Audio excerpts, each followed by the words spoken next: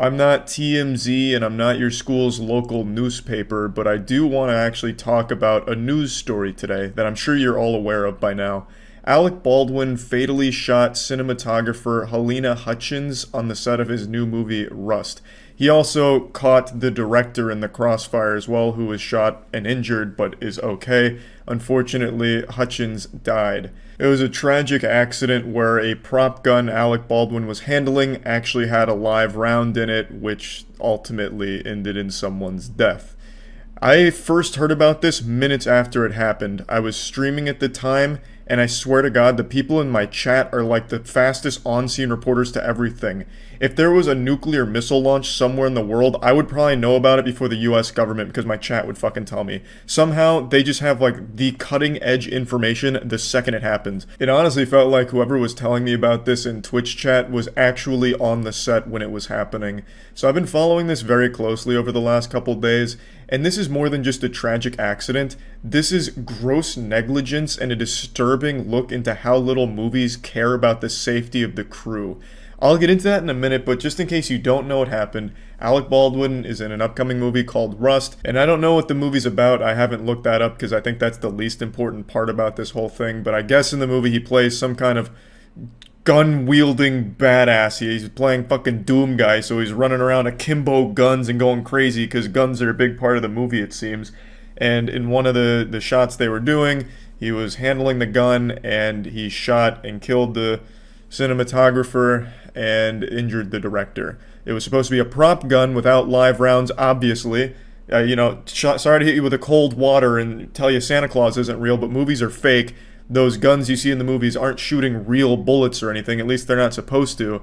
But in this case, the gun Alec Baldwin was handling had a real round in it. Now, a lot of people immediately compared this to the tragic death of Bruce Lee's son on the set of The Crow. Brandon Lee died because of a malfunctioning prop weapon where a projectile actually did come out of what was supposed to be a blank and it killed him. A lot of people compared it to that, but this is totally different. This is so much worse. So I read this article today because this is still a developing story. Everyone's trying to figure out what the fuck happened here. Like the Tooth Fairy came in and delivered a real round into a prop gun. How did this happen, you know? And so the investigation's been launched, and apparently the entire filming of this movie was a fucking disaster. Crew members weren't allowed to stay nearby, so they had to drive 50 miles each day just to get to set. The conditions were abominable, which is obviously leading to them being miserable, so a lot of them wanting to quit and just wanting better conditions, and in response to that, they just started hiring non-union workers to replace the union workers. The fucking prisoners on Alcatraz Island were treated with more respect than the crew on Rust. It sounds like working on Rust would have been worse than working as a custodian in hell. At least maybe in hell the demons would have treated you better than the Rust team did. I would have rather been licking gas station toilet seats clean than go work on Rust. But not only were the conditions absolutely horrible and unacceptable to a damn near criminal degree, I would argue, but it was also like going to an active war zone every time you stepped on the set of the movie. Because this wasn't the only time there was an accidental discharge of the firearms on set. It happened 3 times, allegedly. Now, I don't know if it means that a live round was fired each time, or if it just means the gun wasn't fully cold. When they called cold gun, it was supposed to mean like there was nothing in there. So it could mean like the other 3 times it was like blank rounds that fired. But even still, that is a massive mistake to make. You call cold gun and a blank fires is still very dangerous. You have to be in control. You have to know what the fuck is in the guns. There were multiple discharges of firearms throughout filming.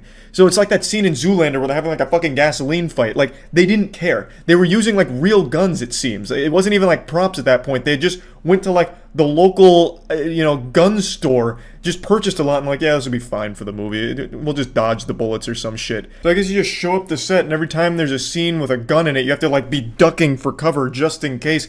People just wandering around fucking dual-wielding pistols, firing them to the air like that guy from Looney Tunes, what's his name, Wiley Sharterton, the fucking guy with the beard, Yosemite Sam, just over there fucking blasting into the sky. So obviously the crew didn't feel safe, which led to half a dozen of them leaving just hours before the fatal shooting. Like, all of the signs were there for a disaster, but they were ignored because apparently they were trying to really rush the movie out, so they just didn't care.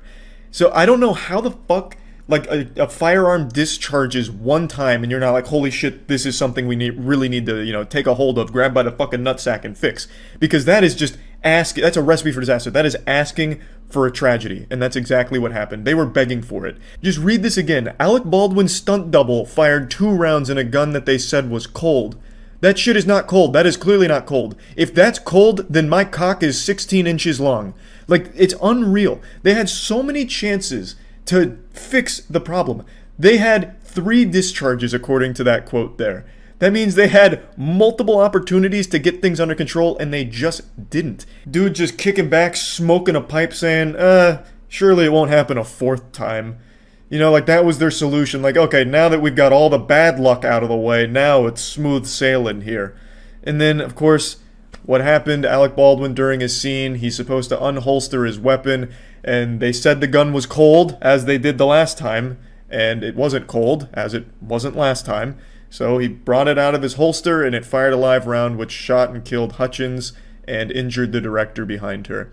A completely avoidable tragedy if anyone on set bothered to give a shit about safety. Now, of course, the crew cared about safety, clearly, because they were protesting and they left because they felt so unsafe. But I'm talking about, like, the higher-ups that were in charge of making these decisions and making sure things were safe. They clearly didn't give a fuck. They just kept rushing and cutting corners. And then their solution to everything was, okay, let them leave. We'll replace them and keep using these fucking actual guns. If you can dodge a bullet, we can dodge a lawsuit. So let's really get out there and do our best. I'm obviously not part of the Trust and Safety Board of the United States of America, but I think if, while filming a movie, 3 times your prop guns are called cold, even though they're shooting even blanks, I think you need to really take a moment to reevaluate your crew and get everything under control and maybe start to think like, so there's a problem here. Clearly, we're not all on the same page. This department's kind of lacking. Let's fix that. But hey, that's just me. I'm not a director or part of a film board. It's just so fucking sad. And what's even worse is the people on Twitter who are saying Alec Baldwin needs to go to prison for this. Why? It's not his fault. He was told the gun was cold and was just doing the scene as he was instructed. It's not like he went in there like the spirit of vengeance and took the gun and just started shooting people. He was told the gun was cold and he was filming a scene. And unfortunately, the production didn't do a good job of making sure there wasn't a real gun with real bullets on set. I don't even know why that would be there. Again, I'm not like in the film board or the film industry very much, apart from being the world's best actor. But I can't imagine why during any movie you'd need a real magazine of real bullets next to all of your blanks and empty guns. Why is that there? It just doesn't make any sense to me. It seems like something out of like a fucking Hitman mission where you're trying to assassinate someone. Why the fuck would there be real bullets mixed in with all of the fake ones? And it blows my fucking mind. It's crazy. Such a sad and yet entirely avoidable tragedy. I just wanted to talk about it because this story has been truly wild. And I feel horrible for Alec Baldwin. I feel horrible, obviously, for the family of Hutchins and everyone on that crew. Because what a sad set of circumstances and an awful thing that happened. So yeah, anyway, I just wanted to talk about this. That's about it. See ya.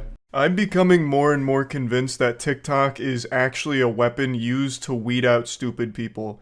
Because this story is not the first of its kind. This is not an isolated incident where a TikTok trend or challenge leads to a lot of fatalities. It's honestly getting to the point where these headlines feel like they're AI generated. Like the one we're talking about today feels like a fake story put into Grand Theft Auto as a joke. Just something they slid in there as something silly. But it's apparently legitimate. There's a TikTok trend called the boat jumping challenge, which is responsible for at least 4 people's deaths recently. And the challenge, as the name would imply, is jumping off of a boat going extremely fast. You don't need a master's degree in physics to figure out why this is dangerous, but just in case, I'll lay down the brass tacks, so I'm gonna sit you down in the classroom here for the lecture, so spit out your gum. Since the boat is moving so fast, when you jump off of it, you hit the water hard as shit. you generate a lot of force behind that impact. It's a goddamn wallop. So, what's happening is when people are jumping off of the boats, they're hitting the water and then snapping their necks and drowning. It's an easily preventable and probably the most embarrassing death imaginable because you killed yourself for a goofy ass TikTok challenge. And I also hate that everything in the world is called a challenge these days. That word has lost all meaning. There's nothing challenging about this. Jumping off a boat doesn't have any level of difficulty or skill to it. The only challenge, I guess, is surviving it. Like avoiding being banished to the fucking Shadow Realm for it. But I'm so fucking tired of everything getting called a challenge, you know? Here's the poop without wiping challenge. You take a shit and you don't use any toilet paper or a bidet to clean your anus. Expert difficulty, ultra nightmare mode, impossible challenge. You won't last 5 seconds. It's so dumb. I'm so tired of everything getting labeled a challenge.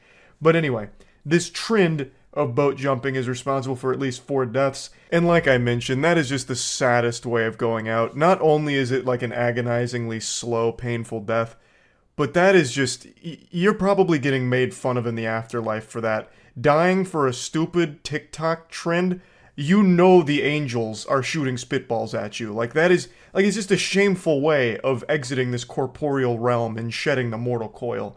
That is so fucking sad. Like I feel horrible that, you know, people have, you know, perished from it. But I honestly am stunned by just how quickly the human brain is devolving. This is like human instincts 101 shit. Like this is common sense. This is an instinct you're born with. Not to like jump off of something going fast because it'll create bad ouchie boo-boo moment. Fucking cavemen probably would know not to jump off of like a speeding vehicle like this. I just don't understand how anyone would see this challenge and think that it was somehow safe or wasn't dangerous. Like you'd have to know. You would have to know. And another thing is, it's so traumatizing, like dying this way, not only because it was extremely avoidable, but because it's most likely done in front of your family and friends. Like if you're on a boat, you're probably not on a boat with strangers. That's not exactly like you can call up an Uber to do this with. You can't just call up like a boat service, right, to pick you up and do this TikTok trend. So you had friends and family around you filming you, and then you did the TikTok suicide challenge right in front of them, and they watched you die and fucking filmed it. That is scarring. That is incomprehensibly nightmarish. So like this whole thing is, it's shocking that anyone would actually even do this. Like 4 deaths from it is surprisingly low, actually. I imagine that's only the reported ones so far, assuming this is a popular trend. And I decided to look it up myself on TikTok to see how big the trend was. And it seems like it was pretty big, and there are still quite a few surviving videos of people doing the challenge, but all of them seem to at least had the foresight to recognize that, you know, pushing that bitch wide open on the boat going like 60 would have been a complete disaster and led to a Mortal Kombat fatality. So the ones that are on there right now are slow boats. They're going slow, so that way they don't hurt themselves doing it or like get seriously injured from it. Whereas most people, I guess, didn't recognize that and amplified the danger, fucking Evel Knievel, and actually just warp-drived their boat and jumped off, which led to these 4 deaths in Alabama. This whole situation proves to me, with my fucking tinfoil hat conspiracy theory, that there has to be some kind of shadow organization, the puppet masters pulling the strings of TikTok, that are in this think tank coming up with the most dangerous trends and challenges, knowing that stupid people will die doing it as a way of like population control or something. Like not only is TikTok legitimately rotting the brains of so many people, but they're not satisfied with that. They're gluttonous for more punishment of the human species. So they're coming up with challenges like this knowing that people will die doing it. Because like I said, this is far from the only one. There's also, of course, like the blackout challenge, which was literally suffocating yourself. And some people died doing that. Which, obviously, but that was the whole fucking challenge, basically. You just strangle yourself until you're about to pass out, and some people died from it. But point is, there's so many of these challenges now. This is just the most recent one. And what's even crazier is I think back to the Tide Pod challenge, how everyone all at once recognized the stupidity and the danger of it, and yet that didn't have nearly as many deaths or injuries as any TikTok trend that comes out. Like, every big TikTok trend has, like, at least a handful of deaths associated with it at this point. And even extending further beyond Tide Pod Challenge, many people forget this one, but it's one I look back on with a big fucking smile on my face that someone even tried it. There was something called the Hot Coil Challenge, which was only ever done by one person. It was a dude who just turned his fucking stovetop on and then put his bare forearm on it and let it incinerate his flesh. So he just slams his arm onto the stovetop and lets that motherfucker simmer. He is in there just letting it cook. So he holds it there for a little bit, obviously just melting the flesh off, fucking cremating his forearm, and called it the Hot Coil Challenge. And that would have been less detrimental to human health than fucking TikTok trends like the boat jumping challenge. There would have been less deaths in the Hot Coil Challenge than there are in things like the boat jumping challenge and blackout challenge and all of that. That's so crazy. Now, this isn't exactly related to the boat jumping challenge, but I want to illustrate just how dangerous water speed is. There is a record for the fastest water speed ever achieved, and it was set back in the 70s. And you'd think upon hearing that, like, oh, we've advanced well beyond that with technology. How have we not been able to beat a record from the 70s when it comes to water speed? And that's because it's considered the most hazardous thing to ever engage in. It's the most dangerous record to ever try and break. There's a whole Wikipedia page dedicated to it. Of the last 13 attempts to break the water speed world record, there have been 7 deaths. And the 2 most recent attempts both ended in catastrophe and death. It is a record that most people don't really want to challenge because it is so fucking dangerous. I feel like a lot of people just don't recognize how dangerous water can be, which is a silly thing to say, because I feel like most people should be able to, but we're living in clown times right now where people are just, they're not thinking anymore. They see internet engagement and all rational thought goes right out the window. So it's fucking dangerous. Obviously, this boat jumping challenge was going to lead to serious injury and death. And yet, people were blinded in the pursuit of clout. A story as old as time now. Well, not really. A story as old as 3 or 4 years now, with how desperate people are for clout, that they are actually killing themselves for it. So yeah, just kind of wanted to talk about this a little bit. That's about it. See ya. Going to a gender reveal party is like taking your family to Chernobyl. Everyone's at risk of dying. Gender reveal parties these days is basically just acts of terrorism to reveal the gender of your upcoming baby, whether it's starting legendary wildfires in California or just straight up killing your relatives with pipe bombs. It's just absolute chaos. I've been very outspoken against gender reveal parties. I'm like mothers against drunk driving, but for gender reveal parties. Fucking gamers against gender reveal parties. I feel like people should know by now that they're not that special. Your family, your friends, and especially the internet doesn't give that much of a fuck about the gender of your upcoming baby. So just give them the news plainly so they can pretend to be excited and happy for you like everybody else. And if you want to get real wacky, goofy, and silly, bake a cake, pink or blue if you want to. I mean, that's simple and it's harmless. Except with gender reveal parties, I guarantee they'd use like fucking rat poisoning for the food dye and end up killing their whole family revealing the gender with a cake. You can't trust someone that wants to reveal the gender of their baby in a grand, dangerous way, because they're psychopaths. In fact, I even looked this up. You are twice as likely to die at a gender reveal party than you are swimming in shark-infested water. There have been 2 shark attack deaths in 2021, whereas there's been 4 gender reveal deaths in 2021. This is becoming a big statistic. Like, you know, you used to read that shit about a vending machine falling on someone and killing them, and it turns out, like, well, this happens quite a bit, like, 15, 20 deaths a year. Gender reveals are about to make that look like child's play. People are fucking dropping like flies at these parties. And the fucking worst part about it is, the deaths are always like this Looney Tunes fucking Wile E. Coyote kind of thing. Like, one of them this year was a family shot a fucking cannon at their friend and killed them. Like, it's terrible stuff. The reason I'm talking about it is because yesterday there were 2 more deaths at a gender reveal party with a plane crashing. A family hired a plane and a crew to fly around doing an aerial acrobatics show while dropping colored smoke in a banner to reveal the baby's gender to the family that was watching from a boat.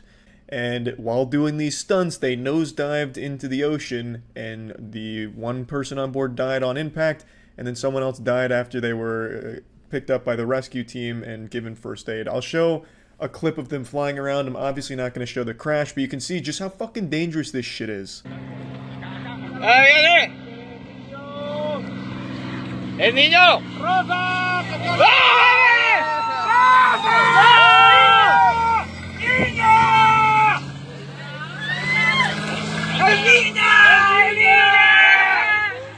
It's absolutely horrifying and extremely sad with such an easy to avoid circumstance. Just don't do this kind of crazy dangerous shit to reveal the gender of your baby. It's so fucking trivial. People don't care. Your friends that go wild pumping their fist, whoa, good work, you fucked your wife and now you got a girl on the way, woohoo! They're just putting on an act to make you feel better. They don't care. They're not gonna go home and talk about it for the next week like, man, I can't believe they're having a girl. This is fucking incredible. And the way they revealed it with the magician making the Statue of Liberty disappear and then reappear covered in pink dust, man, I'm going to be thinking about that for months now. People don't give a fuck. It's this narcissistic attitude, like wanting to be this center of attention, like, look at this, we're having a boy. So we're going to burn down all of California to celebrate, which is what happened last year. Well, fucking one of the largest wildfires in history was started because of a gender reveal gone wrong. Like, the amount of death and destruction these fucking stupid parties hold is wild. Woo! Our baby's gonna have a penis, he's gonna have a fucking dick! To celebrate, I'm gonna fire this fully loaded cannon at Great Aunt Mildred. Brace for impact. Like, to be honest, at this point, I wouldn't be surprised if the fucking meteor that took out the dinosaurs was actually just an alien revealing the gender of their baby and using Earth as a way of doing that. Like, it's crazy. Like, they keep ramping up in danger. Like, pretty soon, gender reveal parties are just gonna be families open firing on each other using pink or blue guns. It's fucking weird, it's stupid, and it's so easily preventable. You don't have to kill your friends and family revealing your baby's gender. You can just bake a cake if you want to get real wacky. Like, it's that simple. It's gonna have the same effect. And I can promise you the internet doesn't fucking care how big your gender reveal party is. No one gives a fuck. Like, and a lot of them do it for internet points because for some reason some people cheer them on just trying to make them feel better, but don't. You're encouraging awful behavior. It's so fucking sad. It's so dumb. So just a little friendly advice to anyone considering throwing a party for the reveal of their baby's gender. Maybe just use pink or blue lollipops. Be like, surprise! The lollipops are blue, it's a boy, and then people clap, and then, you know, no one dies. Unless, of course, you've dipped those lollipops in the fucking cyanide or something, but you probably wouldn't do that. Like, there's just play it safe, you know? Or just don't bother at all, because again, people don't give that much of a fuck about it. So yeah, that's about it. See ya. This is another one of those sad situations where I have to admit Twitch chat was right, and I look like a bumbling imbecile now. About a month ago, chat was trying to convince me that there was a viral TikTok challenge that was getting people to steal cars and sometimes crash them for views, and I wrote that off as a bunch of baloney. I said, I doubt that's an actual trend, probably just one stupid asshole did it, called it a challenge, and no one ever followed. But it turns out I was wrong. Not only is this boogeyman real, but it actually has led to the death of 4 teenagers this week. Somehow, the challenges continue to get more and more brain dead and dangerous. This generation of Tide Pod eating and hurting yourself for views on TikTok is reaching an absolutely absurd level of wildness. So, it's called the Kia Challenge. It's also not really a challenge, it's more of just a ruin your life speedrun tutorial. Basically, the only goal to be completed with the Kia Challenge is to steal a car and post yourself stealing the car on TikTok. It honestly sounds like it's something made by the CIA to catch potential car thieves. You're fucking instructing them to post evidence of their crime online, making it the easiest slam dunk arrest ever. But anyway, the Kia Challenge was videos that were teaching others how to steal Kias and Hyundais specifically because of a massive vulnerability in many models from Kia and Hyundai. For Kia vehicles, many of them built from 2011 to 2021 have this problem, and for Hyundais, those built from 2015 to 2021 also have this problem. I'm not here to teach you how to do it. I'm not your Thieves Guild sensei, but I will tell you, it is shockingly fucking easy. It's mind-blowing how stupid and simple it is. These cars are more insecure than me going through puberty. They basically steal themselves, honestly. It takes seconds, like actual seconds. Not even like mini seconds, like maybe 2 or 3 tops. It's fucking baffling, honestly. So, since this challenge went viral, there's been this massive increase in thefts with Kia and Hyundais, and this week it led to 4 teenagers dying. In a few of the Kia challenge videos that are still available online, the people in them are driving recklessly, and in a couple of them even crash. However, this one happened to be a fatal single-car accident, killing 4 of the passengers here, and now the driver's facing a felony charge. Pretty sad story all around, and it all stems from a little TikTok trend. Just when you thought we'd seen the dumbest trends from that platform with like devious licks and shit like that, they've gone even harder now. But I think it's very important we discuss what a massive fuck up this is from Kia and Hyundai.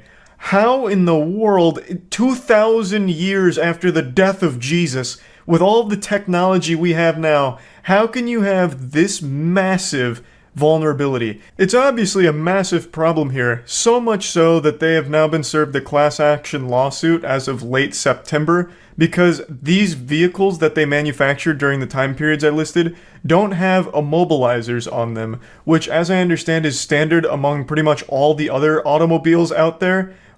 I'm not much of a car guy. I don't know too much about that shit. I know more about the anatomy of a fucking alien than I would a car's engine and what goes into vehicles. But according to the lawsuit, the engine immobilizers are crucial, and they've come at Kia and Hyundai for not having them, stating that they valued profits over safety and security of their customers. And it also outlines just how big of a problem it's become.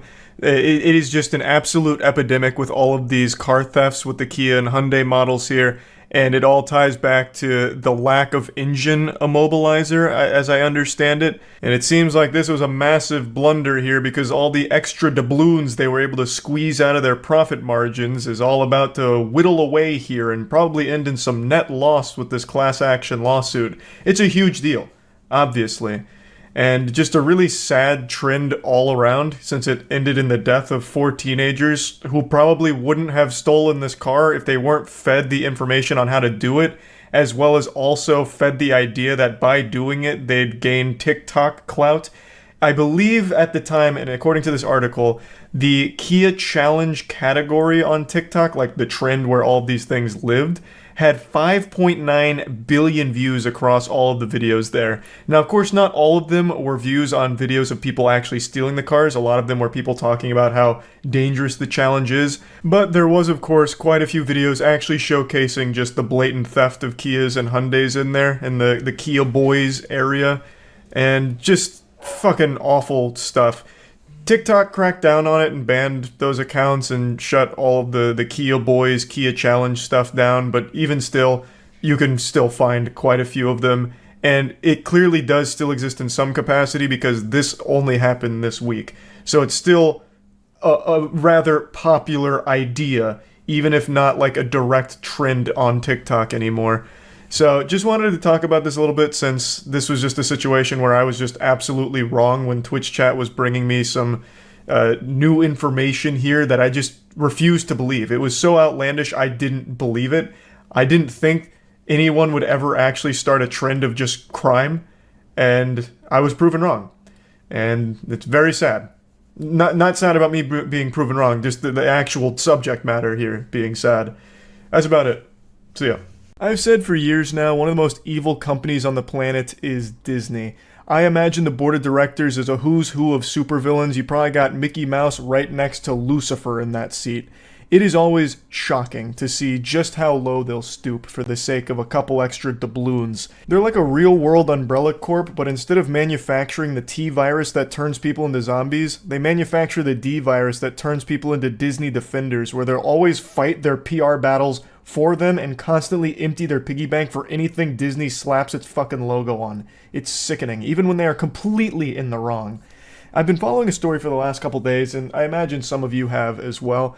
It's a very sad story about a woman who had an allergic reaction and died after eating at a Disney Springs restaurant. And the holly jolly old assholes at Disney are arguing that because the husband signed up for a Disney Plus trial in 2019, he agreed to terms that would basically turn this lawsuit into toilet paper. To any sensible human being on the planet with a functioning frontal lobe, you're probably asking yourself, how does a Disney Plus trial at all have any grounds for this lawsuit when the allergic reaction happened at one of Disney's parks?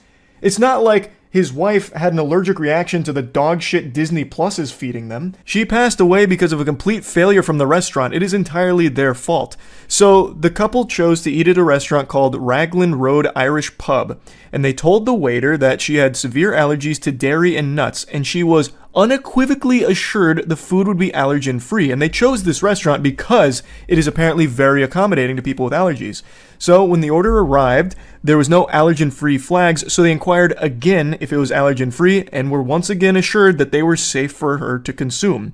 45 minutes later, she had an allergic reaction. Even after administering an EpiPen, she had difficulty breathing, collapsed, and later passed away. And the husband is rightfully trying to sue Disney for this because it is a colossal fuck-up here. And Disney's just dancing on her grave. They're just spitting on her memory by trying to toss out the wrongful death lawsuit, by trying to say that the husband signed up for a Disney Plus account in 2019, which has language that prevents them from being sued in this manner. It'd have to be through arbitration, meaning it's overseen by a neutral third party and not a judge. And also, he had apparently agreed to similar terms when purchasing a park ticket online in September 2023.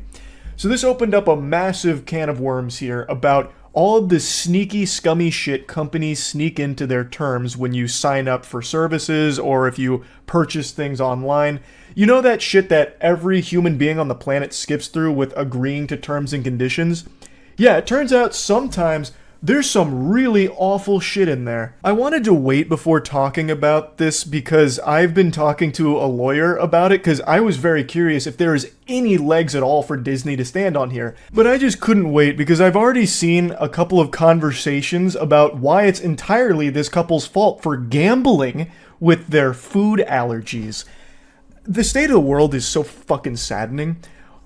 How is it a gamble? So she was allergic to dairy and nuts, and this was made abundantly clear to the staff of a restaurant that is well known for being accommodating to allergies. Apparently this restaurant has a commitment to being very conscious of allergens.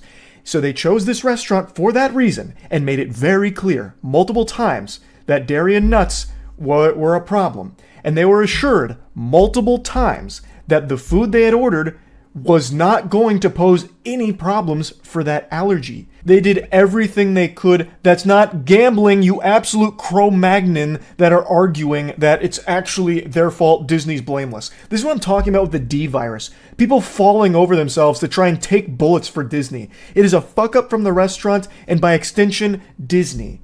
I know they have more money than God, but even still, this is such an outrageous claim to be making because signing up for a Disney Plus trial should have no effect on what happens at a Disney park. That's not related at all. It shouldn't extend to that. Just imagine if that was normal. Let's say you're on a Boeing flight and all the screws on the flight all of a sudden just spontaneously pop off like a water balloon exploding, and all of a sudden your plane just disassembles itself in the air and you die. Everyone dies on board because the Boeing flight malfunctions, as Boeing flights are known to do these days. Well, what if Boeing said, that's a real shame about that, but, we can't be held liable for this because every single one of them, when purchasing their tickets online, agreed that no matter what happens, it's going to have to go to arbitration, so sorry about that, but really condolences. I am super confident that wouldn't work. You can't just have this blanket statement of, whatever happens, not our fault, and you agreed to it, see, you said right here, doesn't matter, you're fucked. Like, that can't work. And from what I've heard from a couple of lawyers that have talked about it online, as well as a couple conversations I've had, this doesn't really protect Disney, but this has become so common in contracts as a way of trying to weasel big corporations out of liability. But it's still scary because it does give them some leverage to fight on. It gives them an angle, and with the amount of money they can pour into defending themselves, it's going to make it very hard for normal people to fight back, even when Disney is 100% responsible for the tragedy that occurred. But at least Disney's very apologetic here. We're deeply saddened by the family's loss and understand their grief. Given that this restaurant is neither owned nor operated by Disney, we are merely defending ourselves against the plaintiff's attorney's attempt to include us in their lawsuit against the restaurant. They're fundamentally going, oh, we don't know those guys. They just use our land. We're kind of just like a landlord. We are not associated with those scoundrels over there at all. No, not us. Nope. You're coming after the wrong guy, bub. Go after them. Not our fault. And if you do want to go after us, you can't really because your Disney Plus free trial from 2019. Did you forget about that? Eek, sorry. Now, the lawyer representing the family called it absurd and preposterous, saying that the case is based on the incredible argument that any person who signs up for an account, even free trials that are not extended beyond the trial period, will have forever waived the right to a jury trial, which is pure insanity. And they also argue that Mr. Piccolo, the husband, agreed to the terms of use for himself. But he's now acting on behalf of his late wife, who never agreed to the terms, which I think is a really strong point. I think the lawyer is right here. His wife never signed up for the Disney Plus trial, thus she shouldn't be subjected to the fucking shackle and chains that apparently every Disney Plus subscriber is now succumbed to. The lawyer then goes on to say, the notion that terms agreed to by a consumer when creating a Disney Plus free trial account would forever bar that consumer's right to a jury trial in any dispute with any Disney affiliate or subsidiary is so outrageously unreasonable and unfair as to shock the judicial conscience. It really is exceptionally evil, and from what I've read here, it's not exclusive to Disney. So apparently there was even a time where they were going to get close to protecting consumers from this kind of shit with like these arbitration clauses that get snuck into contracts that you sign up for unknowingly, because it is unreasonable to expect anyone to read all 65 pages of every terms and condition for every service you sign up for. There's no human being on the planet that has the chutzpah to sit through and read all of that. But apparently that ruling that was going to protect consumers got fucked in Congress. So it's just, corporations really do operate on a different level than everything and everyone else. So no matter how much they are pushed to stop this shady shit, they can always pay their way out of it so it never actually sees the light of day and they can continue to do the scummiest things. Another quote here is, most of the companies in the U.S. require mandatory arbitration and allows them to, by and large, cut off much relief. Companies love it, but individuals who are harmed by these corporations really don't have any access to any form that would give them relief, as that's a real problem. It just limits consumers' options. It protects companies by fucking consumers in the face. The Supreme Court's view is, if you don't like it, don't sign it. Which is a super easy position to have for all the troglodytes in Supreme Court, because they're so ancient and archaic that these geriatric fossils don't sign up for anything or any service because they don't even know what a goddamn computer is. They're still learning about that mystical, magical thing called the cyberspace and the internet. So they don't even know what the fuck this is. All they need to know is what the corporations tell them they need to know. But every normal person in the world all has different services that they have to sign up for. I'm not talking about just like entertainment services. Like, no one needs to have like a Netflix account or anything, or Epic Games account or something. But even just like, I remember 10 years ago when I was in my apartment, there was an online sign-up I had to do that had pages upon pages upon pages of terms and conditions. And I didn't read through all of them. I feel like most people don't read through all of them. Banking online, all types of services that are literally required for most normal people all have tons and tons of terms and conditions, and they are probably sneaking in some truly heinous shit. And this story right here helps shine a light on some of it and how unreasonable it is. And the Supreme Court saying, if you don't like it, don't sign up for it, is just, that's not realistic. It's just not at all. But yeah, anyway, this shit is super horrible. Disney super sucks. That's about it. See ya. I know this gets said all the time, but it's true. And it's sad.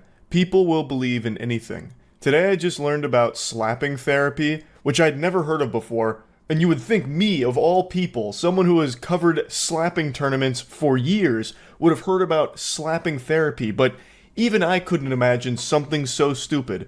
And today, a practitioner is being jailed for 10 years due to the death of a 71-year-old woman at one of his slapping therapy workshops, and it turns out he's also responsible for the death of a 6-year-old boy at one of those slapping therapy workshops.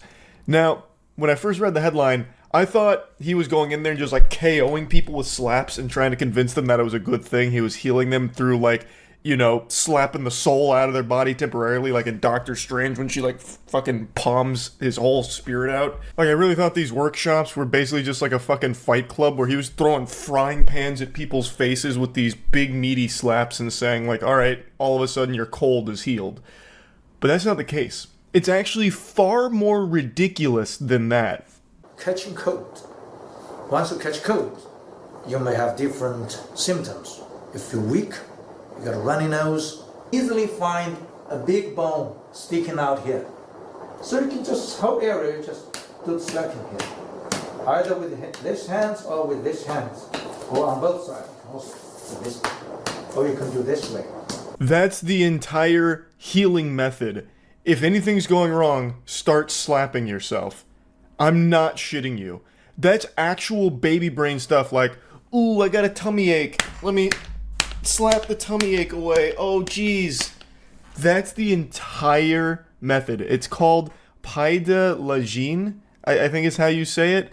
And this is like their preeminent expert in it who now has 2 corpses under his belt from it.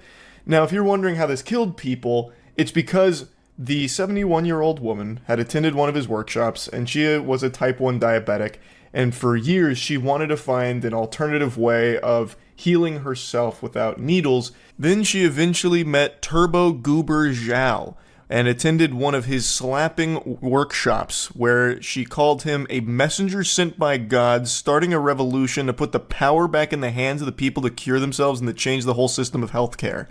It is frightening how people could get that impression through someone just slapping themselves and claiming that it'll cure your diseases and make you healthy. But just like V-Bucks on Christmas Day, she bought it. She was fully on board, hook, line, and sinker to the self-healing slap technique, the forbidden jutsu, and she stopped taking her insulin, instead just slapping it away, and Zhao said, well done, congratulating her on it. And eventually she started vomiting, got tired and weak, and then was howling in pain, unable to respond, and passed away. The 6-year-old boy passed away in similar fashion, where his parents stopped giving him insulin after they attended his workshops, because his workshops claimed that they would slap away the poisonous waste, which is the same nomenclature, the same verbiage you hear from all of these con artists that promote this absolute ridiculous dog shit that doesn't work. And now he's killed 2 people as a result of it. This one, I think, is one of the more baffling alternative healing methods that people buy into because you can immediately see it doesn't work. Because he's saying that it basically does everything. This is like a fucking fairy godparent that Timmy Turner would have that would make all of your wishes come true as long as you can slap yourself for it. I would guess 80% of the problems or the symptoms would be gone after doing those. If that is still not enough, you can do the whole chest here, like this. You can do it by yourself here. Here, see. This side, see here, here. Then the whole area right in the middle. If you have someone around you, you can ask them with both hands here, and also at the back. After doing what we call carpet bombing, all these areas. This asshole watched Patrick Star ham bone in an episode of SpongeBob and then said, I can make an entire business out of that.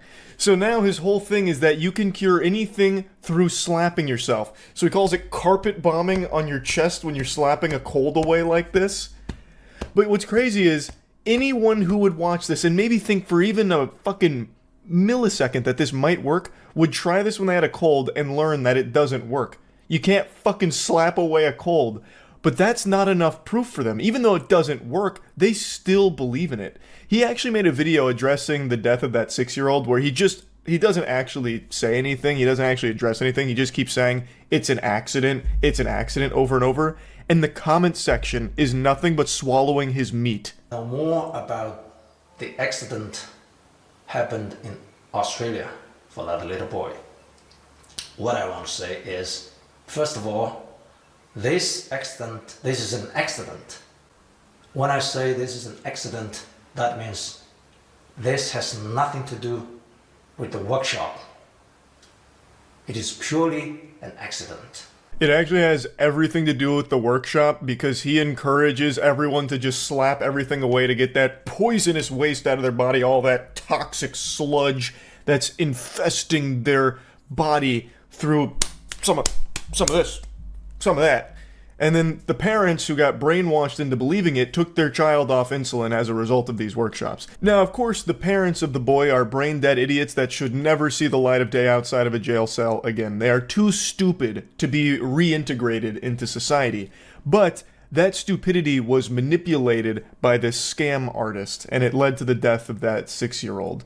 Now, the comment section here is people supporting him. And I do mean every single comment is just down here practicing their own brand of slap healing by slapping his meat into their mouth.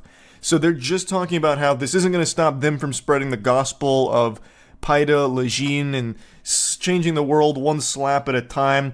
This guy saying this is not in any way your fault. You're actually trying to help heal people. How? By slapping them and putting them into an early grave when they inevitably get too brainwashed and take themselves off life-saving medication like insulin. Like, it's crazy to me that even when someone dies from this, and even when every single person in this comment section can confirm it doesn't work, they still latch onto it, this fucking fantasy that this is somehow the secret that's healing everyone, and they're going to be an immortal being because they slap their chest 5 times a day. Now, I do understand why people seek out alternative healing methods, because medications and normal doctor visits are unbelievably expensive. And everyone knows how corrupt the big pharma is. Everyone knows that. I get it.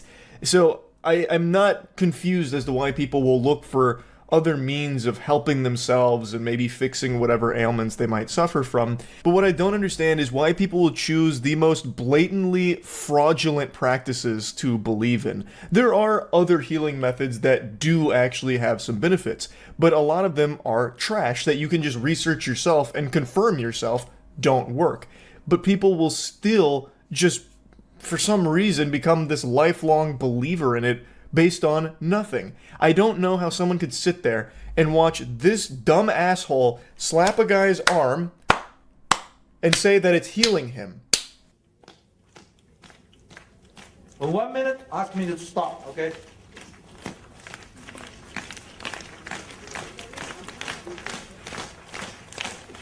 One minute. Look, see? Just in 1 minute. It's like more than double the color. Let's show to the doctors, the professionals. Wow! Just like Jesus turning water into wine, Zhao just turned skin into bruised a little bit. He basically claims that Paida Lejeune can solve everything. And I mean everything, even baldness. It's only circulate the energy inside. But this way is okay, is it? Yeah, this is okay. Not so fast. Slower and Oh, slower better. let the energy penetrate inside. Okay, that's how.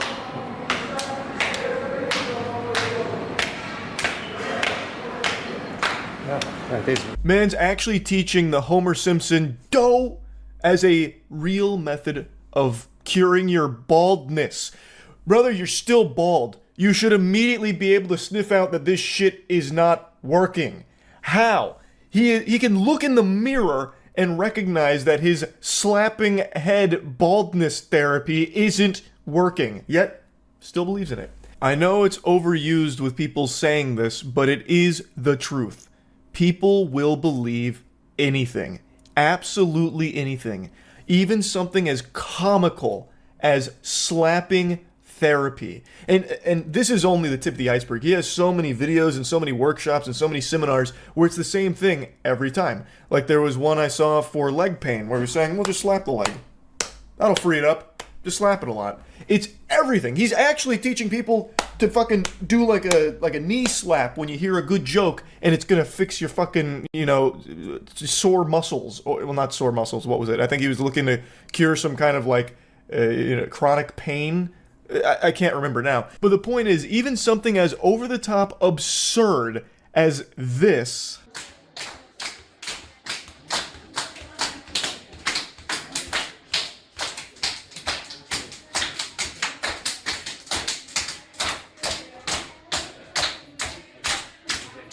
has people believing in it and worshiping Zhao.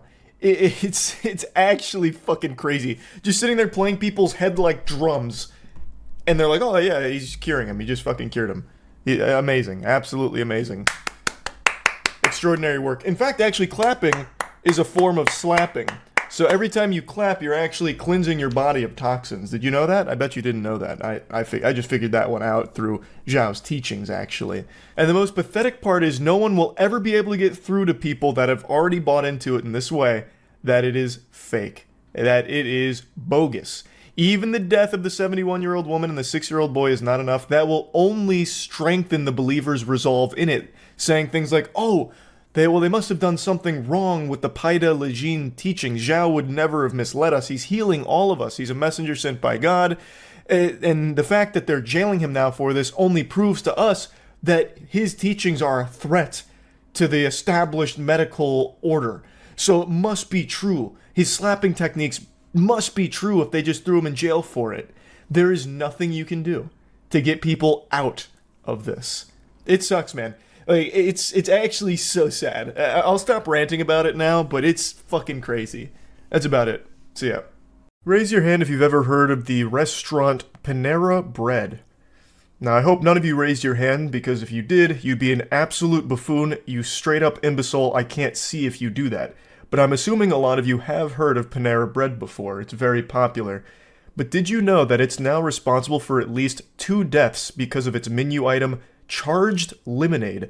This is a fascinating, concerning, and pretty sad story that I just had to talk about because with 2 deaths under its belt, the charged lemonade is almost as dangerous as just eating Tide Pods. Now, while 2 deaths doesn't seem like a lot, statistically speaking, that's from one menu item on just innocent people whose only crime was looking for a tasty beverage. Like, this is very alarming stuff. So yeah, it may not be like piling up corpses to the sky or anything, but 2 people dying from just drinking lemonade from the menu is a problem.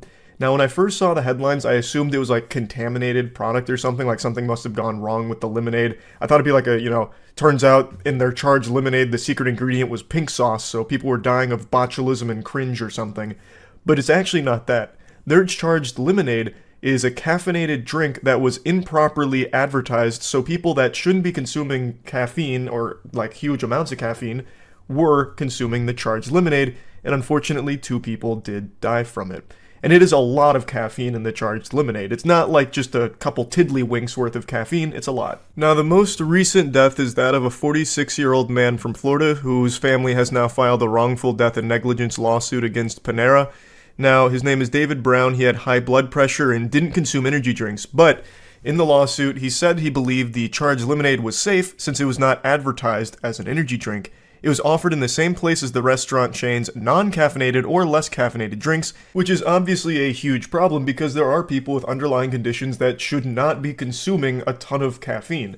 This is the perfect example of that. That's why you need to properly label these beverages, because they can be legitimately dangerous to people that aren't aware of what's in them. According to the lawsuit, on October 9th, Brown had the drink 3 times during a visit to Panera Bread. Apparently this was part of like their endless sipping offer. I don't know what it's called at Panera, fucking Super Sippers Deluxe something, the sip package, where you can get like refills, multiple refills.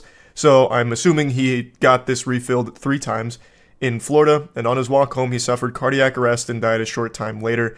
He had ordered a Panera charged lemonade at least 7 times over the course of 2 weeks from September to October. An extremely sad situation that was easily avoidable.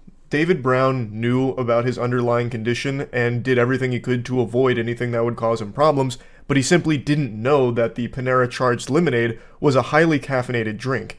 And unfortunately, it led to his death. Now, I do think this information is worth sharing here. Brown had a chromosomal deficiency disorder, developmental delays, some blurred vision, and a mild intellectual disability. He had worked at Publix for 17 years and would regularly go to Panera after work for meals as many as 3 times a week because, according to the lawsuit, he said the chain advertised as being healthy alternative to other restaurants. This is something I see a lot of people say. This is a sentiment shared by many that they perceive Panera as being a healthy restaurant. And unfortunately, I too once believed this, but that's just not true. Panera is not healthier than most other chains. It's just genuinely not. If you actually look at the nutrition facts of what they serve, it's just as unhealthy as pretty much anything else you'd find elsewhere. You could probably find a Wendy's meal that might have more nutrition than some of the macros that Panera's offering. It is not necessarily a healthy place. It has some healthy options, sure, but so does fucking McDonald's too. Panera is not a healthy restaurant, especially not its soups. Its soups, some of them still have trans fat. I thought that shit got outlawed by the Geneva Convention, but no. Like, their broccoli cheddar soup does still have fucking trans fat in it.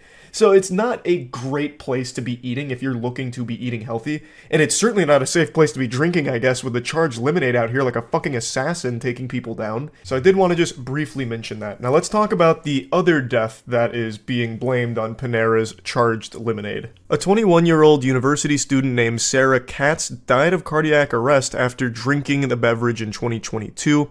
She was diagnosed with a congenital long QT syndrome type 1 when she was 5 years old, so she had an abnormal heart rhythm, which could be life-threatening. And according to the lawsuit, the charged lemonade was not advertised as an energy drink at the time that Katz ordered it. So Katz's family claimed that she didn't know that the drink had high levels of caffeine because it was inadequately labeled, and alleged her death is a direct result of drinking it. Which I think is a very fair assessment. I imagine that a highly caffeinated beverage like the charged lemonade would be extremely bad for someone with her condition. So I do think that is a huge component of what led to her death. And according to this lawsuit as well, Panera just wasn't advertising the charged lemonade as being like a super caffeinated drink when they should. According to what I can find, the caffeine levels on the small are about 260, whereas if you get the large, it's 390 milligrams of caffeine, which is a fucking ton. And once again, the claim is being made that it was offered side by side with all of the store's non-caffeinated or less caffeinated drinks. It was not advertised as an energy drink, nor were there any warnings to consumers, which is completely unacceptable, because again, there are just people that can't drink that. But they wouldn't know that they can't drink it if it's not properly labeled as being a highly caffeinated drink. Thus led to these situations, allegedly. It's just so easily avoidable if they had just said, hey look, charged lemonade, packed out the fucking wazoo with caffeine. Have your entire week's worth of caffeine allowance in a single sip. A goddamn chug jug of rat poison would do less damage to your body than the Panera charged lemonade. And especially with like the refills, what a diabolical combination. Now, Panera has responded with the most expected response. Panera expresses our deep sympathy for Mr. Brown's family. Based on our investigation, we believe his unfortunate passing was not caused by one of the company's products. We view this lawsuit, which was filed by the same law firm as a previous claim, to be equally without merit. Panera stands firmly by the safety of our products. It's not so much the safety of the lemonade, because most people can have 1 or 2 lemonades, though if you go to like 3, 4, even 5 charged lemonades, God rest your soul, it's gonna look like a crime scene. Your fucking heart will explode with this amount of caffeine. If you have like 5 charged lemonades from Panera, you better start writing down like your last wishes, because you're not making it out alive. So it's not so much like the product is unsafe to consume, it's that it wasn't properly labeled or properly conveyed to consumers how much caffeine was in there, so people that are sensitive to caffeine or have underlying conditions were drinking it, and it potentially led to these 2 deaths. Now, in the case of Sarah Katz, her friend said that she was very aware of her health and was very vigilant to avoid caffeine. She never drank coffee, so this indicates that she would be very much in tune with avoiding the charged lemonade had she known that there was so much caffeine in it. So Panera told ABC that there is still an ongoing investigation, but they did say, we were saddened to learn last week about the tragic passing of Sarah Katz. While our investigation is ongoing, out of an abundance of caution, we have enhanced our existing caffeine disclosure for these beverages at our bakery cafes, on our website, and on the Panera app. Which is the whole point. You didn't do enough to make sure consumers were educated on how much caffeine was in there, or even if it was a highly caffeinated drink in the first place, if it was surrounded by other non-caffeinated or less caffeinated drinks. Like, you can't just fucking sneak it in there in between, like, the orange juice and the water. People are going to make the assumption, like, oh, this is probably just some kind of wacky lemonade. Most people wouldn't draw the conclusion, like, oh, this is probably a 400 fucking milligram bomb of caffeine.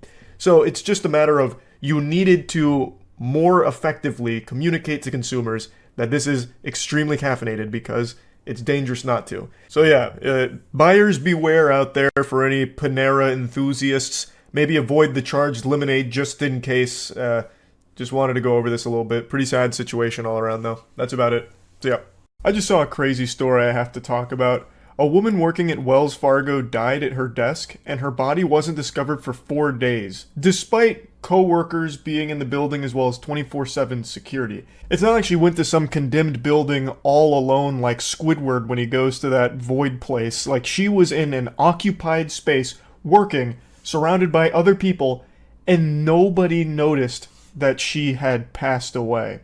Until her body started to rot and decay, and they started to smell it, and then someone became alerted and realized, gee willikers, we have a corpse here. That is baffling to me. Like, this is the perfect illustration for how little these companies care about their workers. Like, they are not your friends. They do not give a fuck about you. A Tempe Wells Fargo employee died at her desk. And 12 News is now confirming that it may have taken as many as 4 days for anyone in the office to notice. That's so sad. Now, according to workers, she was in an underpopulated area of the office because a lot of workers for Wells Fargo work remote, but there still were co-workers there as well as 24/7 security, and I imagine there were other higher level like Wells Fargo executives that have to be in the building at least once or twice over the course of 4 days, you would think, to like manage it, and nobody found her. Because I imagine they treat employees just like faceless cogs in the machine and not human beings. A Wells Fargo employee went to work the morning of Friday, August 16th and never went home. Tempe police tell 12 News 60-year-old Denise Prudhomme scanned into work at 7 o'clock in the morning. 4 days later, police responded to the office building near Washington Street and Priest Drive for reports of a subject down. Prudhomme was declared dead. The Tempe Police Criminal Investigation Bureau is investigating, but do not suspect foul play. I saw a comment that really put things into an interesting perspective. It said, be 5 minutes late to work, get reprimanded and maybe fired. Die in your cubicle and nobody notices. It's super upsetting. These employees just numbers on a page for executives to try and exploit, figuring out how to get the most juice for the squeeze for as little amount of money as possible to get the most amount of return on it. It's all about profit. And it doesn't matter if an employee dies at their desk, you don't even notice. And the people working around you also won't notice because they're also part of that machine and too wrapped up in their own personal experience with it. A Wells Fargo employee exclusively spoke with 12 News, but asked not to be recorded or identified out of fear for their job. They say a colleague found Prudhomme dead at her desk in a cubicle while walking around the building on Tuesday, August 20th. Prudhomme's cubicle was reportedly on the 3rd floor and away from the main aisle. This employee says several people had smelled a foul odor, but passed it off as faulty plumbing. It's so weird to me how if something's off the main aisle, it basically just falls to the fucking back rooms at Wells Fargo, I guess. So if someone's not at like one of the main front and center cubicles, they basically cease to exist, I guess. So for 4 days, people walking down this main aisle never saw her cubicle and noticed the body. It reminds me of in Dexter's Laboratory, the back of the bus where that kid was like a gum monster, because he was like, you know, glued down to the seat from chewing gum, and no one goes to the back of the bus. Like, that's kind of what I picture for this Wells Fargo office now. Oh, well, she wasn't in the main aisle, so what were we supposed to do? Go over there and check? We don't do that. We don't go over there. That's a forsaken realm. That's like a fucking different dimension over in that ballpark. They say while most Wells Fargo employees at this Tempe location work remote, the building has 24/7 security, and someone should have found Prudhomme sooner. The incident left several employees feeling scared and uneasy. This employee wants to see new safety protocols in place, telling me, quote, it's negligence in some part. So a good chunk of the employees at that Wells Fargo office do work remote, but not all of them. There were other colleagues there, and of course 24/7 security, as well as like custodial staff and everything, so it was not like an empty building or anything. I am extremely curious to see what protocol changes Wells Fargo might make here. I'm expecting some like really cringy dogshit solution from some out-of-touch Silicon Valley type that just tries ridiculous garbage. Like they might integrate like a jingle. If you're feeling kind of dizzy, if your stomach's feeling shitty, go somewhere else. If your heart starts to pound and you might fall down, go somewhere else. Die off the premises, please. we're begging you. It's bad for our PR, so just die somewhere else, please, instead of in our cubicles. They're not all of a sudden going to start treating their employees like human beings. That's not going to happen. No shot. These fucking elite level zombies that control all this shit, that's never going to happen. There's a higher likelihood that aliens will come down right now and suck my flaccid cock. But I do think they'll do some kind of like desperate attempt at trying to spin this in a positive way. Like, this was a huge wake-up call for us here. We were all shocked and disgusted by what happened, and we want to make a big change. And that's why we're the first office to require hourly health check-ins, where we send around a healthcare professional to check in on each cubicle to ensure that the employee is still breathing. And they'll just have like some dude walk around to each cubicle going, "Hey, Janet, just making sure, are you still alive? Okay, let me check your pulse real quick." All right, great news. Hey, keep up the good work. You're a valuable team member here. We're a family. Don't forget, we're more than a team, we're a fucking family. Fist bump. All right, I'm gonna go check on the next one. A different worker also spoke with 12 News anonymously. It was just uncomfortable. Again, calling on the company to do more. Body was there about 4 days before anybody found it, before anybody walked up to her and just to say hi, make sure she's okay. She was just laying on her desk. Just a really sad thought that this woman died completely alone. No one in the office going to say hi or anything like that. I don't know about, like, back home, you know, if there was anyone there wondering where she was. You know, it'd been 4 days since she returned home and no one, like, called to check in and see what was going on or where she might be. It's just really upsetting. A Wells Fargo spokesperson previously sent 12 News a statement saying, in part, "We are deeply saddened by the tragic loss of our colleague at our Tempe office," adding counselors through our employee assistance consulting service are available to support employees. An employee tells me their direct management offered those services, addressed the incident, and told workers the building was thoroughly cleaned. We here at Wells Fargo are deeply saddened by the tragic loss of what's her name. It's shaken us to our very core, and we're looking to do more to ensure this doesn't happen again. In the meantime, though, we'll see you at work tomorrow. And if you drop dead, we probably won't notice, so do your best not to do that. We'd hate to go back to back on this. Anyway, though, yeah, I just wanted to talk about this a little bit. It just made me sad. Like, it's just a really awful thing to see, and it serves as a rough reminder that corporations really do not care about you. They are not your friends, they are certainly not your family, and they are absolutely not looking out for your best interests. They barely know you exist. Unless, of course, you're not performing up to the standards that they want you to, then they notice immediately and you will be fucking canned on the spot. But if you actually just die in their office, they have no clue. And that's terrible. It's just bad. So I wanted to talk about it a little bit. That's really about it. So yeah. I've recently been on a streak of sharing good news with all of you. Positive, silly, or wholesome things. But just like my wrist when I was 15 playing in a wiffle ball game, it's time to break it. I have to share this story here. The streak is coming to an end. How many of you know the name Christopher Schultz? I imagine not that many of you, unless maybe you see him in the comments section on Pornhub or something. He is a deplorable degenerate, worst dad of the year. Earlier this year, he killed his 2-year-old daughter by leaving her in a hot car. 109 degrees. She was left in the car for 3 hours so he could go inside and do some online shopping and watch porn. And also played some video games, no doubt bottom fragging in whatever game he was playing, and for 3 hours, he left his daughter in the car to die. So I'm being treated like a murderer? No. I just lost my video. Not at all. I know that. And I know this isn't easy for you. That's why I'm trying to be straightforward and honest with you, okay?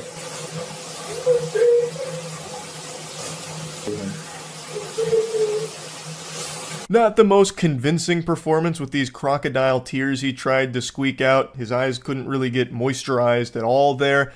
So probably not the strongest performer in his high school thespian troupe, but he does look like the kind of guy who still talks about the high school glory days of being an offensive lineman in the state championship. This guy has a history of being a fucking mess and putting his kids in danger.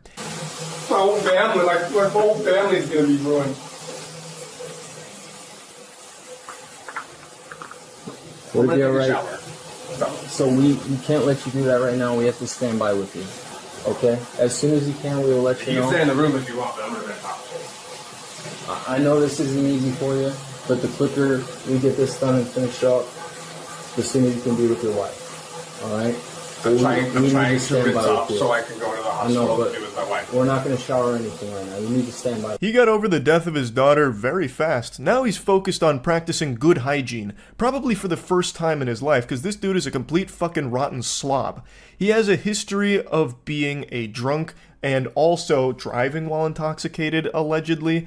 It's unknown if he was intoxicated during this moment here. There's no conclusive evidence of it, but just giving it the old eyeball test here, it seems like he is. Like, I'm sniffing it, and it smells like this guy's fucking hammered. Like, the way he can barely keep his eyes open, the way that he's kind of, like, unsteady on his feet, he kind of wobbles a little bit like Oswald Cobblepot. He, to me, seems intoxicated. But, of course, I'm not an expert. I didn't come over there and fucking breathalyze him or anything. I'm just telling you what my little peepers are looking at here with the evidence, and that's my impression. He actually looks like a caricature of an alcoholic you'd find in a cartoon. Like he'd be a regular at the Family Guy's Drunken Clam. I don't understand why. Okay, to you. We just need to stand by And with I'm you. standing by. Why can't I take I a know. shower while you stand by? What is... It's not necessary right now. I'm not going to stand here and watch you shower. There'll be time for that, but it's not right now, okay? Now, this happened earlier this year, and his charges have been upgraded to first-degree murder.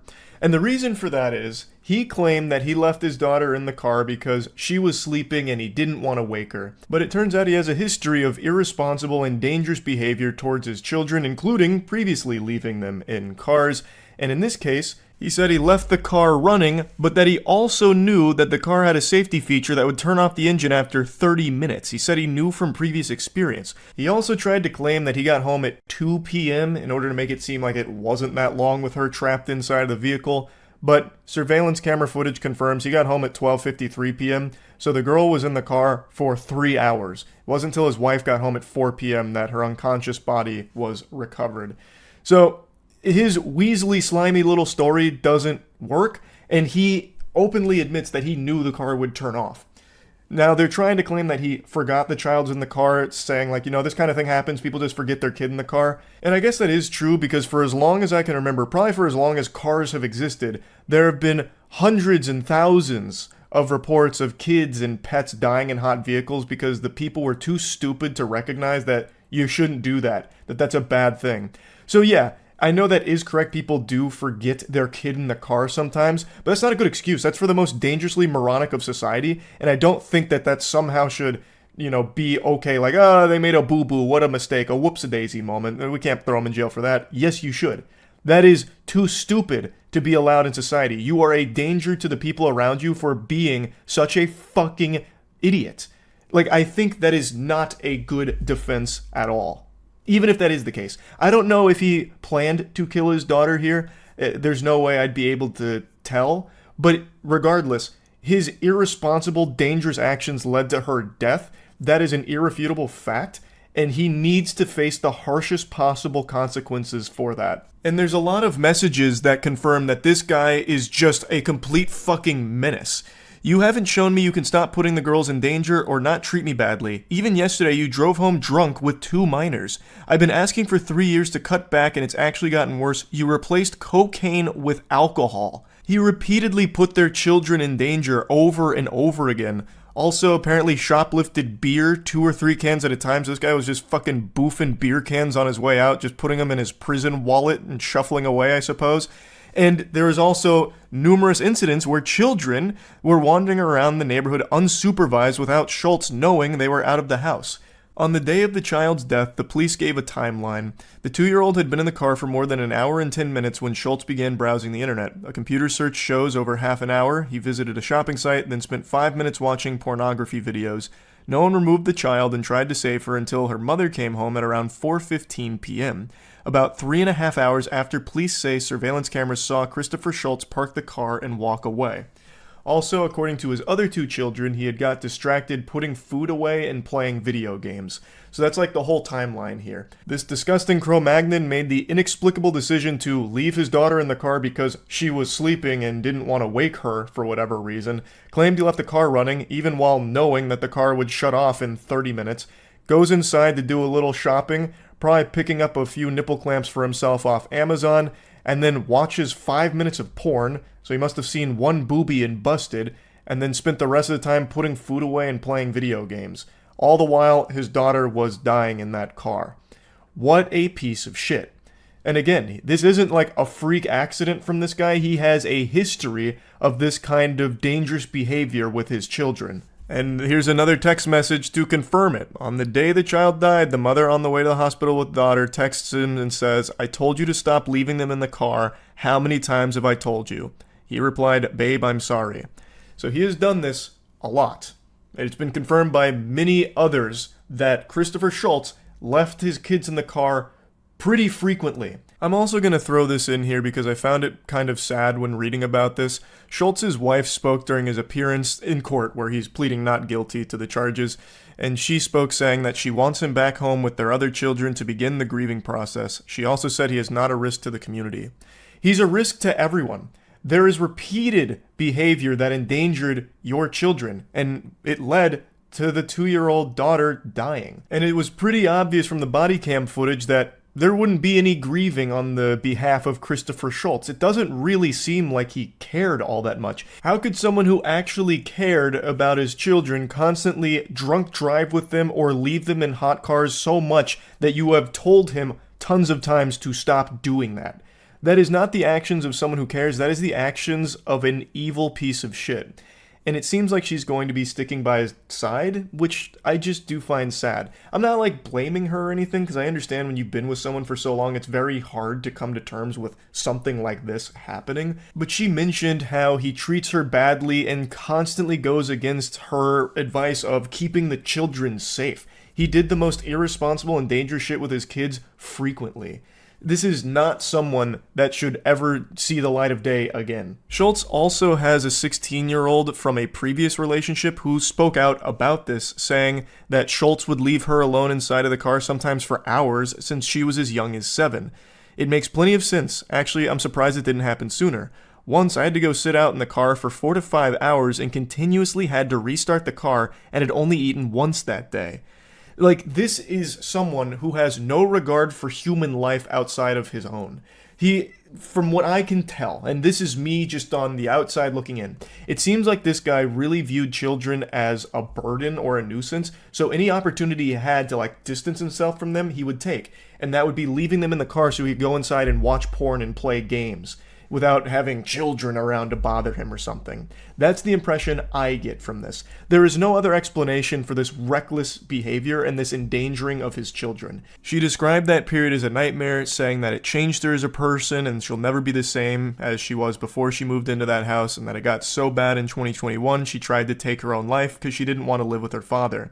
Child Protective Services got involved and Schultz lost custody of her. This man has a complete disregard for the well-being of his children. This is not the case of a good man making one mistake. This is the case of a bad man making tons and tons of mistakes until it costs someone their life. I truly don't believe that this is some kind of forgivable accident, that it just slipped his mind his daughter was still in the car after it had turned off. This is someone that should face the maximum possible sentence here. I don't know if they'll actually get first-degree murder charges to stick on him here. I'm not a fucking lawyer, but I'm sure there will be some charges that will stick in this case, and I hope that it carries a huge, huge prison sentence. But anyway, I just wanted to talk about this a little bit. That's it. So yeah.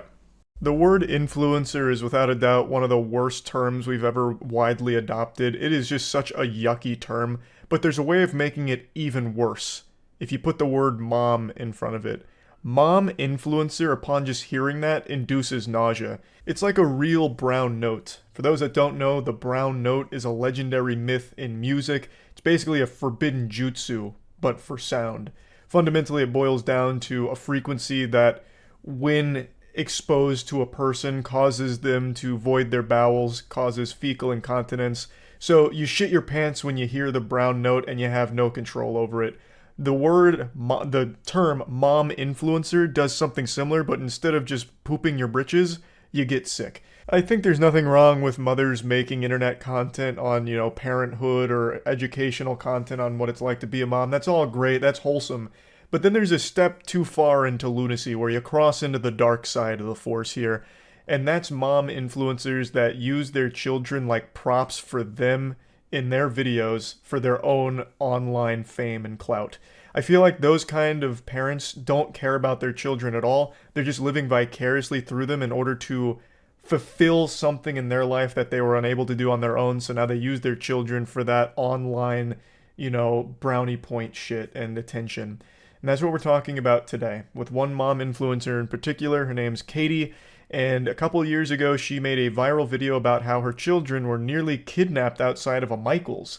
And boy, howdy, would you believe it? It turns out it was a load of baloney. She made it all up for internet clout.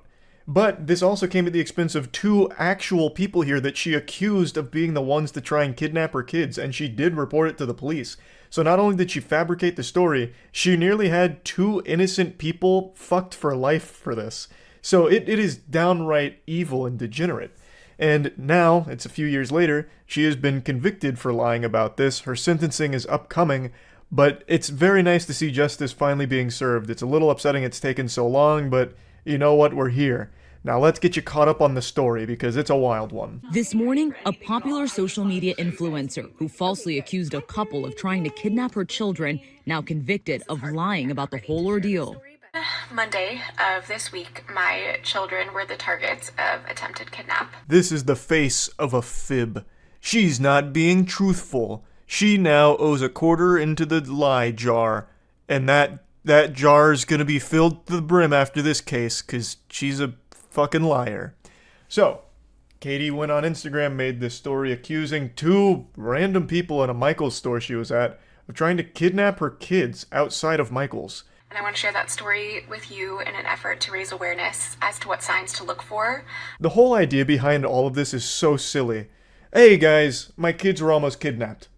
Now let me tell you what I learned about this experience. Make sure to slap that like button for more kidnapping avoidance tutorials, and stay tuned next week where I throw my kids into a coal mine and we see what happens to their lungs so I can give you educational content on how to avoid children in coal mines.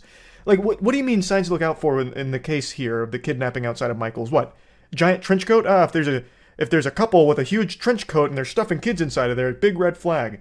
And watch out for the stork coming through and grabbing your kids with their big fucking talons. Like, what the fuck are you talking about? Now, of course, there could be real advice you could give to somebody on, like, signs to look out for creepy people that might be up to no good. Like, hey, maybe if these people are stalking you throughout Michael's and following you to your car, then maybe you should alert people around you, that kind of thing. Or just making people aware, like, there's nothing wrong with involving outsiders if you feel like you're in a situation that could be potentially dangerous. That's all fine advice. But it's not the advice she's aiming to give here. She even says that, parents are too preoccupied with making sure their kids are masked up that they no longer look at them, so it just leaves an opportunity for a stranger to come in and fucking steal the stroller out from under their nose or something, like at least alludes to that. Keep in mind, this was a few years ago during the height of the pandemic, so masks were a huge talking point. So she makes, like, the point she's making about, like, signs to look out for are basically just, like, open your eyes. She's basically just telling people to be a parent. It's ridiculous. It's the story she tells here offers no good insight on things to be aware of unless you're an absolute fucking oblivious idiot to everything around you. Like, these are all things people would absolutely notice and be uncomfortable with the same way she is in the video. Of course, it's all made up at the end of the day, but still, like, the whole purpose behind it and the message she tried to get across makes no sense. It's so laughable. Found the full video. It's like 15 minutes long. And it is one of the most descriptive things I've ever listened to for a completely make-believe story. She talks about this story like she's in a creative writing course and giving a presentation in front of the class for a piece of fiction that she wrote. It's outrageous the amount of detail she goes into, like when she's getting to the climax of everything where the stroller was almost snatched and her children abducted. She's talking about like they took 2 steps forward, but then 3 steps back. They did the hokey pokey and they turned themselves around. I saw the fear wash over me. I could feel it. My pupils were dilating as this absolute menace, this villain, was approaching me with ill intent and malicious aura surrounding them, like a bat out of hell. It's outrageous. It is all completely fucking fanfic make-believe. Falsely claiming that strangers tried to kidnap her 2 young children on December 7th, 2020, outside the Petaluma, California Michaels store.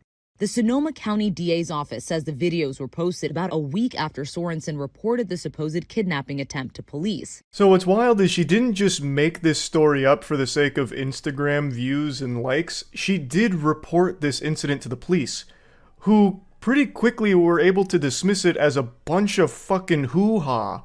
They immediately really realized that the events she was describing on Instagram were completely different than the events that she had described to the authorities. It was wildly different. And after talking to the couple in the clip you saw there, that photo of the couple, after talking with them, they realized that there's no evidence at all. There's no witnesses. There's nothing to corroborate anything that Katie was ever saying. Which is weird because in Katie's story on Instagram, she even talks about like some fucking vigilante, a hero that was there to come and help her out and save the day, really. So it's weird that there wouldn't be any witnesses to confirm any of this happened. So all of it is just so scummy and baffling that she would do something like this for the sake of internet clout. Because she didn't just go home and make this video. She did report this to the police. Why? Why go that step forward? I guess in case people would call her out on it, she'd be able to pull up a police report or something, but she should have known that they would have gotten to the bottom of this and realized that it was all a lie. And reporting a false crime is a crime. You can't do that. You can't just knowingly make some shit up and then report it to authorities and then potentially ruin the lives of the people that you are falsely accusing. That's just downright evil. In the video, Sorensen described a number of details about the alleged incident that hadn't been disclosed to police. The accused couple, Sadie and Eddie Martinez, say they actually recognized themselves in this photo and came forward to deny Sorensen's claims. She wanted a stronger following. She was looking for, content for her fame and her income. And at our expense. I think they're absolutely correct. I think the main motivator behind all of this was just that internet attention. A little fucking clout goblin was born on this day, and it did work for however brief a time. Katie did receive a lot of love, got a lot of new followers on Instagram, had a huge outpouring of just well wishes from the community for such a traumatic experience and her bravery for sharing it and all of that. And she did build a big following from all of this at their expense, but her house of cards has now come crumbling down clearly, and there were already signs that this was very fishy even a few years ago where authorities were like, this is a bunch of mumbo jumbo, this isn't real, there's something goofy afoot here. So this has been a long time in the oven here cooking, and now we've reached the point where she doesn't have that following anymore. She lost some of her most avid supporters, clearly, because you can't really support someone that does something like this. So now the only thing she has is potentially 6 months in the slammer for this. Sorensen's attorney maintains his client did not lie to police. She misperceived and misunderstood a series of random events which were occurring around her and made a honest report to the police on December 7th. That man looks fearful for his life right there. I don't know what's going on, if he's some kind of like prototype android that's having a hard time expressing emotion, or if Katie's threatening him with some kind of wild accusations and he's feeling the pressure. That man was robotic. But basically the defense is, Katie was too fucking stupid to understand what was happening, so she ended up just making a report that is completely not grounded in reality at all. And we're very sorry that she's so dumb. So they're just playing the she's an absolute idiot card, which I guess is becoming a very popular defense. There's a difference between being stupid and being dangerously stupid. If you're the kind of person that's so fucking dumb that you start making false reports and accusing innocent people of heinous crimes, that's still not excusable. You can't just write it off as, they're just a quirky weirdo that's dumb. You can't do that. They still need to face punishment for that. So even if the guy here is correct in that she just misperceived everything, she still needs to be punished for falsely accusing this couple of things that just didn't happen. Her attorney adding that it was when Sorensen reviewed the evidence that she realized she was wrong. I don't think she had any understanding of how this would spread, and the impact it would cause. But some legal experts say this verdict is about accountability. This is a woman who lied for clicks at the expense of a couple in California who wrongly accused them of a very serious crime. I agree, Katie does need to be held accountable for what she's done here. I personally think this wasn't just some like, oops-a-daisy, I'm so dumb moment, I misunderstood everything that happened and made up an entire story around it, silly me. I really think this was a calculated content play where she knew a video like this would garner a lot of support. Because, obviously, who doesn't want to rally behind a mother who went through a traumatic experience but came out okay and is using that as an opportunity to try and educate people in her community to be better prepared for scary things like that in the future. She probably knew that this video would go insano style on views and engagement, so she went for it. And man, what a terrible idea it was. I don't buy the whole narrative that she's just a bumbling fucking idiot who just misunderstood everything. I think that's a load of hogwash. So, yeah, I just wanted to talk about this story because it's a weird one. That's about it. So, yeah. I've said for a long time that parents of child superstars are often very weird or just downright evil. And today I'm going to show you a man that's a combination of both, but Professor Utonium accidentally added an extra ingredient to the concoction, chemical cringe, and created the worst dad in TikTok and YouTube history, Monty Lopez.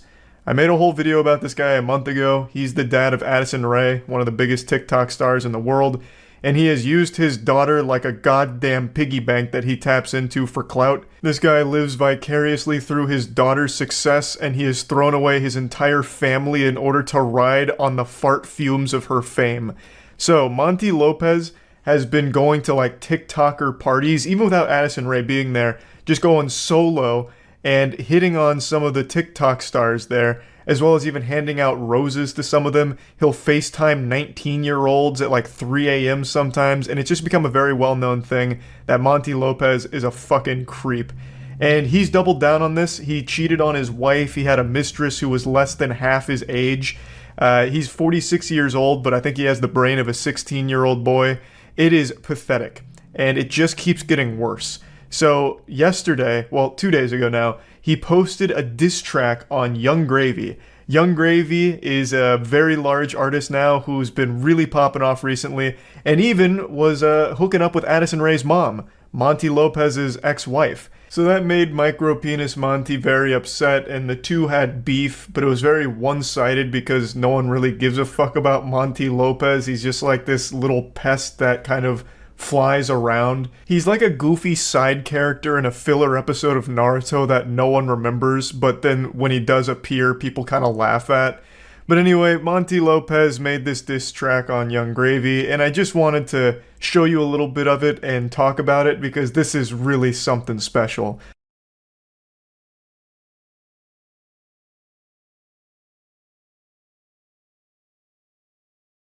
I bet you've never seen Windows Movie Maker intros that beautiful. This guy unironically just started his music video with the Star Wars opening text crawl. That's wild. A classic. And I would argue Monty Lopez's music video here is on par with the latest 3 Disney Star Wars movies, to be honest. Like, they're pretty close in quality. I love this, though, because it immediately sets the tone for the rest of the video. It's setting you up for an absolute fucking masterpiece. A long time ago in a galaxy far, far away, somehow Monty Lopez returned with a banger, a fire diss track. Hey, look, Gravy, this is for you, bro. Fuck you and fuck them hoes. I'm a villain in the villa. I stole your bitches. That new gen fame, I could help you make a living. This just screams midlife crisis and insecurity. I also think it's a giant self-report on loneliness here. I always find it to just be a huge tell that you get no pussy when, for your diss track, you hire women to be around you and pretend like they're somewhat having fun near you. For a normal music video, I get it, but for a diss track directed at someone, it just shows you're trying way too hard to be something that you're not. Like, this just isn't the flex you think it is here, Monty. This just makes me feel like you have been absolutely destroyed since the divorce with your wife, which you caused, by the way. and now you're just really trying every way of presenting yourself as not being lonely, which I do get the impression you are, especially since most of the 19-year-olds that you were talking to don't talk to you anymore. But anyway, I want to give a little special shout out to all of the dancers in this video here. It can't be easy to do this. To make it through the filming of this without puking has to be an incredibly difficult task, because they have to listen to this song on repeat 100 times. That's enough to drive even the most sane individual to complete lunacy. And they had to be around Monty Lopez for however many hours it took to film this pile of shit, and that just sounds downright dangerous. In the studio with your girl, she a fan. You just stuck at home with your dick in your hands. Just a heads up, that Windows notification you heard during the song was my computer. It wasn't in the song. It happened when I was recording it, and I just did not feel like subjecting myself to this fucking torture twice, so I didn't re-record it. But anyway, I want to focus on this line here. In the studio with your girl, she's a fan, while you're stuck at home with your dick in your hand. Monty, what is she a fan of? You don't do anything. Legitimately, the only thing you've ever done is give birth to a TikTok superstar, and her fame you had no role in whatsoever. Monty, you don't do anything. There's nothing to be a fan of, unless he just happens to be into 46-year-old washed-up losers. The delusion here is just crazy. I feel like this song was ghost-written for him. I don't think Monty even has the ability to have produced lines even this amateurish. And I feel like the ghostwriter didn't know who it was for, because this line just doesn't work. There is no such thing as a Monty Lopez fan. You genuinely, and I'm not even just trying to be mean, you don't do anything. All of your TikToks are you just like standing there. Like, you don't even dance half the time. You actually do nothing. You exist. Step into the ring and put your head on a swivel. I make your girl's ass go jiggle, jiggle. Jiggle, jiggle, jiggle. Yeah, I like jiggle, jiggle, jiggle. I done made your girl's ass go jiggle, jiggle. Jiggle, jiggle, jiggle. Welcome to basically the rest of the song. He just keeps saying jiggle, jiggle over and over again. So maybe this truly was written by Monty Lopez, and his brain finally stopped functioning there towards the end and just started like record skipping on jiggle. So he just kept writing it down, and then just that's where it ended for the next fucking 45 seconds. It's basically just him saying jiggle, jiggle over and over and over again as the models he paid just shake their ass near him and he spanks them. And I bet that wasn't even in their contract. That was probably Monty Lopez method acting, you know, just improvising. There was probably like a no touching clause which he violated and needed to pay them like quadruple to make up for after the filming. But yeah, I just wanted to share this because it's yet another really sad endeavor from Monty. I feel so fucking bad for his family, having to see shit like this from their dad, or Sherry having to see this from her ex-husband. Like, goddamn, that is gotta be miserable. But yeah, anyway, just that's about it. So yeah. For a long time, I've mentioned that parents of famous children, whether it be child actors or TikTok stars, YouTubers, whatever, are usually just some of the worst parents on the planet. Just straight up awful. You just hear time and time again about how these parents lead their kids down destructive paths in order to capitalize on their fame. A great example of this is recently from Jeanette McCurdy, who played Sam in iCarly. She released a memoir called I'm Glad My Mom Died, and in it she documents a history of abuse from her mother. As well as Nickelodeon, she talks about some awful shit Nickelodeon did to her, and her mom's response to it was things like, that's just the price of showbiz. You know, you gotta shake it off. This is what it means to be famous. All the girls would love to be in the position you're in. Don't be so ungrateful. Just horrible things. The mom was well aware of everything that Nickelodeon was doing to her daughter and didn't care. In fact, even piled it on by calling her names and doing other horrible shit. So she just sounds like Shao Kahn. And I know a lot of people were upset with the title of the book. It's kind of aggressive. I'm Glad My Mom Died. Not exactly a Dr. Seuss book title. But I think most people would be somewhat relieved when the boogeyman in their life passes. So I understand where the name is coming from after reading some of it. I haven't finished it, but it's really interesting and very fucking sad. And the reason I'm bringing this up is because it ties into a topic that I want to talk about today that I just learned about. I'm sure all of you have heard of the name Addison Rae by now. She's one of the biggest stars on TikTok, and she's gotten so famous that it extends well beyond TikTok. So even if you're not big on the platform like me, you still at least know her name. Well, her dad is a fucking weirdo, and he has torn apart their family for the sake of his own clout chasing. Can I get a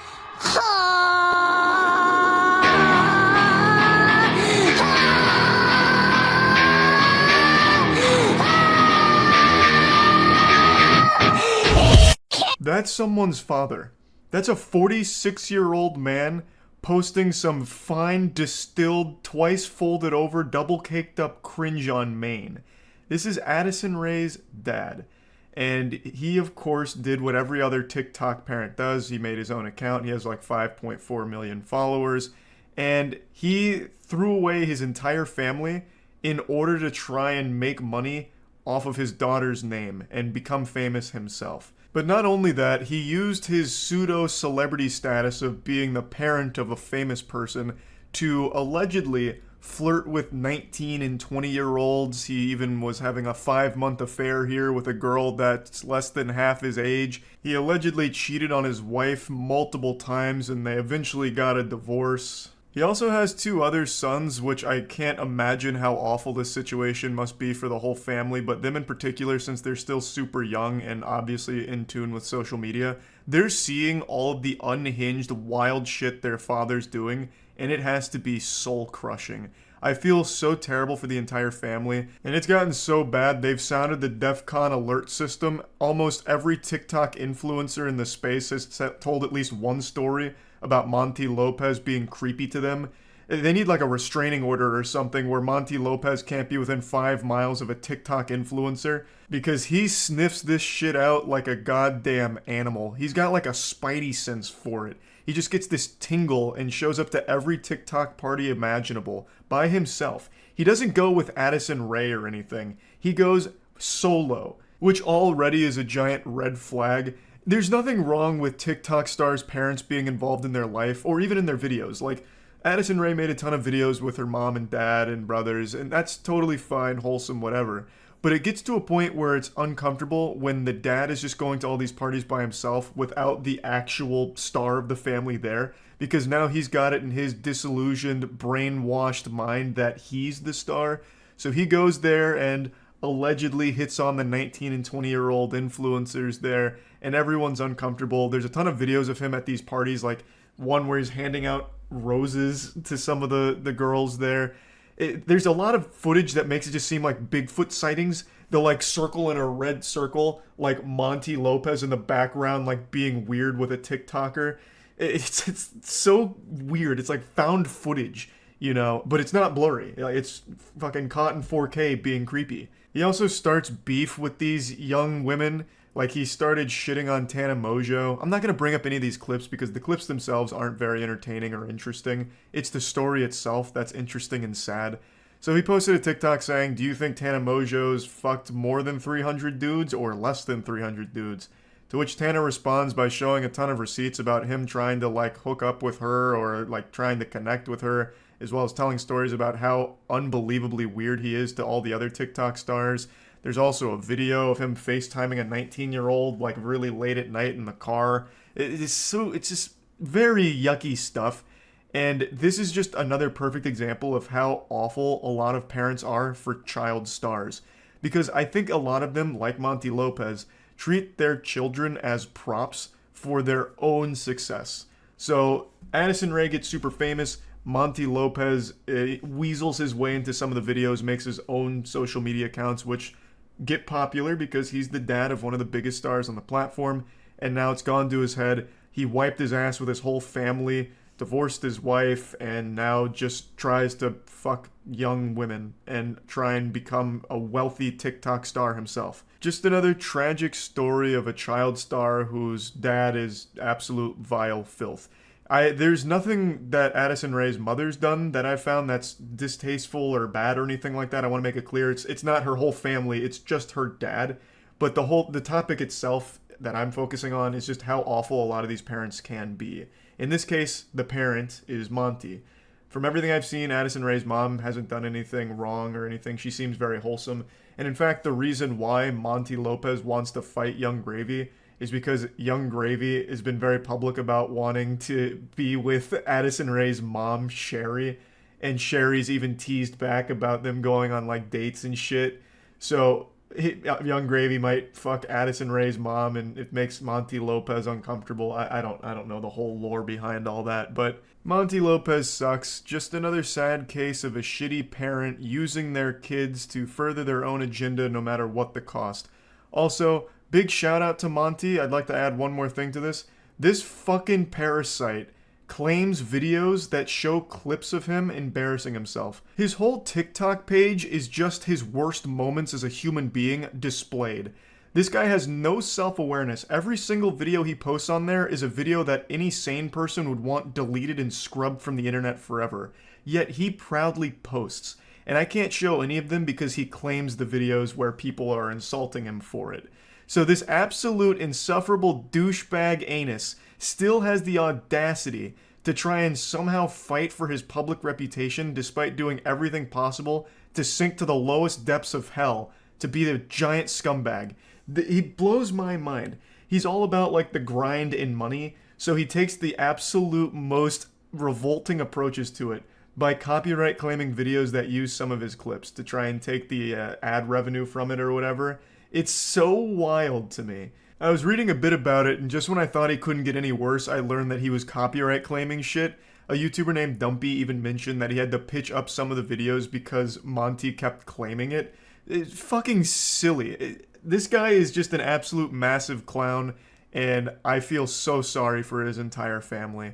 I can't imagine he was a great father growing up, and he's only getting worse. Of course, I'm making a giant assumption. Maybe he was a fine father figure who got corrupted once his family or once his daughter got famous. I couldn't tell you, but this guy sucks. He's weird, creepy, and what he's done to his family is unforgivable. That's really about it. So yeah. Alright everybody, stand back. I've got my whining diaper on, and I'm about to have an accident. I have a huge pet peeve I've talked about a lot on this channel, and that's parents that expect the internet to raise their kids for them, and then getting outraged when the internet doesn't raise them the way they want to, or if their kid finds something that they didn't approve of, even though they were completely absent in the child's life and just leaving them unsupervised to wander the World Wide Web cyberspace by themselves. There are a few things that make me as upset as when these parents all start having this temper tantrum like, why isn't YouTube doing more to protect our children from seeing videos with bad words in it? My kid just watched something where a guy said fuck while playing Roblox. This has gotta stop. And it's like the solution is super simple, just be a fucking parent. Don't just give them an iPad and walk away and consider your job as a parent done.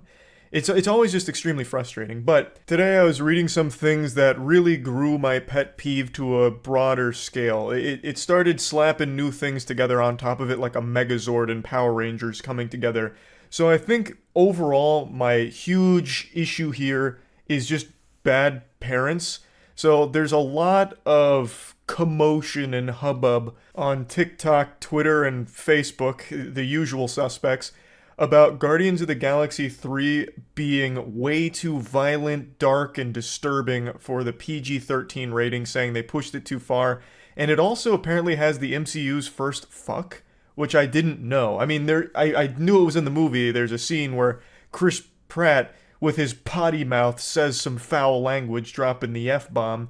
But I didn't know that was the first time in MCU history, so they all collectively lost their goddamn minds about it. Just all this steam coming out of their ears and making these super heated and emotional cringe TikToks about the situation, saying that it's evil and this should have been an R-rated film. It really pushed the PG-13 rating way too far. And they started issuing these PSAs and warning like, don't bring children to see Guardians of the Galaxy 3. It's too much for them. It's gonna scar them and traumatize them for life. It's almost like they were doing some kind of like air raid siren, like making sure all the neighborhood knew, like, hey, watch out, there's a dangerous person over there, we gotta avoid him at all costs. Like, they were going hog wild with it. And speaking of going hog wild, I recommend going hog wild with today's sponsor, Opera GX. Big thanks to Opera GX for sponsoring today's video. Opera GX is the best browser in the entire world. I've said that a million times now. I made the switch from Chrome to Opera a few years ago and I've never looked back. It is just far superior. It doesn't, hog all your resources. I have my own mod in Opera GX which changes the wallpaper, and it also comes with its own custom theme and sounds, so when you hover over things like the speed dial, it'll change the sound, which you can toggle on or off if you want to. But it also has opening and closing sounds associated with it. Baby! So yeah, it's just a wild and wacky fun thing. There's a huge selection of mods for Opera GX at the Opera GX store. Plus, you can also get all of my latest uploads in the GX Corner, which is available through the dedicated link. It's also a seamless transition from your current browser to Opera GX with the quick import feature. It'll take all of your settings, your browser history, cookies, all of that, and bring it right over to Opera without any headache, and as well as extensions, because Google Chrome extensions are compatible with Opera GX, and Opera GX has its own extension store as well. So it's all just a very easy thing to switch to, and is absolutely worth making the switch because Opera GX is the far superior browsing experience. If you're interested in getting started with Opera GX for free, click the link in the description below. Now, I understand the MCU's Weenie Hut Jr. mode, and they all carry PG-13 ratings, but that's meant nothing. It's really been completely meaningless, more meaningless than the WinRAR free trial warning. So, I understand kids have been watching the MCU. In fact, most of those movies lean into that demographic, like trying to cater to actual children. The ones that are in the theater clutching their action figure in suspense, watching, Ant-Man and the Wasp Quantumania. All of these films have been suitable for, actual 6-year-olds. I get that. But they do still have a PG-13 rating, meaning that they don't recommend children under the age of 13 see them because it might be inappropriate for them. So you can't exactly be upset and shaking your fist when one does roll around that is actually probably not suitable for kids under 13, like Guardians of the Galaxy Volume 3. Someone made a really great meme summing this up because it's embarrassing even talking about it this way because the movie's not that fucking intense. You're not going to go in there and leave with PTSD. I can't find the tweet, but it's the SpongeBob roller coaster meme here, and it was like Guardians of the Galaxy 3 PG-13 debate summed up. And it's obviously just poking fun at the people that are freaking out about the movie being super intense, even though in reality, it's not. Yes, it is darker, and it is a more edgier MCU movie. It does deal with heavy themes like animal abuse, which is, definitely a first for the MCU. It's the first fuck and the first ASPCA commercial, really. And it also, of course, does have a bit of gore. There's a scene where a guy gets literally vaporized, and then they show, his corpse that's still charred, and, pieces of him are falling off. And a dude's face does get mauled, his whole face gets peeled off in an animal attack. So they do show that, his bloody, disfigured face.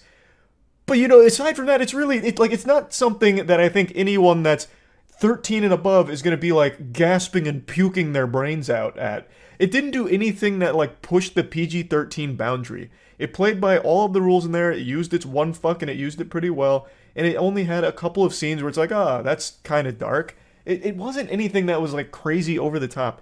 All of this is just such worthless controversy over nothing. Just more things to get mad about for no fucking reason other than you're a bad parent who didn't take any level of responsibility here. It's the same energy as when a parent gets mad that they bought their kid an M-rated game and it's a little too bloody or it has some heavier themes that their child wasn't ready for. Your fault for buying them the M-rated game. Pay attention to the ratings because they are there for a reason. It's just super weird with modern parenting, and this is getting off on a bit of a tangent. I apologize for that, but it's related. This isn't just coming out of fucking nowhere here. We're not fighting ghosts or anything. It's on topic. The parents will just sit their kids down in front of the iPad, just let them use the internet, and just have them be raised that way, or give them some general entertainment franchises and have them raise their kid as well. Teach them the morals, and the parents are very hands-off, but then still feel like they have the right to complain when it wasn't done the exact way they wanted to, or if something went awry and the kid, saw a video online that wasn't appropriate for them. It is, again, your fault. You did that. But now parents don't want to really raise their kids, so they're asking the government to step in and censor shit on the internet that they feel is dangerous to kids for if they see it. And it's well, why do you want the government to come do that for you? Just be a parent, make sure the kid doesn't see anything they're not supposed to. You're supposed to be there monitoring your fucking toddler. So why are you asking Big Daddy, Big Brother Eye in the Sky to come in, micromanage everything in the world in order to cater to your kid and your lack of parenting? Just be more present in their life in order to make sure that they're not just scrolling through TikTok mindlessly for 12 hours a day, rotting their fucking brain and ruining their attention span. It just makes me upset that the first thing that happens in a case, and not so much with Guardians of the Galaxy, this is more about the general internet. The first thing that happens is the parents get upset oh, my kid was looking for tutorials on YouTube and a bad actor popped up. So now I'm suing YouTube and demanding censorship on the platform because what if another child sees this? Well, it's why not just be there when your kid's on the internet so that way when you recognize that there's a video that isn't appropriate, is in the algorithm, you can make sure they don't click on it. That's the whole point of being a parent with a toddler that you are raising. You're supposed to be raising them, not having the internet do it for you. And I just don't like how the first line of defense is always to start complaining to like a higher authority to change something in order to cater to your bad parenting and lack thereof parenting. It's always so fucking frustrating. And it also happens a lot with video games with like M ratings. Like, why is this game M? It should be adults only. I bought this for my 7-year-old and it's way too bloody. What the fuck is this? This should be only adults. War crimes? Oh my god. Adults only. I beg of you. Please. Do something about the madness. I don't know. I just needed to whine now too. Now I'm crying like one of their toddlers here who just saw a Finger Family video that went off the rails. It's just something that this Guardians of the Galaxy 3 debate has once again sparked a rage inside of me with, because I just wish parents would stop delegating that responsibility. The most important job of a parent is to raise a kid, and I wish they'd stop giving that to complete fucking strangers on the internet, or just the general expectation that everything and everyone in the world has to cater to them and the safety of their child when they don't feel like being there for them. So everything's got to be squeaky clean and sterilized with the bumpers and water wingies on it. So that way it can be completely safe in case a kid happens to see all the content. When really all of the issues get solved if the parent just does a good job parenting, or even attempts to be a parent and present. Like, I just hate that everything has the expectation that it has to be child friendly, when there is things that are just not made for kids. And in this case, Guardians of the Galaxy Volume 13 is not made for actual children this time around, which I also think is a first in the MCU. This is definitely one that is more for, like, teenagers and above. So, yeah, I just wanted to talk about this a little bit. That's it. See ya. Last night I got sent a clip that made me extremely angry. It's a clip of a streamer playing Madden 21 with his child on his lap, and then he did poorly in the game, like he missed a first down catch or something, and he just went full fucking primal caveman and smashed his controller on the desk, which made his kid start crying and made him even angrier. So then he throws his kid on the chair and then yells at the kid because he's doing shitty in the game. Right away, him playing Madden 21 tells me he already makes bad decisions, but to broadcast your child abuse on Twitch is a really fucking wild one to do. I'll play the clip for you now, but I just want to give a fair warning. I think it's pretty hard to watch, so just keep that in mind, but I think it's important to see how big of a piece of shit this guy is. God damn it! Fucking $300 fucking controller!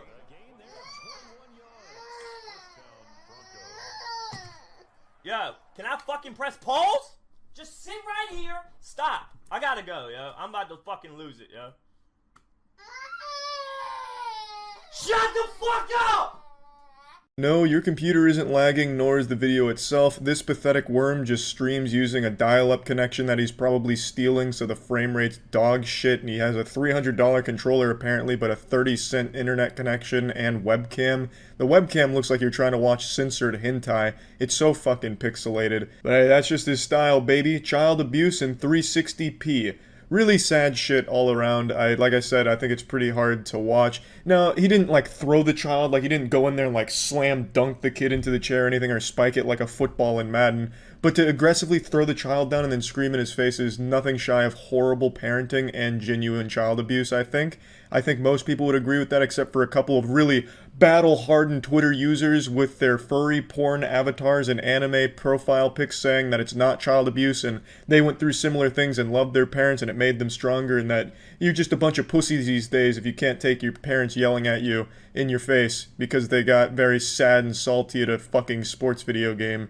I think it's definitely child abuse. 100% in my opinion. Like, I think there's really no argument there. I feel extremely sorry for the child. The father is a worthless hemorrhoid going into this full fucking meltdown mode and tantrum over just doing poorly in a sports video game is just the highest level of pitiful I could imagine. I don't remember exactly what his wording was, but in his little Twitch slogan, the little sentence or paragraph under the stream to let you know about the streamer, he said something like, "Being a loving father and supreme turbo gaming ultimate gamer warrior is my mission in life." I'd definitely say that is a complete mission failure. I don't know what it is about sports games. There must be some kind of curse on the genre. It just brings out the demon in people. It's fucking pathetic shit though. The good news is he's been banned from Twitch and he's like deleted all social media and shit. I don't know if this is true, but apparently his wife actually kicked him out because of this, so that's good that she's taking action to protect the child from him. Because if he's gonna melt down like this over something as trivial as a Madden game against the fucking computer, he's not even playing a real person, he's playing the fucking AI and going into this like nuclear explosion meltdown of anger. He's not safe to be around. Again, I don't know if that's true or just some kind of Twitter fan fiction, but what is true is fucking sports gamers are a different kind of salty in their game. It reminds me of the plot of Kingsman when Valentine put the chips in the phones that make people mindlessly kill each other to get the world's population down. I feel like Valentine could have done the same thing by just making everyone play Madden. They would have been at each other's throats and the world would have been in chaos. But yeah, anyway, this clip just made me really upset and I wanted to just kind of talk about it a little bit and let people know that it's not okay. I don't know why there's like kind of a decently sized portion of people on Twitter arguing that what he did is perfectly justified and the kid may have had it coming because the kid impeded his ability to play the game properly. Like, it's crazy. Twitter is the most wild fucking place I've ever seen in my entire goddamn life. There are other people arguing like, you can't say he's a bad father, you're only seeing a 40-second clip. He could be one of the world's best fathers who just had a slip-up. You stupid shit stain. This isn't a slip-up. A slip-up was when you accidentally say damn or shit around a child. Not, oh, my controller died. Time to go scream in the face of a baby. That's not a fucking slip-up. It makes you a psychopath and a terrible father. You can absolutely say, this man is a horrible father based on this clip and this clip alone. This is abuse. It's not just a mistake. He is abusive. And he broadcast it. I can absolutely say that with a high degree of confidence because it is right fucking there. I don't know why people are victim blaming an actual baby. It's so Twitter-like. I mean, it's so in line with Twitter, it's impressive. No matter how dumb the fucking take you can think of is, you will find it on Twitter and find people that wholeheartedly believe it. Twitter is just, it's crazy. What a crazy cesspool of degenerate scum. Fucking nuts. A mistake! Oh no, don't get mad at this father, he just made a mistake in a heated gamer moment. So fucking stupid. What's next? Gonna start excusing people for beating their wives? Ah, he lost his Madden game. It only makes sense that he went and put his hands on his wife. It's Twitter, just, there's no end to how low they'll stoop. With the dumbest fucking takes imaginable. But yeah, anyway, I just wanted to talk about this because it was really, really frustrating. It made me extremely mad to see. And I do hope the story with the wife kicking him out of the house is true. And really happy to see the quick action Twitch took in banning him, so that's also very good. And yeah, really, that's about it. See ya. Hey, I'm home, back from the little Christmas vacation that I took to a basement up north, a basement that I wanted to be in. And I came home and thought, what better way to celebrate the holidays? Quite like hopping on TikTok and watching some TikTok moms do goofy dances while their children die in front of them at the hospital. Yeah, that's not an exaggeration. It's become a little bit of a trend this holiday season for these narcissistic TikTok moms that are terminally addicted to posting cringe on TikTok to go to the hospital where their children are struggling to survive and do dances on top of them, like, not on top of them, they're not like literally dancing on their fucking corpse or anything, but do dances next to them. So it's a video of these TikTok moms with their sick child, and they're just doing these fucking whipping and nay-naying, hitting the fucking stanky leg and shit, while their kids are dying. Now, admittedly, that last part's a bit of an exaggeration. Not every single one of these videos is the kid in a life or death situation, but all of them are sick because they're in the hospital at the ICU. And the moms all use this as a way of getting some updoots on the platform. And they always say like a mother's love for their child is the strongest, most powerful thing in the world. That's a fucking lie. A mother's love for TikTok likes is significantly stronger. And I'm only going to show you one of the videos from this trend, the biggest one by far. And as always, don't go harass the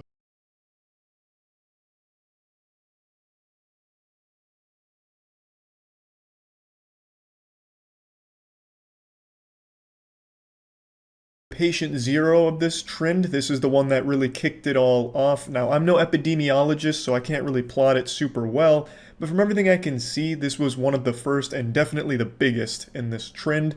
So this is a mom that's busting it wide open, hitting the Gangnam Style while her infant is diagnosed with RSV and struggling to breathe on their own.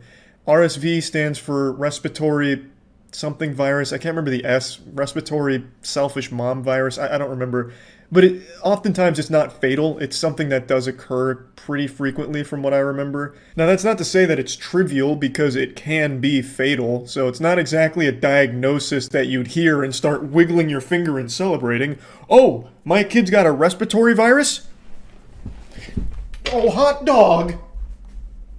The first instinct of any mother shouldn't be to fire up the camera for TikTok clout to capitalize off the situation, but it's become so poisonous to people's mental health that they feel everything is a prop. I really feel like a lot of the parents on TikToks use their kids as props for their own narcissism, so that way they can get likes out of it or get some pats on the back like, oh, great parenting, you're doing wonderful. It's really sickening, honestly. I just think so many people have been brainwashed by the fucking stupidity on the platform that they think something like this is okay or normal. It's just been so ingrained in their DNA at this point. We care more about TikTok likes than like the health of our own family, it seems. Because there are people that defend it like, this is a coping mechanism. In fact, this is really good for the infant because they'll see the mother's positive vibes, she's dancing, it's nothing serious. And while there is some merit to that, keeping a positive attitude in a bad situation, you don't need to fire up TikTok for it. How does that help the kid? Is the kid going to get the revenue from that? Is he going to, directly benefit from you making this all about yourself and your dance? It doesn't make any sense because it's not helping that kid. Keeping a positive attitude, great. And if you want to dance to maybe put a smile on their face, wonderful. But she wasn't doing this for the kid. She was doing this for her audience. Now, overwhelmingly, the response to this was negative, even on TikTok. So she responded by taking down the video and apologizing for it, while also trying to justify it by saying we don't know what she was going through. But I still think under no circumstances is there justification for trying to get TikTok clout out of an awful situation like that. It doesn't make any sense to me. I don't see how you could defend it, but anyway, she did take it down, and it started a trend though, regardless. Before it was taken down, there was a lot of these videos. I'm not going to share any of the other ones, but there is one that I want to talk about in particular. It was a lady who was doing, again, another goofy dance in front of their child who was in the ICU for some other respiratory illness. I think it was like some big asthma thing. I don't quite remember now. But her response when there was inevitable backlash was, fuck you guys, this is why people kill themselves. And the kill themselves was like caps locked. So she was blaming everyone else for getting mad at her. She just immediately starts playing the victim and blaming everyone else who was just calling out shitty narcissistic parenting and then trying to guilt everyone like, this is why people killed themselves, it's your fault. She'd find a way to blame TikTok if she hit her kid with her own car. It was baffling to see that kind of response when people were just pointing out that this was not okay. It's not bullying, it's not frowned upon to point out awful behavior from parents like this. If I had footage of my mom fucking Harlem shaking while I was in the hospital with something going wrong, I would be pissed. I would feel so disgusted. But anyway, just wanted to talk about this since I saw it this afternoon, and it's a pretty fucking gross trend, as is the norm on TikTok. That's about it. So yeah. This is a bit of an older story I want to cover today, but it's one that I still think of from time to time because of its absurdity. It's vintage, 2021, which in internet years is prehistoric, basically. It's fallen out of everyone's consciousness, and I need to do my due diligence to put it back, because man oh man is it a weird one. So let's dive in. It all started in early 2021 when a young teenage girl started to receive really mean text messages from an anonymous troll, and she was getting cyberbullied through these messages for quite some time. Her boyfriend then started to get the same messages. They were extremely personal, they were extremely nasty, constantly telling her to kill herself, this and that. And the mother got really upset at this because obviously, who wouldn't? Her daughter is being harassed by some weirdo degenerate. As I imagine any good caring parent would do, they see this kind of behavior and they start rolling up their sleeves, giving them one of these, why I oughta when I find who's behind this. So she starts to launch an investigation and work collaboratively with authorities to find the culprit. Who's behind this? Could this be the work of the infamous hacker known as 4chan? And they went on a hunt to track this person down because it didn't stop, and it was tons of messages, hundreds of messages. Over a year's worth of harassment and 349 pages worth of DMs with this shit. And eventually the FBI got involved in this case to figure out who's doing this because it was so personal and so targeted and mean that they really wanted to figure it out. And this is all attacking a minor too. So it was like stalking a minor, just harassing, unrelenting. And eventually the investigation concludes that it was the mother that was sending these text messages. She was running it all through a VPN to try and avoid being tracked down. So she had a real nefarious scheme here where she would just keep telling her daughter to kill herself and insulting her and the boyfriend. There was even this subplot that arose where she started to blame another classmate that could have been behind it. So she started to try and frame another child for this. It was fucking wild. And keep in mind, the mother was the one working so closely with the authorities to, I guess, throw them off of her trail. So this whole thing was kind of like that SpongeBob meme where it's like Maniac on the loose and he's on the walkie-talkie with the Maniac poster behind him with his face on it. That was this case in real life. 7, the Isabella County mom who catfished her own daughter for almost 2 years is going to prison. Kendra Licari was arrested in December for stalking her daughter and her daughter's boyfriend. Now, I didn't mention a moment ago, but I will now, that it was more than just sending those really nasty messages. Apparently, Kendra Licari would even send her daughter doctored photos of herself. I guess, like, with really mean shit on it. It didn't go into detail, but I read one of the reports that it was more than just text. She would send photos, too. So I'm guessing she would, like, Photoshop shit with her daughter in there to, like, bully her further off of it. It's so baffling. For nearly 2 years, she sent hundreds of harassing and obscene messages and pictures to the teens every day. It wasn't until the mother of the boyfriend and Licari herself went to police for help. That's when they discovered Licari was the one sending the messages. Police also found she tried to frame a third teen as the one sending those messages.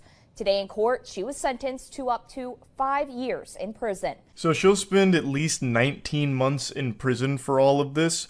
And what's even wilder is that there's still no explanation for why. What was her motive? Why would she do this? This is some huge fucking hater energy. She's waking up real early in the morning to have extra time to hate her own daughter. She would send up to 12 text messages a day, every day, all just shitting on her daughter and her daughter's boyfriend. It doesn't seem like there's anything to gain out of this except for making your daughter scared and miserable and potentially traumatizing her, because her daughter's a very young teenager during all of this. So I can't imagine what her motivation was, and she's never explained or elaborated on what the plan was. So I've seen speculation that people thought this was maybe another, like, Munchausen by proxy situation. If anyone is familiar with, like, the Gypsy Rose case, you're probably familiar with that term. But I don't know if that would necessarily even apply here. I really don't know. Maybe it is the mom trying to, like, isolate the daughter somehow by making her afraid of all of her classmates, or maybe trying to push the boyfriend out of her life. The whole thing is just a giant fucking question mark of why would anyone ever do this? And she did this every day for over a year. This was part of her morning routine. Get a nice cup of joe and shit on your daughter. Why? Maybe a power thing? Like, maybe she was bullied in high school, so now she's trying to, do the same to, like, take that back. She's, like, passing the torch to herself to be the bully now. I don't get it. No one really does. And she has not said why. At least not from what I've found. All you can find is speculation and theories on what the motive could possibly be. Isabella County Prosecutor David Barbary said this is one of the most confusing and complicated cases he has had to deal with. Not only from the case itself, Kendra Licari harassing and catfishing her daughter and her daughter's boyfriend for more than a year, but also when it came to sentencing. When it comes to sentencing, they hope to let the victims have a say. But the two victims here, Licari's daughter, she's hoping for leniency. She didn't want to feel responsible for putting her mom in prison. The other victim, her boyfriend, their family wanted the book thrown at Licari. That's another super fucked up component to all of this, because not only was the daughter the victim of this relentless harassment campaign from her own mother, but now her mother is going to be going away to prison because of all of it. So now she's going to be growing up without her mom around for quite some time. It's just a really sad situation. I don't know why the mom did this, and also why she refuses to elaborate on what she was fucking thinking. She openly admitted to all of it, and she apologized saying she doesn't want to hurt anybody else, but she still has never said why she did it in the first place and continued doing it for so long. It just, I don't understand. Maybe she was like, you know, beta testing her shit talk for her League of Legends solo queue games, so she'd like use her daughter as a guinea pig. Like, let's see how my daughter reacts when I tell her this. Not enough tears. I'm gonna have to go harder. I need to make sure that all the dog shit players in my lobby feel really bad. I need to make sure my trash talk is S tier. But anyway, she pled guilty to 2 counts of stalking a minor, and she's going to prison for some time now. And it's just a really weird situation, obviously, but it merely makes you think. Your biggest hater, who exactly are they? It could be anyone. And don't give me any of that mumbo-jumbo baloney about how everyone loves you, you don't have haters. You do. I'll hit you with the cold water. Even if there was a perfect person that existed, they would have haters because they are perfect. They would hate them for that. So no matter what, I promise you there are people that don't like you. And who are they? This story makes you think. Makes you sit back and go, it really could be anyone. What if the person that's replying to all of your tweets saying awful things like, you're so short, why'd you end up so short, dummy, you stupid face, greasy little goblin man? What if that person is actually my own mother? Or father? What if they're both in on it? What if they both have alt accounts where they're constantly spamming my shit, pointing out every insecurity that I could possibly ever have? Could be. You never know, as is clear here. So yeah, anyway, that's really about it. So yeah. Alright, I went down the dark and depressing rabbit hole of weird family vlog YouTube channels. Not that that's its own category, because every family vlog channel on YouTube I think is weird. And I just want to talk about it today. It's been bothering me for the last couple days, and I'm just going to pop the zit here for a little relief, just to talk about it. I think family vlog channels is super creepy. I think it really hurts your whole family, especially because all of these family vlog channels focus on their kids mainly. So I genuinely can't wrap my head around growing up with a camera in my face every single day throughout my entire developing years. It has to be horrible. It just feels so fake, so forced, and it feels like there's nothing private in these kids' lives anymore. It's just completely open for strangers to watch them grow up. And it's even like these strangers are helping to raise your kids. It's like this awful parasocial relationship with creepy people on YouTube in the comments watching and judging your parenting and your kids. It's fucking terrifying. Like, I remember one time when I was 8 years old, I got naked and put my wiener on a pile of dirty laundry and then pissed all over it. If I did that today, well, not today as like a 27-year-old man, I'd just go to jail. But if I did that today, like if I was 8 years old and I did that, that'd probably be like a fucking million view family vlog video right there. That'd just be like the thumbnail, like, my son did what to our laundry? Like, everything for these families gets filmed and posted on YouTube because it makes them money and somehow has an audience. I think it's just super fucking creepy. These parents are just using their kids as props in their videos in order to make money off of it. It feels like fucking child labor to a certain extent. They're like the main draw, they're the main actors, and yet they don't benefit from it at all. They don't see a dime of that shit. Like, yeah, maybe they'll get some cool toys or whatever, but it's not like they are actually able to consent to being like the main character in your horrible YouTube production. They're just kids. And like, take for example Ryan Toy Reviews. That kid is worth over $30 million. One of the most popular and most profitable channels on all of YouTube. That kid has not seen a dime of that, I bet. It all goes to his parents, who are absolutely living it up with that money.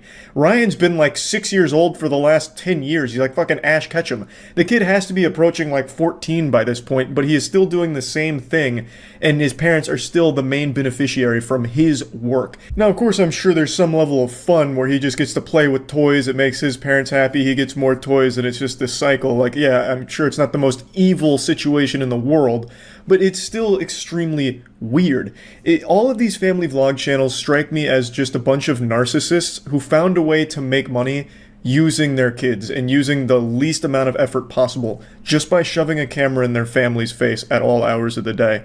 Like, there's a popular meme that went around last year where it was this picture here, Zam, she's only 12, so spicy. This comes from a family vlog channel with over 8.7 million subs. Now, the girl in their thumbnail wasn't actually 12, but I still censored it just in case. You can see that some of these families with these channels are fucking weird. Clickbaiting child porn for your audience is not okay. Like, who the fuck does the Prince family think is watching them? Jared Fogle?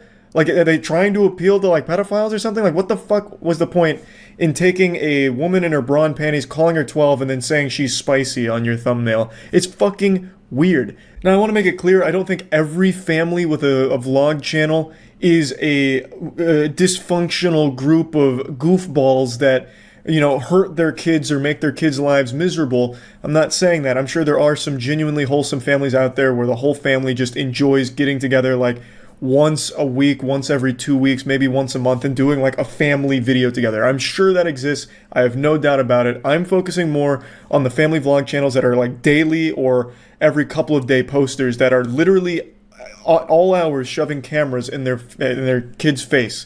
It's not healthy, and these families are not doing a great job of raising their kids. I'm not like some kind of fucking child psychology expert or anything, but I think I can say with confidence, no one growing up wants to be constantly monitored by complete strangers. Sounds like a nightmare, and God forbid you actually have like a serious problem, because then the whole world's gonna know about it. A lot of these family channels, their most popular videos are when their family's going through something rough.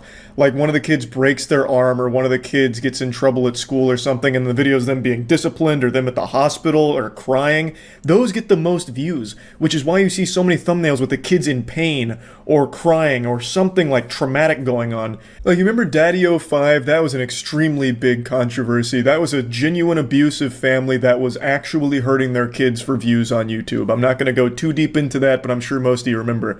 That's not exactly uncommon on the platform, I imagine. These videos where the kids are in distress, like just really upset about something or even injured, are really popular on these channels. I honestly wouldn't be surprised, and this is just a full-blown, like, Alex Jones level conspiracy here, full-blown tinfoil condom, but I really wouldn't be surprised to learn that a lot of these family channels actually set up these awful situations for their kids for the sake of views. Like, oh my god, my son, Nicholas, just got hit by a rogue baseball bat that flew out of a pickup truck that went by.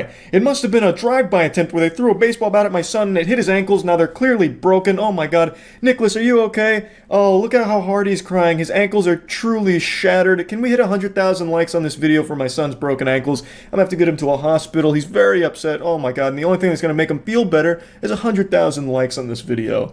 And then you'll see like a week later, all of a sudden, oh my god, Nicholas fell off the top turnbuckle of our WWE wrestling ring and landed on a pit of broken glass that was just left there by some irresponsible builders. Oh my god, Nicholas, how are you feeling? Oh, can we hit 100,000 likes on this video? Nicholas is very upset and in pain.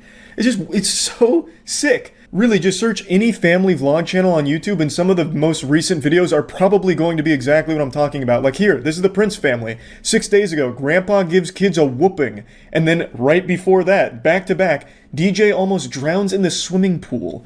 And then if you go to the most popular family vlog channel, the Ace family, literally their most recent upload, Steele got hurt bad on camera. Then in stars So Unexpected, which just sounds like sarcasm. It just sounds like the Ace family is laughing about this, like, haha, yeah, Steele had no idea that one was coming. How unexpected, I get pranked.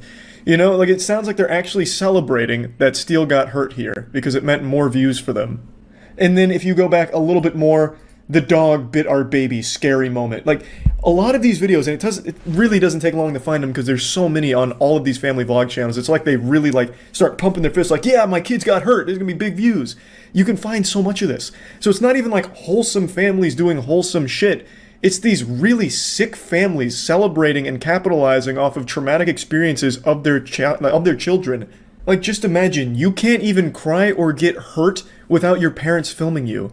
That's an actual nightmare. And then it gets posted online for everyone to see. Your classmates might see it. Like, you just grow up in the eyes of complete strangers. That's terrifying. And there's no way kids can like fully grasp that concept till they're much older. And yeah, maybe some of them are okay with it as they get older because, you know, maybe then they actually start to see some of the money that they've made for their narcissistic parents. But even still, it's not a good environment to raise a family. At least I can't imagine that it is.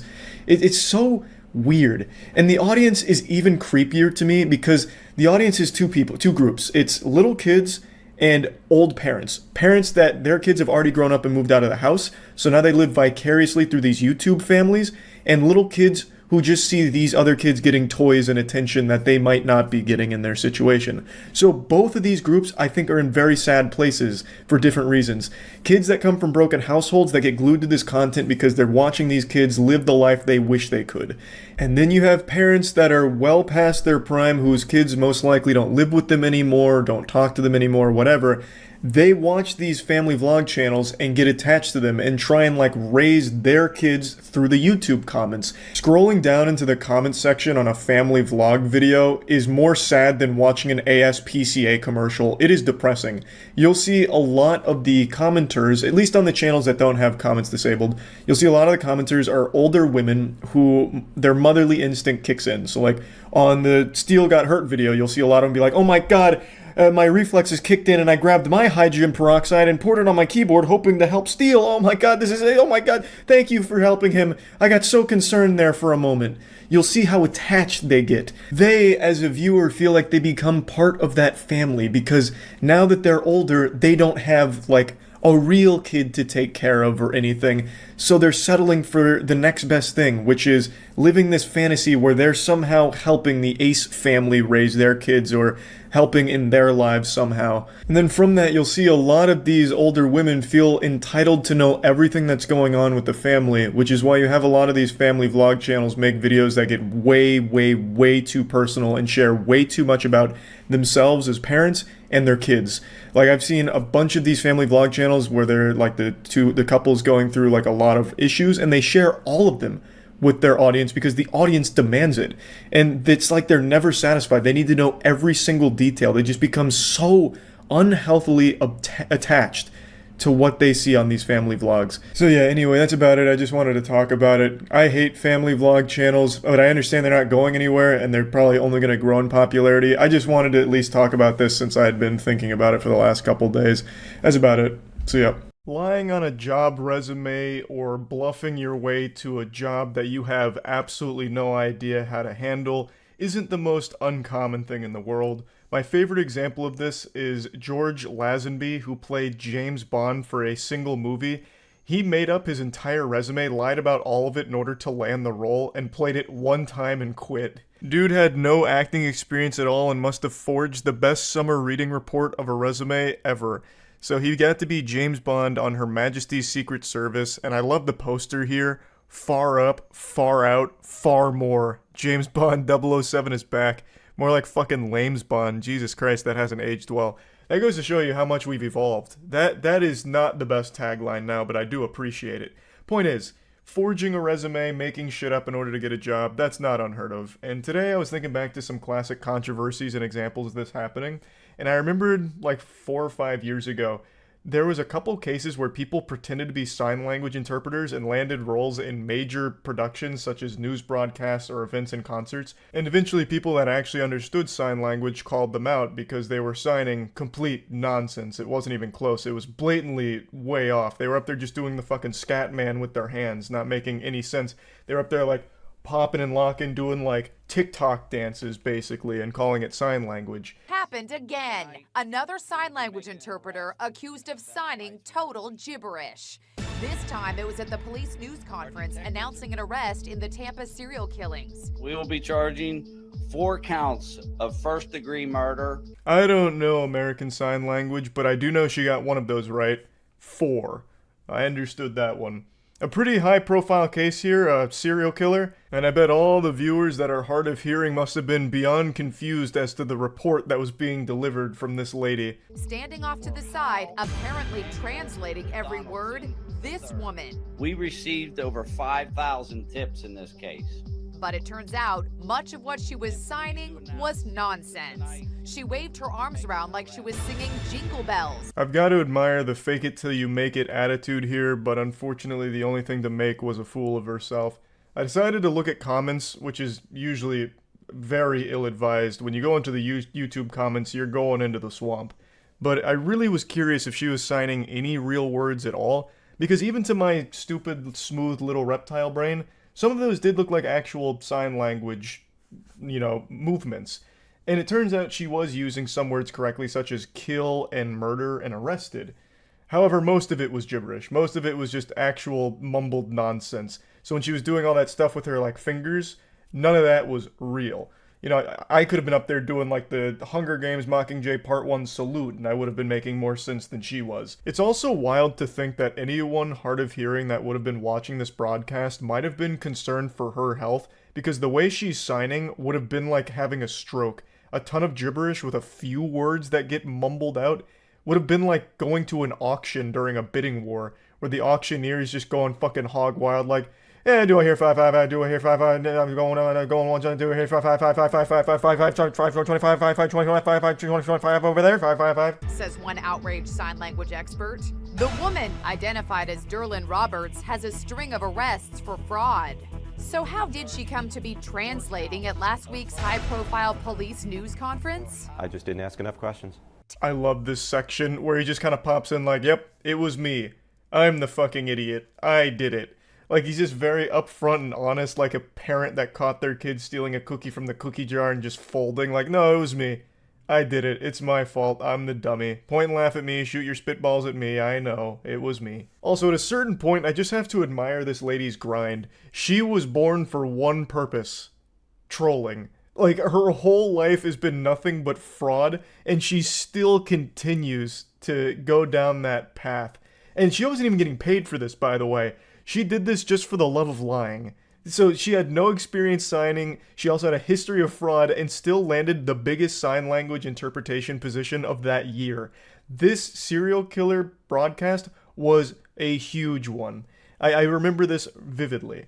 So, hats off to her that she's still able to keep performing at a high level of fraud. Tampa Police Public Information Officer Steve Hegarty told me the woman simply showed up out of the blue and offered her services. My immediate reaction was, I didn't call for a sign language interpreter, but that's great that we have one here. I let her in. Did this woman appear to know what she was doing? To the untrained eye, and that would include mine, I didn't see any problem. There's almost an art form for something being so stupid that it's smart.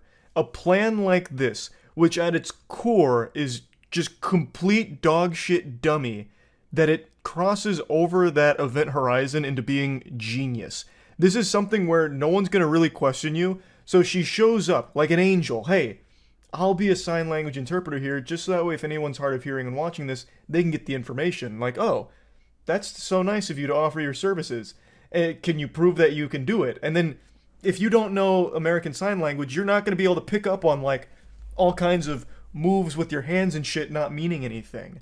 So she could have easily faked her way into it, and she did flawlessly. Like the guy said, to the untrained eye, he had no red flags being tripped off, and they're not going to really background check someone that's offering their service for free, because what would be the incentive? Like, why would they be lying about it? This latest embarrassment comes 3 months after it was revealed that the sign language interpreter at a Hurricane Irma news conference, also in Florida, made no sense. The time to act is now. Hegarty is summing up the latest goof. We won't be using that woman again. Cops say this was not a crime, but it was an ethical violation. So we're going to get to that other sign language blunder in just a moment, because it also happened in Florida, and I also remember that one as well, because I'm from Florida. Now, as he mentioned, it's not a crime to be faking a sign language position, I guess. Since she wasn't charging for her service, she didn't defraud them or anything. She just lied to them and pretended she knew what she was doing. They got pranked, basically. I bet she was giggling the entire way home that she actually pulled this off. She must have like a Facebook group that they do these high-profile pranks in or something. Like, I don't know why she would do this other than just having fun with it, which is still such a wild activity, like a wild hobby, to just pretend to be a sign language interpreter. The time to act is now. It was an urgent Hurricane Irma evacuation order, but look at the sign language interpreter on the right. He's actually signing total gibberish. What's he really communicating to deaf citizens caught up in the hurricane crisis? Words like pizza, monsters, and the sentence, help you at that time to use bear hug. This situation actually has a lot more nuance compared to the last one. In the last one, it's like that Shaq meme, I'm unfamiliar with your game. I don't know why that lady pretends to be a sign language interpreter, especially when she's not getting paid for it. She does it just to make the whole broadcast silly and goofy. A mere mortal can't possibly understand her deep, complex motivations for why she fakes being a sign language interpreter. But in this case, the guy did not want to do this. He was forced to. And he actually does have a sympathetic background and actually does have experience with sign language, but told them he wasn't comfortable doing this and didn't think he was cut out for it. So they mention here that he was signing real words like pizza and monsters, both of which could be applicable to a hurricane. A hurricane comes around, you're probably gonna have pizza places being hit. Pizza's not safe. It's not like a fucking safe spot or anything. You might even have pizza flying around the hurricane that could be used as a projectile weapon. So maybe he had a whole spiel he was going to go into about pizza. Monsters, a hurricane is absolutely nature's monster. It's been called that since the beginning of time. And then about the bear hug. You know, better hug your loved ones because you might fucking lose them in the hurricane. There's plenty of ways of spinning that where it makes sense. But point is, he was using real words and actually stringing together sentences.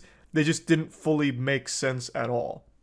Deaf actress Marlee Matlin posted, "This is outrageous." Please heed our warnings. The interpreter's name is Marshall Green. Officials in Manatee County asked Green to step in because no one else was available. His mom, brother Morgan, who is hearing impaired, and Morgan's fiancée Chauncey are coming to his defense today. This is where the plot starts to thicken. You can see where the narrative is about to get real convoluted and confusing here. So, they called upon him, like Batman with the signal in the sky, in order to be the sign language interpreter for the evacuation orders for Irma. That's a very serious thing. The evacuation for Irma was a huge deal. I got evacuated during Hurricane Irma. Now, luckily, I didn't see his broadcast, and I don't understand sign language, because if I did, I may have ended up just getting a pizza and writing it out, which may have fucking killed me. Who knows? But point is, they chose Marshall, saying they had nobody else to go to, so it was their last-ditch Hail Mary, desperate attempt to get some kind of sign language interpreter up there for the broadcast to relay the information to the hearing-impaired community. I don't know how they chose him. Someone must have just been like, hey, I saw Marshall do the fucking Vulcan salute at the office one time. Good enough, bring him in. Surely he knows sign language. He, told them he didn't think that he was able to do it, and felt like that they needed him to. So he said yes.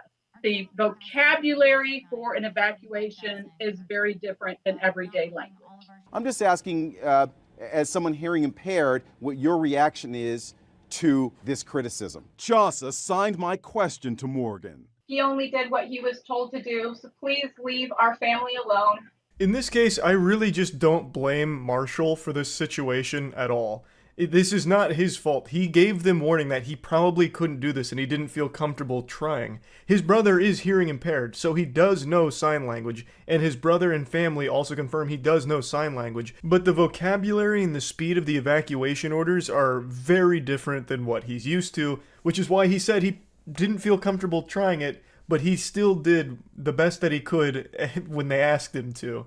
So I do really feel bad for him and the family here, because this is really not his fault. He didn't want to be there. He didn't lie to get there, and he didn't try to, fuck the whole thing up. But anyway, I just wanted to talk about these because they popped into my head this afternoon, because I remembered there was so much sign language controversy for a year, where even outside of these two cases, a couple other sign language interpreters were revealed as complete frauds, and they were ones that actually traveled with bands and rappers where they'd sign the songs, and it turns out they weren't even signing anything close to the songs. So the whole thing was just a wild little trend almost, and just want to talk about it. That's about it. So yeah. I just watched an extremely interesting and very sad video about the production of disposable vapes. I didn't even know there were disposable vapes. That just sounds like it opens up a whole can of worms, just a plethora of issues. That is just the biggest middle finger to Mother Earth I could imagine. But anyway, the video comes from a YouTube channel named Machina. And there's one position that gets highlighted that blew me away. A role that I couldn't have even imagined as a joke existing. A professional vape taste tester. At least I think it's taste testing. There is an individual who smokes every single vape that comes through the production, up to like 10,000 or more vapes at peak days.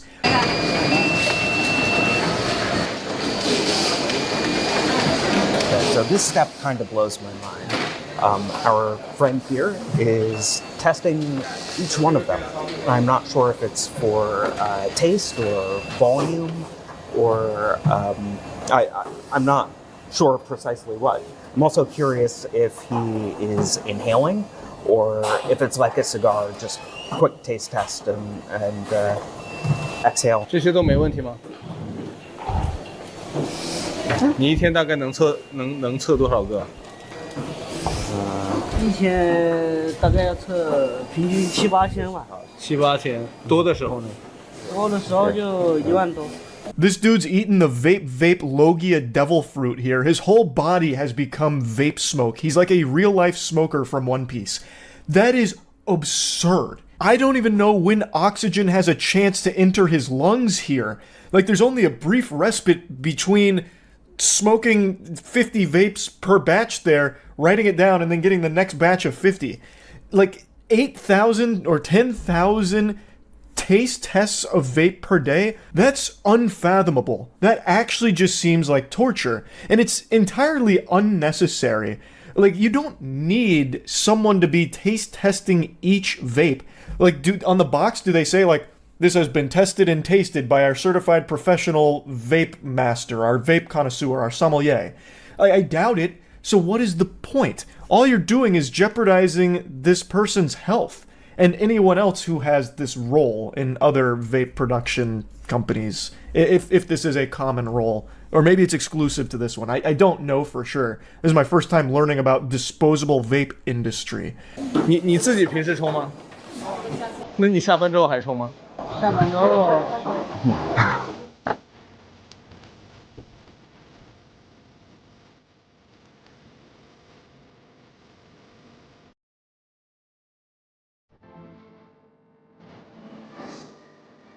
Even after huffing thousands of vapes per day, he still vapes after work, just for the love of the sport. Not even on the clock for the job. He just still vapes. That is a brutal addiction. Now, I know a lot of people are probably wondering, if you purchase these vapes, does that mean all of them have been sucked on by someone at the production line?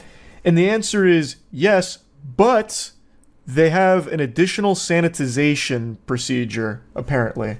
It is worth noting that there is a final sterilization step that happens before the vapes get packaged up and sent out for consumers to purchase. There's no footage of this sanitization process that the vapes undergo, so there's no telling what exactly it consists of. Maybe it's something super simple, like, hey, we got a position filled by our buddy Frank, and he takes his shirt and he wipes down the mouthpiece of every single vape to get all the germs off from where the taste tester was sucking on it. So don't even worry, it's been thoroughly cleaned and disinfected. But it's more than likely that they do have like a pretty standard sanitization protocol that I imagine most companies probably have. They just don't show it here. Now, the reason I believe that he is taste testing the vapes is because Machina interviewed the owner of the factory and said this. 就像对于某些岗位，我们是必须他要会从跟品控啊、你口味测试啊、调香啊，对吧？同一个口味，但是有一些很细微的不一样的东西，我会问他这个跟这个它的区别在哪里，看他会不会抽得出来。比如说这个微凉，或者这个稍微有一点尾调啊、发火啊什么之类的一些很细微的东西，我们会给到他去抽。So to me, that says that the employee that's smoking all the vapes, up to 10,000 a day, is testing each one and then noting how the flavor balances and like what it makes them feel and making sure that the flavor is what it's supposed to be. So that's the impression I get. But this whole idea of a vape taste tester is so fucking outrageous. It reminds me of this legend that spread like 10 years ago. There was this myth that went around about a sex toy company. I can't remember which one now. It might have been Bad Dragon. I can't recall. But there was this story that got circulated about how every single sex toy that was sold by that company, each individual unit was tested by the owner to ensure that you could fuck it properly or it could fuck you properly. And that was like the stamp of approval. That was the seal of quality assurance. I don't know the authenticity there. I don't know if those claims are true or not. I don't know if there really is like the Fleshlight fuck master who's like grading each individual unit or whatever.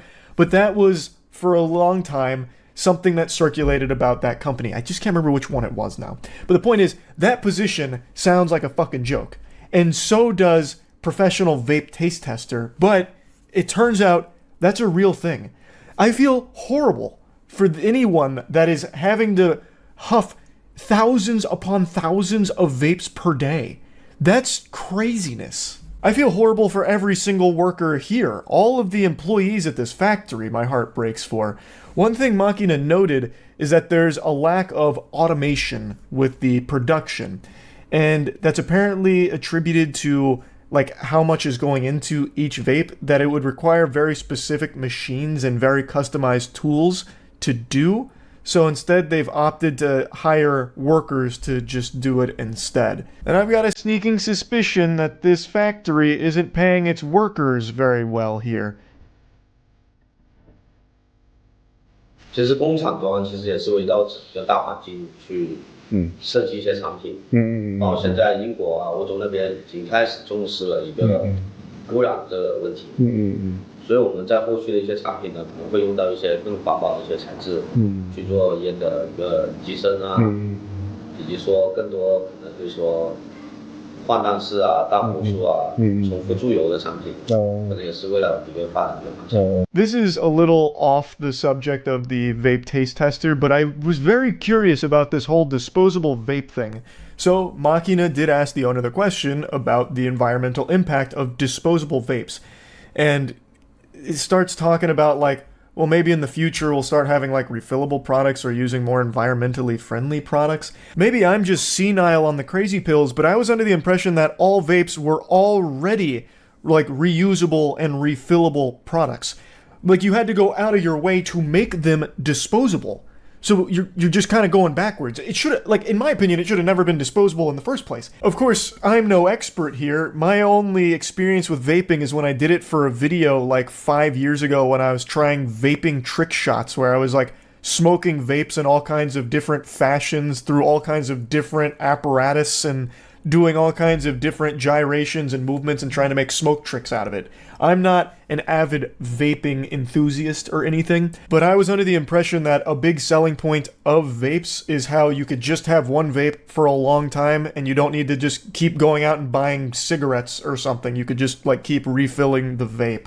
Maybe I'm totally wrong though, but anyway, I just wanted to talk about this a bit. That's it. See ya. Being a fast food worker has to be one of the most dangerous jobs in America, second only to a firefighter maybe. Over the last like 3 or 4 months, I'd say, things have been reaching this crescendo of madness in the fast food industry. Pretty much every day I'll hop on Twitter and see like 5 new viral clips of public meltdowns or freakouts or fights at fast food restaurants like McDonald's, Dairy Queen, Burger King. God bless any soul that eats at Burger King. May the Lord have mercy on you. You know, just every restaurant having all of these wild over-the-top freakouts, and sometimes it just leads to death. You can Google any fast food restaurant right now and probably find 6 or 7 fatalities that occurred there just this week. It's been getting scary. Like 2 months ago, there was that shooting at Subway where a guy just shot one of the workers, killed them because he had too much mayo on his sandwich. That's fucking horrifying, getting blasted because you went a little heavy on the mayo. Like, what is this, Mad Max in the Thunderdome? It's scary. Like, you never know what you're going to encounter at a fast food restaurant, whether you're gonna see wiener or see a giant fight. Like, anything's on the table. Sometimes people aren't coming in there for food, they're coming in there to just fuck shit up. So I genuinely do think there's a lot of danger associated with working in the fast food industry right now. I don't know if it's always been this way, or if it's like just getting worse for some reason. I couldn't tell you, but since since smartphones are so common right now, you can see all of this happening every single day across the country. And a lot of it's really entertaining freakouts, like the one I'll show you right now. But then there's just a lot of really fucking scary ones too. Like, my heart genuinely does break for anyone in the service industry, and I wish you nothing but the best.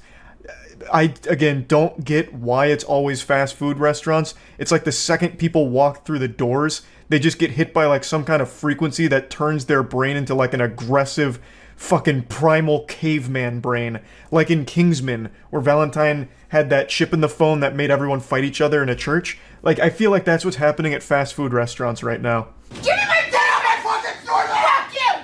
Give me my fucking meal! Where's my... You fucking goof! Where's my fucking... Give me my fucking meal! Unfortunately, we missed the introduction here and what led up to the confrontation. I guess the cameraman was too busy getting the popcorn together instead of filming, but I'll fill you in on the details. So this happened at a Dairy Queen, and the lady in this video here, this angel, she was spending about 20 minutes in the bathroom smoking meth.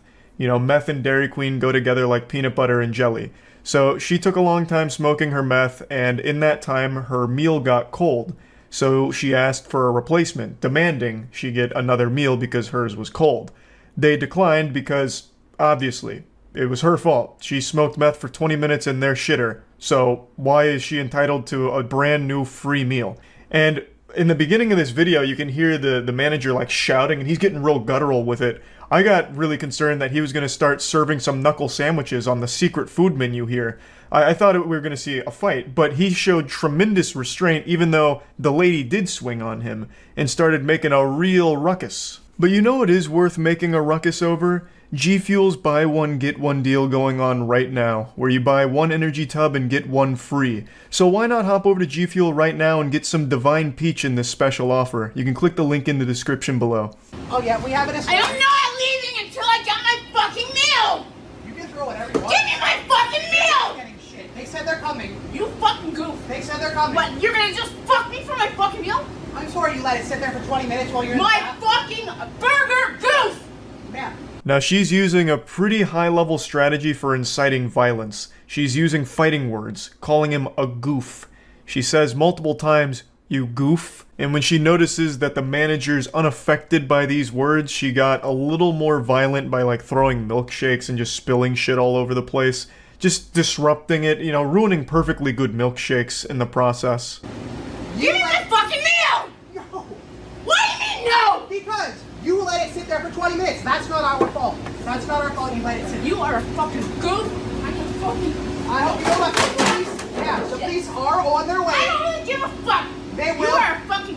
You're you want to be a tough guy? You're a scum cunt.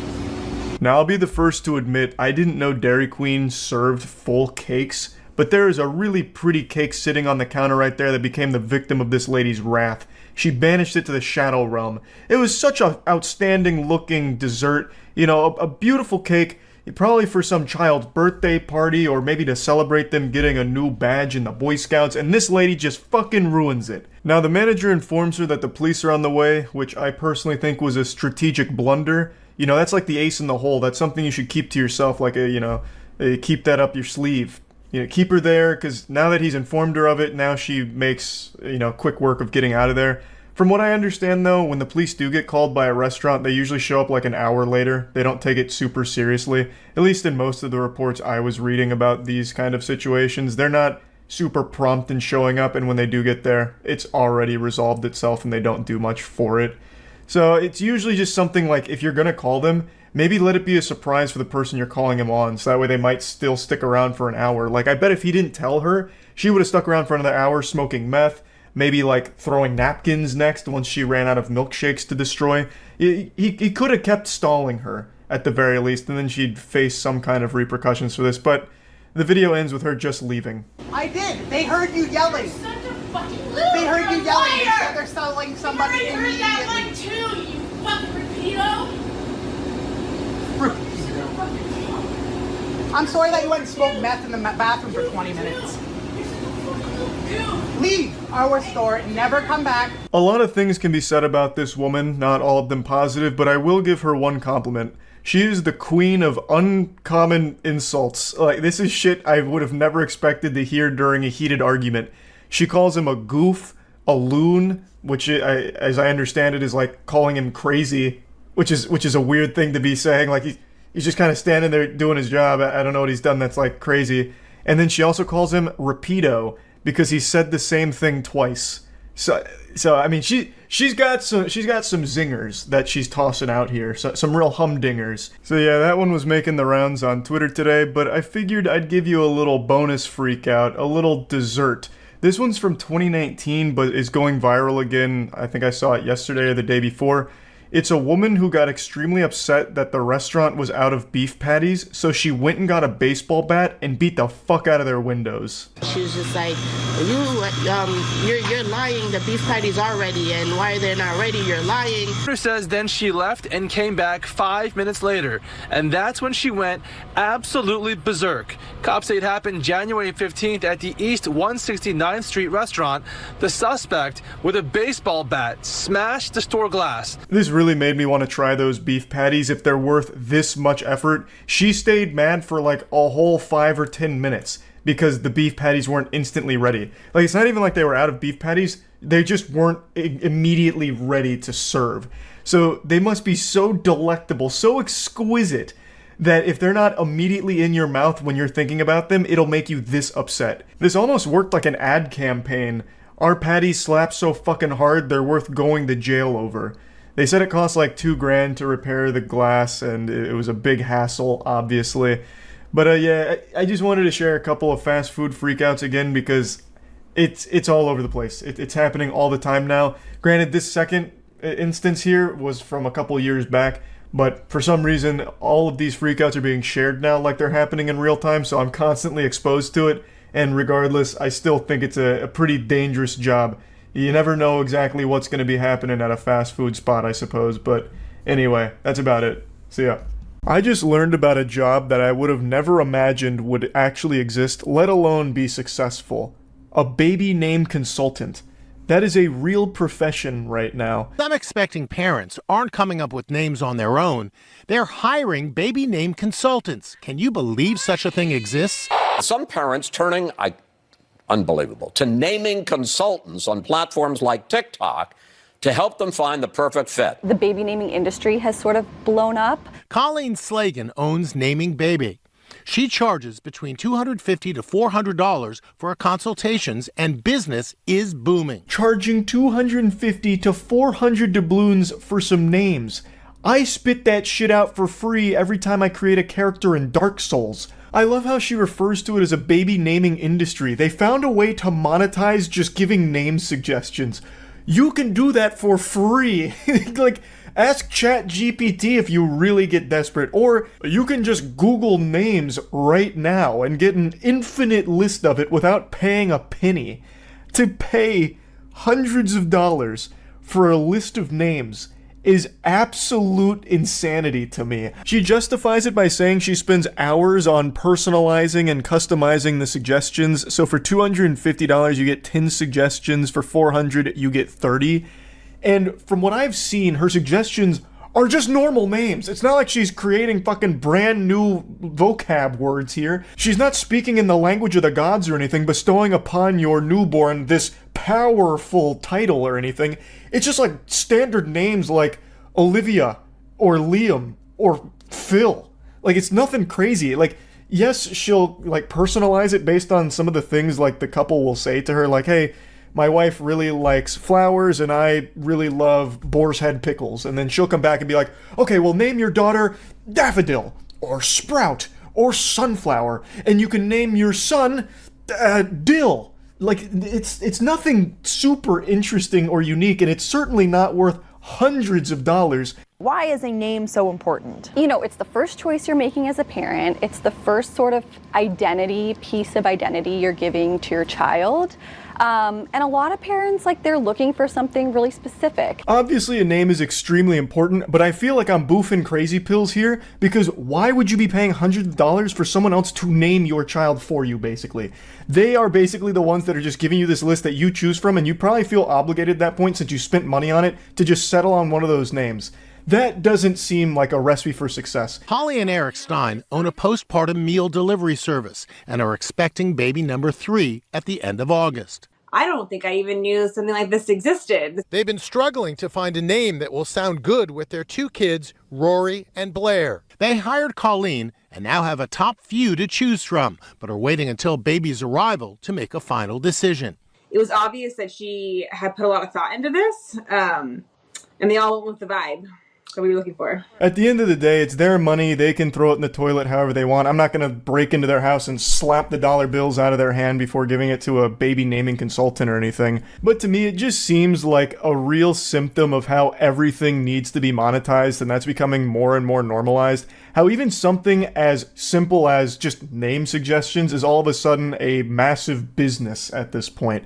That's just so fucking dystopian to me. I'll go ahead and break the magician's code here and reveal some great names for free. If there's any expecting couples out there, please feel free to use these. There's no royalties on them, copyright free, no trademarks.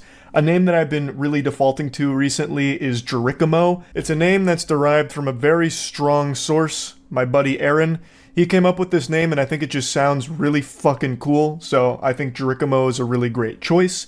Another one that I've always really appreciated is Avagantimos. It was a name that I came up with on the spot a long time ago when playing a horror game called Penumbra, which could also serve as a cool name. Penumbra sounds awesome. It's like a cool Pokemon, you know? But yeah, Avagantimos makes it sound like some kind of ancient gladiator. There's also Geth, which I think is a really cool sounding name from Mass Effect. If you've played Mass Effect, that name will have even more meaning for you. Mass Effect 3's base ending was absolutely atrocious, but it doesn't mean that the name Geth is sullied in any way. Plus, the DLC did help with the Mass Effect 3 ending anyway, so Geth could be a strong option. There's also Glarb, which is a frog in Magic the Gathering from their new set Bloomburrow, and Glarb sounds great. There's Bilgist, which is something I made up right now, and I'm recognizing that that's probably not a strong choice. Your kid will absolutely be subjected to bullying and being made fun of for that, so don't go with Bilgist. But all the other options I listed, those are cool, and I didn't charge you a penny for those. She provided examples on her website about how a consultation kind of goes, so after you fork over a few $100, this is kind of what you can expect. You'll send her a message kind of going over the situation, all of the lore. So in the example here, they explain that they're not loving any of the names they've brainstormed for baby number 2, the sequel. They have a daughter named Lola. There's a couple names they're considering, like Killian, Otto, Merrick, etc. And for the most part, they're not nickname people. They kind of want more uncommon names. That's basically the gist of it. Colleen then takes in all this information and starts computing. She gives her opinion on the names they're considering, as well as giving them her impression of their style. So she says their style feels very vintage, timeless, and ahead of the trends, and that she gets a guy in the beanie at the coffee shop, old soul kind of vibe. Which honestly almost sounds like an insult. Those sound like fighting words. I'm surprised an argument wouldn't break out in this example here. Like, what do you mean? That's not my vibe at all. But then she gives her perspective on the names that were vetoed. And all in all, it basically just kind of plays out like taking an old BuzzFeed quiz. Like, it doesn't really have anything super useful here. It's just her kind of just saying about the names and the impression she gets. Then she gives her name suggestions, and I'll go over a couple of them. So she said that the common denominator between all of their names is that they are uncommon. So she tried to keep that in mind and then came up with Jennings.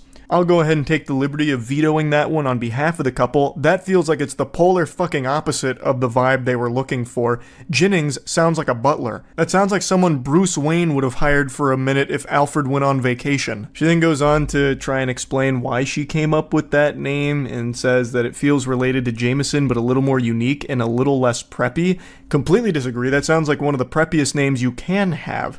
She then says that she thinks Lola and Jennings both have the cool factor and make a great sibling set. Whatever that mumbo jumbo means. Her next suggestion was Briggs or Brig. She then says that it's another surname that reminds her of Banks, but a little less Mighty Duck. It feels like a fresh take on Brooks, which is getting quite popular.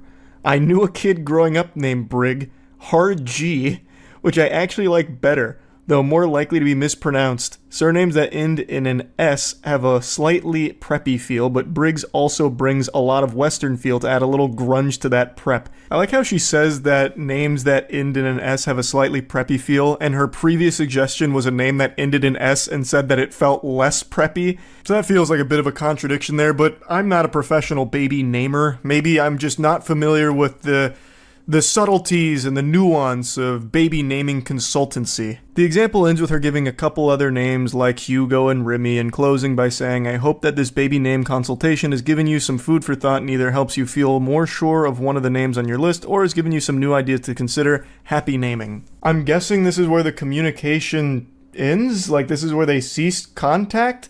I'm not really sure how this works, but I was looking up if you get a refund if you don't like any of the names that she suggests, or if you can request additional names for no extra charge if you just didn't like any of the first batch. And I can't find anything on that. I don't know if I'm just missing it on her website. It's kind of set up in a weird way. But just imagine paying $250 for 10 names and you don't like any of them. What a huge, colossal waste of cash right there. I feel like you should be able to give your input on it and see if like maybe you two can come together and iron out like the perfect name. Because hoo-wee, if you're paying $400, I would expect that you and Colleen here would really work hard to pinpoint that motherfucking name. That's a lot of money to get suggestions that maybe you don't even like. So I can't find any information on what happens if you don't like the names, but I still think that this job is such a weird one. This is something people do for free and should be free. You're just asking for naming suggestions. Why are you going to be charging hundreds of dollars for that? But anyway, just had to talk about this a bit. That's it. See ya. The title of this video isn't clickbait, it's not an exaggeration, and it's not a delusional take from some maniac that thinks chocolate milk comes from brown cows.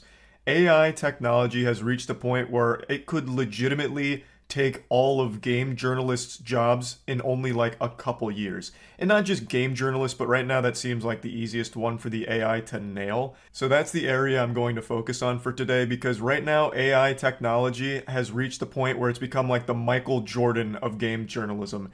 It writes absolute bangers that are indistinguishable from real game journalist pieces. You're probably not super surprised to hear that because AI art has become so mainstream and so massive. Everyone is probably aware of AI art by now, where machine learning algorithms are able to create absolute artistic masterpieces. So much so that an AI-generated piece of art even won an art competition. It is making some heat. Like, it is producing fire that nobody can tell the difference between if a human being made it or if a machine cooked this bad boy up. It's some actual Skynet shit where I feel like we're not far off from the AI becoming self-aware and sentient and then start calling human beings a parasite that must be purged.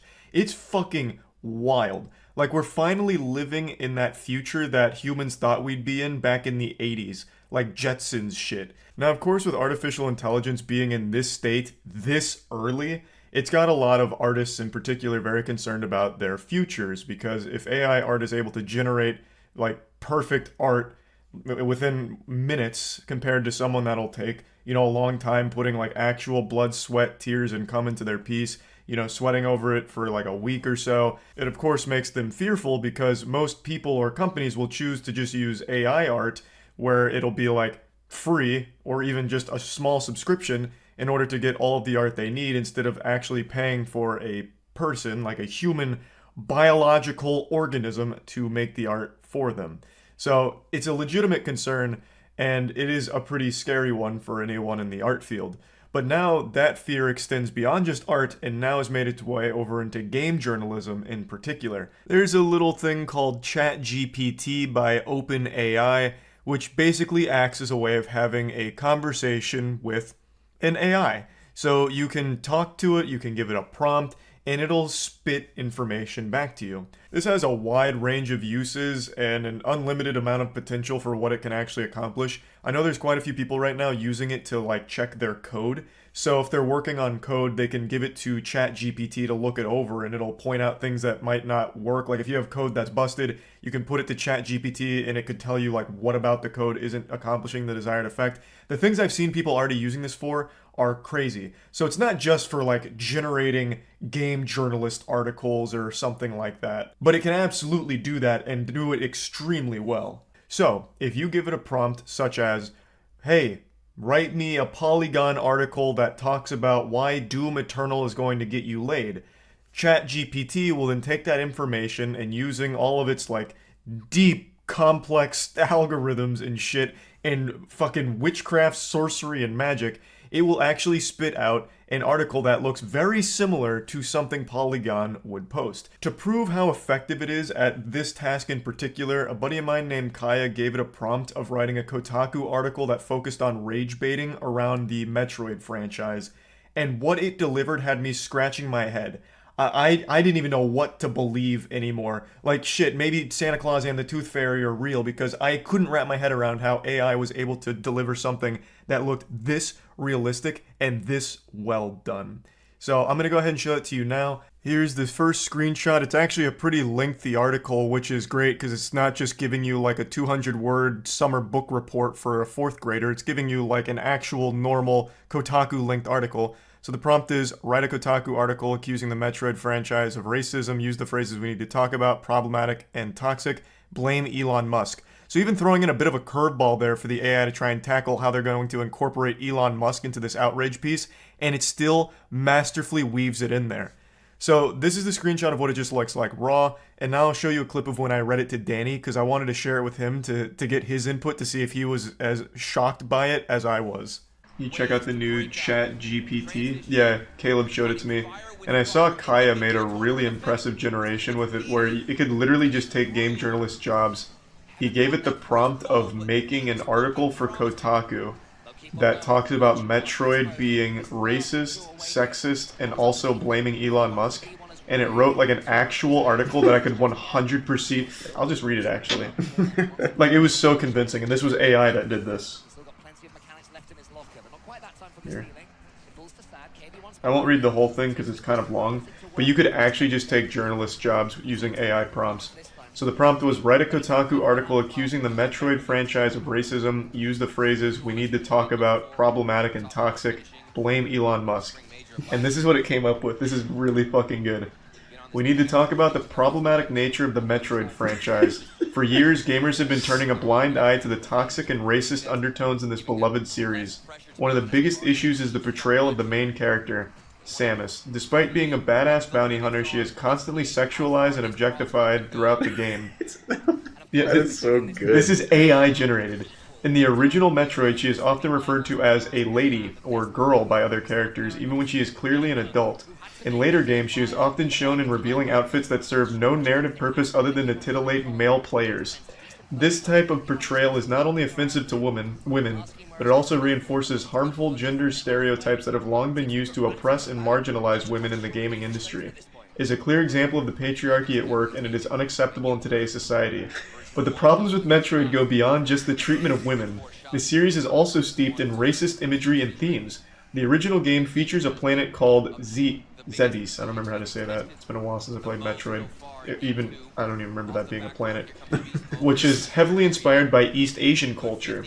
The planet's inhabitants, the Zebesians, were depicted as mindless drones who are easily defeated by Samus. This portrayal is not only offensive to East Asian culture, but it also perpetuates the harmful stereotypes about people of color being inferior to white people. This is like an actual... That is a real Kotaku... That's actually a better article than what I've read on Kotaku. That would legitimately be a, like, massive article for Kotaku that no one would bat an eye at. They'd be like, yep, that sounds like a messed up Kotaku its article. prompt, though. It didn't blame Elon. Oh, I didn't finish reading it. Oh, you didn't finish it? Okay. Here, I'll slide it in, because they even did a good job with that. Like, here, fine, we'll finish it. We're in too deep. So here's the second part. It's time the gaming community come to take a stand against this kind of toxic and racist content. We need to demand better from developers and publishers and hold them accountable for the messages they're sending to players. This is especially true for a franchise like Metroid, which has a large and dedicated fan base. And let's not forget about the role that figures like Elon Musk have played in all of this. Oh my god, that is such a good segue. Yep. Musk has long been a vocal supporter of the Metroid franchise, and he has even gone as far as to name one of his rockets after the main character. By lending his support to a franchise that is so deeply rooted in harmful stereotypes, Musk is complicit in the perpetuation of racism in the gaming industry. It's time for the gaming community to reject the racism and sexism of the Metroid franchise. We need to demand better from developers and publishers and hold them accountable for the messages they're sending to players. This is not just about one game series, but about the industry and culture surrounding it. Let's make sure that the gaming world is a safe and inclusive space for everyone. That is so good. Yep, AI generated. That is an AI generated Kotaku We should article. do 100% of Moist Esports press releases AI generated.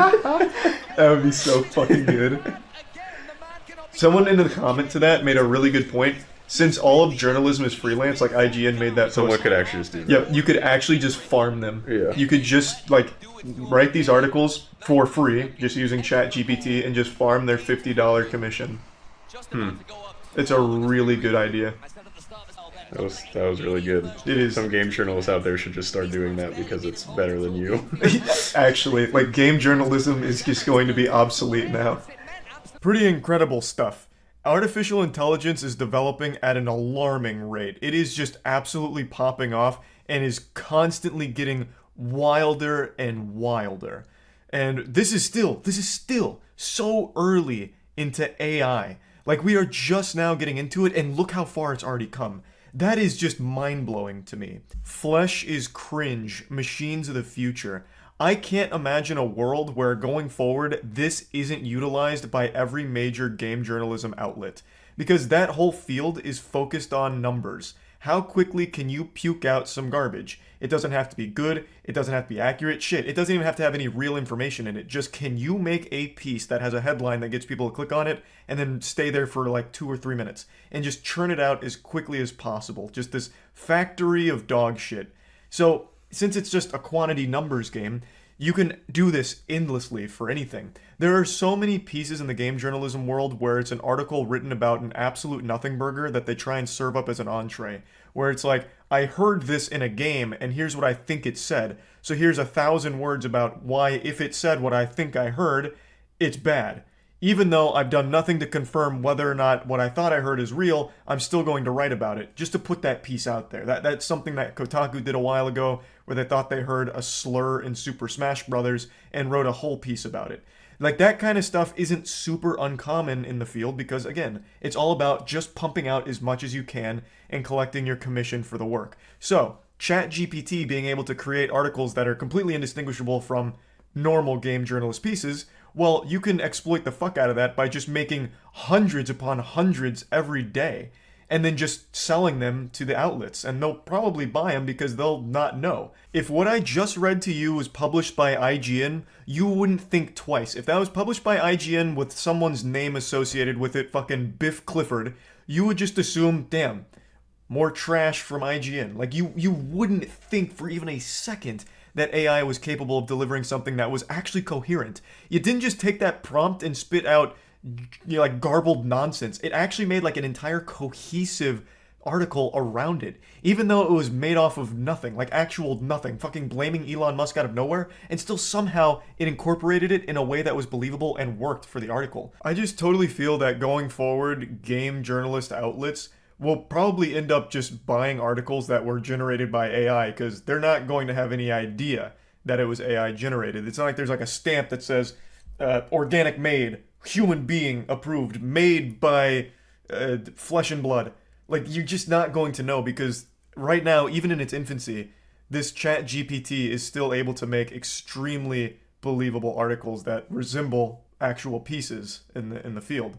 And even, let's extend the scope bigger. Maybe they don't want to buy any pieces from game journalists anymore. Maybe that entire profession just dies, because why would they bother to pay someone to write articles for them when they can just do it themselves using the AI? They can write their own articles by just giving it a couple lines of a prompt for their piece and then publish it. and that saves them the money of hiring a writer or paying a commission on a freelance writer. It saves them a big expense. So why wouldn't they just go with the AI option? So yeah, I just wanted to talk about this a little bit because like I don't really see how game journalists can compete with AI being able to churn out this many articles this quickly and actually have them be this well made.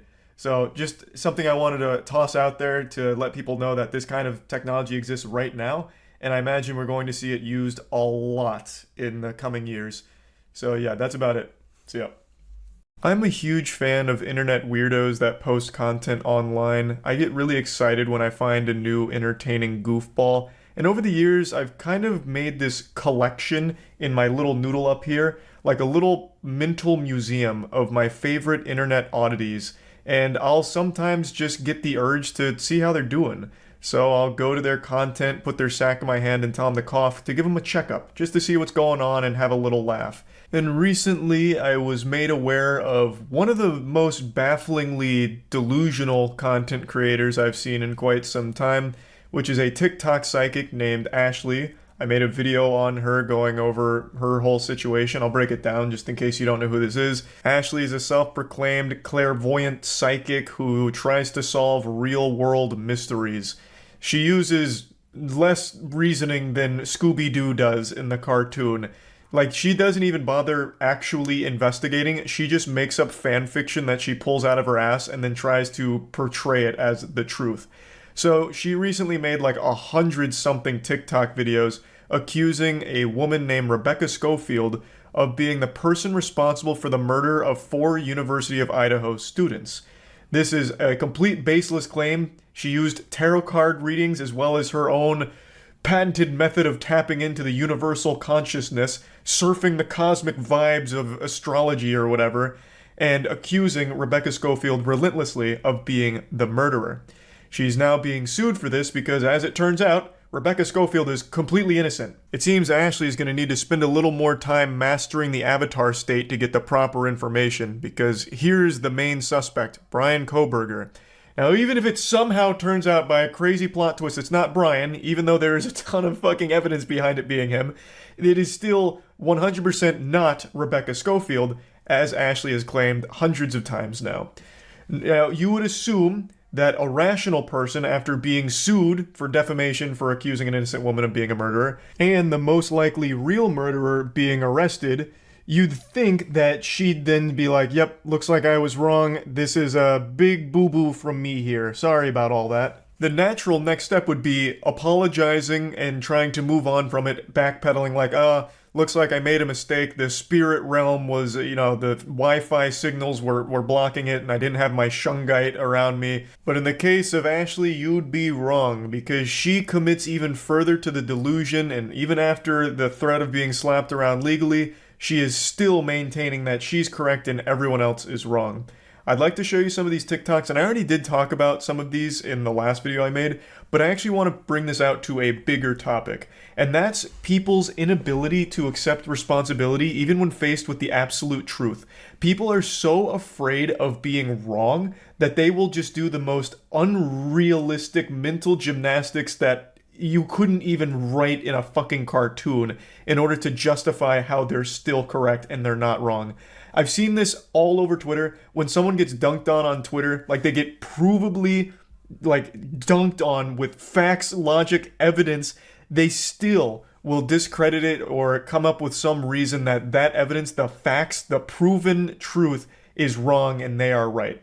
It's this weird defense mechanism that's so infuriating. You see it all the time with flat earthers. How many times have flat earthers proven with their own experiments that the world is round, and yet they still decide to believe that it's flat? It's people still just wanting to feel special. And it doesn't matter what you bring to them, no matter how bulletproof the evidence or the truth is, they'll just decide not to care. They'll just go back to that belief that makes them feel like they're above everyone else and their intelligence is unrivaled.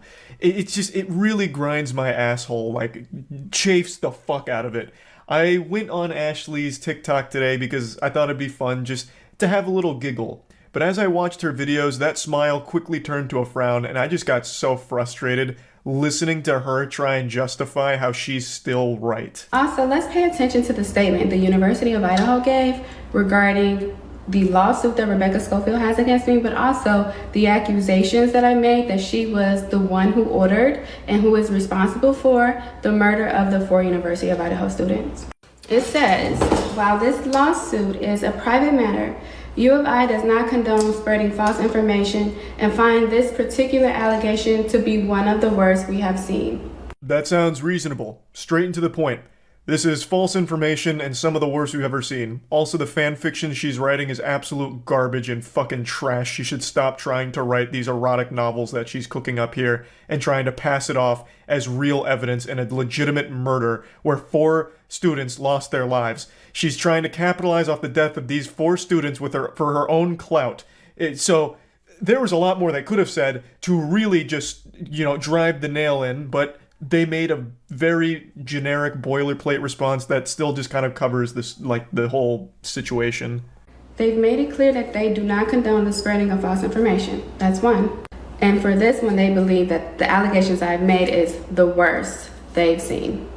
Let's pay attention to what they didn't say, which is they didn't say that they agree that Rebecca Schofield didn't know these students. They didn't say that they agree that she didn't teach these students. And they didn't say that they agree that she didn't advise or mentor any of these students.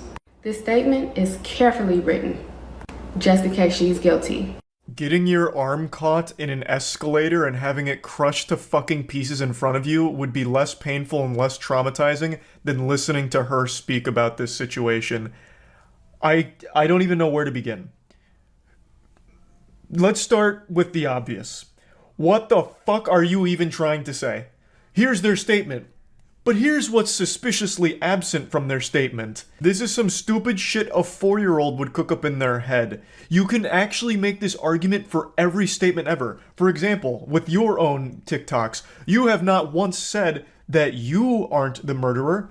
Should I start suspecting you as a culprit in this case, as one of the chief suspects? You've made hundreds of TikToks, and I don't think you've mentioned being innocent here. Where were you on the night of the murders, Ashley? It's very odd that you've chosen not to proclaim your innocence or mention where you were on the night of the murders. Now, I'm starting to, furrow my brow a bit here and wonder, what's going on behind the scenes, Ashley? Why hasn't that been part of any of your statements? Peculiar, isn't it? They didn't address any of the brain-dead shit that you said in this TikTok in their statement because they didn't fucking need to. It's already been proven by law enforcement that you're just wrong on every single goddamn claim. It's a lot of people on YouTube, on the news and articles, the comments, TikTok videos, whatever. When the truth comes out and you see that I'm right, I just want you guys to leave that stuff up and stand on what you said. Don't delete it and try to bandwagon. Stand on it. Your arrogance makes me want to cry. Ashley, if anything comes out that's even remotely adjacent to you making a claim that's almost grounded in reality, I will actually shit my fucking pants. Of course I will keep it all up. For those that don't know, a bulk of her claims were about Rebecca Schofield and her internalized lesbianism, where she was an advisor or a mentor to one of the students and she fell in love with her, but this conflicted with her traditional values, and then the student, she was kind of old, and then, but what about Rebecca's husband? And she just made like a 50 Shades of Grey novel around real murders and blaming a real innocent lady for all of it. And not only her, she also throws another real person under the bus as a potential murderer here, talking about how they, fucking formed this kind of villain alliance here and hired assassins to take out the students. It's an unreal amount of garbage, and it actually does make me upset that she truly believes it so firmly. I took a nap. I tried to quit, but I can't quit. And I don't even want to cry on you, but when I went to sleep, I had a dream. And in the dream, it was Kaylee's mom and Kaylee's dad. And I was by Kaylee's mom, and we were just crying. And that is so hurtful. But anyway, I'm not going to quit. I've mistakenly let them lead me into masculine energy, which is protective energy, Because of the lawsuits and all the negativity and the media and the comments and things of that sort, I've let them force me into masculinity, protective energy. But I should have continued to focus on what I know, which is feminine, intuitive, receptive energy. Absolutely disgusting. She's now talking about how one of the victim's parents came to her in a dream and they were crying together over all of this. And then, you know, all of the negativities forcing her into masculine energy. Whatever the fuck that means. I did, however, get a laugh out of this whole, like, masculine versus feminine energy thing, as if it's just something that can wash over you because some people left mean comments or called you out on your bullshit. Like, damn, goodness gracious, I looked at a piece of wood today and the masculine energy nearly made me pass out. Or like, hey, Charlie, we're going to a bar tonight, are you in? Nah, sorry, I can't, bro. I ate a Pop-Tart earlier today and I got hit with some childish energy, so now I'm no longer old enough to drink. But you guys have fun tonight. Just such a fucking stupid, silly thing. Long story short, I'm not posting no more free information regarding this case online anymore. You got people on here asking me information and using my information, then turn around and saying I'm crazy or leading protests against me and allowing me to be badgered. Even when she does decide to shut the fuck up, which I imagine she was advised to do by a lawyer who's instructing her to stop, hit the brakes as hard as possible and stop posting this shit, she still tries to spin it as like a victory for her and we're all the bad guys for calling her out on how deplorable the whole thing is. So yeah, I just wanted to go over this because I am so tired of people just refusing to accept reality. Like, there's nothing wrong with being wrong. Like, changing your beliefs is a natural thing. It's healthy. You should change your beliefs. You shouldn't have the same beliefs right now as you did 10 fucking years ago. You should be evolving as you're getting new information, you're learning new things. Your beliefs should also be evolving as well. There is no reason to stick to something that is provably wrong and false. It just makes no goddamn sense, and it made me upset today, damn it, and I needed to rant. That's about it. So yeah. Alright, fine. Let's talk about Just Stop Oil, the saviors of soup, the mashed potato paladins. I'm sure you're familiar with them by now. Their big claim to fame is the time they threw tomato soup on that Van Gogh painting about a week ago. I'll go ahead and play the clip in case you don't know what I'm talking about.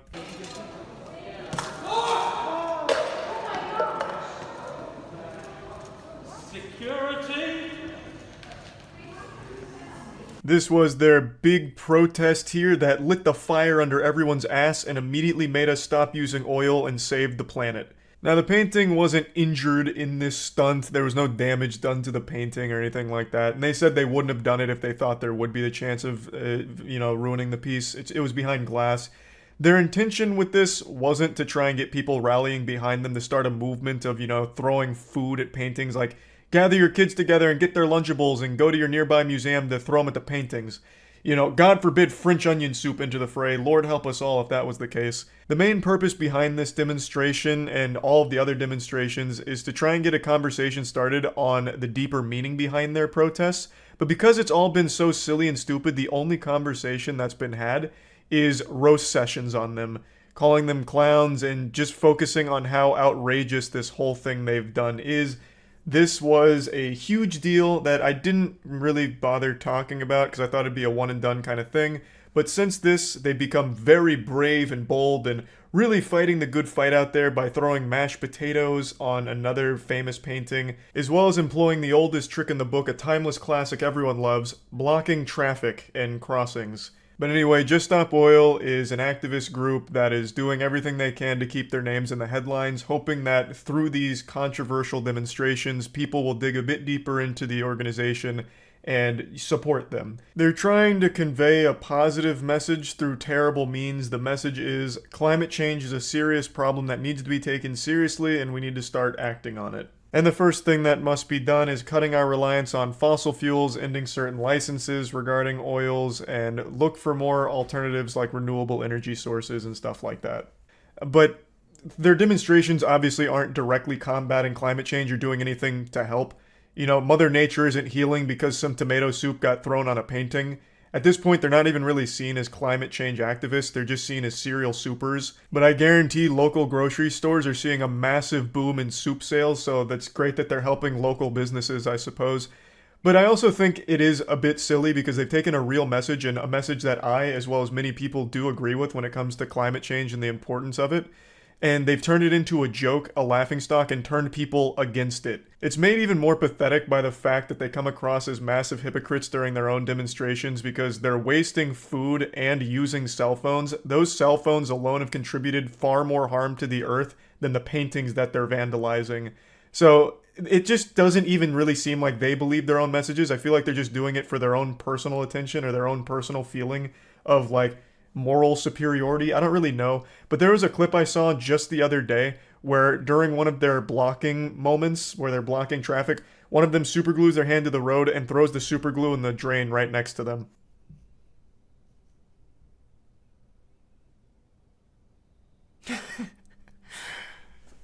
Fighting the good fight. I'm not 100% certain that this was from a Just Stop Oil protest. This could have been Extinction Rebellion or something else, but even still, all of these similar organizations are now using similar tactics, and I feel like it's all started because of Just Stop Oil. But Just Stop Oil is by far the biggest here at the moment, and it's also the one that has some very weird shit going on with it. For instance, it's backed by an oil heiress. An oil heiress named Eileen Getty has donated a lot of money to this group, and that immediately throws into question the legitimacy behind the organization, because it's an oil heiress, right? Like, that immediately raises some red flags. Now, I've done a little bit of research on her. Of course, I'm no expert. I don't know her life or anything like that, but from everything I've read, it seems like she's never directly been in the oil business herself. She's been more focused on philanthropy, but again, I'm not 100% sure. So, take all of this with a grain of salt, but she does back Just Stop Oil, and I do think it is a really weird look that an oil heiress is someone that's kind of behind this. I don't know if this is conspiratorial, but I do think there is merit behind the belief that Just Stop Oil is purposely silly and useless with their protests in order to belittle the message behind Just Stop Oil, to try and make people turn against it and only look at climate change as like a joke and equate climate change with soup throwing public protests, where they're immediately just going to be like laughing about it and just not take it seriously and weaken the message, because all of these protests are dumb. They may be throwing tomato soup on paintings, but the entire public is throwing tomatoes at them, and it just completely takes all of the real messaging down. It's been doing more harm than good to the cause that they're supposed to be rallying for. And it's also weird that they're not actually targeting anything directly related to what they're protesting against. They're not targeting like oil locations or, higher ups in the oil field or anything like that. They're just sticking with very public things that only affect normal people as opposed to the people in power. The whole thing does feel very fishy. And I've seen a couple of takes from people that support Just Stop Oil about how, it's ridiculous that we care more about art, this old painting, than we do life on Earth and the environment. And I think that's an argument in bad faith, because no one's comparing this art to life. Nobody's doing that. No one is saying we care more about this art than the planet. That's just not a conversation that's been being had.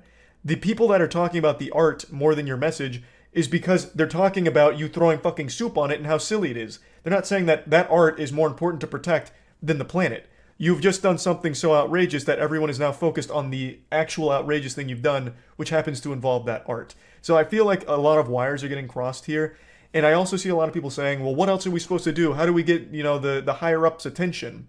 We've tried everything and nothing's changing. So why don't we do these big public displays? And this perspective I can kind of understand, feeling powerless and just trying to do anything to put the message out there. But why does it have to be something overwhelmingly negative and negatively affecting the people around you? You can absolutely get this message across in a positive way. Let's take, for example, Mr. Beast. I know this isn't exactly the best example, but Mr. Beast built his entire career around doing extremely positive things, and now he's the biggest YouTuber on the planet. And he is an extremely successful person. I believe the Mr. Beast brand is valued at over $1 billion now. And that's through only positive messaging and positive things. You can absolutely get messages across in a positive way. It doesn't always have to be like some kind of, vandalism or spray painting cars and shit like that, blocking people's route to work. why not try a more positive thing and get people talking about you in a good light? Like, hey, did you see what Just Stop Oil did the other day? They saved 15 kids from a burning orphanage. Man, those are some heroes out there. I wonder what else they're up to. As opposed to, man, I'm 50 fucking minutes late to work because 8 people linked their arms and sat down on the interstate and there was nothing we could do about it. When your entire organization relies on people joining in order for it to be strong, there is a such thing as bad publicity. You don't want people to view you in a shitty way, because then you're going to have less people join and support you.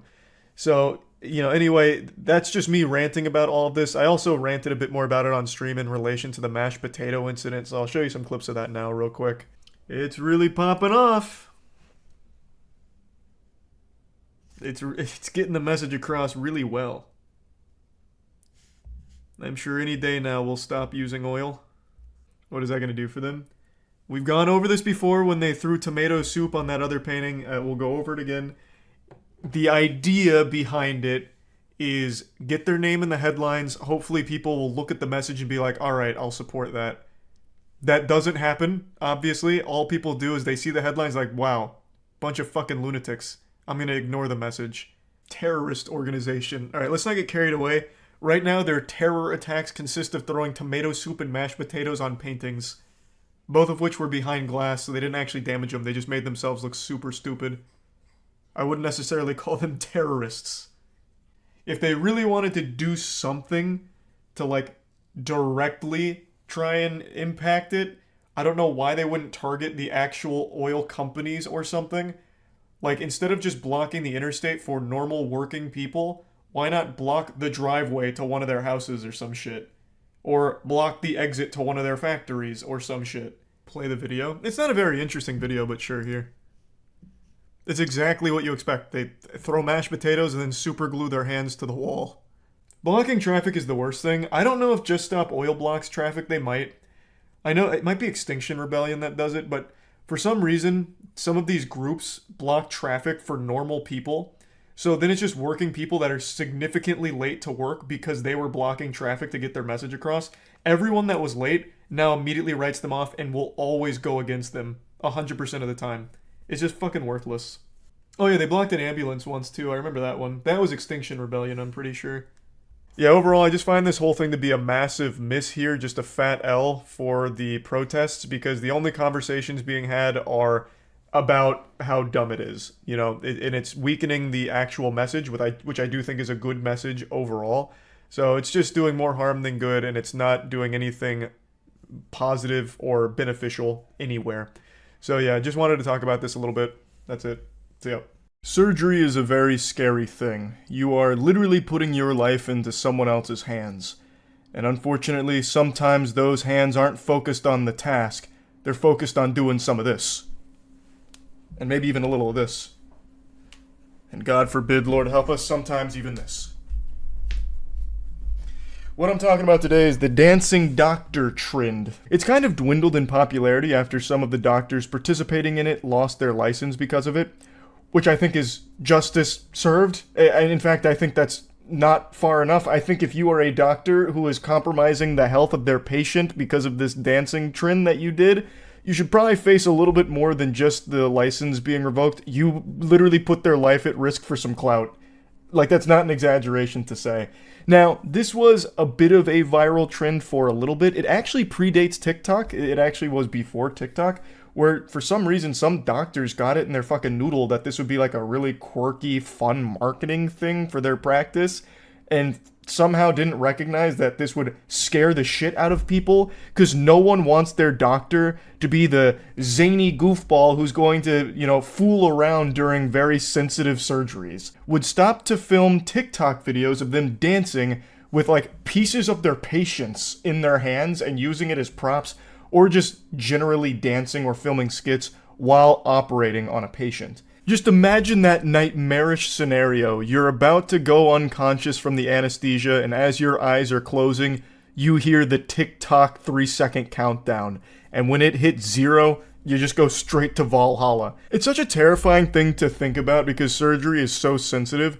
You don't need me to sit here and tell you how dangerous surgery can be. Obviously, if you've developed object permanence, you can fucking recognize that surgery is something that is not to be taken lightly. It's not small potatoes by any means. So when you're going under for a procedure, you would pray that all of the doctors there are on your team, there for you 100% to, fix whatever the problem is or whatever's going on there. But in this trend, it was the exact opposite. It's like they waited for the patient to go to sleep and turn that fucking operating room into a nightclub. Hey, is the idiot asleep? Perfect. Drop the disco ball, bring in the dancing lobsters. Jill, hit it. Where are my boner jams? We're filming a TikTok. And it led to some problems. Now, the one I want to focus on today is a video that actually was very popular a few years ago and is making the rounds again because there is a follow-up to this story that I'd like to get into after showing it to you. Latoya Arsheen was among the first to see video of Dr. Wendell Boutte making an incision and mugging for the camera while the rap song Cut It played. I don't want to get DMCA'd, so I'm not letting the song play, but you know how the song goes. You need to cut it. Little acapella for you. That's Arsheen on the table. Cut It is your song, girlfriend. You did awesome. The photo release form is signed only by a member of Boutte's staff. Where Arsheen was supposed to sign is blank. I feel disrespected on a lot of levels. The song's playing here again while they're dancing with a portion of her flesh. This is actual Ed Gein type shit. This is diabolical. That's like something a Dark Souls boss would do. Use flesh as some kind of instrument. That is so disturbing. Like, I don't know what they were expecting with this video when they posted it. Like, did they think this would become like the official music video for Cut It or something going forward? Or like, I don't know how they thought this was a good idea and how they wouldn't get in trouble for it. Like, this is not what you would want your doctors to be doing while you're under. Because then you have to start to question, well, what else did they do that wasn't filmed? Like, I woke up from the surgery and my butt was a little sore. I'm questioning a lot of things now. Like, what's going on? Like, this is only what they filmed. Far more horrible things also could have been happening off camera. And even what happened on camera is unacceptable. It's just so fucked. Do you think that's your flesh? I think it is, with the Cut It, the remainder of the song. Former patients have now come forward with complaints.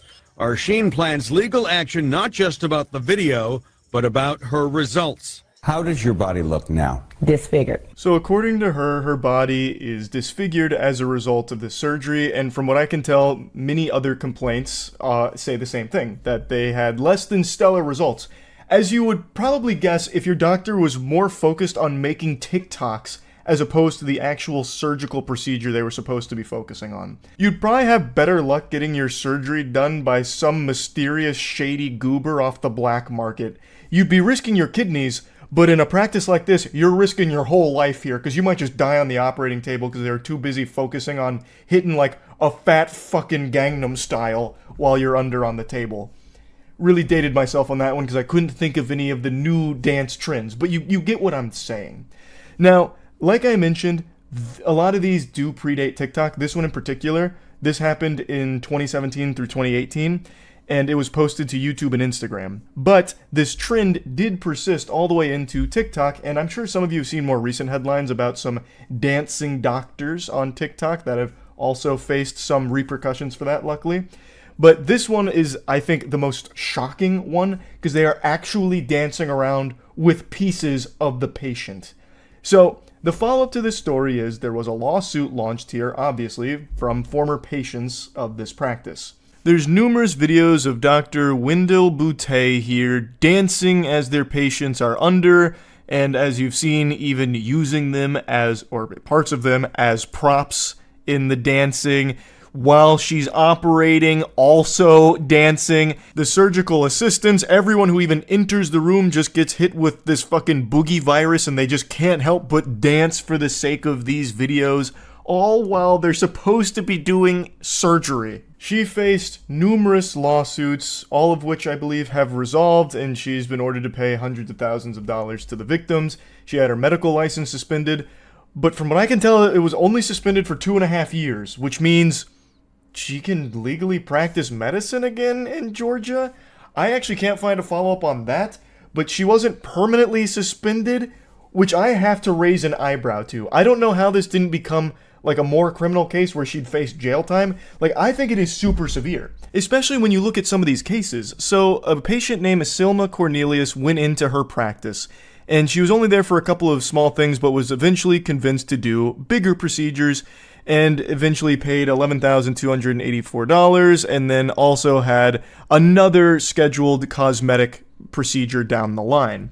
So she went back on February 18th of 2016 to return for that cosmetic procedure, and something went wrong. 8 hours into the surgery, after anesthesia was discontinued, and before her lower abdomen had been sutured, she went into cardiac arrest. Paramedics arrived at the scene, and it took 30 minutes to close up her abdomen, and they had to carry her down the stairs because there wasn't an elevator big enough to accommodate a stretcher. And by the time she arrived at the medical center, she was in severe distress, unresponsive, and unable to breathe without a ventilator, and suffered a severe and debilitating catastrophic brain injury, and left her reliant on a feeding tube and around-the-clock care. The quirky dancing doctor was legitimately ruining people's lives, disfiguring them permanently, and in this case, leaving a woman with permanent brain damage. Under no circumstances should she be allowed to practice again. It's not like this is just some kind of freak mistake that she made one time. She had dozens of videos doing this with many victims. Like, this isn't just some kind of whoopsie-daisy that someone makes, like, oh, how was I supposed to know that dancing during surgery and, parading around parts of the patients was a bad idea? Like, what do you mean? This is new information that nobody knew. Like, I couldn't have avoided this. This was truly inevitable. It's fucking ridiculous. I really think she got off very easy in this case. Yes, she was ordered to pay back hundreds of thousands of dollars to some of the victims, but she was also an extremely successful dermatologist. I don't think that hurt her very much. Like, she got off of this, in my opinion, very easy.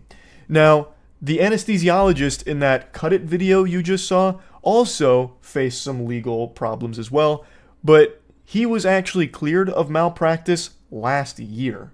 In that video I showed you with Cut It playing, Dr. Roland Pinkney was in there dancing as well. He was the anesthesiologist that day, and he was facing some legal issues here, but was ultimately deemed not liable in any way for what the victim had experienced. As a result of this, 100% of the fault was put once again on Wendell, and basically they were arguing that him dancing was not a breach of care. Like, the argument they made ultimately was that it was just him being less than professional, but him being unprofessional doesn't constitute breaching the medical standard of care that he needed to uphold. I have to firmly disagree here. I feel like anyone in that operating room should know that you shouldn't be filming fucking YouTube videos and TikTok dances while you are in the middle of a surgery. Now, in his defense, he was under the impression that the patient consented to having that kind of content made during the procedure. So it does get a little fishy there with exactly what he was aware of. That is a weird thing to consent to. I don't imagine there's many people out there that would be super happy to see themselves under the knife and having their doctors like dance around with their flesh. So that still seems a little odd to me, but ultimately he was found not in violation of that medical standard of care. It was no malpractice on his end, was the verdict. But yeah, pretty fucked up situation that I just wanted to talk a little bit about because I dove into it pretty deep today. That's really about it. So yeah, I just learned about a genre of content I never knew existed, and now I've become a huge fan of it. It's door-to-door salesmen posting their most embarrassing moments, just proudly posting their own L's as if it's like a report card to be proud of that's pinned on the refrigerator. It doesn't make any sense. So there's a few TikTok creators I was scrolling through today who claim to be a highly successful door-to-door salesman, but if you watch their videos, almost every single one of them is them making the people they're trying to close on angry, getting kicked off their property, and just generally never succeeding. And yet somehow that's supposed to serve as an advertisement for this product that they're selling to their audience, which is a guide on how to be a successful door-to-door salesman. It just doesn't compute in my little noodle up here. You're selling a course on how to be successful as a door-to-door salesman, yet every video you post is your failures. It doesn't add up. Like this equation, the mathematics, it's too advanced for me, I guess. Today we're going to focus on one test subject here, a very interesting specimen named Oliver. How to make $250 tomorrow in 3 steps. 1. Go to Home Depot, buy a squeegee and a brush. 2. Go knock doors and ask them if they want a price on window cleaning. Hey boss, how are you? Good. Have you seen us? No. Good looking guys, gray shirts? Okay. This is about? I don't know if you know Miss Palmer. I'm gonna take one step, I'll just show you and then I gotta run. We're just helping. We're not selling anything. Don't treat me like a dog, sir, I'm not. I'm just a hard-working kid. Right now, okay? I'm really busy. Get the out of here. Okay. Now, when I initially saw this, I thought it had to be satire, like this guy's just taking the piss on door-to-door salesmen. But he's not. Oliver, his whole career is being a door-to-door salesman and trying to bestow upon us plebeians his sage wisdom when it comes to this craft that he's clearly mastered here. So if you read the description, the caption on the video, it says, you know, how you can turn it into thousands of dollars. And then when he's going through, like, the beginning where he's saying, you know, 2, and then he holds up 3. Like, it's clearly supposed to be a joke, but he really does this. This is his job. And he just proudly showcases these horrifyingly shameful moments here. There's very few people in the world that like door-to-door salesmen. And that's up there with, like, telemarketing scams. Like, people don't like to just be accosted on their front porch by people that don't really take no for an answer. So Oliver embodies that entire belief system and tries to teach others as well. Now, he does sprinkle in a couple of successful deals on his page, but it's hidden like pickles on a burger in between all of the failures that he showcases. It's baffling. And sometimes the descriptions are just way off. So it'll be like, here's how you make $300 in 5 seconds. And then he doesn't make $300, it's not 5 seconds, and you're left with your dick in your hand wondering where it all went wrong and why Oliver lied to you. It's just really confusing because from everything I see here, he's not that great at door-to-door selling anything. So buying a course from him would be like buying a guide on how to get laid from an incel. And like the footage they use to promote the, you know, getting pussy book is footage of the writer, the author, going up to women and them saying, ew, no. It's like really weird to try and advertise your door-to-door salesman course with the footage that he showcases. Hey boss, how are you? Have you seen us? What do you mean? The good-looking dudes with blue shirts? No. You missed us. Show you super quick. We're giving a bit of a discount for dudes with glasses. So Oliver has a script that he never really deviates from. He's actually a video game NPC with only a few dialogue options. He always starts with, hey boss, if it's a man, and then he always says we're doing a bit of a discount for something that the person is wearing or something appearance-wise, like sometimes, you know, women with short hair, women with curly hair, and they're like, haha, thanks. And then he goes into his hard sales pitch here. You qualify. Give you a quick price. Yeah, that would be good. I love the setup back there. It's usually $309. Comes down to $209.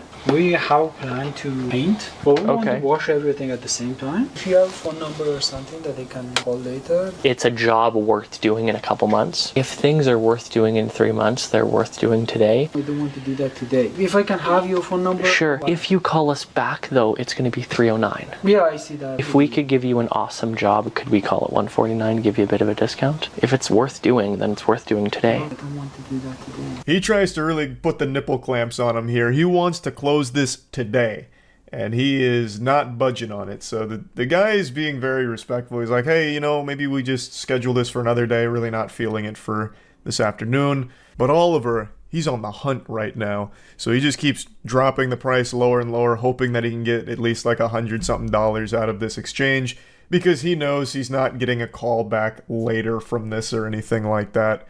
So it's just desperately trying to keep making a sale here on this guy who's just trying to be nice and indulge in the pitch, but eventually doesn't work out. They go their separate ways.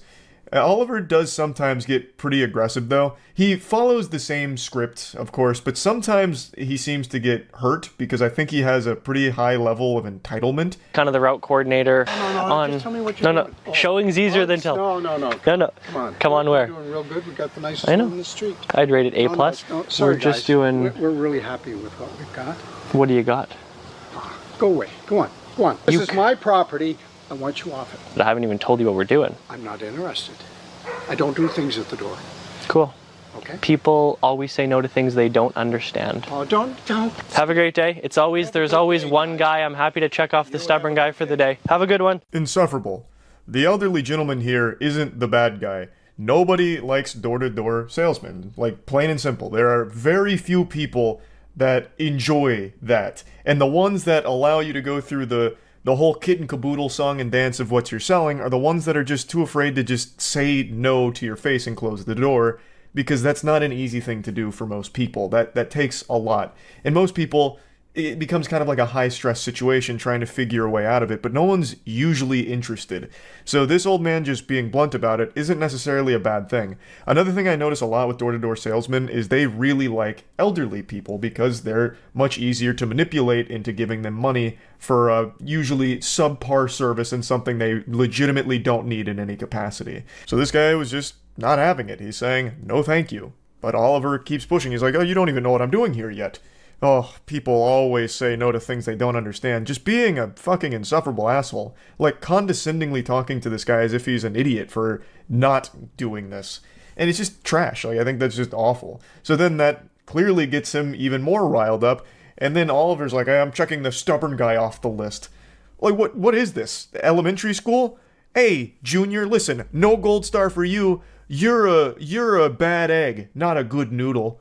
You know, so what the fuck, man? Like, you went up to him, he did not want it, you should have left when he said no, but that's not how you operate. When you hear no, you just keep pushing. It's all just super slimy, and of course nothing about him is genuine. He has set lines that he says to each person that he encounters because he doesn't even really view them as people.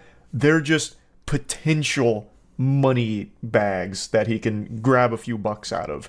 It's just, there's nothing good about what he does. And I also don't really trust his claim about being this guru salesman. And he claims that he's made over 9,000 sales, but I truly think that's just a meme. Based on everything I've seen here, I don't put a lot of faith in that claim at all. And then he even tries to post testimonials, at least in one of the videos I saw, where it was just like 2 Discord messages from 2 completely random people that are claiming that they're making, a couple $1,000s a day thanks to everything that Oliver's teaching them, and I feel like there's no fucking way. And we're giving a bit of a discount for people that are sitting on steps, which is coincidence, actually. Go around, count it up, just give you a quick price. It's okay, we do it every other year, and we have something we usually use, and this isn't our years. Is he as good looking as me? It's such a cringy routine, too. He always mentions himself being a good-looking guy almost every single time, too. It feels like a lot of insecurity here that's brewing up and that he's trying to mask with this, I guess, bravado, perhaps? I don't know. It's just so off-putting. So pretty much every time he knocks on a door or approaches homeowners at their property, he mentions like, hey, have you seen us? Like me, good-looking guys in this shirt? Well, here's our discount for, ladies sitting on steps. Ha ha ha. I don't know, it's fucking awful. This did not lead to a sale, by the way. I'll spoil it for you. They were not interested, surprisingly. I call it 125? Sorry, I don't think it's in the budget right now. 125? Sorry. Okay. Thank you, though. The caption on this one literally says how to close deals, and he gets a drive-by rejection. So he's talking to her at the door, wasn't working out. She then comes back around and says, nope, still a no, sorry, basically.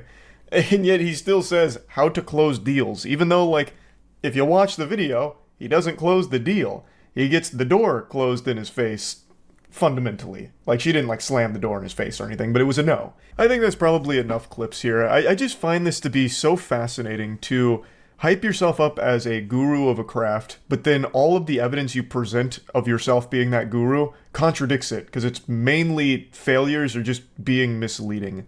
Now, like I said, he does have a couple of successful closing deals here that he posts videos on, but I wouldn't even say it's the majority of it. I'd say it's pretty even between failures and the deals he closes. And keep in mind, these are only the ones he films. I feel like he's filmed every single successful deal he's ever had and has only posted half of his failures. So it's probably a ratio of 500 failures to one person who just finally gives in after being pestered enough and says yes reluctantly to him.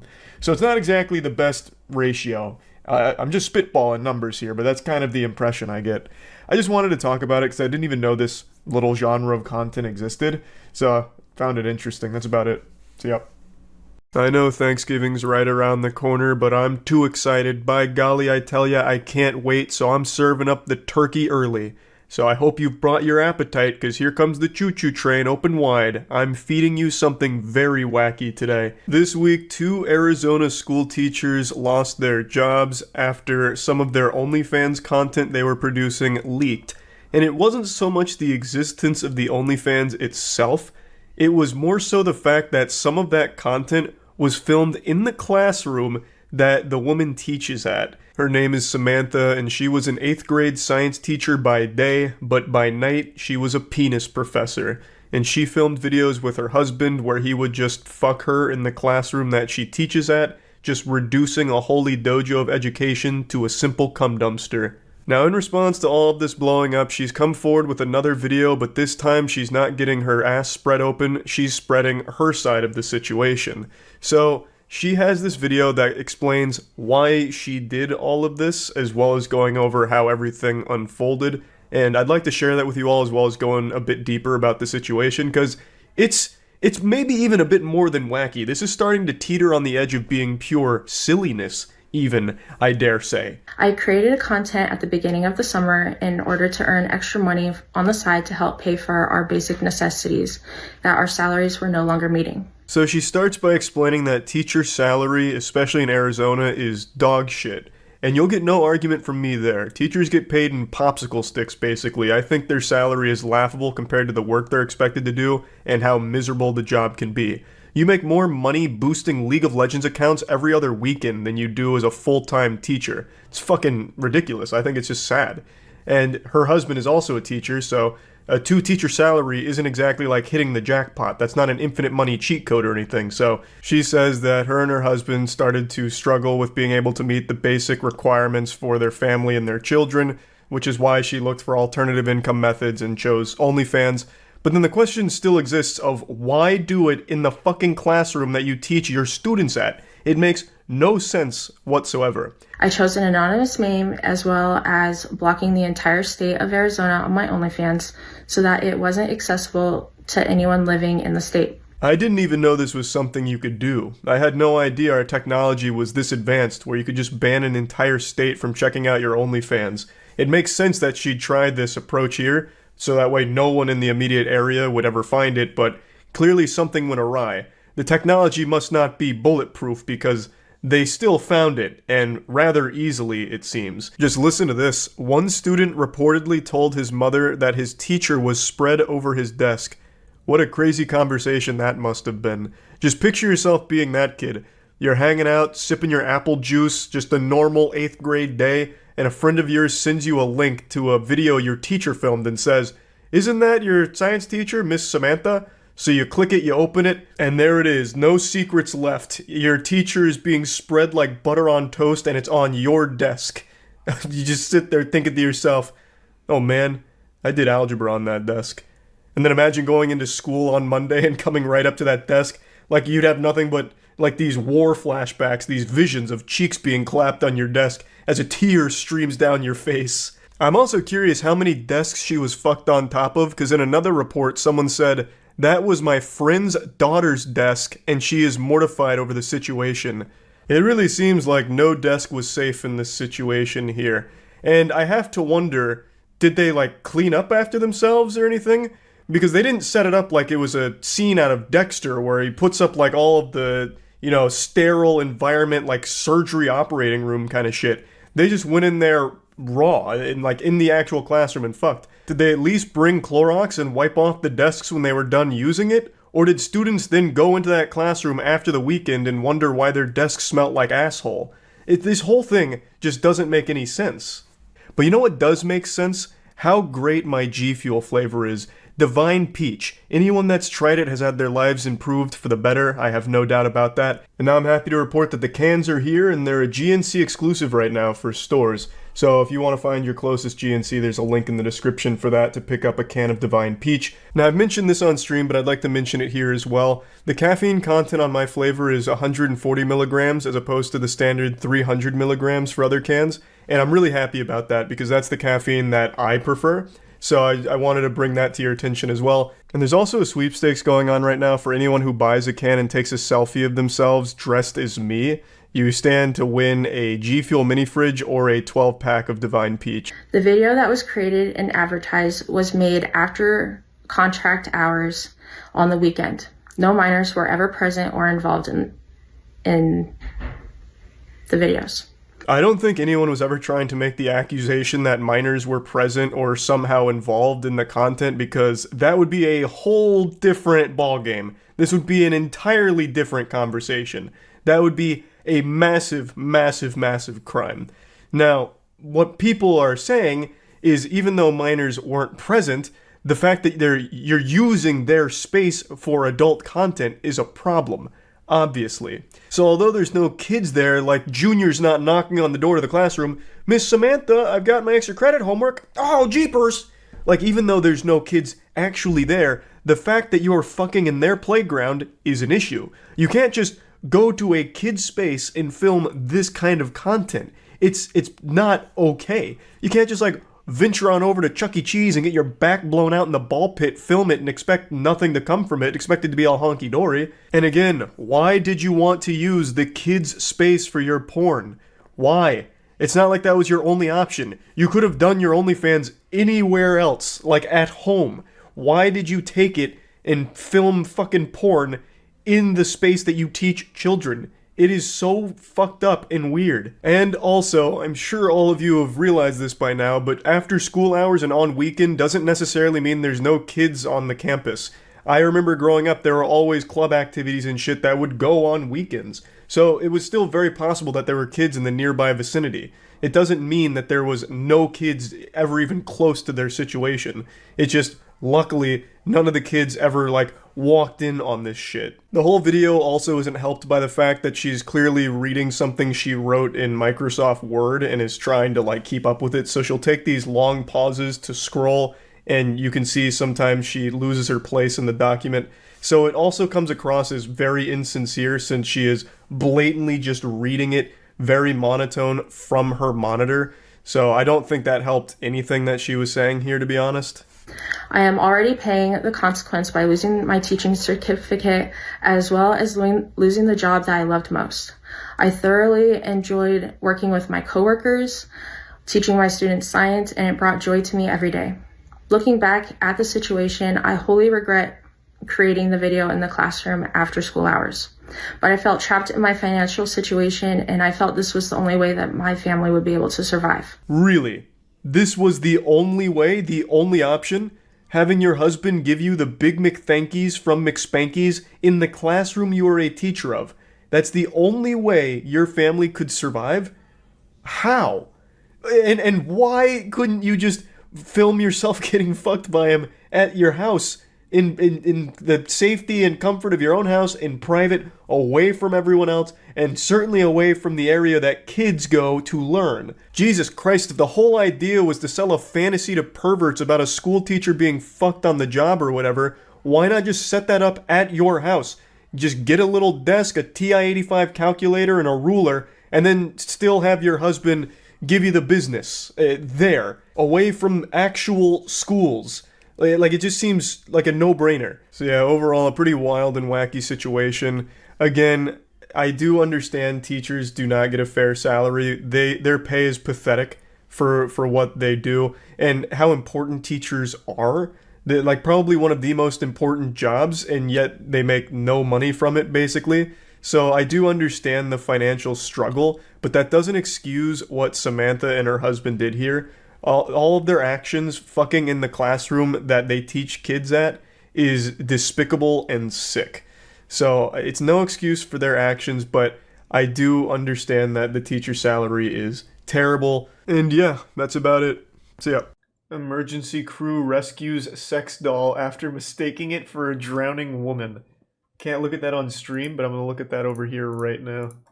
It was reported by a YouTuber, Natsuki Tanaka, who believed she was witnessing a real-life rescue. While filming a fishing video, I thought a dead body floating in the water had washed up, but it was a blow-up doll. I don't think I can show this on stream, but if this is how they rescue people, they need to work on their procedure. To paint you a picture, the rescue crew is lifting up the body with a rope. It's literally, they have her in a noose. And they're lifting it out of the water. And I guess at this point they still believed it was a person. That has to be the most counterintuitive way of rescuing somebody. They thought it was a dead person? Yeah, but even still, like, it doesn't take a whole lot to realize that dead bodies decompose. They could have just ripped the fucking head off of that thing. So even if it was a dead body, that is an extremely inefficient way of getting it out of the water. You should look at the video of the granny that got airlifted if you want another great rescue. That one is a timeless classic. I do like that one a lot. She survives, so this one's got a happy ending, and she was totally fine, but yeah, this one is great. This is one of the better rescues I've seen. They had her wound up like a fucking Beyblade. I bet she really enjoyed the ride, though. It's like a carnival ride. Yeah, it's only just begun. She hasn't reached the G-forces that will kill you, but she gets close. This is the kind of training astronauts go through. I can just imagine, like, them looking down at her and laughing. Like, you can't help it, right? Like, you recognize the goofiness of the situation. She's probably not having any fun. Oh, God. She's about to travel back through time. It's like a laundry machine when you put a brick in it. Oh, the G-forces are too much. Oh, God. Yeah, they just fly away in shame. They never actually get her on board, I don't think. And according to reports, she was totally fine, but I have to imagine that maybe she died here and they're just covering their ass. Yeah, that's one of my favorite rescues. That's like a rescue out of GTA RP. Like if you get a really inexperienced hospital worker that picks you up and they just kill you on the way. Can she feel that? I think so. I think she was there for a broken leg. I think it was a hiking trail and she broke her leg on it. So, I mean, it's not like she was knocked out. She was just there getting fucking spun around. On the world's most extreme merry-go-round. You should play the video with newscaster audio. Is there a video with newscaster audio? I don't think I've ever heard it. Efforts to rescue an injured hiker in Arizona took a dramatic turn. That's a key word on Tuesday. A spokesman for the Phoenix Fire Department said a 75-year-old woman was being airlifted when the basket carrying her began to spin out of control. Officials say a line used to prevent it doesn't get old. Did not function properly. The spin is just so comical. Yeah, it sounds about par for the course. Is that the audio, or do they have real-time audio? Like, do they have, like, a newscaster that was watching this unfold live, and they're like, oh my god, Jesus Christ. We trained for it. We did a couple of... The training paid off, for sure. ...to help stop it, mitigate it, and be able to eventually get her into the basket. They tried to stop some of the spin with the line that Paul was referring to.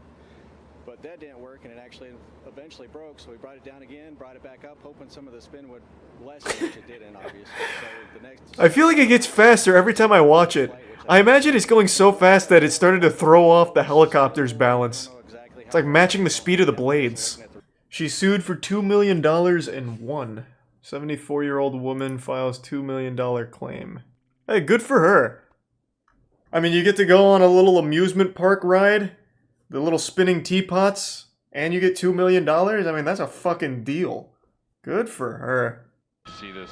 For the Phoenix Fire Department, oh, here we go. A typical rescue that quickly spun out of control. This is really going fast now. Inside that hoist basket, picking up speed, was 74-year-old Cataline Metro, the injured hiker suddenly on a rescue ride that her husband thought could cost her her life. Yeah. I don't know if she's dead or alive. Watching from the ground with stunned but one thing was for sure, Metro's she was having fun. 150 times. For 2 minutes, her husband says she fought to stay conscious as crews struggled to slow the basket. You know, her only first thing she said, I'm glad I'm alive, because she thought she was going to die. Tonight, Cataline Metro back on the ground after the rescue that sounds about right. of a lifetime. Hey, tough guy. You know what these are? Huh? Yeah, that's right. That's some natural, God-given chompers right there. And just like everything in life, they're not perfect. But these teeth are real. And this enamel, it's been places you wouldn't believe. From food to pussy. That's right, I'm down there biting on it like bubblegum. Yep. I haven't slept again. It's 6:45 a.m. I've been up all night for the third time this week. I'm in a silly, goofy mood. Point is, though, I've got real teeth. which is becoming less and less common now online. A lot of the people you see on the cyberspace is rocking veneers. It's become extremely common, and now there's even huge scams revolving veneers with people that are claiming to be veneer techs. Meanwhile, they're just greasy goobers that like read a single Google article on how to like potentially install veneers, but it's just a bunch of mumbo jumbo. It doesn't actually make them qualified. They basically just say install the veneers with rusty nails and toothpicks. And I just learned about someone who basically took one of those courses and opened their own business with it. I learned about her from Atozi, who just covered her. Her name's Emily Martinez, and she's actually in my neck of the woods down here, baby. We are getting some absolute lunatics recently in the headlines down here in the old swamp. Emily Martinez is facing some serious years in the slammer for practicing dentistry without a license. She had been running a business where she would give people veneers extremely cheap because she would just crazy glue a set of veneers to people's mouths, which inevitably led to people getting infections and needing emergency care. Came here to Tap In Beauty Bar to get a smile makeover, but they left with pain and injuries. Police say that Emily Martinez used crazy glue to put veneers on her victim's teeth. She's not smiling in her mugshot, but giving clients a bright white smile with veneers is what Emily Martinez advertised on social media. Video after video shows her claiming to transform teeth from drab to fab, except she is not licensed to put in veneers. She has no schooling to do veneers. And in the state of Florida, obviously, you have to be licensed to do any kind of work like that. An interesting scheme, and surprisingly, she's not alone. She is, to my knowledge, the only one that's been like busted for this, of installing veneers using crazy glue. But as I briefly touched on, there is this new practice of veneer techs that are popping up, which are just people that Googled how to install veneer and read the WikiHow guide that popped up first. Like, they're not actually experts, but they're getting business because veneers are expensive, like real ones are expensive, and people like Emily Martinez are charging a fraction of the cost. So people are like, oh, I'll save money and get some real nice teeth, and then they go get their shit fucked. Something her victims didn't know. 2 separate customers reported Martinez to Pinellas Park Police this summer after they had complications, and Martinez refused to fix the work or refund them. They were told by an actual dentist that the veneers that were placed in the victim's mouth appear to have done with crazy glue. On average, a single veneer at a dentist's office can cost between $900 to $1,500 per tooth. One victim paid Martinez $2,500 for the entire mouth. And no doubt that mouth is going to need more than $2,500 to fix everything that went wrong after that visit. You can't just let crazy glue go in there and rot your entire oral hygiene to smithereens. So some people got infections, others needed emergency care, all because they wanted to pinch a few pennies on getting these veneers to chase this ever-increasing beauty standard from shit that they see online and then get hypnotized into thinking that they need to do it. Veneers have become very popular.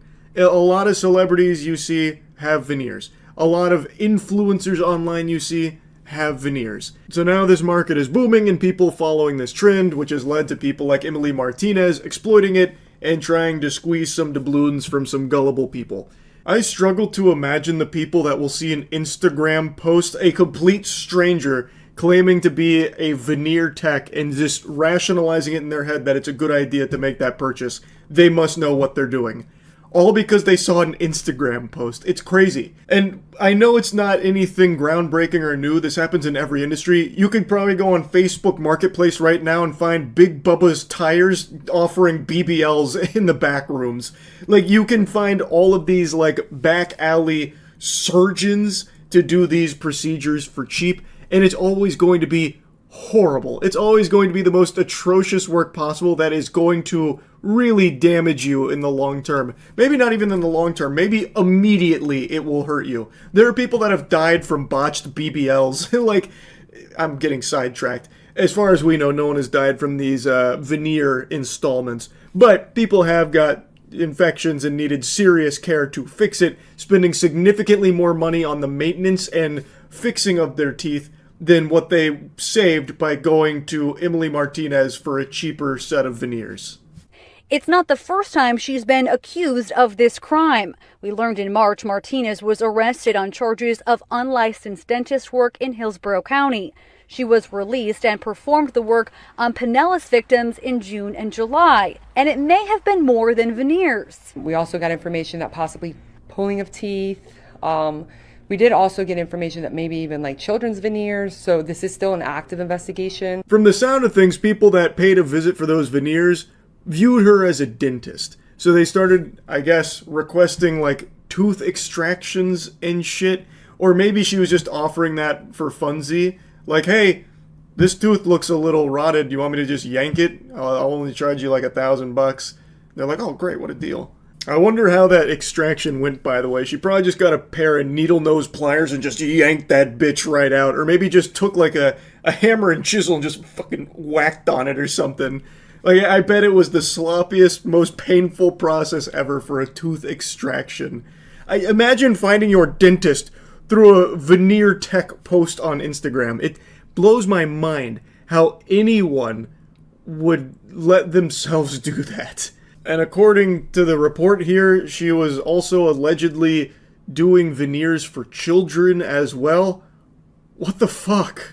The American Dental Association issued a warning last year about unlicensed people claiming to be so-called veneer techs on social media. The ADA says any dental procedure that may alter the physical structure of an individual's teeth, gums, or jaws without the supervision of a dentist has the potential to cause irreversible harm. A statement like that is so painfully obvious that it's sad that it actually needs to be explained to people.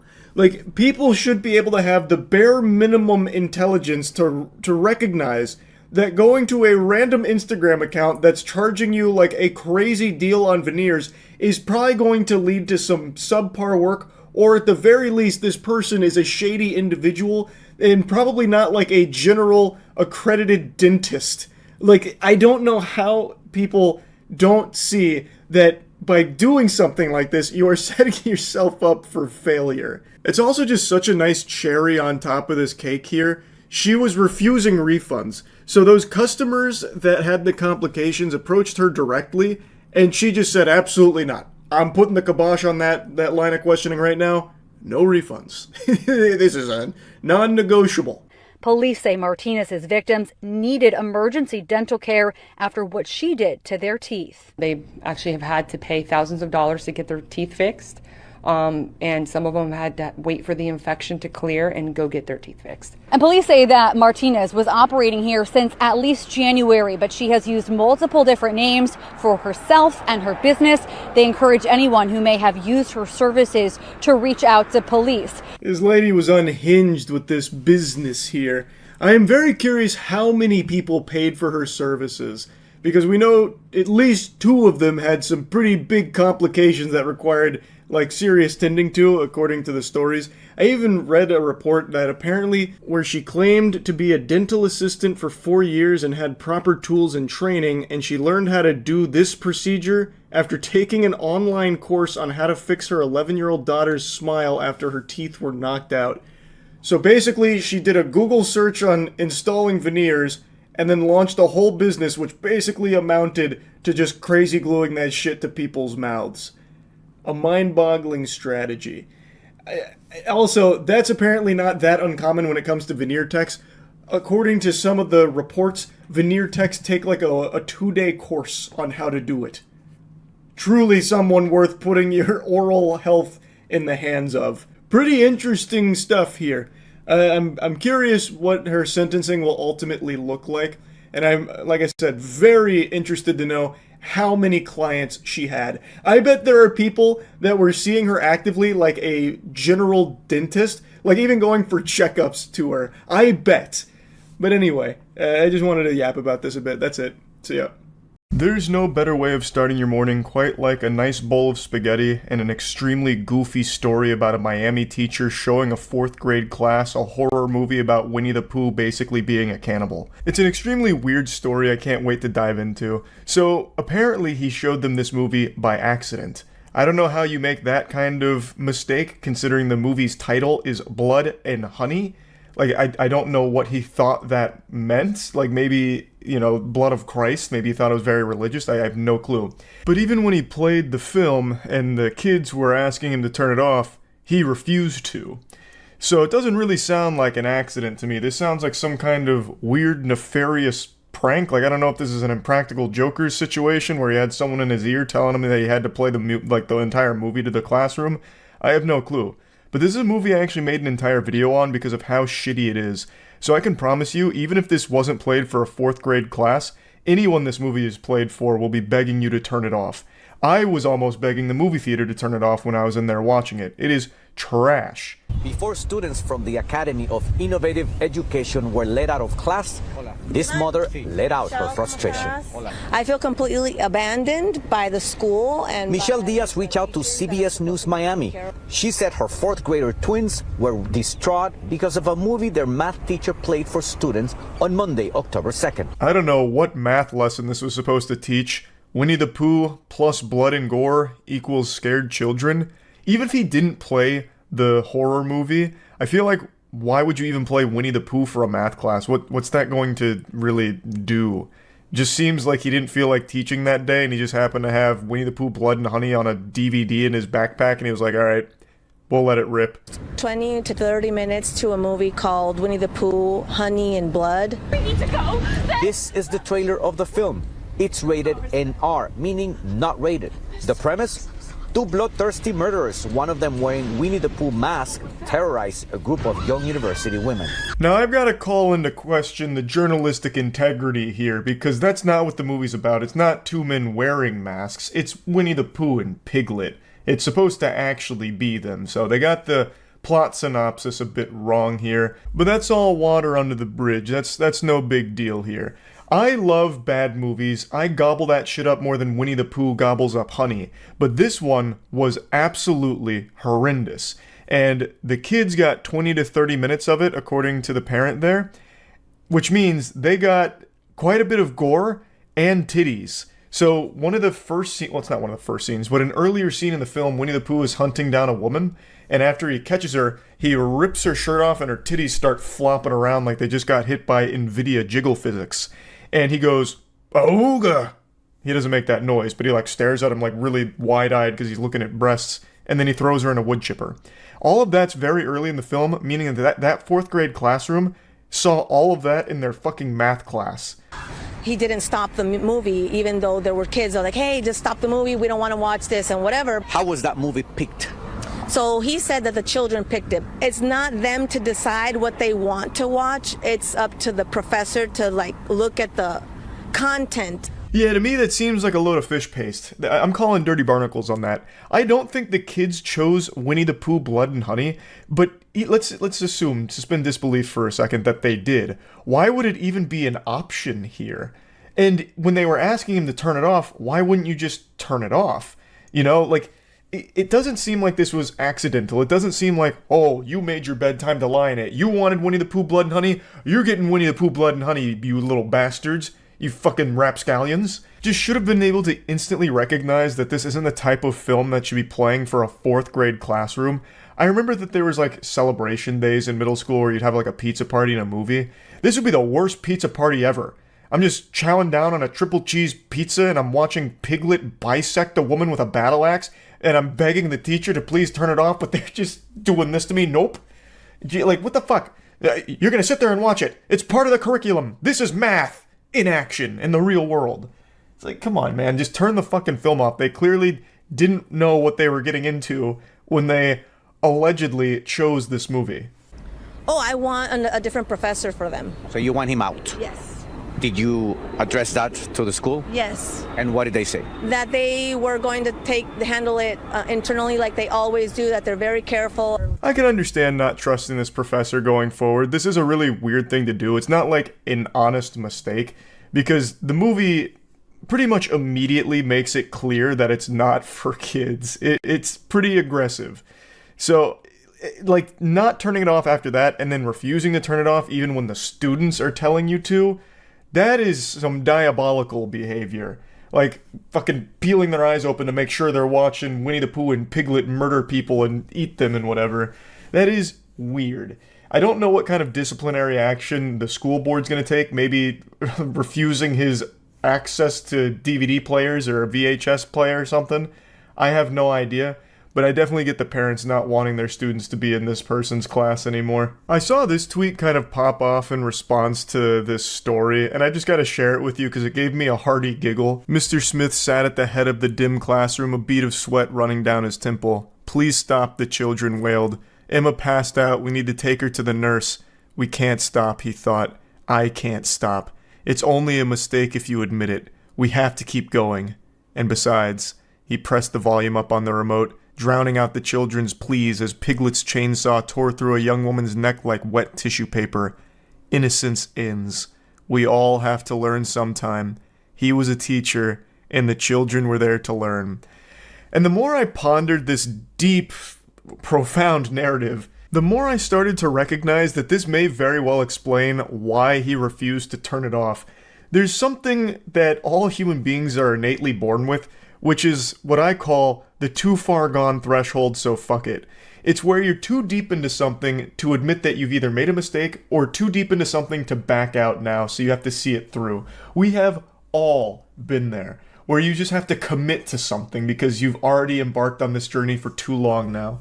So I think in this case what may have happened is he starts the movie up truly innocent, not realizing that this is an inappropriate film for kids, but then it becomes quickly clear after the first murder, and maybe even after the first set of titties, that, you know, this is a problem. But he can't turn it off because then he admits a huge fault on his end, so maybe he just sat there like, shit, we've come this far. I can definitely think of a way of spinning this in like an educational manner. Okay, so perhaps the honkers, the two honkers, are representative of algebraic expression, the FOIL method, first, outer, inner, last, okay, yes. And Winnie and Piglet on a murdering rampage is a lot like slope-intercept form. Like, I actually do think there is real merit to this theory that perhaps he was just too deep in it and he thought it'd be worse if he just turned it off and admitted that he fucked up. So he just sat there trying his best, sweating profusely, to think of a reason why this film was playing for fourth graders. And ultimately, he couldn't come up with anything. The head of the school came forward with a statement as well, saying that they're also investigating and taking disciplinary measures here. I don't think they're letting the professor go, at least not from what I've seen about the story. It looks like they're looking at alternative methods, such as, like, don't ever play another movie in class ever again. But yeah, I just had to share this story with you all. I saw it first thing this morning, and man, what a fucking wacky one it was. That's about it. So yeah. It's beginning to feel a lot like Florida with the story we're about to talk about right now.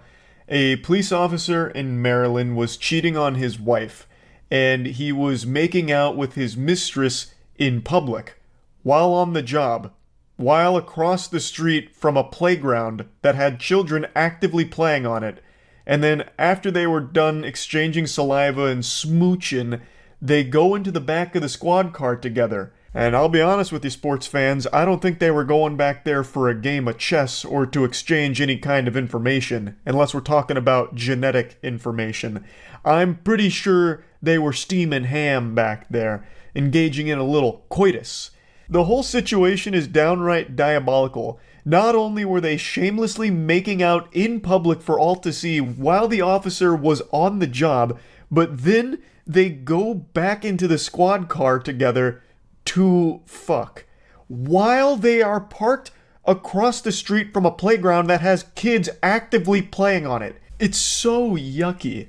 Now, I went over it on stream, so I'll play some of those clips, but there is actually a lot of developments from this story. So the officer has been suspended for this, and his wife actually posted on Facebook when she was made aware of this whole situation, and the woman that the officer was cheating on his wife with actually came forward and said, I've done nothing wrong. I'm going to continue living my life doing what I'm doing. In my heart, in his heart, I know that I've done nothing. He knows, Paula being his wife, I've done nothing wrong. God is my higher power. God has abandoned you after this act of sin. You broke 11 of the 10 commandments with this act alone. You got your donut glazed by a married man on the job, in public, in front of children. That is downright diabolical. And you have the gall to say that you did nothing wrong? Mind-blowing. Now, she did say more about this situation, which I'll get to in a moment, but I want to play you the footage first so you can be caught up to speed on the lore here on what unfolded. But, again, in a nutshell, basically, she got her spaghetti meatballed by a married officer on the job in the back of their squad car, in public, middle of the day, across from a playground that actively had children playing. It is gross. See here from last night are being investigated. Appears to show the uniformed officer paid vacation. Yeah. Get in the back seat, you can see here, of this cruiser. Now, a man taped it all with his phone at a neighborhood park right next to Oxon Hill High School. What the fuck? Why there?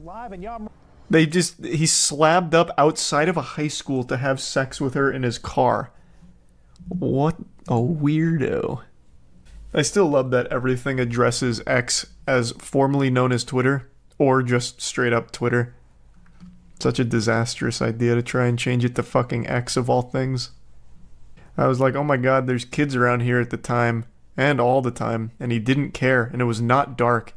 He doesn't respect the uniform, he doesn't respect the police car, I can't believe that.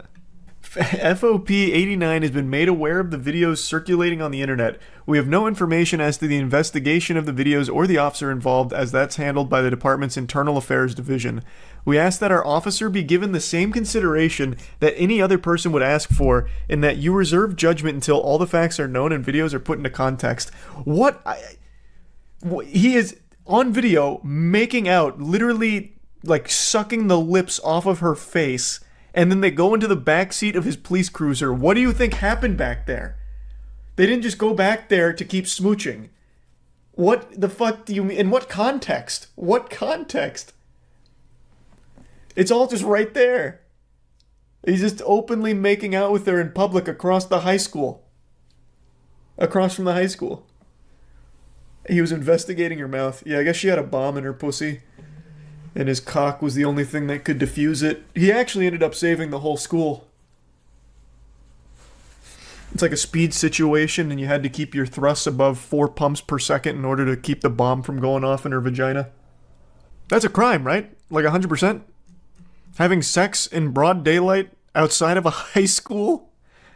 Like, I guess you're in your car, but it's not like it's private. You're still in front of the high school in public having sex.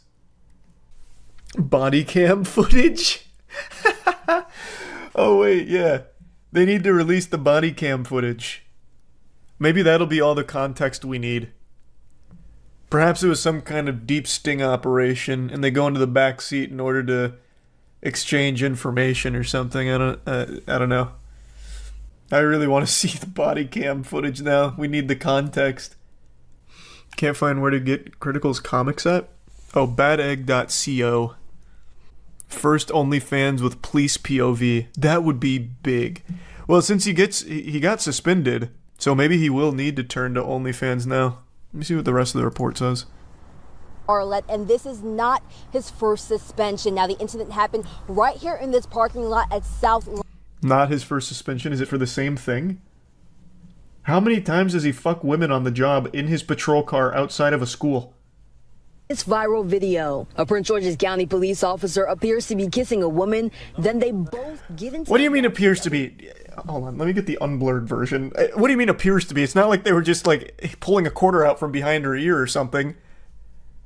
Like, that was the sloppiest makeout session ever. That's like 15 brewskis deep at a dive bar, and you're like blurred making out with someone and just slobbering all over them. Where's the non-blurred version? Because that leaves nothing to the imagination. He was conducting an oral swab. Yeah.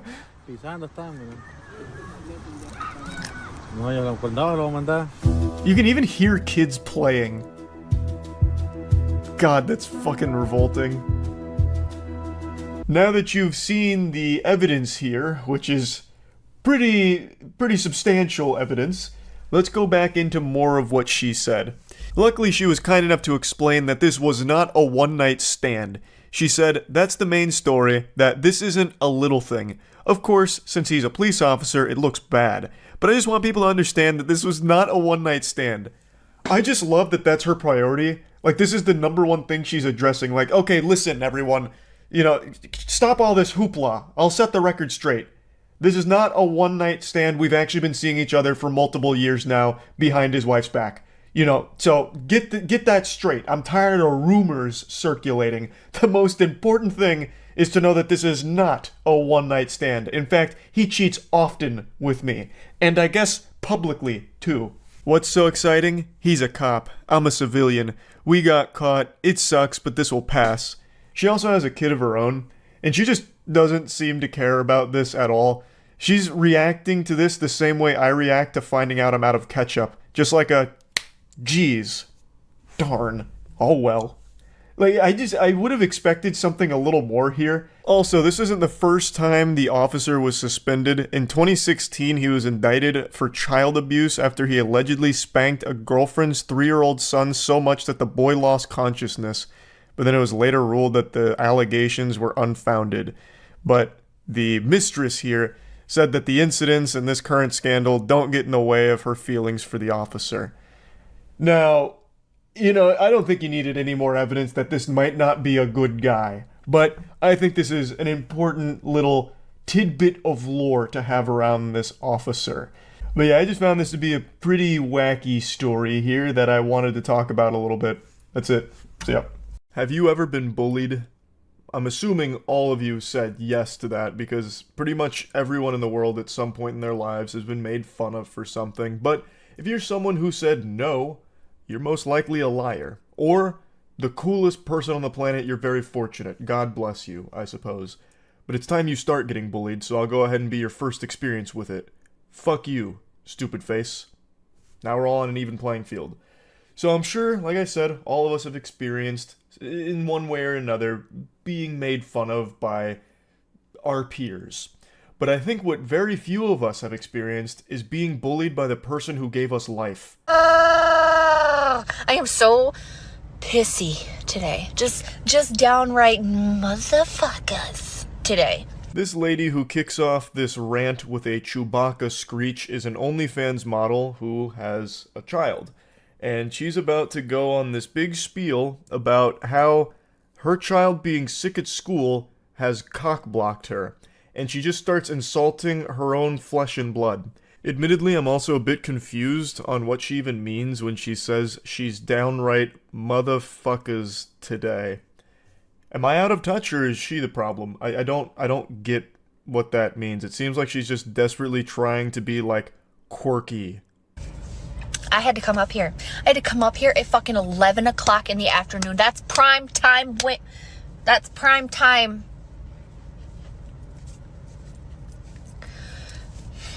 If you know what I mean.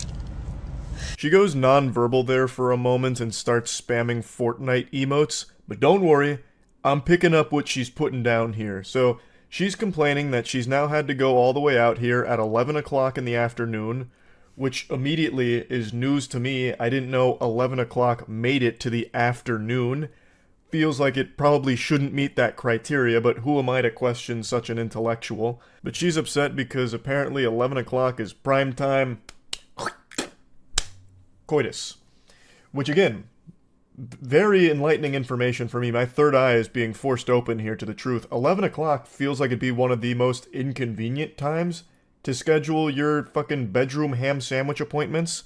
It feels like that's right in like the middle of the workday for a lot of normal people. It's also just generally early for such debauchery. But who am I to be questioning this?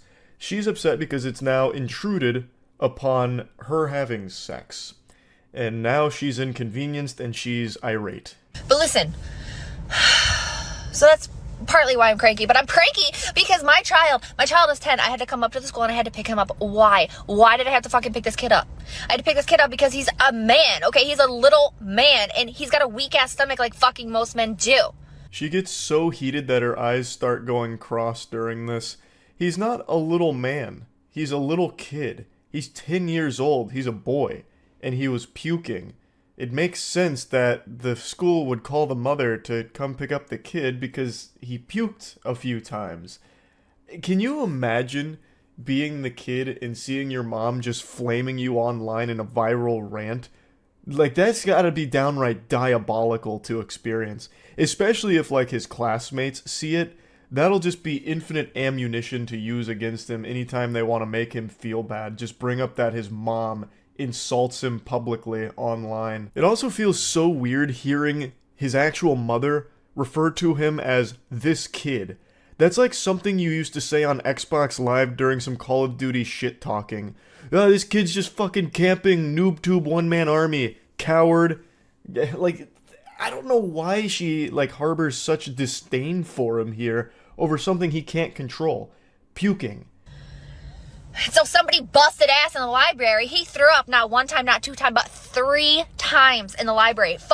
Literally the nurse calls and she's like, you're gonna have to come pick up your son because he just vomited 3 times in the library, like exorcist style, all over the place. Why? He's not even sick. Some kid farted next to him and he said that it made his stomach feel bad. She tries to channel her inner Jim Carrey here for the comedy of the video. And I'm not entirely sure if this is real or not, this story she's telling, or if she's just trying to put on some kind of performance. But at the end of the day, it doesn't matter how much you try and dilute cringe, it's still cringe. The result will be the same here. She does have a child, and you are using him as the punchline of your joke, assuming this is all just a made-up story. And if anyone in his schools, from his class, sees this, they will undoubtedly make fun of him for it, because you are making fun of him. I remember when I was growing up, I used to get made fun of for being short, or actually there was a period in 4th grade where there was one guy in particular who used to make fun of me for having really red lips, so he called me Lipstick Boy. He was the only one that made fun of me in that manner, but for some reason that really struck a chord and it made me feel terrible. I couldn't imagine then going home and, like, hopping on TikTok and seeing my mom be like, my son just fucking puked 3 times because someone let out a stinky fart. What a weak boy. What a weak little man. And it makes me upset because I was about to fuck. I was about to have some naughty sex. And now I've got my stupid son who needs to get picked up from school. What a waste of time and what a waste of space that kid is.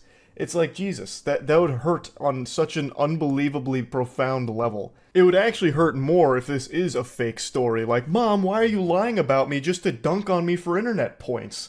Like, Jesus, why are you treating me like a punching bag? And, of course, I'd go into school the next day, afraid, looking over my own shoulder, like, every step of the way down the hallway, wondering who's going to insult me if they happen to see my mom's viral video. So I have to interrupt my day because some kid's got a rank asshole? That's a new kind of block. What? That's some bullshit. And I was like, does he have to pick it up? Like, can it be like an hour? Can we, like, work something out? And he was like, he needs to be picked up immediately because he threw up. I really don't get why she tries to censor herself. So instead of saying cock block, she just puts up the C and then, like, I don't know, stop sign. I actually don't really know what that was. A fucking force push at the camera. But, like, she does, like, mouth the words cock block, and I don't know why she doesn't just say it with her whole chest. She says bullshit, she says fuck. Like, it's not as though she's censoring bad words or anything. So what is the point in all of these huge, exaggerated Pixar animation gestures when talking about you having to leave getting piped to pick up your kid? I just don't, I don't really understand the point of that. He threw up because he has a weak stomach. What about the kid who busted ass so fucking bad that he cleared out an entire goddamn library? That seems like a problem. He seems like he should get some medical attention. Not my kid. Busted ass doesn't mean what you think it means, lady. It doesn't refer to farting, it refers to falling and hurting yourself. That's when you bust ass. What you're looking for, what you're trying to use, is ripping ass. Ripping ass is what you're trying to describe here. You're not even using the correct terminology. You're not using the preferred scientific nomenclature to refer to this incident. Not my kid who's just got a weak stomach. Damn. It's not, I'm gonna Kool-Aid man through the side of a wall today. That's what I'm gonna do. Yep, I'm gonna do because I'm pent up and I got a lot of aggression. Here's what I think. I think at some level this story has true elements, but it's embellished for the sake of her being able to exaggerate because she thought it would make for a silly video that TikTok would gobble up. But I don't know why she thought it would go over well. At the core of this story she's telling, it's she's having sex, has to stop having sex because her child is puking at school, and she's insulting her child for that. It's a horrible look for you. This is not a story you'd ever share if it was true, because it would be embarrassing and make you look like an very uncaring mom. But if it's fake, it makes you look like an attention-seeking clout chaser that will use their kid as a stepping stool, like a fucking doormat, for some clout. There's just no winners with whatever your plan was with this video. Regardless of the authenticity of the story told here, at the very least, it is cringe. So yeah, that's really about it. So yeah. When you think of a hero, the first thing that pops in your head is probably like Spider-Man or Iron Man or something. But for me, when I think of a hero, I think of anyone who has to work in retail, food service, reservations, any job where you have to interact with a customer. Those are the real heroes. I have always said and always will say that any job that requires you to interact with customers is an absolute nightmare. Hell on earth. You're constantly experiencing the worst humanity has to offer every single day. Swallowing rusty nails would be less painful. And I think that's something that everyone on this planet can agree on, that rude customers are the lowest of the low. I have more respect for cockroaches than I do some douchebag that's melting down in public, yelling at an employee over something they had no control over in the first place. It is one of my biggest pet peeve. In fact, I'd say it's probably my biggest pet peeve. I hate that shit. And today there was a video that was going pretty viral on TikTok about a guy who posted his own meltdown at GameStop, and it is so embarrassing I couldn't help but just talk about it a little bit today. Let me show you it. Hey, what's going on, man? How you doing? Listen, I'm recording you just because I've had the hardest time returning this. So if you tell me no, I'm gonna go ahead and sue GameStop. I see this shit all the time. If you don't help me fix this problem that is my fault, I'm going to sue the entire company. Well, like, what do you expect them to do? Start groveling like, oh no, please, don't sue the company. Oh no, oh goodness gracious, oh please, anything but that, shaking their fist. I'll do anything to fix it. Oh god, just let me rectify this situation. Like, why do you expect the employee to give a fuck if you sue the company? Why is this GameStop employee all of a sudden gonna try and defend the company, the corporation, like, oh no, you will not. I will not allow you to besmirch the good name of GameStop like this. I will fix your problem immediately, now that you've threatened legal action. Like, they have no say-so in the corporation. You know, this guy isn't John GameStop here. Like, he doesn't care. Who the fuck cares? I just can't wrap my head around this, like, 4-year-old thought process here. If I go after the company, surely the employee is now going to be able to magically fix my issue. It's not their company. They don't care. They're just an employee of it. It's not like they're married to it. It's not, you know, they don't care. They shouldn't care. It just makes no sense to me. But all power to this guy. If you want to sue GameStop and lose all your money in legal fees, please, go right ahead. It'll be a really fun, goofy headline to read. I implore you to sue GameStop. And it's really silly in this case because it's GameStop. It's not exactly a booming corporation. Like, what are you going to sue GameStop for? Their NFTs? Like you really stand to gain nothing out of it anyway? The whole thing is just a fucking disaster, and this guy's an absolute clown. You know, you have nothing to do with this. I just need somebody to tell me no on video so I can go ahead and sue GameStop. A brief moment of self-awareness where he acknowledges that the employee had nothing to do with this situation, but then still continues to make a big scene out of it. Jesus Christ, it's so painful. I'd rather teabag a barrel of plutonium. I'm just trying to get my money back here. I bought the PS5 bundle, and then they made me buy a whole bundle, which isn't even on my receipt. I didn't sign no contract under your guys' policy. It's just unopened things are returnable. They didn't pass you the receipt? Yeah, go ahead. I think you were in here even when I bought it. So yeah, I got pressured into buying a bundle. I didn't even want it. So I got 3 games and the charging case. I kept the controller. You got pressured into buying a bundle, and now you regret it. What do you mean you got pressured into buying a bundle? What, did the employees throw you against the lockers like it was football hazing?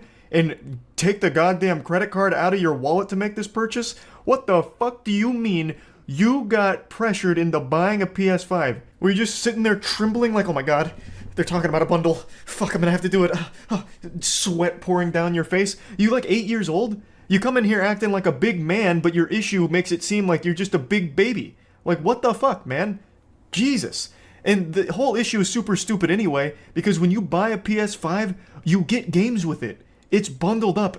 And I think the reason, and I could be wrong, this one I'm not 100% sure on, the reason they bundle PS5s with games is to prevent scalping or reselling. So that way you're not just getting like the raw console to like resell for profit, you get games with it as well that drive the value up, so you spent more on like the entire package than you did just the actual hardware. I'm pretty sure it's like anti-scalping measures, though I'm not 100% sure. But when you're buying a PS5, you're never just buying like a raw PS5 anymore. It's always bundled. Well, I get where you're coming from, where you didn't want to buy the bundle, but that's the only way you can get the system. Okay, what do you mean by that? So through GameStop, right now we're only doing bundles for PS5. Is that in writing? I know. So you're gonna just say no, huh? Yeah, I can't take it. So you can't give me the refund for this shit right here? No. Absolutely massive props to the employee here, keeping a level head and just delivering a firm no. I love that. Lays out the facts. The only way you get the system is with a bundle. Not much I can do for you there, champ. You made a decision that you regret, and I can't help you. But stop blaming us. It's your fault. You're dumb, not us. Like, okay. When's your manager working so I can come and fuck with him? Because I'm going to definitely come fuck with him. It should be tomorrow. Tomorrow? What's his shift? He should be in the morning. All right. And what's his name? I just come and, I'm just going to come fuck shit up. Like I'm telling you, I'm not fucking around. The guy who got pressured into buying a PS5 apparently is going to come make another big scene to the manager of the GameStop. How embarrassing. And this happens every single time. The customer is the one recording this. It blows my mind how every single time there's an event like this, it's always the biggest asshole that's recording it thinking they're right. He posted this in full confidence thinking that TikTok would be on his side, but instead all they did was steam his ham. They fucking slam dunked this guy across all of TikTok and on YouTube. I saw Jamari made a video about this as well. This guy's just become an absolute laughingstock, and it was entirely avoidable multiple ways. A, not making a big hoopla about you making a bad decision financially that you regret. Your fault. Take responsibility. Nothing GameStop can do for you here. And 2, not filming it yourself. You could have just not filmed it. And then 3, if you had the compulsive desire to film it, you couldn't fight the urge just scratching at your neck like, oh, I'm being an asshole and I gotta film it. Yes. Okay. Even after filming it, you could have just not posted it. Like, there were 3 ways of avoiding yourself being an absolute joke on the internet, and somehow all 3 of those filters you went right through. Impressive. This is, you guys are trying to upsell motherfuckers. I could have paid $800 on StockX if that was the motherfucking case. But you're just getting the system now. I don't want no fucking Ratchet and Clank. Are you kidding me? You know what this is, bro. No, like, I pay $800 for some bullshit. Like, say if like you wanted different games, like you legit like. Can you give me in-store credit for all this? Let me stop you right there, big guy. You do not want in-store credit at GameStop. They will give you like $15 for this entire PS5. It'll be $15 and like 5 toothpicks. In-store credit is the last thing you should be haggling for here. It is not worth it at all. No, y'all trying to play me. It's a brand new game and I'm here to return them. Saying y'all. Y'all GameStop, and you represent GameStop. You ain't got no name tag or shirt, but you GameStop. So that's why I'm saying y'all. Yeah, if you don't want to represent it, then quit. I work. Ah, yes, the classic. You work at GameStop, which means you are GameStop. So all of my problems are your problems. I don't even know where to start with what just happened there. Telling him to quit if he doesn't rep GameStop. What does that mean? What are you talking about? This guy's giving you all the answers to your questions and you're still mad at him. It's your fault. You signed the receipt. You didn't have to pay $800 for the bundle if you didn't want to. You not only signed the receipt, you walked out of there and you went home, you marinated on it, and then you came back and made a big scene about it. Like, it's your fault. It's not this guy's fault. Telling him to quit his job if he's not there to, like, fight for GameStop tooth and nail is so silly. Oh, I can't stand, like, customers like this. These videos just always boil my blood. I've never even worked in, like, the customer service industries or anything like that, but my heart absolutely breaks for the people that have. It seems so miserable. And seeing customers in real life, like, you see the worst fucking people. It's so aggravating. So yeah, I just wanted to talk about this a bit since the video was floating around, and that's really about it. See ya. I have definitive proof that there are just some people out there that thrive off arguing over nothing. Their body isn't powered by food or water. They don't need nutrients to survive. They just need fury of a nonsensical, worthless argument. It's like a plant with photosynthesis absorbing sunlight, but for them, it's absorbing anger. I'm jogging, I'm trying to take my trash out. Okay, and you can do that. I'm trying to go home. I just did work. Like, you don't need to swear at me because your dog, talk to your dog. As a neighbor, you need to walk away. As a neighbor, no, I don't. You should be able to control your dog. And I'm literally right here. You're being weird. You need to exit the door. Apparently right before filming, that woman's dog had, like, lunged at the lady filming or something like that. I don't think it was, like, aggressive or anything, but then the dog owner had a big ol' fucking conniption about the whole situation, and then it led to this. You can go now. I have a lot going on here. You need to be normal. You need to be normal. You literally just told me to back the fuck up. I'm going to my home. I have a dog. Okay, and that's not how you speak to people. You could literally have said, talking me. No. I'm gonna send this to the office because this is ridiculous. I live here. I am literally trying to go. You can go. Is he attacking you in any way? Did I say he was? You acted like he was gonna attack me. I said hi to him. He ran up on me. I have 2 hands, buddy. I love that she tried to play the I'm a woman card on a woman who's filming her. I don't know what the thought process was there. It's probably just one of her default tactics here, one of her ace in the hole type of maneuvers or anime finishing move with the I'm a woman, and it just clearly doesn't work in this situation. I can't fully even grasp what the fuck the problem is. The woman filming is doing nothing to impede the other lady's movement here. It's not like she's posted up like a bouncer to Lacrosse House asking who she knows and forbidding her from getting off the elevator or anything. She is inviting her to get off the elevator and go handle what she's gotta handle, take the trash out, do some whippets behind the dumpster of the apartment complex, whatever. And for some reason, this lady just keeps blocking the elevator for like 10 fucking minutes over nothing, just to sit here and screech. Okay, and 2 hands. In a door frame. Okay, you can get there. You understand yes, and you started hollering at me and screaming at me, and now I'm recording. I got a broken Okay, foot. that's between you and your broken foot, ma'am. Yeah, and then the leasing office already knows that. Okay, so you don't need to cuss at me. Okay, can you please go? I'm trying to go home. You want me to go with the broken foot? You dumbass. There's stairs over there. She tries to throw a pity party, but nobody shows up. Starts complaining about her broken foot in the wambulance with a side of French fries. She's already come down here with her goofy little broken foot, so clearly she's fine walking on it and has no issue standing on it for a long time blocking this elevator. So I imagine her plan was to walk and accomplish whatever business she's down here for, whatever her objective was. I don't think she's here waiting for a stretcher to carry her there, so she's clearly already walking on that fucking fractured foot.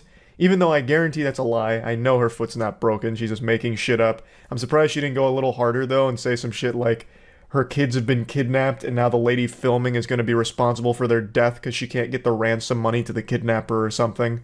Please hurry up. I'm literally just trying to go home. You want to fucking start? Go to the stairs. I'm going to send this to the office because this is unacceptable. I will.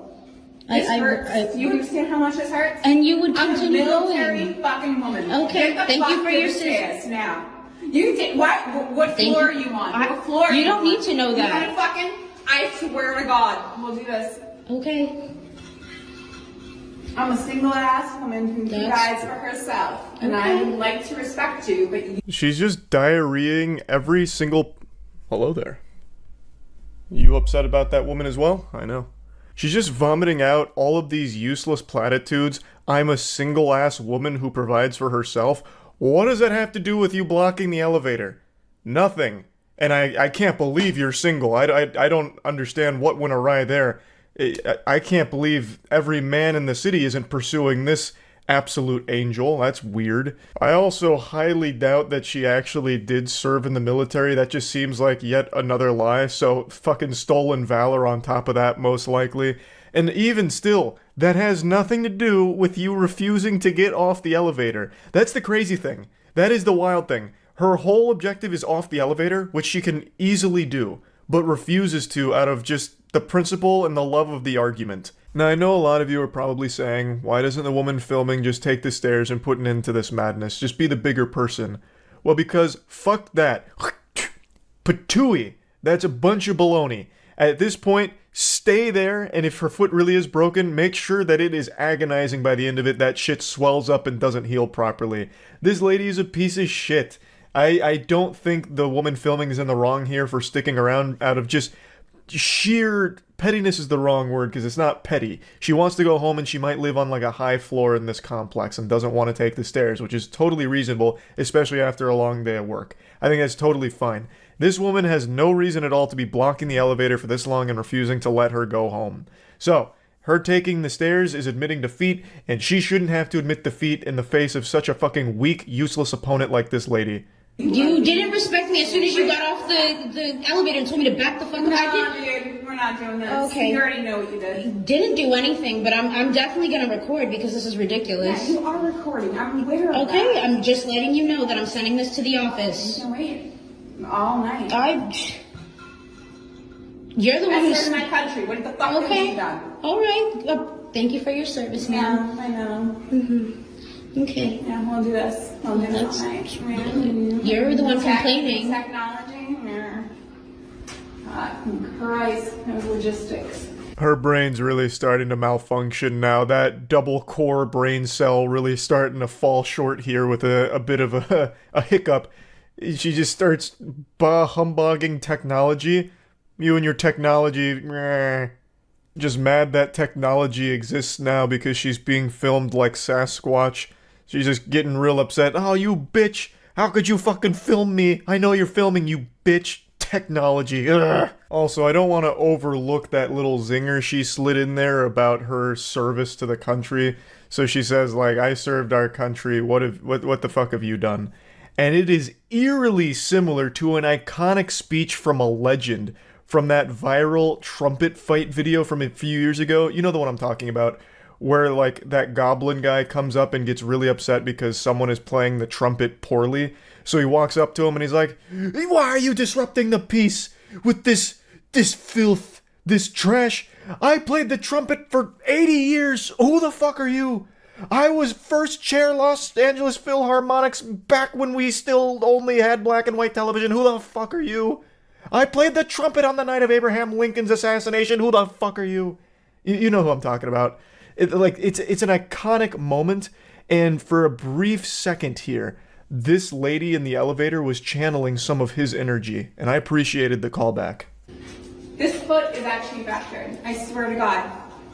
I'm sorry. I'm so sorry for you, but the way you just disrespected me for no reason. You're a piece. This is not happening. I literally was just trying to go home. I literally got off of a long shift. I'm trying to go home. Stairs. I have a fractured foot. Common sense. Walk up. It was around this moment where I was just completely lost and gave up hope of trying to even have a minuscule grasp of the situation. So it seems like the lady is now wanting to go up the elevator. So at first I thought she just wanted to go take the trash out and shit. But now it seems like they both wanted to go up the elevator, but the lady on the elevator told her to get off and take the stairs instead. Actually just making this whole problem out of thin air. All of this hoopla over nothing. And I guess the dog may have like approached the woman filming, which then caused the dog owner to freak out as if the person filming did something wrong because the dog came up to her. Like that's now my understanding of it, though I think that could still be totally incorrect because none of this makes sense. The plot here is totally fucking lost. It's all nonsensical. I also like how she keeps going on about her broken foot, saying that it's common sense that someone with a fractured foot wants to use the elevator, so you should use the stairs. I don't even know where to start with that pile of shit statement. You're not wearing a boot or a cast or anything on it. It's not like it's immediately identifiable that you're injured, which I just don't think you are to begin with. You're just pulling things out of your ass. But regardless, how does that track? Like, how does that logic track? If your foot is broken or fractured and you use the elevator, why does that now prevent everyone else from using the elevator as well? It's not like you need the whole fucking elevator. You don't take up all that space. How am I supposed to know that there's a person with a fractured foot getting on the elevator? Exit signs all over here. Is your analysis fucking retarded? All I was trying to do was get on the elevator. You told me to back the fuck up. So I'm just confused. I'm definitely bringing this to the office because this is unacceptable. I should not be being treated this way in a place that I live by someone else who lives here too. This lady's brain is trapped in Narnia. What are you talking about? What do the exit signs have to do with fucking anything about your stupid little boo-boo on your foot? Nothing! It has nothing to do with it! Jesus Christ! She is trying to find every possible thing to argue about because it is the only excitement she gets in her life. It's the only thing that keeps her going. Can you move out of my way? And you started attacking me. Are you serious? I really hope there's a camera here. I am serious. Oh my goodness. What you're doing. I'm glad there's stamps on this. I already called them. I called them about it because there has been men who have been banging on my door. That has nothing to do with me, Mom. I know, but I asked them for surveillance. Can you, because my door is up there. Men have been banging on my door and I've opened it. And I'm sorry that that's happening to you, but I didn't do that. I didn't do that to you. Psychosis. This has to be a psychotic episode here. What the fuck does men banging on your door have to do with anything here? Because she's using it to point out like there's security cameras or something? I don't know. I also, maybe there are men banging on her door playing Ding Dong Ditch on the creepy witch lady that lives in the apartment like the fucking ghost that haunts the halls. Maybe, I guess, but even still that has nothing to do with anything here. Can I please get home? I'm just trying to go home. It's been a long day. Walk up the stairs. You can walk out. I'm not taking up any of your space or time. You have all the space in the world. Please go. I'm a government agent. That's okay. Walk up the stairs now. No, I don't need to. Now the narrative shifts again where it's her wanting to get out but refusing to get out because this lady wants to get in. And once again, the camera lady mentions she has all the space in the world to just get the fuck off the elevator. She could just go. Take literally 3 steps and be done with this whole thing. But now she tries like, I'm a government agent card and you need to go up the stairs. You're under arrest. Give me your badge and your gun. You're off the case. Get up the stairs now. Jesus Christ. It's so weird that people like her exist. I don't. You need to get off the medication that you're on. Can you please go? I am on 0 medication right now. Okay, then put down the drink, please. Can you go? There's no drink. What drink are you talking about? The one that you drank before you got on the elevator. Your dog must want to go to the bathroom. You have trash to take out. Okay, you're not though. I swear to God. Are we doing this?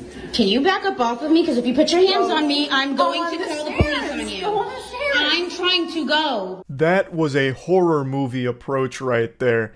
She had that just shit her britches walk cycle coming at her, waddling up, getting right in her face. I really half expected her to dislocate her jaw and scream for a jump scare. That was some terrifying shit. Maybe her foot really is broken. And if that's the case, I'm glad that she's continuing to put so much pressure on it to make it worse. That is fantastic news here. Incredible strategy. She mentions that she's not on medication, but I think it's time they start exploring that option because there is something that's gone untreated here. This is not normal. This is not healthy. Or maybe the lady filming is correct in that she's just been hitting the alcohol hard and she's had a couple drinks already.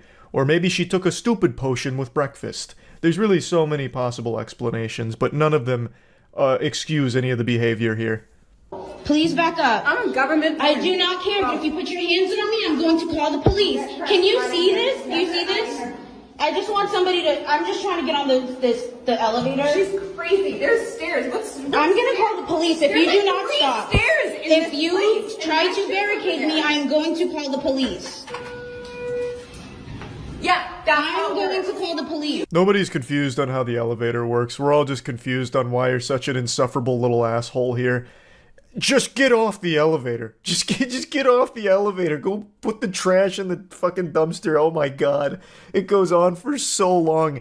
It just goes on for such an agonizingly long time period here. It takes like half the afternoon just with this random encounter NPC. It's fucking, like, I'm getting upset for her just having to watch it. It is the most annoying video I've seen in so long. This is bad. This is really bad.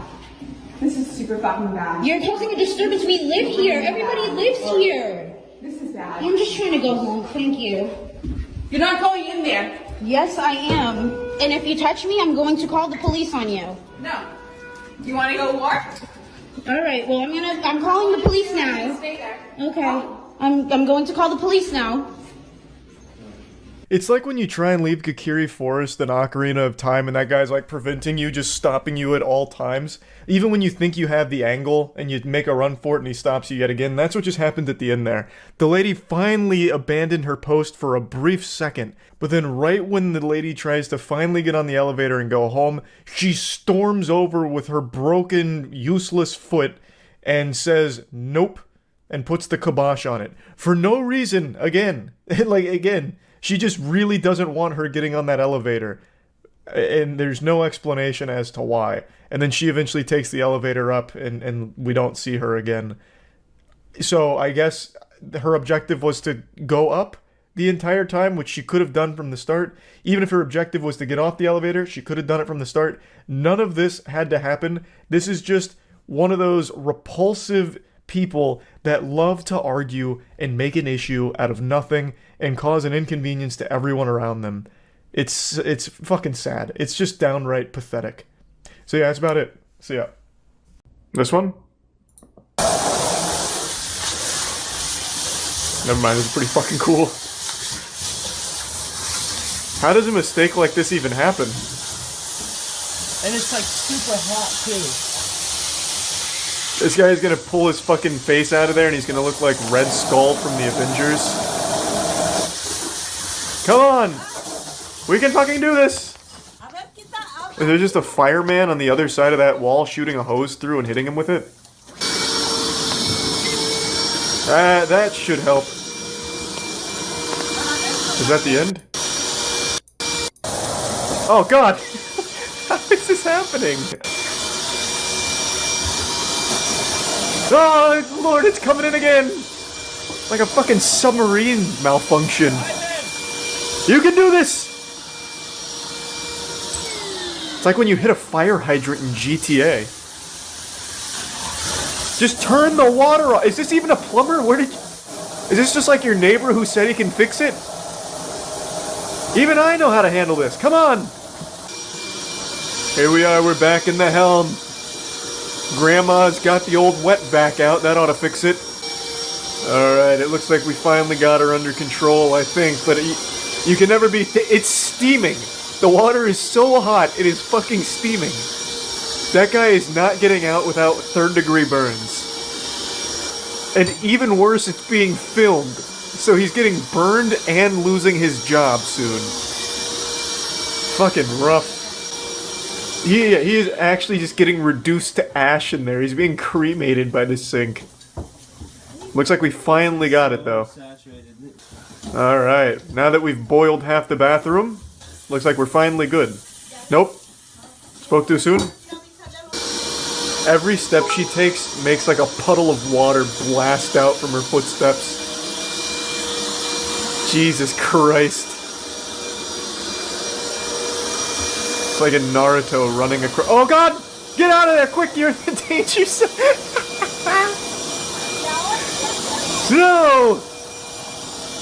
The rivers of hell have been unleashed again! Damn you! Quick! Grandma, get in there with the vacuum! Christ! We got a code red! Holy shit! Oh no! They need to cut the water off. Let's get another vacuum in here. Two's better than one. And maybe another plumber. Because a real plumber is better than whoever this guy is.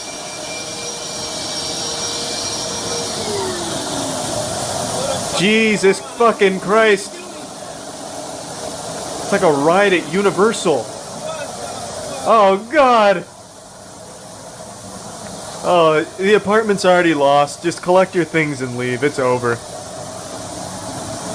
It belongs to the sink now. Oh, here we go. He's got a big bucket. That'll fix it. Let's go. The reinforcements have arrived. The special tools are here. If we can catch all of the water, we'll win. It's a war of attrition. We'll just catch more water than it puts out. It's easy. Are you calling the police or something? What do you mean, what are the police supposed to do? I'd call the police in this situation too, like help. A fucking plumber is assaulting me with my own sink. Yeah, I can still hear it spraying. It's still going!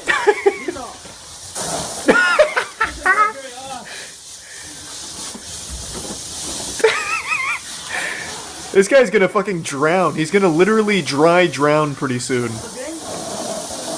Oh my fucking god. It's not even connected to the water supply of the apartment building. This is coming straight from the ocean floor.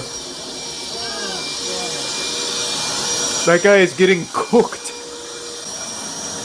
By the time he finally leaves the bathroom, he's actually just gonna look like Larry the Lobster from SpongeBob. Oh, Jesus Christ. How is that even happening?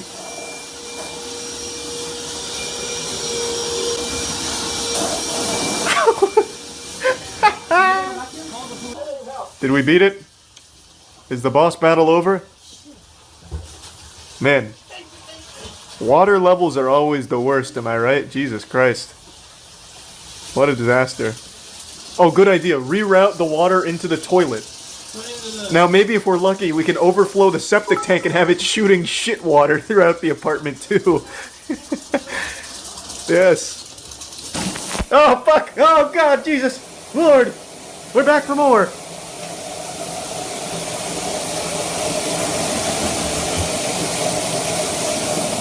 This whole fucking bedroom's fucking ruined.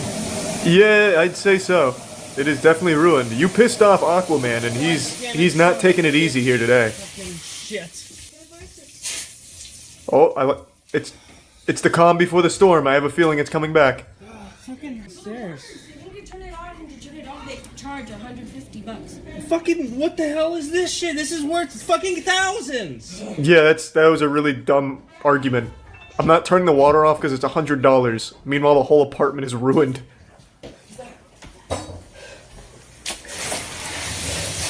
Oh God, it's...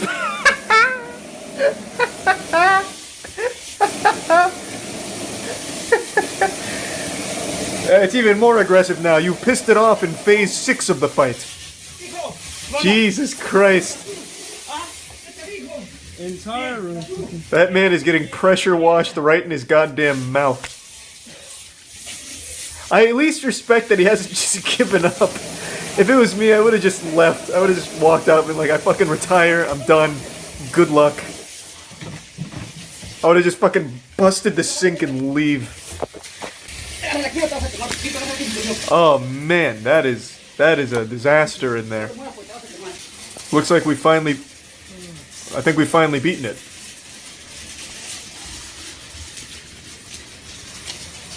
Hey, at least we've stopped it before it caused any major damage. We got ahead of this one. It could have been a lot worse. Good work, team. Fuck yeah. Textbook. I'm thinking maybe like a 3-star review on the plumber's services, maybe? No, the plumber, I don't think it was the plumber's fault. It must have just been something with the pipes. The plumber did everything he needed to. Everything by the book.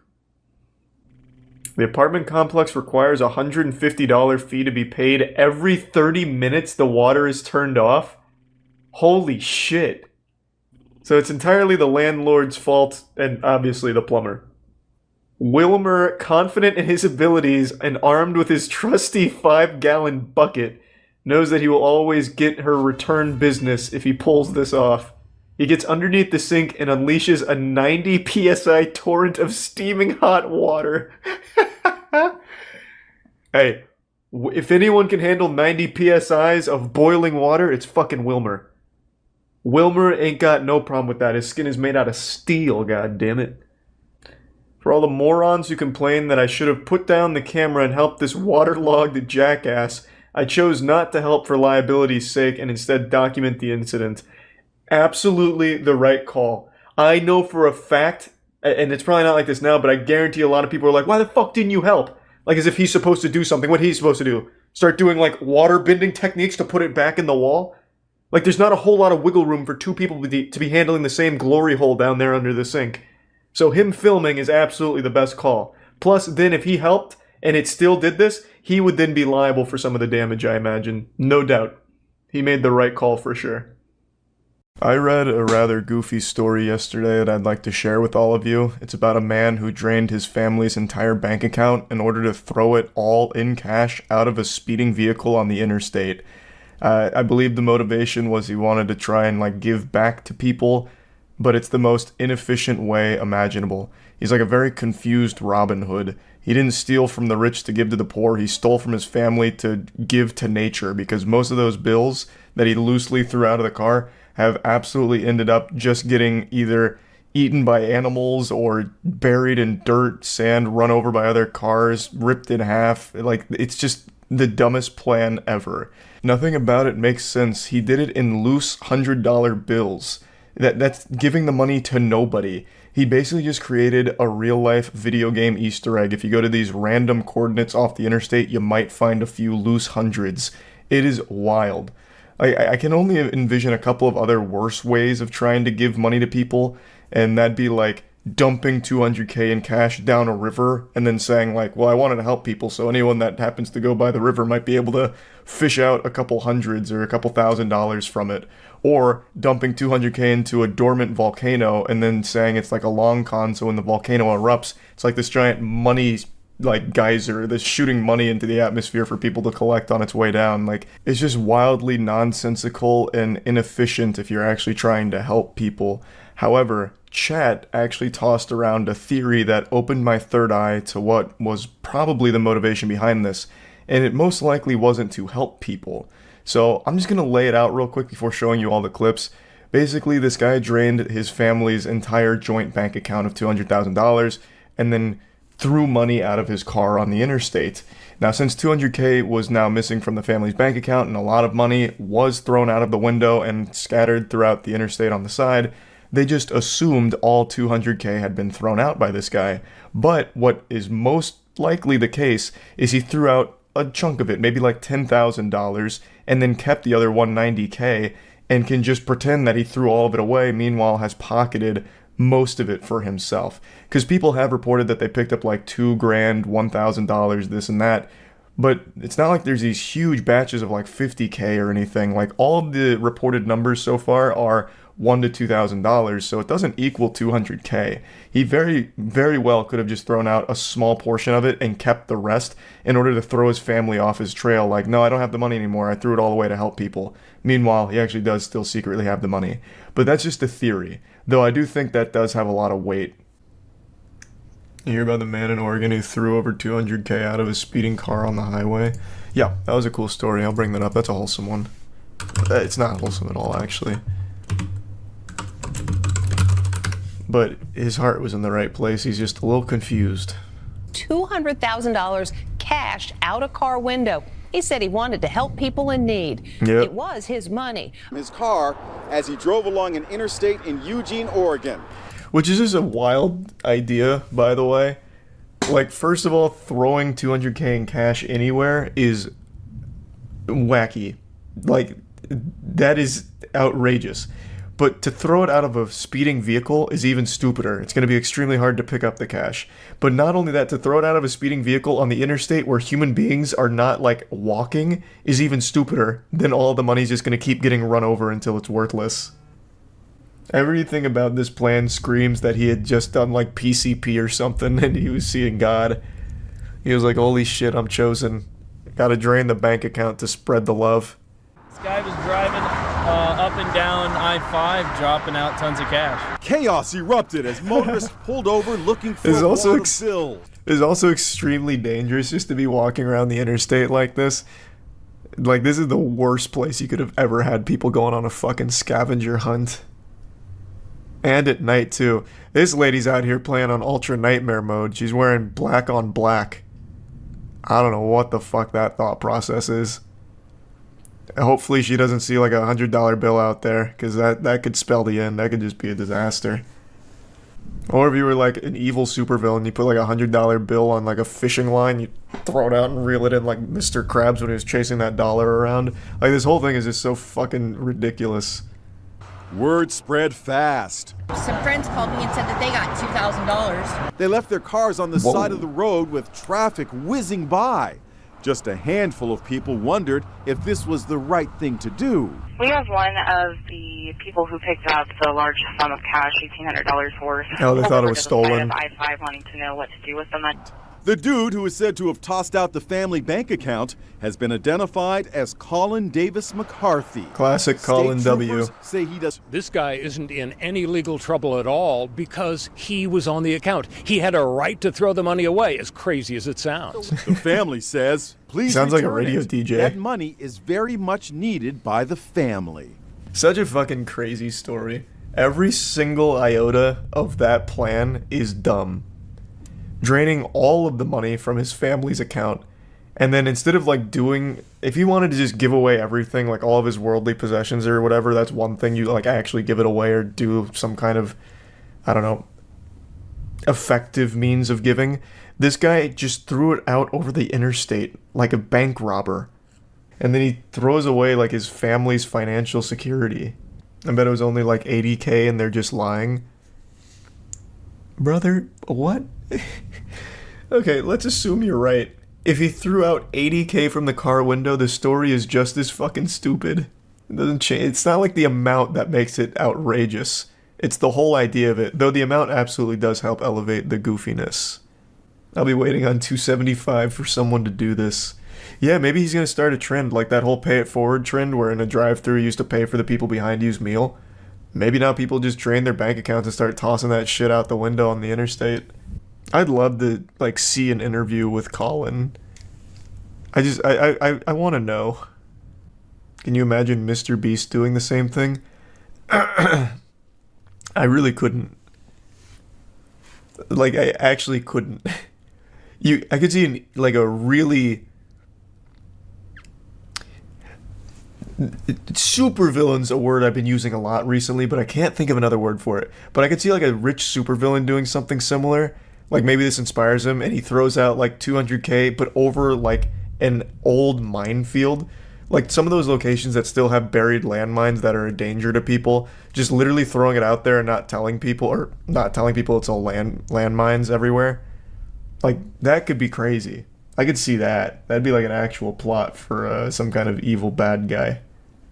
Vigilante. Well, that's definitely not the right word for it. That's not a vigilante at all. That's like actual Squid Games, yeah. Draining the family's bank account without telling them or anything like that, immediately ruining that, like pretty much their life, that's debilitating. To give all the money away is one thing, but to just throw it out the window is a totally different one. Like if you just set up a garage sale where people like pull up and he gives you money to take away some of his items, like I'd be like, oh wow, what a fucking saint. Look at this guy. Let's get a load of this fucking guy. They did it on the interstate. I almost feel like he did want to see people getting hit. Like maybe he actually is just a evildoer. He was like, I'm going to throw out 200K and I want to see how many greedy people go out there to collect it and then get fucking slaughtered. Like Jigsaw playing a game with people's greed. Oh, that's interesting. He probably threw out 10K and kept the rest. That... Maybe we're not giving him enough credit. Perhaps this was all a ruse. So he drains the family's bank account, and then he comes up with this outrageous plan. I'll throw some of the money out on the interstate. The family would report 200K is missing, and then this story would come out with all of this money that was thrown on the interstate, but we only have like a few people that have confirmed like 2K, 1.5K. Yeah. Oh, maybe. So he threw out 10K and he's pocketed the other 190 and they're like, oh shit, damn, guess it's all gone. Sorry guys, I just really wanted to help people. Meanwhile, he's still got 190K in his fucking mattress. Holy shit, that's what the 80K guy was saying. He's actually smart. True, yeah. I'll eat shit on the 80K guy. That must have been like the tree he was barking up there. That is quite the plan. That is a nefarious plot. And would actually be kind of smart if you're trying to fuck your family and take all the money for yourself. Yeah, because the amount doesn't match up with what people picked up. Well, that's only what people have reported. Do you know how many people have probably been out on this fucking interstate for the last 2 days? Literally camping there? You probably have some of those, like, old beachgoers with the metal detector out looking for $100 bills now. Like, the spirit's there, but the brain's not. The body's willing, but the mind's fried. Like, they're probably trying everything. So maybe it was the whole $200K, the whole kit and caboodle, and people have just taken it and then, went home and haven't talked to the news agencies about it. Because again, most people are going to assume it's stolen cash, and with stolen cash, I imagine you have to give it back. So they're probably like, fuck that. I'll take this $30K worth of stolen cash I found in the ditch here and just go home. A man from Kentucky won a $167.3 million Powerball jackpot and claimed his check on April 28th. On April 29th, he celebrated by coming down to my neck of the woods in Florida and got himself arrested because boy howdy he got rowdy and for some reason just wanted to fight everyone at like a hotel bar. I cannot fathom how someone can come into life-changing money and then the first thing they do is just unleash their demons. Just go fucking sicko mode on strangers. There's no audio for this section, but James Farthing, the Powerball winner, is the one that's right now grabbing a handful of that guy's shirt while another man takes him down. He said, "You can get me to the ground, but I'm gonna see that man's nipples come hell or high water, goddammit." You kidding me? No, Get on the ground! Do not fucking move, do not resist. Put your hands down. B12, step it up. I just got kicked. So it happens pretty quick. It was actually like 2 very fast kicks from James here. He got him with the fucking black flash, honestly. But what happened is the officer separated them and he was handcuffing the guy that had James in the headlock. And while that guy is on the ground, face down, James comes back to try and soccer kick him, but he misses and gets the officer square in the noggin. He like blasts his cranium here with his taekwondo kicks. And of course, being the tough macho man that James is, he then kicks the defenseless man who was handcuffed on the ground, which is a kick, that kind of soccer kick, that can oftentimes be fatal.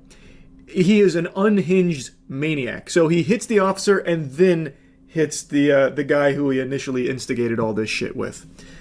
So again, this is James Farthing, the one doing the kicks, not the one who's currently being handcuffed.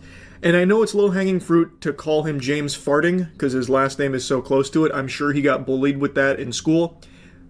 But I still can't resist, so I gotta call him James Farting at least once. This man is getting farted on here by, like, the entire police force coming up. Relax, do not. Just stay there. No, you're not. No, you're not. Stay right fucking here. You, enough. I didn't know you were here. Doesn't fucking make a difference. I got clocked in the face. You stay there. Okay, you need to calm down. Put your hands behind your back right the fuck now. Put your hands behind your back and get against the fucking wall. Against the wall. Who else? The female. Taser deployed. Dude got wombo comboed here. That's the 2-piece Whopper special. He got tased and then Goldberg speared by another officer, and he let out a primal yell. Like that's like the voice acting for the finals when you play the heavy and use the power slam. Like, holy shit. It was really a textbook linebacker tackle. Like, I'll give it to the officer there. So James tries to run away. He is clearly hammered. This guy is sloshed. So when the officer's telling him to get against the wall, he like shoves him towards the wall and he loses his balance instantly. And then he tries to make the slowest getaway possible. He gets tased and then tackled.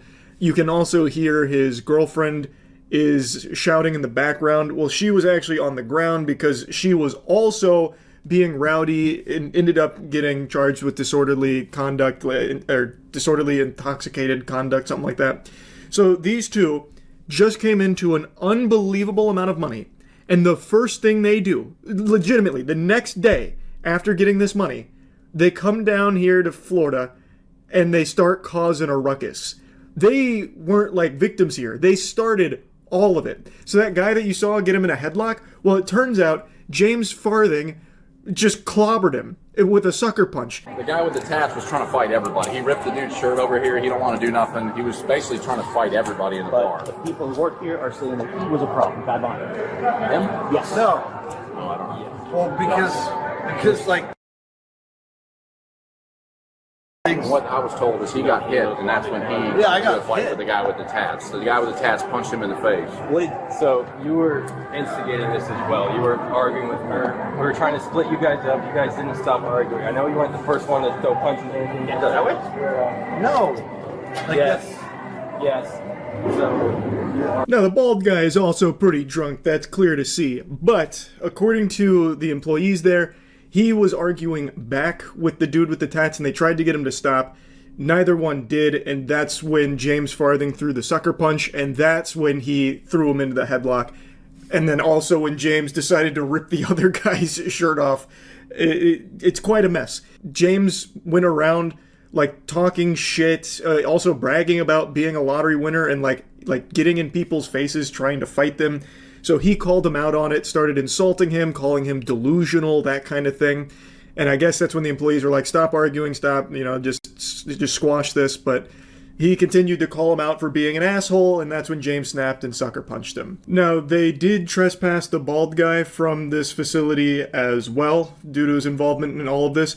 And the guy who gets his shirt ripped off does also give a statement that talks about how the bald guy was insulting him a lot directly to his face, saying that he was antagonizing him. But also, the James Farthing was the one who did start all of the commotion. Now, this isn't James' first run-in with the law. He's actually got a fascinating bit of lore here. So he hit Kentucky's largest jackpot the day before all of this unfolded and opted to split the winnings with his mother as an early Mother's Day gift. That's the kind of feel-good story that makes your heart melt. It makes you go, aww. And then you read the following paragraph here. It turns out he is a career criminal who's racked up convictions across 9 counties in Kentucky for a litany of offenses, including choking a girlfriend, bribing officers while in prison, and selling cocaine to an undercover cop. Wow, what a saint. This seems like the kind of guy that deserves a $167 million Powerball jackpot. That just goes to show you, when it comes to luck in RNG, there is truly no amount of like karma or anything at play. It is just as random as that shit gets. This degenerate fucking scumbag just came into $167 million and then immediately comes down here and can't kick his criminal ways, so starts fucking fighting strangers in a hotel bar while flexing about his newfound wealth. I had it right here. It's my purse. Your ID's in there? She's starting with it. Okay. That his? Okay. This is Who is him? no shirt. Guy that kicked you. James Farthing. Okay. He's with me. Okay. We always argue. Okay. We've been together. We met in 214. Okay. So you got, but what's going on tonight? I don't care about when you met. Nothing. No. So I just. We came to the Kentucky Lottery in Louisville and we claimed the check. So although his girlfriend faced the disorderly conduct charges, she was released. Apparently, according to people around there, from what I've gathered, she was like directly involved in all of like the shit talking and the arguing and even like to a certain extent the brawl itself, which I guess is how she ended up on the floor. I'm still a little confused on how she got in that position. I thought I overheard her saying like they argue all the time and, you know, it's not that big a deal, thus implying that James was the one that like shoved her down. That's what it kind of sounds like. I'm not positive, which wouldn't be the most surprising information to learn considering this guy also has a charge of choking a girlfriend at one point. So it doesn't seem like it's something he wouldn't do. From right when the first punch was thrown, right when he hit you the first. He hit you first? Oh, yeah. Yeah, so right from there. So he was just, from talking to my partner who's talking to you, he was just here being obnoxious, stupid. Yeah. My partner's telling me you kind of called him out in a couple things. Yeah. Nothing wrong with that. Yeah. He got mad. Yeah. Pissed off. And just pow. And then just punched you. Yeah. Straight in the jaw. Like I said, oh my God. I know. I get it. Like my brother's in law enforcement. Like my dad is in law enforcement. Yeah. Like I want to tell you what I saw. Yeah, what do you think, man? So as they're talking to the bald guy who took James down, the guy who got his shirt ripped off marches over there and throws his hands on his hip and he's like, all right, I kind of want to participate here and let you guys know what the fuck happened. This guy looks exactly like Carl Urban, by the way. Like, I thought Billy Butcher was rolling up here for a second. I saw you sitting over here talking to this guy, antagonizing him for like an hour. He was getting riled up. He was getting riled up. He was getting riled up. You were pushing his buttons. And then Is that what you think? Yeah, 100%. That's what I saw. I saw the body language. I understand. And this guy's been in prison for 28 years. Okay. So it's a different perspective. You have to understand that. I saw different point of view. this guy pushing the bear, poking the bear. But antagonizing is not antagonizing. Talking to somebody and well, thank you antagonizing for is your- not against Hey, the thank law. you for It's your- the fact that he punched him, and when I got here, the other guy This guy's punched been him. in prison for 28 years. Okay, well, it doesn't Can you matter. go take a seat over there? So he is saying that the bald guy did a lot more than what the officers and the employees are letting on, that he was poking the bear, and he kind of makes it sound like this was an expected outcome because the guy spent 28 years in jail, which, from what I've learned about James Farthing, is pretty close to accurate. He spent roughly 30 years of his life behind bars for a laundry list of crimes. So he also believes that the bald guy bears a lot of responsibility for everything that unfolded here, but ultimately he ends up just getting trespassed, and from what I've seen, there was no further punishment to him. They want to press charges for disorderly just on her, not on this other guy? No, they're just trespassing him. Okay. He wants to press charges on this gentleman here because he socked him first, punched him first. Okay. So he's getting the charges for the battery on him, and he's getting the felony battery on me. Yeah, so I'd comfortably say this is one of the worst lottery winners ever. Not only because of his extensive criminal history, like, it's just insulting that this is the person that wins the fucking life-changing money, the largest lottery payout in Kentucky, apparently. But also, he gets that money and still has no change in his ways, comes down here and just immediately starts causing problems, immediately starts trying to fight people, bragging about his winnings, that kind of thing. Oh my god, it's infuriating. So yeah, I think I think he's going to be spending some more time behind bars here. It seems like he's more comfortable there than out in the open air. That's what it looks like. Anyway, that's about it. So yeah. This is not your fucking property. Go somewhere else. Fuck you. Go mind your own business. No. This one is a classic though. You're a fucking whore. You like to steal. You stick your nose in everybody's fucking business. This is goddamn alley property, bitch. No, it's not. She's- You have your name on it. She sounds like Gilbert Gottfried if he smoked more. Where's your fucking name on this alley property, bitch? Yours. This is anybody that wants to take it. Yes, it is. She sounds like a guy on Xbox Live using one of those voice vocoders to troll people. Oh, you fucking places. They don't answer their fucking doors. Did you ever ask my mom? This isn't hers. Yes, it is. What the hell? Just let her have your rhubarb, you selfish harpy. On videotaping. Yeah, she does kind of sound like a mean lunch lady. No, you can't have seconds. Go sit down. No ketchup. This doesn't bother you a bit. You got all that over the... What does she want the rhubarb for? Is it for, like, her witch's cauldron? Just rhubarb. I've never even seen rhubarb. Are they coming? No, but don't call me sweetheart, honey bun. What are you, fucking lazy? Get out of my business. Honey bun. Stop poking the sleeping bear! She's not even in her final form. I bet she makes a bomb-ass rhubarb pie, though. You big fat ass. I'm taking a job. Oh, bitch. Uh-oh! And then I'll press charges on Let's you. go! Let's get wild! Spit on her! Fucking twist on her tits! Woo! Watching this now. Go right ahead. You don't own this shit. How long does it go on for? How long does it take to grab rhubarb? Holy shit. It's like a giant weed. Just yank it. She tried to fucking hit me. Now she's leaving. Not very fast, though. You can probably catch her. She's still here. Make an idiot out of yourself further. Why do people get so fucking upset about a fence? I mean, I guess if it was like Really gonna damage your fence. Roller Coaster Tycoon and you got like trapped inside of a fence, I'd No, be you tight, don't but care. I can tell. this isn't even hers. It's like when the zombies come back from the dead, like in Grim Adventures of Billy and Mandy, sticking their arms through the ground and shit. Is that Jeffrey Epstein?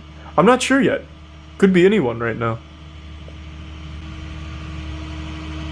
Oh, here we go. Let's get it. This is some Addams Family shit. You do. It's none of your fucking business what I'm doing. A baby's gotta do what a baby's gotta do. I told you before. Couple catches neighbor in the attic. He was waiting for the creep show. Well, I mean, where else are you gonna get these kind of good seats, am I right?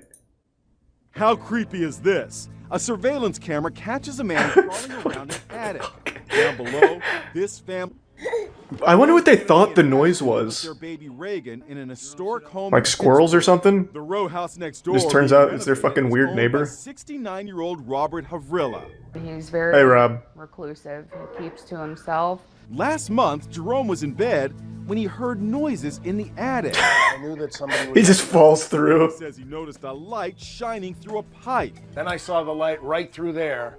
What the fuck? Surveillance camera in his attic. That's him right there. A day later, What is that movie? Was his neighbor carrying a power drill. Hold on, what the fuck is that movie? It's called 34 Cameras, I think. It's a dog shit movie I watched one time a long time ago on Netflix. It's about like a neighbor who installs security, or 14 cameras. He like installs cameras in this couple's home to watch them fuck. He looks exactly like the guy in that movie. There was originally a wall here that he had removed. And it wasn't just the attic. Jerome also found holes in a common wall. What the fuck? Plugged them up with tissue paper. Long time. So that we can sleep soundly at night. You should have put booby traps in the attic. Like, you should have put, like, some Home Alone shit. Like, little mouse traps. Blast his hand. Maybe, like, one of those swinging logs with nails in it that he triggers. A bucket of water that falls on him. I don't know. Like, go wild with it. Like, have fun. That's like your own little guinea pig. I don't remember exactly what happens here. I just remember when I first saw this, I thought it was remarkably goofy. To climb that wall and to cut these plants. I'm gonna cut it down and have to blow up the goddamn place! Okay, now you're threatening to blow up the goddamn place? I'm calling the cops, Diane. Sounds like the rhubarb lady. Son of a bitches! You too, Diane. Have a good day. I'm gonna send this to the She kind of looks like Elton John a little bit. Department. Have a good evening. Good! Good. Have a good night. Number, I would have given it to you. Then give me another number. Okay, I will. But what incentive do I have to give it to you? Oh, Diane, you jokester. I have no incentive. You're cutting my fence. That's criminal damage. This is criminal damage. This. How can that be your fence? She's just doing her job. She's working. Christ. You blocked yourself in. This one? Yes, I am. Thank you very much. This is a path then. This is no longer a path. How can anybody fit in this space? She looks like Tom Cruise playing a character. You have taken away the right. I'm asking you to stop nicely. Very bold to... Whoops, I didn't mean to do that. Very bold to just grab the saw. There's two questions I get asked more than any others. Why am I short, and why do I live in Tampa? And my answer to both of these questions is the same. Because I like it. I like being short. Feels good. Nah, obviously I'm just kidding. I'm not fooling anyone with that response, but what am I going to do about it? Not exactly something I can change, like a bad hairstyle. It's not like the result of being lazy. It's not like going to the gym more often is somehow going to magically make me taller. This is just the way the Lord 3D printed me, and I'm powerless against it, unless I want to break both of my legs and then take years of physical therapy to learn to walk again and all that, which I'm not going to do, so that's the reason I'm short. Can't help it. But my answer was honest to the second question. I live in Tampa because I like it.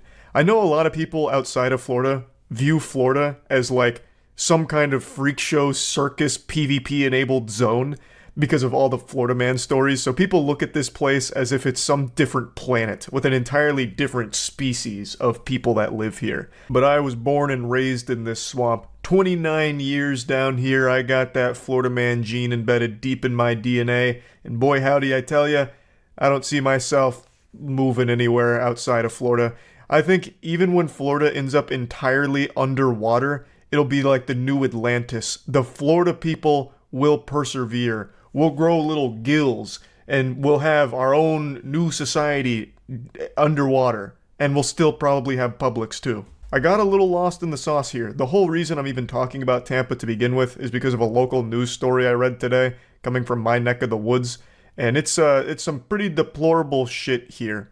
So I wanted to share this because it made me ashamed of my fellow Tampa enjoyers. You are watching what cops say is a terrible crime committed by a brilliant chemist. First, he's seen filling a syringe with some sort of substance. Then he places the syringe under an apartment door. Now, he's no Walter White or anything, but this guy is apparently a very gifted chemistry student. He was enrolled at the USF PhD program and, according to all the reports, was very gifted. And what did he do with those gifts?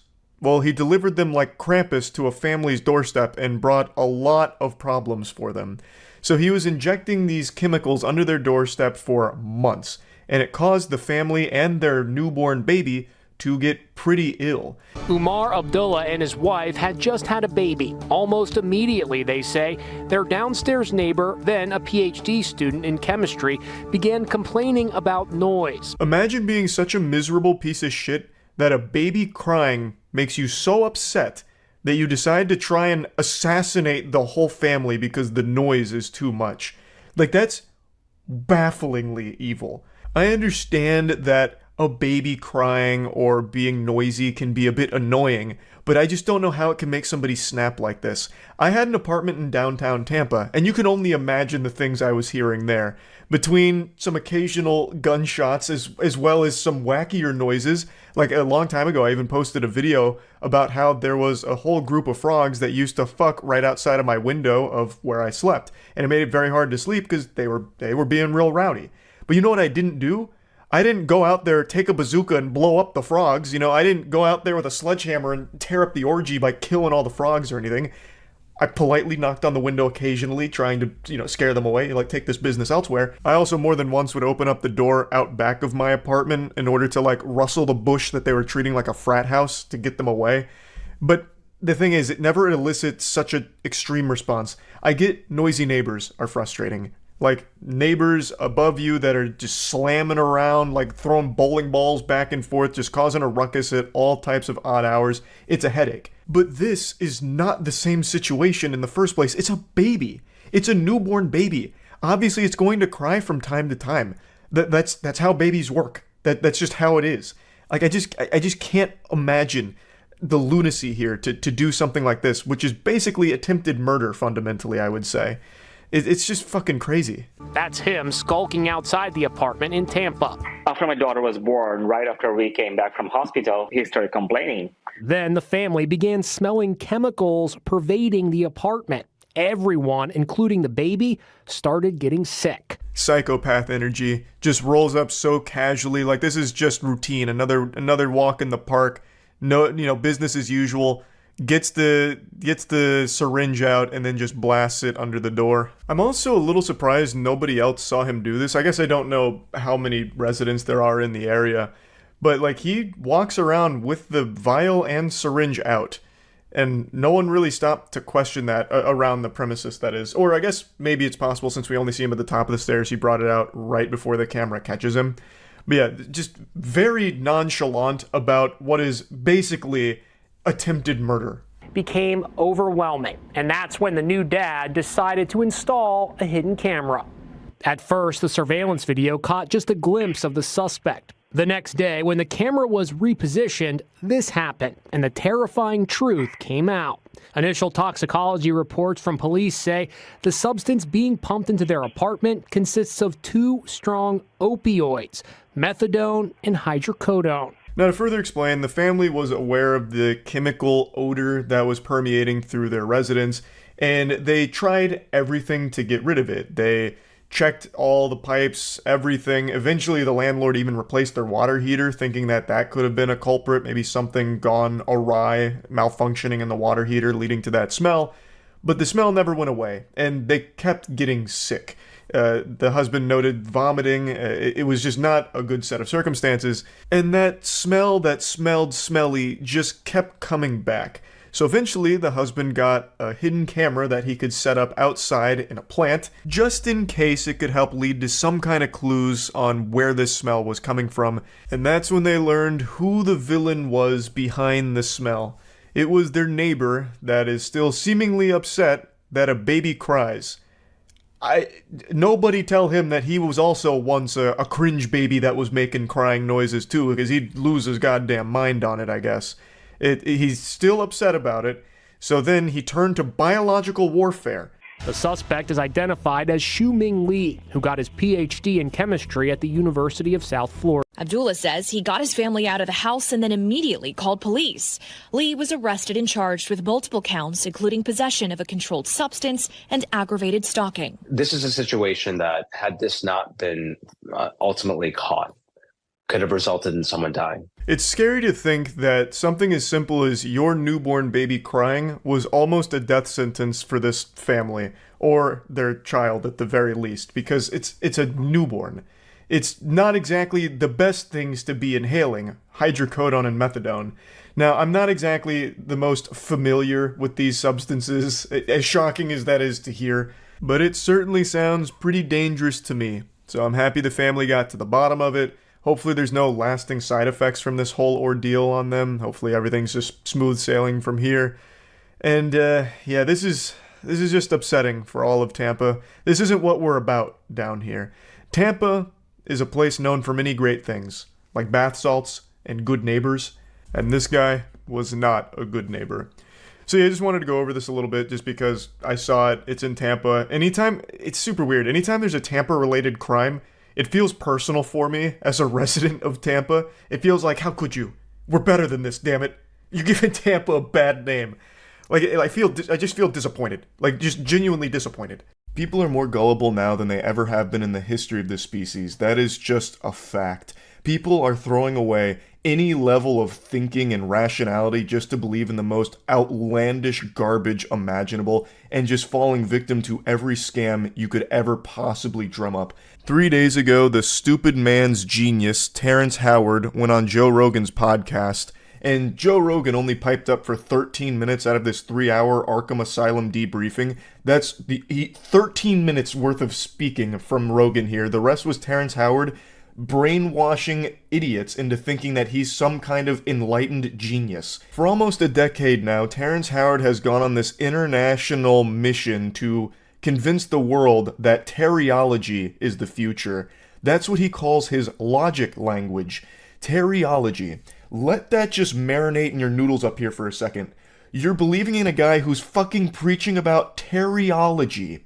So, there already exists so many people that have broken down everything Terrence Howard is wrong about in the teriology logic language system. I'm just going to focus on his biggest one. 1 times 1 equals 2. That is something that he has built his entire fucking identity around when it comes to his math. And for the first 9 years of this one-man traveling circus, everyone laughed at him because it's so outrageous. If we followed teriology, cars, phones, planes, medicine, literally everything that is keeping you alive right now would not exist because his logic language is fundamentally wrong. It's not up for interpretation. He is provably wrong in every possible measurement. And I want to dive into this deeply because so many people are thinking that he is correct. They are throating his cock and balls, literally slobbering all over his meat because he went on Rogan and used words they didn't understand. So since they didn't understand the words, they took it as a sign that this guy's the fucking chosen one when it comes to math. I'm not even mad at Terrence Howard. I want to make that clear. I'm mad that a lot of people think Terrence Howard is right.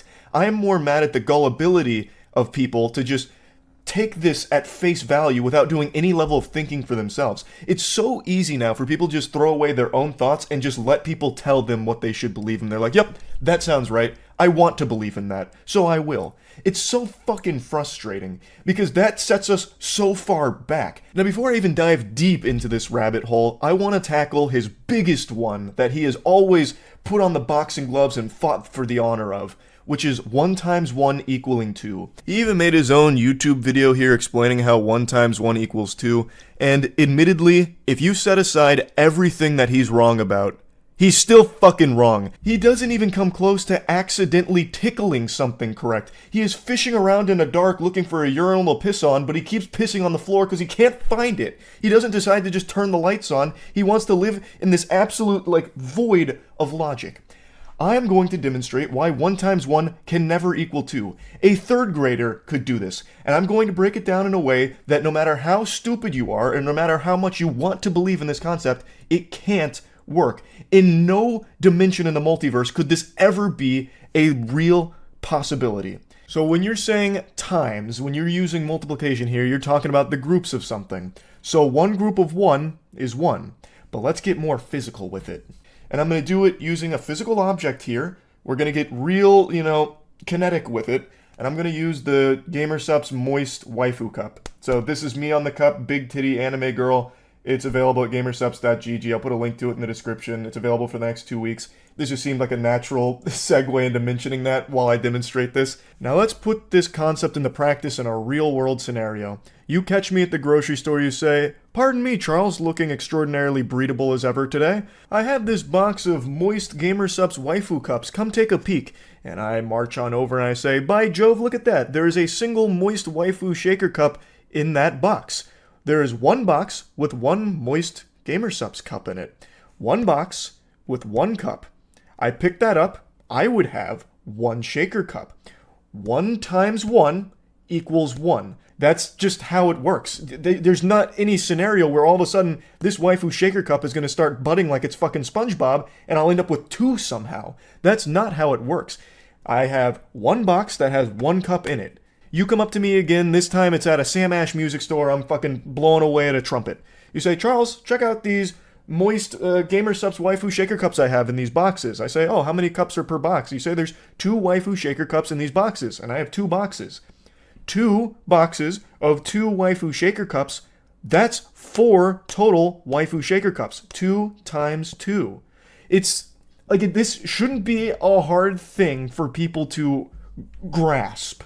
These aren't hard to understand, but when you have someone like Terrence Howard preaching just completely incorrect things, it's able to mislead people who want to believe in something different, that want to have this big paradigm shift in mathematics, which I don't really get. Why do you want mathematics to change? The only reason you're alive right now is because of that. You would have likely already been mauled by a bear, died from an infection, died from dysentery, wouldn't have made it past the Oregon Trail, way before you even made it to whatever your current age is, if we didn't have math. We wouldn't be where we are today. You wouldn't be watching this. You would likely be out there hunting and gathering and probably dying in the process. There is nothing that changes about this kind of concept when it comes to math. Now, it's important to note, I'm not a mathematician. That's something Terrence Howard and I have in common. But I think if I was a mathematician, most of you would trust me less. You'd think I'd been indoctrinated by big math or something to keep the genius revolutionaries like Terrence Howard down when it comes to these innovative concepts of new math. No, an actual child could prove why 1 × 1 will always equal 1, and never 2. It doesn't take a genius to prove that Terrence Howard is wrong. It takes an ordinary person using their own brain a little bit, and Terrence Howard is hoping that you're not one of those people that think for themselves. For some reason, we've entered the age where people don't trust experts anymore. The individuals that have dedicated their lives to a certain subject like math now have the most scrutiny from the average ordinary person, thinking that they're wrong and evil. There must be like a puppet master behind the scenes controlling the experts. Instead, the average person would rather put their faith in someone that has never studied math and never done anything properly in the subject that they're preaching about, like Terrence Howard. He has dedicated his life to being wrong. Meanwhile, the experts that just get fucking torched by people that don't understand math have an entire history of inventions to show for it that these people are literally using to criticize them. These inventions that they take for granted is the product of that math, not Terrence Howard's teriology math. If teriology was the correct mathematics, Where are those drones that he was talking about for Uganda? Where is all of the potential huge breakthroughs using teriology? Where are those inventions? Now, over a year ago, I did make a video on Terrence Howard going over some of his more ridiculous and embarrassing moments. I'm not going to really harp on those here because a lot of people went from Joe Rogan to that video and said that I was just attacking him on like a personal level or something, which I really wasn't. I was just explaining why a lot of this is so silly and I was making fun of it, as everyone used to do back when we used to think for ourselves instead of just be spoon-fed all of our opinions. So, what I did talk about in that video is something I'm going to briefly mention though. He tried to scam all of Uganda by promising them these drones that literally just don't work. I'm just going to play you a clip from that again to remind you that Terrence Howard uses this math in pretty nefarious ways from time to time, like in the case with Uganda drones from the hydrogen proton geometry. Was there for 2 years until I saw that there was an inconsistency with the math there. And so I went out to explore a new way of understanding how the universe works, and I was able to define the grand unified field equation they've been looking for and put it into geometry. Once again, just a friendly reminder, there is nothing more consistent than 1 times 1 equals 1. To represent it one more time, I have one box with one waifu cup in it. 1 times 1. The total waifu cups is 1. One box has one of these in there. There is one of these in total. And then with that geometry, I was able to put props on that. And what I'm saying is now we have invented a new form of flight that I would like to bring here to Uganda to replace the drones, to replace the helicopters, to replace the planes. Now, this is the geometry of hydrogen. Of hydrogen. Hydrogen. This is the proton itself. So any bond that hydrogen can make, our linchpins are able to make. It's been 2 years since this, and it doesn't seem like Uganda's any closer to having those Terrence Howard promised hydrogen proton geometry new flight machines that reinvent flight as we know it. But maybe it's just a project that takes a long time. Maybe he's at Area 51 right now cooking that shit up with the aliens. Who's to say? There's just no updates on it. So I'm excited to see Terrence Howard's update on these hydrogen proton geometry flying machines. But let's be fair here, let's take a peek at both sides. Terrence Howard actually did publish something trying to prove that 1 times 1 equals 2 and that the world of science and math is wrong. You can read through the whole paper yourself if you'd like, and hopefully you'd come to the obvious conclusion that he is still incorrect in everything that he's breaking down here. He's using all these incredible leaps in logic to get to his conclusion. What I want to highlight, though, is in his own paper here, he has a whole section dedicated to the Inanaki Sky People. Some call them the Inanaki, the Sky People, whoever they were that gave naive generations some 6,000 years ago a multiplication table and a flat view of universal geometry. They gave that poor, misguided people a false axiom upon which to build their world. In a paper that's supposed to all be about logic and math, where the fuck did the Inanaki Sky People come from here like a jump scare? What in the world? That should immediately trigger your bullshit alarms. That is unhinged to include in this. Like, it showcases that he fundamentally doesn't even understand where math comes from in the first place. He makes it seem like math is something that was given to us. Math is not an invention. Math is a discovery. It's something we learned. It's not something that we created based upon an Inanaki Sky People gift. A ruse from the Inanaki. Also, I love how he can just slide in whatever nonsense he wants without any type of citation or proof behind it. Oh yeah, this is all based upon what the Inanaki gave us 6,000 years ago.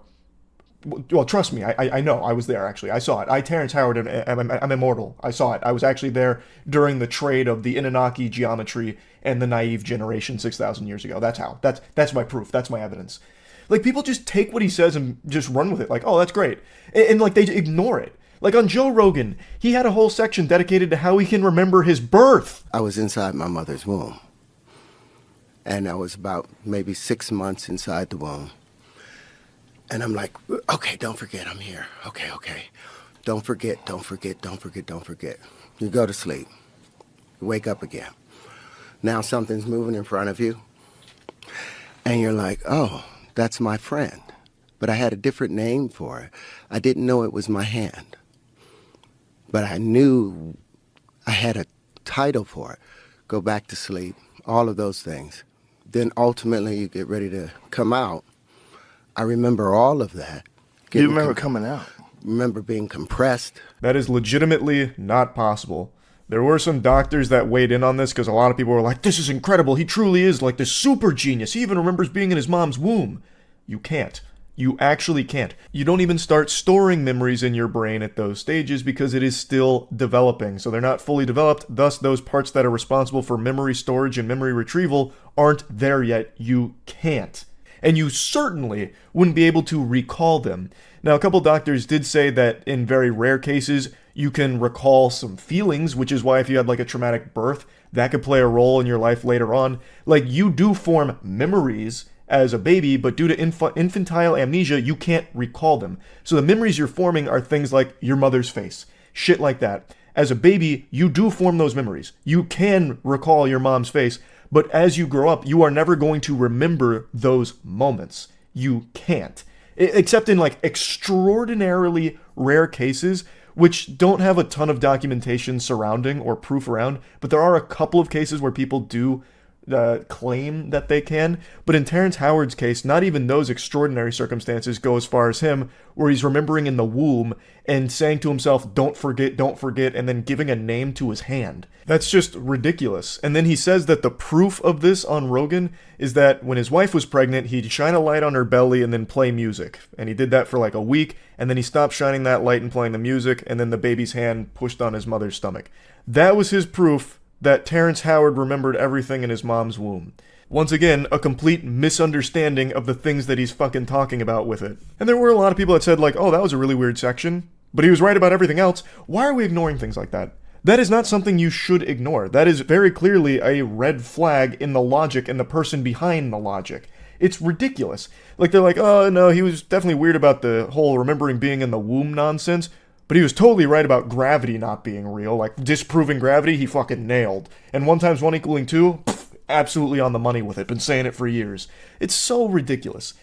People just want to believe in the most, like, I don't even know the right word for it. The most over-the-top special ideas just to feel like they're smarter than everyone else. At least that's the impression I get. Because there is no way you would ever logically reach these conclusions unless you just wanted to believe Terrence Howard because it's fun and it makes you feel special. That's the only way. Because if you ever try and employ any of these in the real world, they fall on their fucking face. Again, 1 × 1 never equals 2. So if you ever try and use any of the teriology in your day-to-day life, it's not going to work. You're going to be left high and dry with your dick in your hand. It's not going to function. It can't. It doesn't.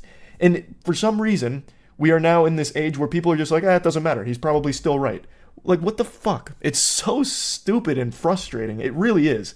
Like, again, I'm not even mad at Terrence Howard. Like, it's not a crime to be dumb. And it's not wrong to, like, pursue things outside of the already established, mainstream belief system. I think that's extremely important to a healthy society, always challenging the things that you're given. But this is the exact opposite. People aren't challenging what Terrence Howard is feeding them. They're just accepting it with a fucking smile on their face and not asking any questions. Terrence Howard pursuing this is not the biggest deal in the world to me. In fact, I do think in a lot of cases that can be really helpful. If someone goes out and challenges like some really well-established theories or whatever, like, let's see. It's always important. But he has come back with incorrect conclusions and still preaches about how everyone else is wrong, without ever demonstrating why he's right. He has nothing to show for his teriology. No creations, no inventions, nothing. So it should immediately right there stop for him and be like, okay, you know what? This was, a fruitless endeavor. I didn't get anything out of this. Maybe the math that we have is correct and is consistent because look at all we have to show for it. Look at all of this around us. We're surrounded by the product of mathematic breakthroughs. And Terrence Howard's math has nothing like that. So it should have come back like, okay, it was worth a try, didn't happen, we move on.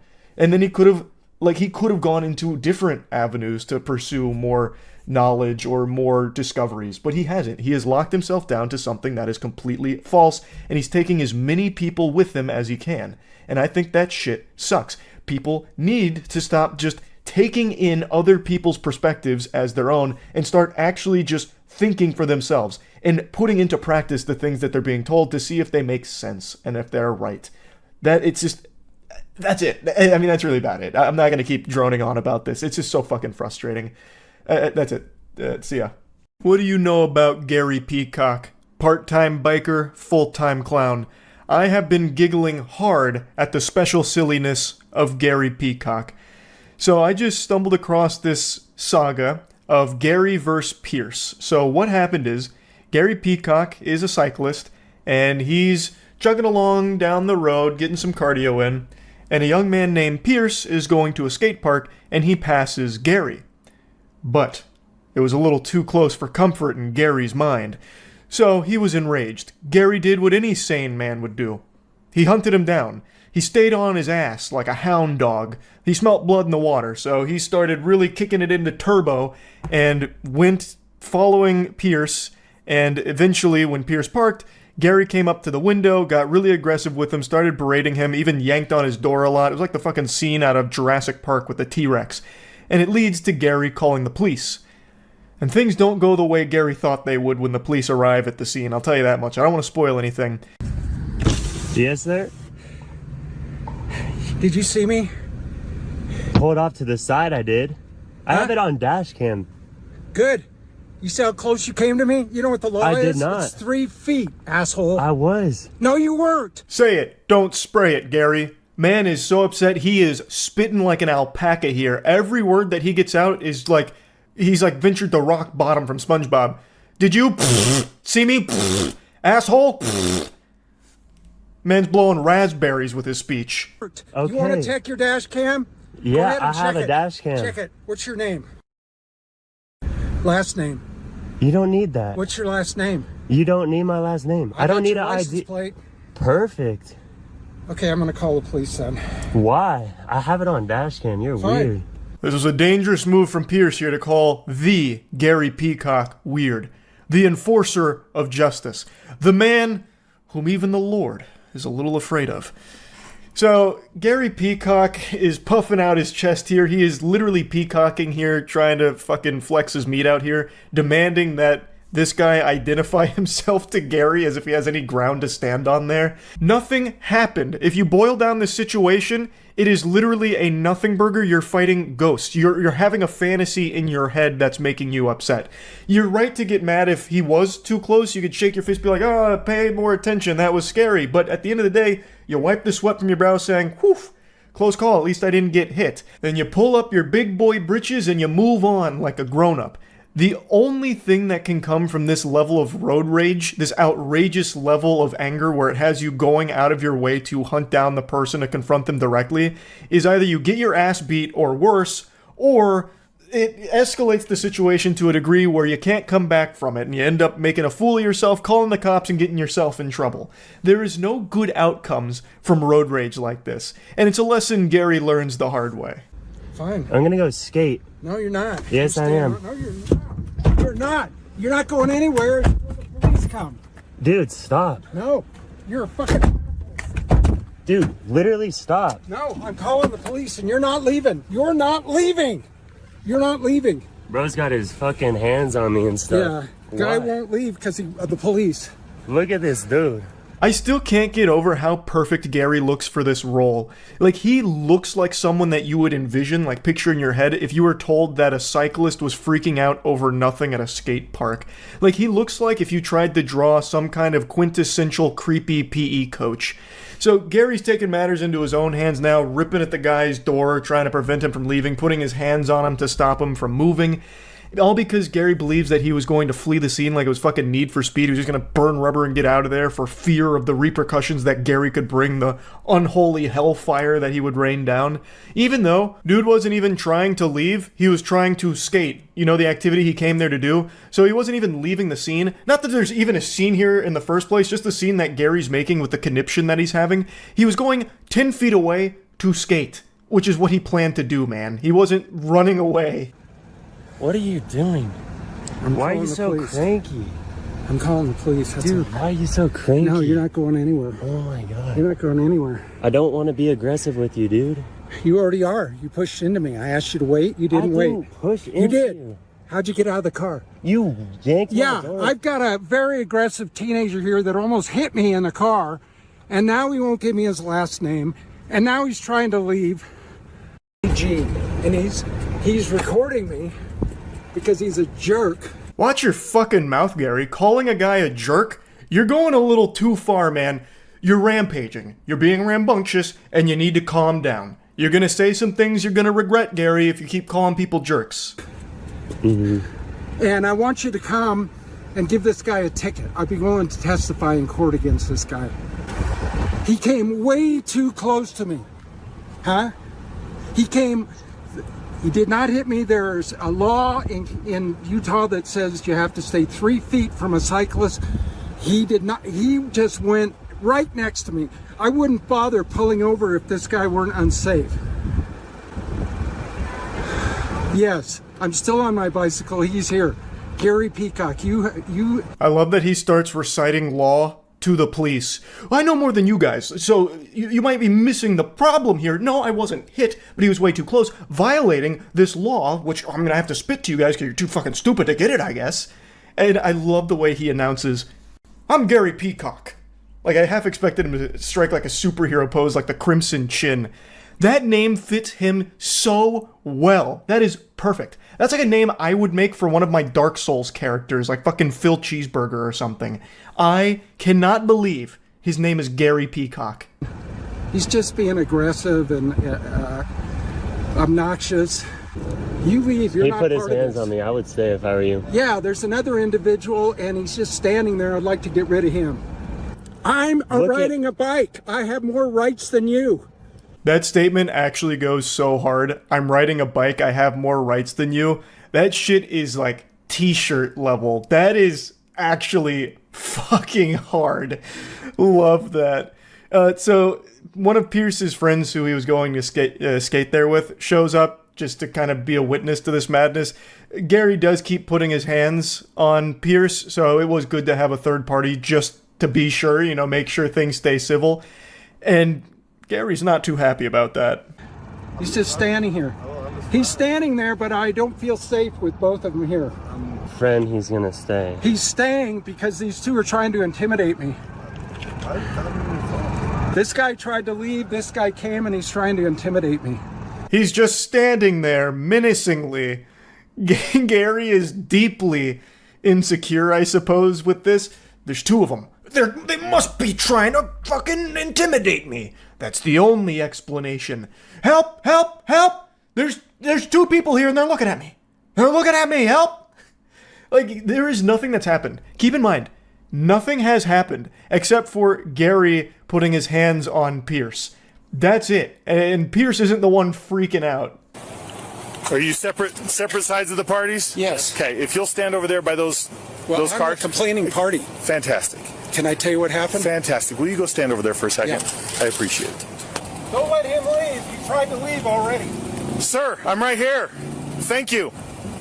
You can just immediately hear how annoyed the officer is to just be here wasting his time with this absolute drivel, this pitiful nonsense. The officer shows up and is already just over Gary's shit. Just the first interaction, he's just like, fantastic, fantastic. Can you just go over there, man? Can you just get the fuck out of here? Can you just go take a hike? Scram. And then as Gary's walking away, he's making sure to give a little backseat gaming here, some advice to the officer. Don't let him leave. And you can see the officer's shadow on the car. He does this. Like, are you serious? He does one of these. And he says, sir. Later, can I call the district attorney and press charges? Is this so press charges over? I know it's a small incident, but... Well, and here's the thing. Thank you. Sign his citation that you were present for it, and then I'm going to issue you one for disorderly conduct as well. So if you'll just hang tight over on the sidewalk over there, then I won't press charges. It's too late. Speaking of pressing charges, Gary, it seems like you're very hungry for charges. How about you get served some from the menu? Do those taste pretty good? The officer hits him with the disorderly conduct charges. So, I cut out quite a bit here, but Gary insists that Pierce's life gets fucked for this, even though nothing has happened, even though Gary himself admits that it's a small incident, but he wants to salt the earth with it. So, he has point blank said that he wanted Pierce to be arrested. If he'd have it his way, he'd go to jail, was his words. And the officer shows up and, well, that's not exactly something that's going to be happening here because Pierce recorded it. So the officer gets to see that Gary was the instigator, the aggressor, and pretty much everything that had happened was because of Gary, this whole incident. So, uh-oh. Why am I getting, for what? Because you were aggressive to him. Yes, I was, but he was trying to leave. Okay, go wait over there. I'll explain it here in a second. Can't we just... Nope. Oh, come on, man. I was the victim here. All right, watch out. We can go a different way, and you can be arrested for disorderly conduct. That's an arrestable offense. What kind of disorderly conduct is it? You opened his door 3 times. Okay? He doesn't have to get out of his car for you. He doesn't have to identify for you. You are not law enforcement. You're right, officer. He's something more than law enforcement. He outranks you. This is Gary fucking Peacock, super cyclist. My voice cracked even saying his name because I'm not worthy. His name commands too much power and too much respect, damn it. You don't get to come out here and enforce things. You call us and let us do it. Okay. He didn't say he was going to leave in his vehicle. He's like, I'm here to skate. I'm going to go skate. He didn't believe he did anything wrong. He's going to provide me the dash cam. Okay. He showed me the recording, and you were the aggressive one, not him. Yes, because he... Yes, and you don't get to be aggressive with people like that. Okay. That's disorderly. That's why you are getting a citation as well. Why is it too late? What does it mean? What does it mean, disorderly? Do I have to go to court for this? You're kidding me. Yeah. You were adamant that this, and you were the one causing the stir here. What if I apologize? It's too late. I've already seen the evidence. I am obligated. Oh, come on, man. Okay. Whoa, whoa, whoa, whoa. Let's not be too hasty here. A sorry from Gary Peacock? That's worth more than gold. Let's not get carried away. So you can see that the tables have turned. The shoe's on the other foot now. And it is just so satisfying. It's impossible not to smile watching his tough guy act fall to pieces. That bravado that he marched up there with, thinking that he was in the right and the Pierce was an aggressive asshole, this and that, when really, it turns out he was the aggressive asshole the whole time, and now his behaviors got him in some hot water with this citation of disorderly conduct. Now, it is worth mentioning, Pierce was also issued a citation for passing too close to a biker, but that was dropped. So that seems like something the officer did just to try and like get this, moved on. That didn't stick. However, the disorderly conduct one, well, that one kind of did. Gary Peacock was forced to give like a little half-assed apology. I think he also got fined. I'm not exactly sure. I saw 2 conflicting reports on that. But regardless of what the actual outcome is there, just watching this was a joy. So I had to share this. It had me giggling. That's the story of Gary Peacock. That's about it. See ya. Alright, I'm just gonna speedrun YouTube drama today and just rip this shit off like a band-aid and get it over with quickly. This will be the last time I talk about Maximilian Muss. For those that don't know, I made a video about this degenerate parasite a month ago, going over all of the heinous and evil shit that he's done on the platform, as well as touching on the way he'd recruit people from his YouTube channel to go to his secret discords to do genuinely deplorable, awful, horrible things across the internet, and I only touched the tip of the iceberg, barely scratched the surface. I was up there at the fucking tip of the condom where the cum is held, that little cum pool receptacle on the condom. That's what I touched on with Maximilian Muss. I didn't even go into like the whole shaft and everything else. I gave a very rudimentary breakdown of some of the awful things Maximilian Muss has done. Max is a human pinworm, just an asshole shit-eating parasite. In response to the video I posted, he started losing a lot of subscribers and his fragile insecurities couldn't handle his number going down, so he deleted his channel and then put it back up today, hoping that enough people had forgotten the controversy so they'd stop unsubscribing to him en masse. Max has clearly tied a lot of his self-worth to the numbers on the screen and couldn't bear to see the numbers going down any longer, especially since it's entirely his own fault and it should take full responsibility for the actions that caused all of this in the first place, but he doesn't have that level of self-awareness. So when Max was seeing the numbers go down, he threw in the towel for a month, took a break, and today, just like a gopher, he decided to pop his curious little head out of his hole, and he saw a shadow and decided it's time for 2 more hours of YouTube drama. He posted this video saying that I slandered him and everything I was saying is a lie, with no proof, except for of course the things that are completely proven and even things that he openly admits to and proudly talks about, such as the time he told his community to harass the girlfriend of a YouTuber he didn't like once her father passed away.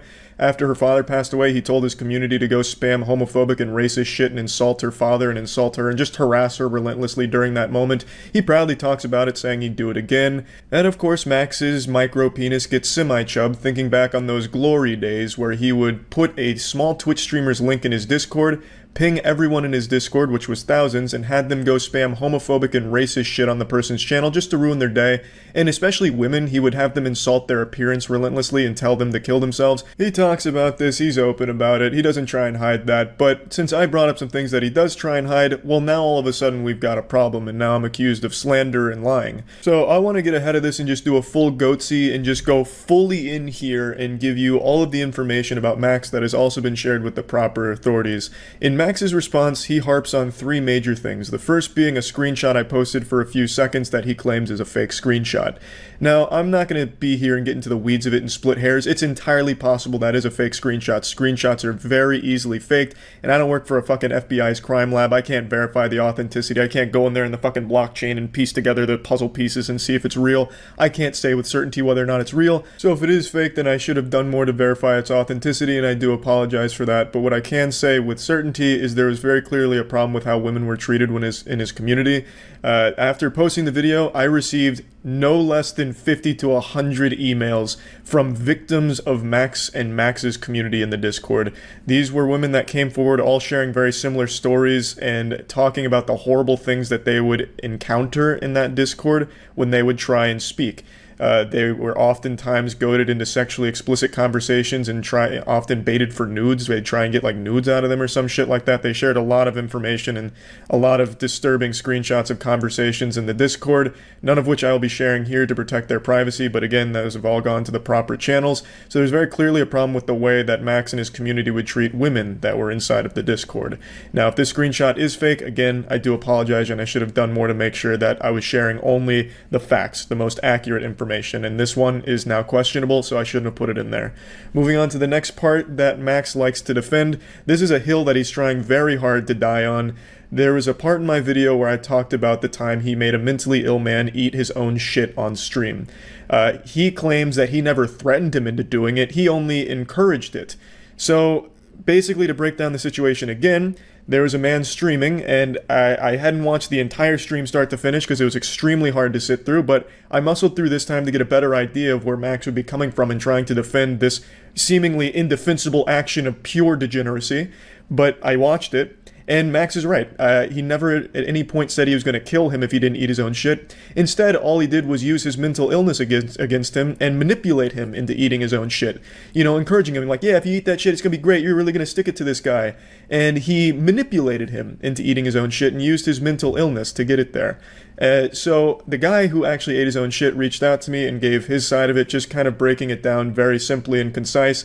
And he basically echoes what everyone could hear in the whole video. I was wrong to say he threatened him. He only manipulated him, which is, you know, that's a lot better. So congratulations, Max, you're taking steps in the right direction. You only manipulated a mentally ill man into eating his own shit. Wow, what a fucking saint. A real goddamn patriot, man. What a fucking angel. I guess the reason I got this story so confused is because Max made a habit out of threatening to kill people he didn't like online, or threatening to kill people who didn't do what he wanted them to do.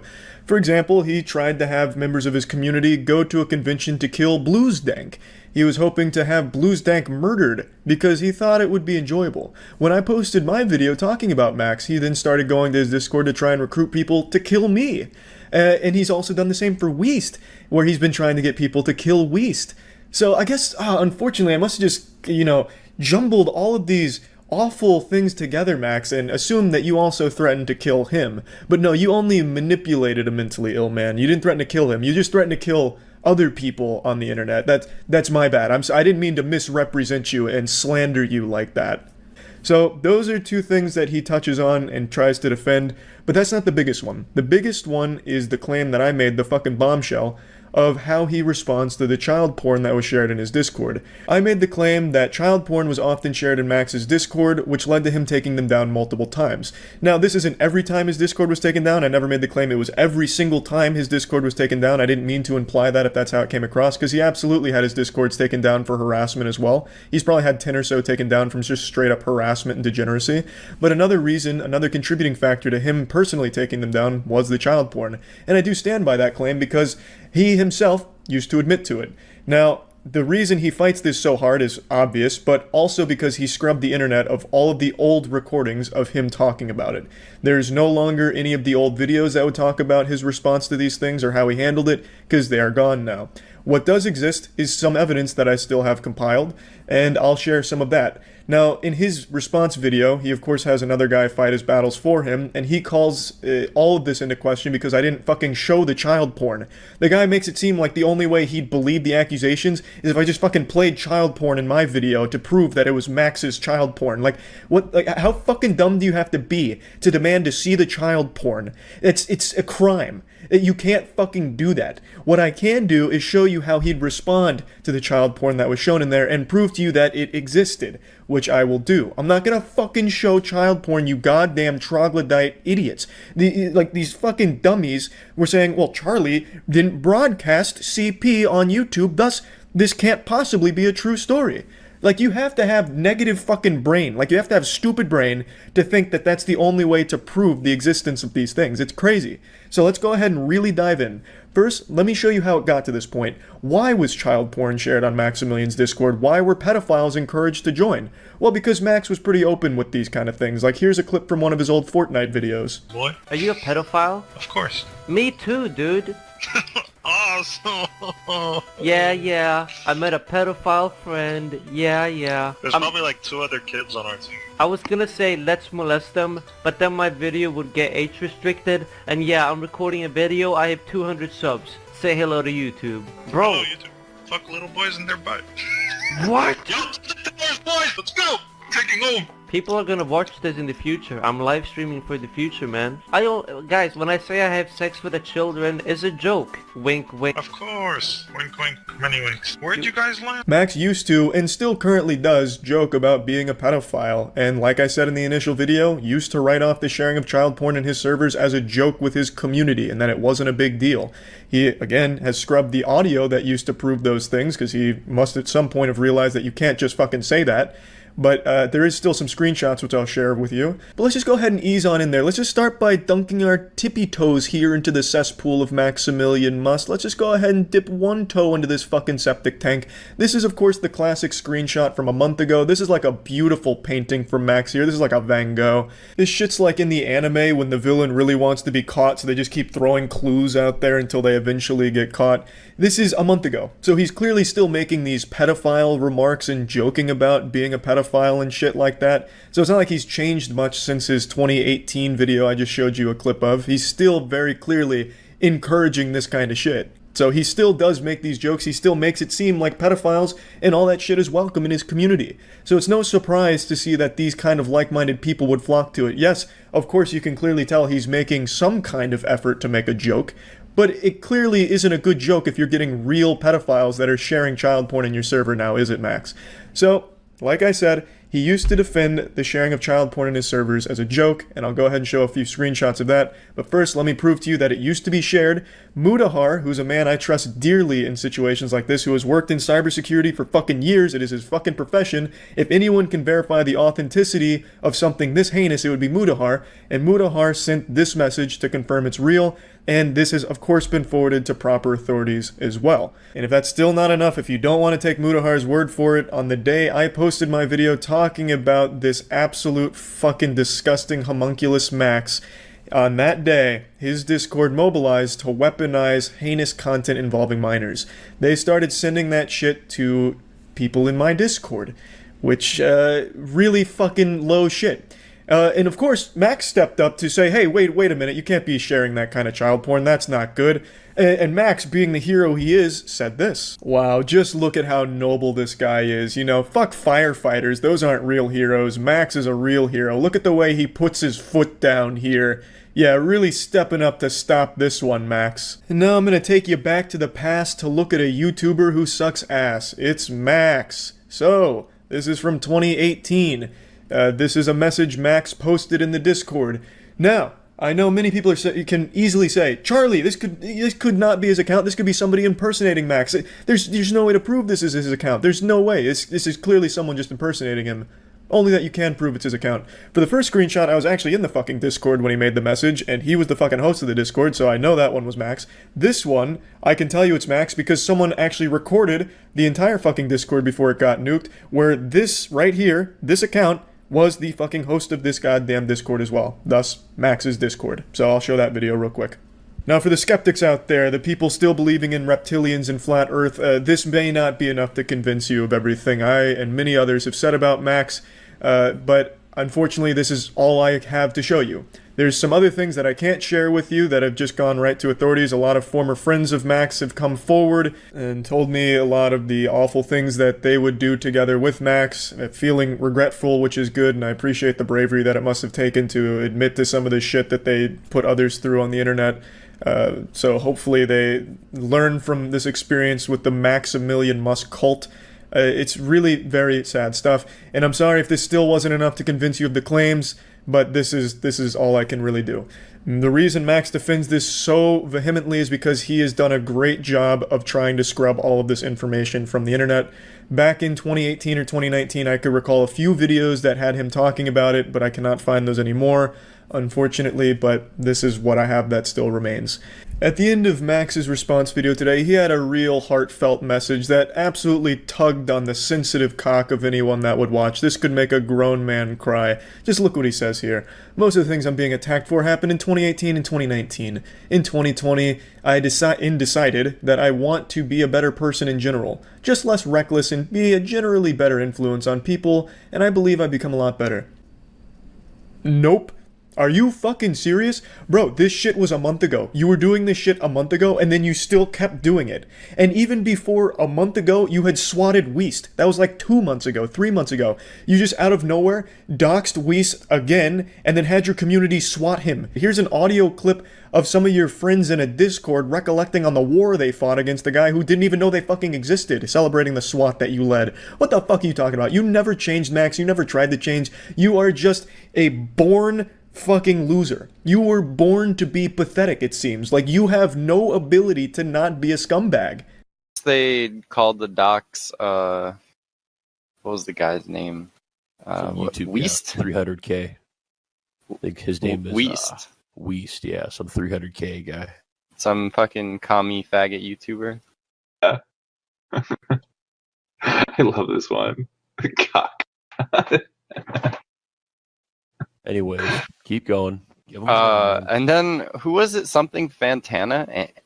What was his name? No, but what did they do to Weast? Exactly. Oh, yeah, tell me. Pretend to be a fucking veteran who's like got his like wife in the closet or some shit. Like like suicidally violent and everything. God, trying to get the SWAT to come to his house.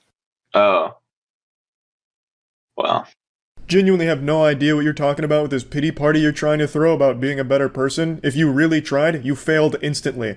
Like, it wasn't even close. There seems to have been no attempt to be a better person. Again, all the shit that started this happened a month ago, Max. That was the whole reason I even went back through your past, is because you were doing this horrible shit, having your community raid streamers, spamming homophobic and racist shit a month ago. And this SWAT was a couple months ago. You have not improved. You haven't come close. You haven't tried. You are still an absolute fucking scumbag. And I don't know why you're trying to even defend these awful fucking things you've done. They are indefensible. I don't know how people would even try and defend you. The guy whose video that you lifted in your own video, I feel like He is not on your side. He called you shitty multiple times. The only thing he didn't like is that I didn't share child porn to prove your guiltiness.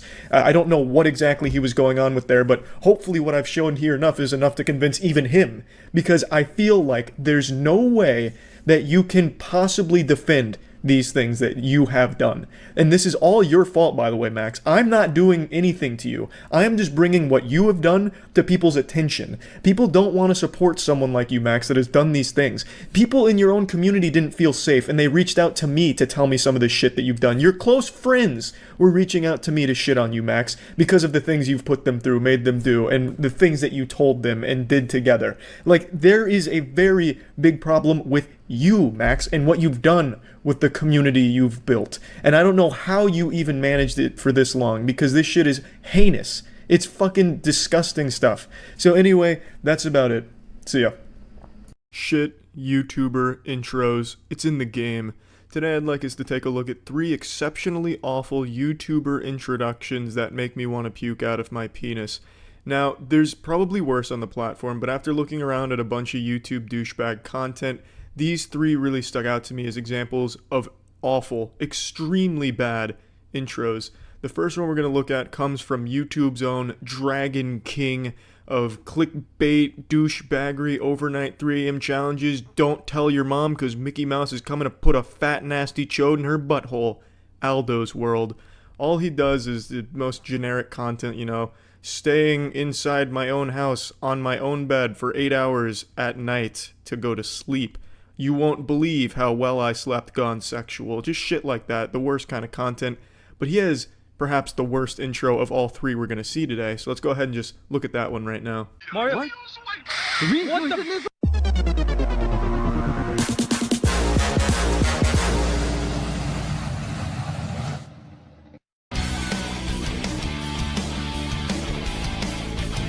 Mamma mia. Fucking whoa. The litness levels on that intro are off the charts. You know, that dragon may have looked CGI, but it wasn't. That was Aldo in his real form. Aldo's an actual dragon that's just taking on the human form of a douchebag. Man, that shit was fucking wild. Have you ever seen Windows Movie Maker used to this level of talent, this level of expertise? He made this look like a Marvel Studios FX reel. It's amazing what he was able to do with PowerPoint here. I mean, I fucking love it. It's a little CGI dragon from some low-budget indie movie, I suppose, and then he clipped it into his intro, and then he's got the clip art fire effects surrounding him, and then he's just kind of rising up from the fire like a phoenix rising from the ashes of dead YouTube trends, but he's still going for it. I'm Aldo's World, and today I'm FaceTiming Buzz Lightyear at 3 AM. You won't believe how much he haunts my boners now because of this. It's fucking bad. It's just really bad across the board. And then he has his Dragon Ball Z intro for his merch, like a little Dragon Ball Z thing going on there to plug the merch. It's just, across the board, it's horrible. It's abominable. Yeah, Aldo, if you're watching, I got some advice. Just get rid of it. That's how you can fix it. There's no salvaging what you currently have. Just scrap it and start over something fresh. Let's go ahead and move on to the next one. This one's from Custom Grow 420. Yeah, what up, YouTube? YouTube, what up? Jolie coming at you. Custom Grow 420. Designated of a design for cannabis patients and adults. Alright, man. Great, that was nice and concise. It only took 45 seconds to go through this little monologue you had prepared for every single video you've ever made. Nice. It was really pleasant on the ears, too, to hear that. And he does this with every single video, no matter the context, and he doesn't care if there's a guest there. He'll still do it and take up, like, the first 40 seconds of the video just for this intro. And they're all so uncomfortable around it, it seems. Like, look at this clip. Yeah, what up, YouTube? What up? Jolie coming at you. For Custom Grow 420, this 18 number channel designed for cannabis patients and adults. It's so fucking long. Goodness gracious. That guy on the left over there in the beanie looks like he's ready to just take a fire axe to Joe's head in the intro. He's analyzing every possible escape to just get the fuck out of there. You know, just going over possible escape plans in his head like Ethan Hunt trying to get out of a torture scenario. If I start a fire, maybe we can all just get out and just get this shit over with so I don't have to keep hearing this intro. But what if I take, you know, this fork and put it in the electrical outlet? It'd be a lot better to electrocute myself than keep listening to this intro. It's too long.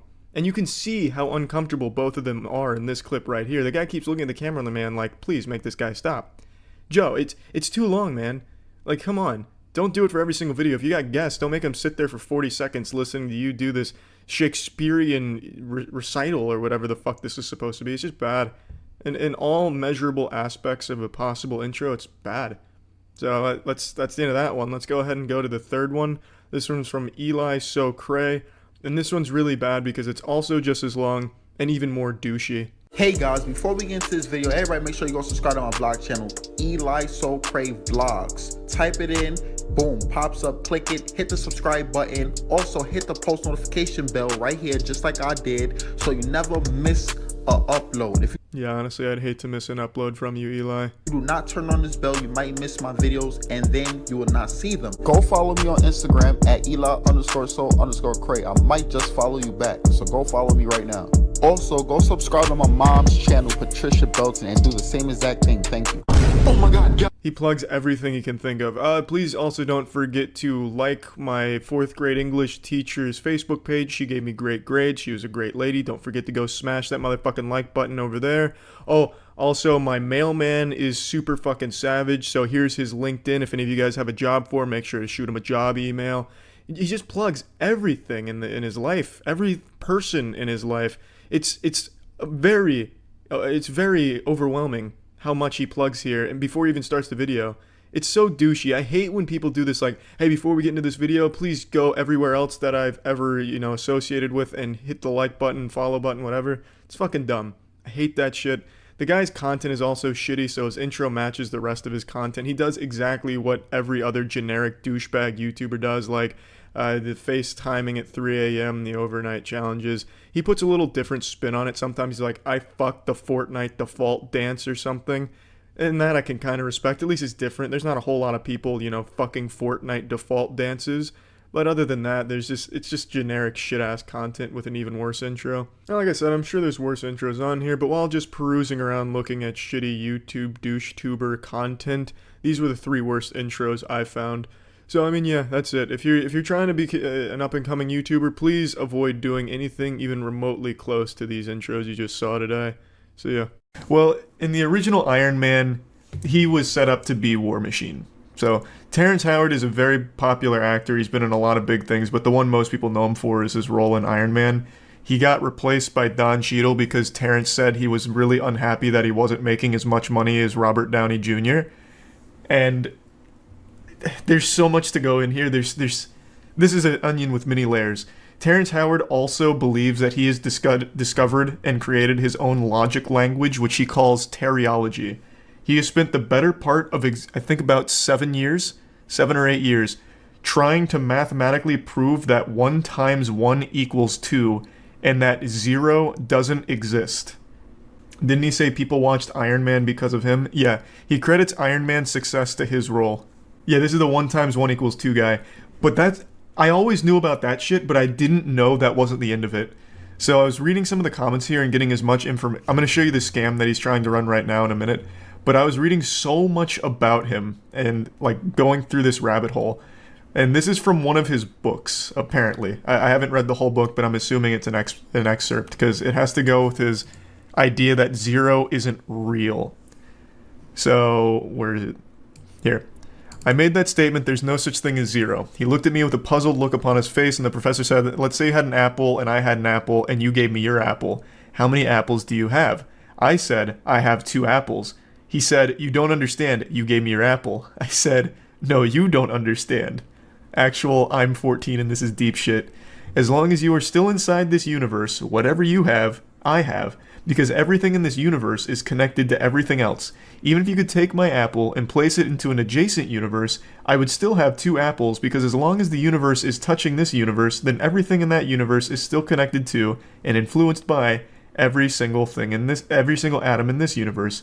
Therefore, my giving you my apple is paramount to me transferring my apple from my left to my right hand, because all things are one.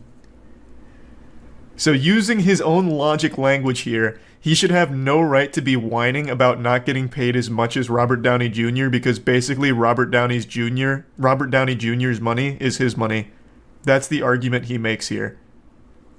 The man is a walking contradiction of his own dog shit logic. Okay, but that was years ago. What? No, he still does this. What? Look, this is from 2 days ago. Was there for 2 years until I saw that there was an inconsistency With the math. with the math there. Yep. And so I went out to explore 1 times a new 1 way equals 2. of understanding how the universe works, and I was able to define the grand unified field equation they've been looking for and put it into geometry. And then with that geometry, I was able Oh my to God, put he's done it. props on that. And what I'm saying is now we have invented a new form of flight that I would like to bring here to Uganda to replace the drones, to replace the helicopters, to replace the planes in which to build this. Now, this is the geometry of hydrogen. Mm-hmm. Of hydrogen. Hydrogen. This is the proton itself. So any bond that Yes. hydrogen can make, Goddamn our right. linchpins are able to make. So we're talking about unlimited bonding, unlimited predictable God, it's like an anime. structures, supersymmetry.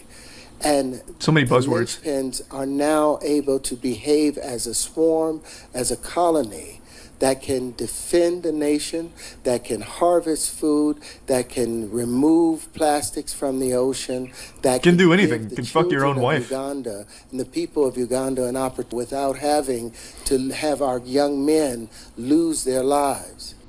All thanks to the hydrogen linchpin bonding geometry that he was able to discover. See, I don't know what you're talking about, but that was years ago. He still believes this and does this actively. This was 3 days ago at a conference, trying to sell them on a scam. And this was back when I first found him. He published a paper on 1 times 1 equals 2. And he posted it on Twitter to get laughed at. Oh, another really interesting thing. This one's more sad than interesting, honestly.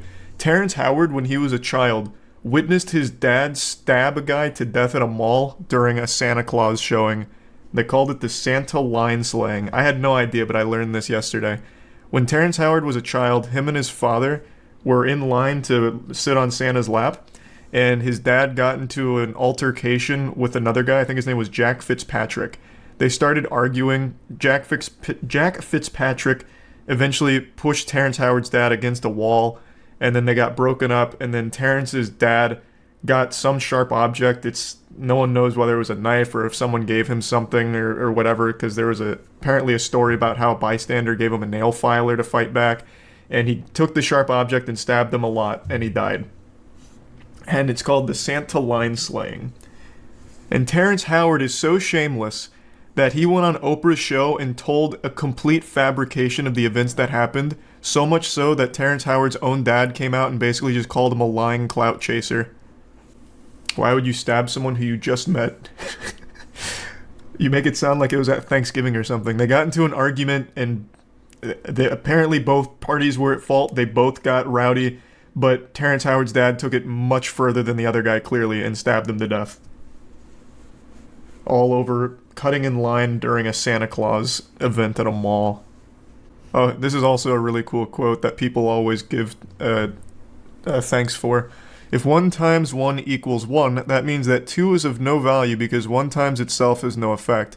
1 times 1 equals 2 because the square root of 4 is 2. So what's the square root of 2? Should be 1. But we're told it's 2, and that cannot be. Fucking poetry, man. That's so deep. This man is traveling through dimensions with this advanced mathematics. That paragraph would fool 60% of Americans into thinking it's accurate. No, you're actually wrong. So, and I understand, like, Americans super dumb, and I've been on Twitter, so I think everyone's kind of fucking dumb to some level. But even Terryology, nobody besides Terry believes in. So Terrence Howard, like I said, has spent the better part of like 7 years trying to prove his logic language, 1 times 1 equals 2, 0 doesn't exist, all these things. And it's called Terryology. And I believe he even patented it. Nobody, not even his most brainwashed fans, believe in it. They still laugh at him for it, to this day. I really want to find the tweet, though, because in his own paper that he published to prove 1 times 1 equals 2, he put in an entire section of fan fiction about the sky people, the Anunnaki that once indoctrinated us into believing 1 times 1 equals 1, or something, whatever the fuck it was. I need to find that tweet. It was somewhere in these comments. So this is his paper on 1 times 1 equals 2. And in this section right here, he starts talking about the Anunnaki sky people in his own, like, actual published paper to try and debunk incorrect mathematics. Some call them the Anunnaki, the sky people. Whomever they were that gave that naive generation some 6,000 years ago a multiplication table and a flat view of universal geometry, they gave that poor misguided people a false axiom upon which to build their world. A false axiom that would behave almost as a bumper for our infantile-like species. A tutor, as it were. A false axiom that would allow for a measure of growth and productivity for that civilization, but would inevitably lead to failure and its inevitable collapse. Unfortunately, the later generations would eventually come to inherit this once thriving Mediterranean metropolis that includes, and not so lucky, entire world.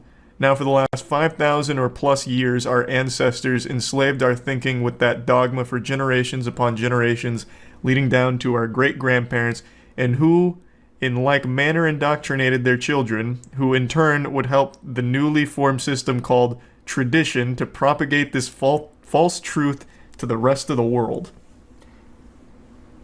This is a paper he published to try and prove 1 times 1 equals 2. And that is in the paper. Holy fuck, this guy is based. I'm a teriologist now. Hey, man. Nothing but respect to all the teriologists out there. He says that 0 doesn't exist. I know. I was just talking about that. He believes that 0 can't exist because all of our universes touch each other, so everything is 1. Which, again, this ties into the idea. If Terrence really believes that, why not just give away all of his money? Because it'd still be his money. He'd still have his money by his own logic. Just give it to everyone who commented on this Twitter post. Give it to the teriologists. 100% this is because of a bad acid trip. It's super possible, but I actually think it's probably rooted in something much sadder. Like I mentioned, he watched his dad murder a man in line for Santa Claus. Like, that's a traumatizing thing. I think from the get-go, this guy was just kind of fucked. Hashtag proof. Was that to me? It's a very well documented thing here. It's called the Santa line slang. Happened in 1971, I think. Yeah, 1971. Jack Fitzpatrick and I believe his dad's name is Tyrone Howard. Yeah, Tyrone Howard. That's a cool origin story.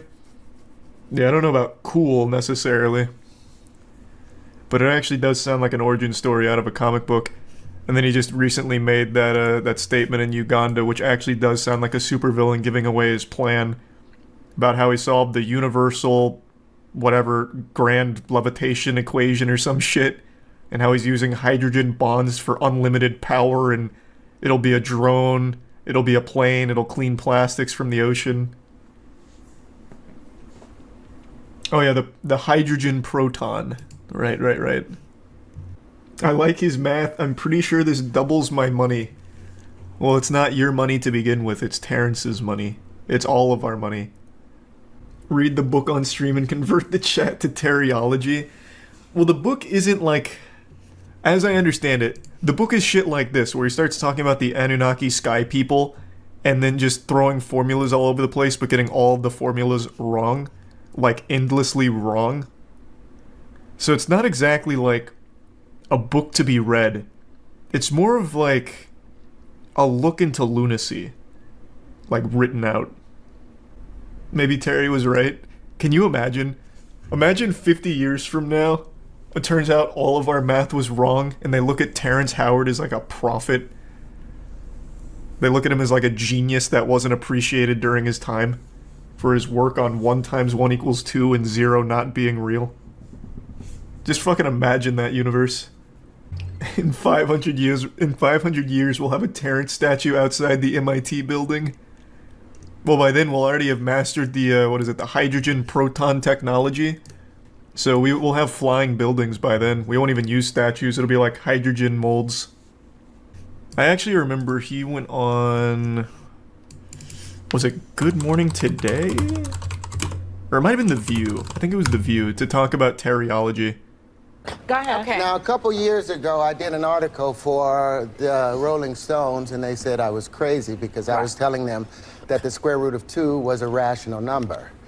This is the proof that the square root of 2 is a rational number. Well, you went to Oxford to present. Fuck, now I see it. About the point where 4 bubbles meet equally and oppositely. touch it? Yes, and it's where 12 planes meet.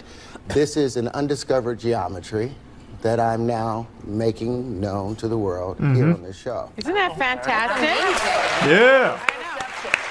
Well, when I was at Oxford, I love that geometry. they were so upset. Our entire world economy is based on 1 times 1 equaling 1. So if you can prove that an action times an action equals a reaction, which science proved, then 1 times 1 must equal more than 1. And to have the physical proof of it, that kind of shakes things up a bit. Well, you're a shaker-upper. Well, that's the Oxford. I guess they don't like I think The View and like maybe just talk shows in general are one of the most detrimental things to the American household that we've ever had. Second only to like Twitter and shit, I would say. It just platforms absolute insanity. It's wild. Like it's baffling. They don't even bother to even like ask the most general questions like, well, how? Can you prove it? Are you sure? Really? They're just constantly sucking dick all the time for whatever guest they bring on. Blows my mind. So here's my question for you, because we were talking about immigration before on the panel, and I'm a child of Italian American grandparents my mother was born here. Okay, well, I guess we're done with teriology. They steered that topic away real quick. Tony Stark himself taught Terry that 1 times 1 equals 2. Yeah, he should really credit Tony Stark somewhere in this paper, but I don't think he does. No respect. It's just such a fascinating rabbit hole. I implore anyone who likes wild, wacky shit to look into teriology. I do believe it is patented. Let me double check. Did any of you see Will Smith and Jada's this has become my Kardashians. Did any of you see Will Smith and Jada do their most recent, press tour is the wrong word, their most recent speech, by chance? Did any of you see that? I'm sure it's not just me that's been highly addicted to Jada doing the best she can to publicly humiliate her husband every chance she gets. So she's made all the statements about, like, you know, Tupac was her real soulmate, Will's this and that, Will's pathetic, he's weak, he makes me sick, I miss Tupac. Also, when Will slapped Chris Rock, I didn't like it and I don't like him, this and that. Well, Will has now spoken up about it. And basically what he did is just be like, yeah, I still love her. And love overcomes everything. Let me pull it up. And also, there was a great meme, because for like 24 hours, every couple of hours, there'd be a new crazy statement from Jada about Will. And then eventually someone made a meme that I actually believed at first, where it was Jada Pinkett Smith reveals she's never met Will Smith. Because this was during her, like, third eye opening stage where she just kept dropping bombshells about how they're not actually married. They haven't been married. She wasn't cheating. The entanglement was fine, all that. Our relationship has been one big sloppy social experiment, and then everyone laughs, of course. And then he just talks about how much he loves Jada, and that their love is so strong and challenges the rest of the world to basically love someone no matter what and be with them no matter what. My heart was breaking just listening to it, because no matter how much you love someone, that doesn't mean you have to be with them if it's not healthy, which this definitely isn't. Like, it really seems like she resents Will. Like, it really fucking does. I think next step is going to be like full-blown cuckoldry while Will watches, and is going to once again have to be on Jada's podcast and hear about it and put it on blast for the world to, you know, point and laugh at as a spectator sport. It just doesn't end. And they're also talking about maybe writing a book together, which I think is a horrible idea. I mean, Will's a weird guy too, of course. Like, he's done some weird shit, I know. But not like Jada, and not publicly rubbing it in her face all the time. Do you remember when Will Smith said he had so much sex he puked when he came? Yeah. Which I don't believe. That's just like some kind of lie a frat douchebag would make up at some point. Man, I fuck so much pussy I can't stop puking. So I don't really believe him on that, especially since he's been married to Jada for like 20 years. Longer than that, probably. I don't remember when they got married. It wasn't hyperbole. He said, I'll just pull up the quote. He literally said that he had so much sex that he would vomit from it. I had sex with so many women, and it was so constitutionally disagreeable to the core of my being that I developed a psychosomatic reaction to having an orgasm. It would literally make me gag and even vomit. Here. I thought they had an open relationship. That's just a theory, a game theory right now. I think it's just a rumor. Jada seems to indicate that they haven't been together for like 7 years now, but it seems like Will still thinks they are, because even Jada, what was her quote? I think she said, "I was surprised when Will called me his wife." I think that's what she said.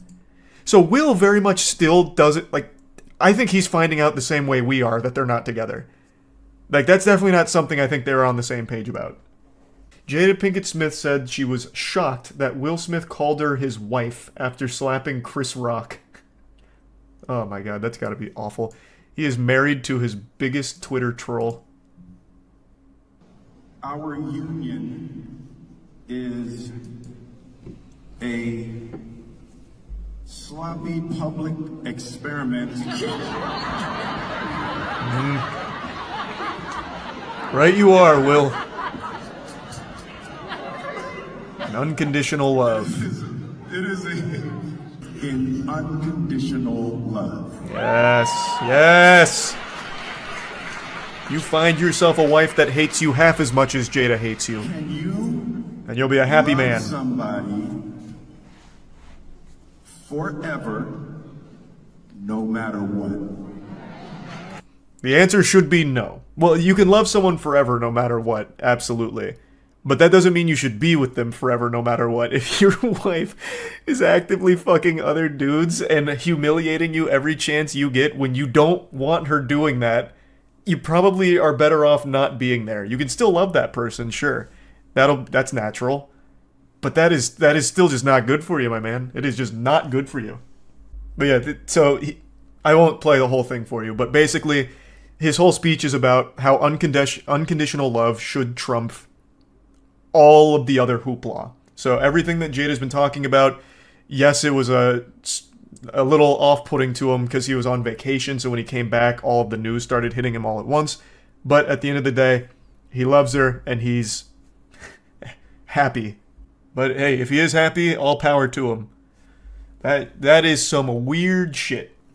I don't know why I'm so invested in their relationship. It is just the most baffling thing I've ever seen put on public display, like, on their own accord. Like, she, and him, are both just yapping about it every chance they get. This is information you couldn't torture out of me in Guantanamo Bay. If I had this kind of situation developing, you couldn't get it out of me. Wonder Woman's lasso of truth couldn't get this information out of me. And here she is writing a book about it. He's giving a speech about it. Like, it blows my mind. Drama equals publicity. Yeah, that's what I've tossed that little tomato around, like, in my head about, like, maybe this really is just all for publicity.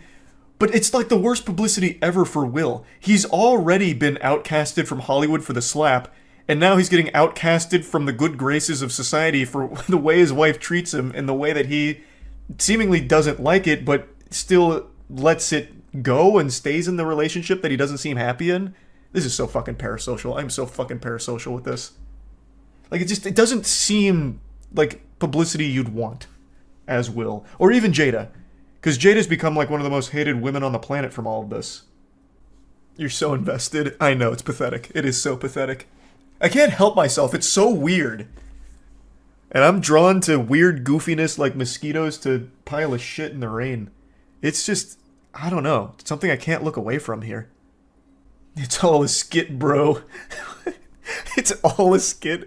My man, she literally fucked she fucked their son's friend and then told Will about it to his face where he nearly broke into tears on her podcast. This is the worst skit ever. That's crazy method acting. Because they were steaming ham together. That ain't no like thespian type troop.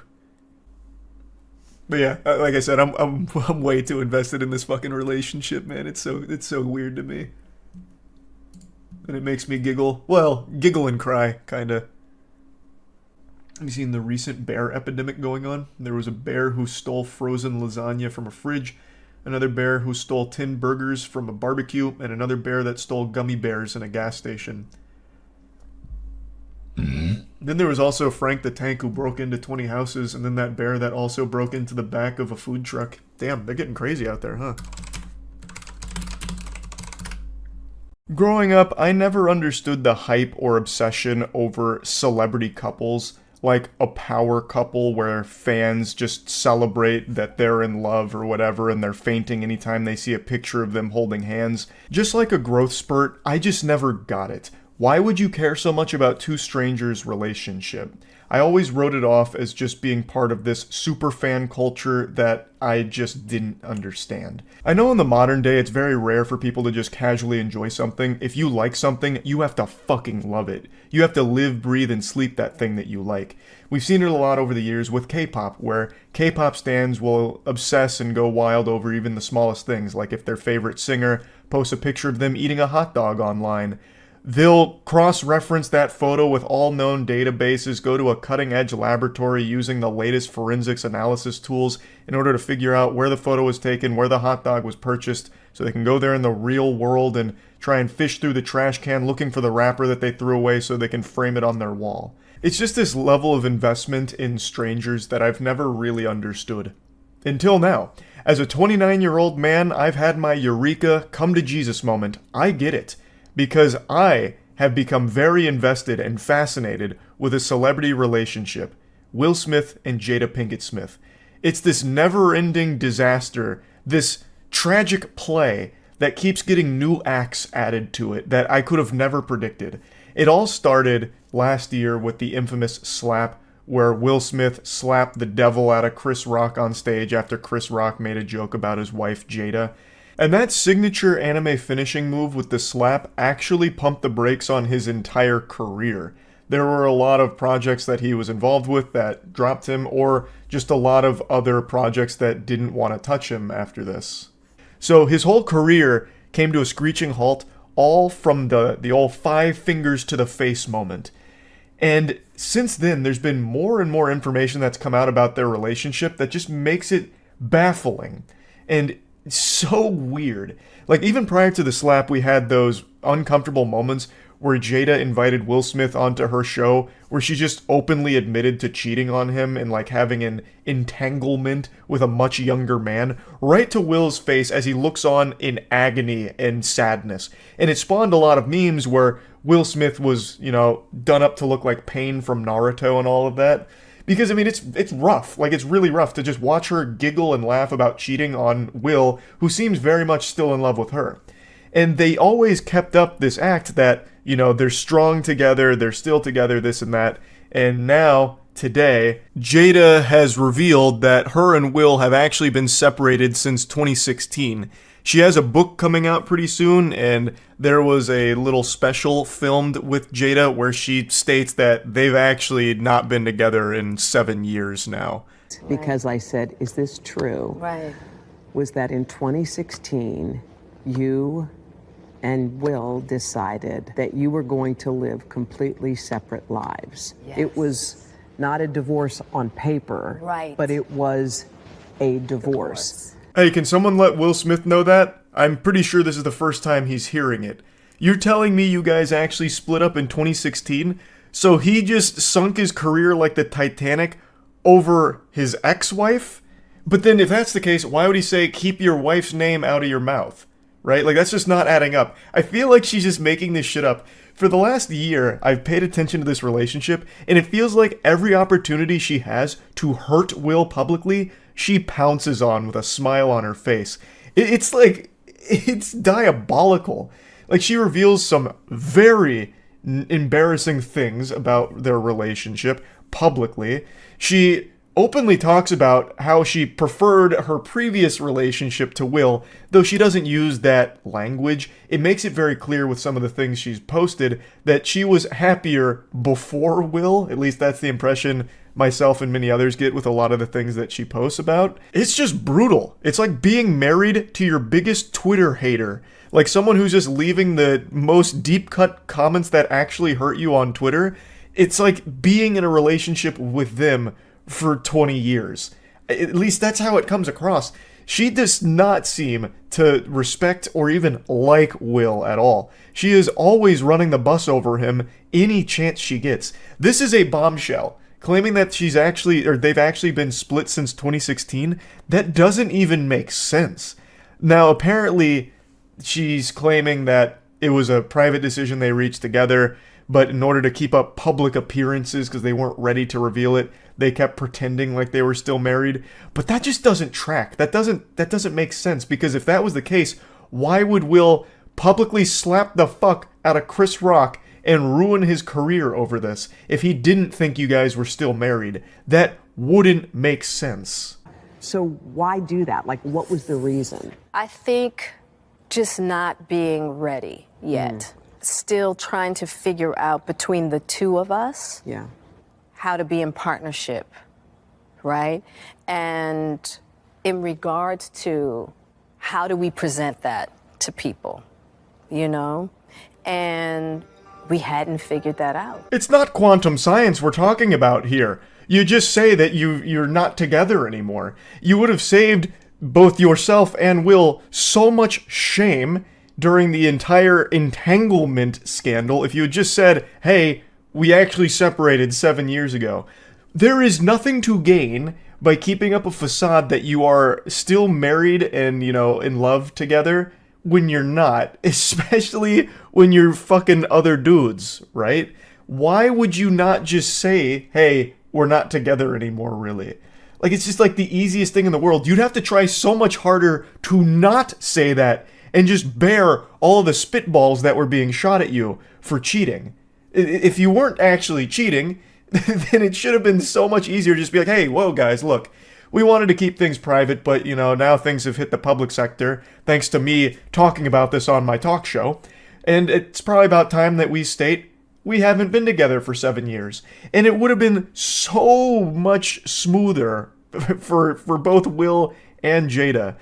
But again, I just don't believe this. I really don't. And this sounds super parasocial, but Will looks like he's perpetually going through life heartbroken, like in a trance, like this rain cloud over his head, while he stays with Jada, and she comes up with creative new ways of embarrassing him. Just nefarious plot to constantly publicly humiliate the guy.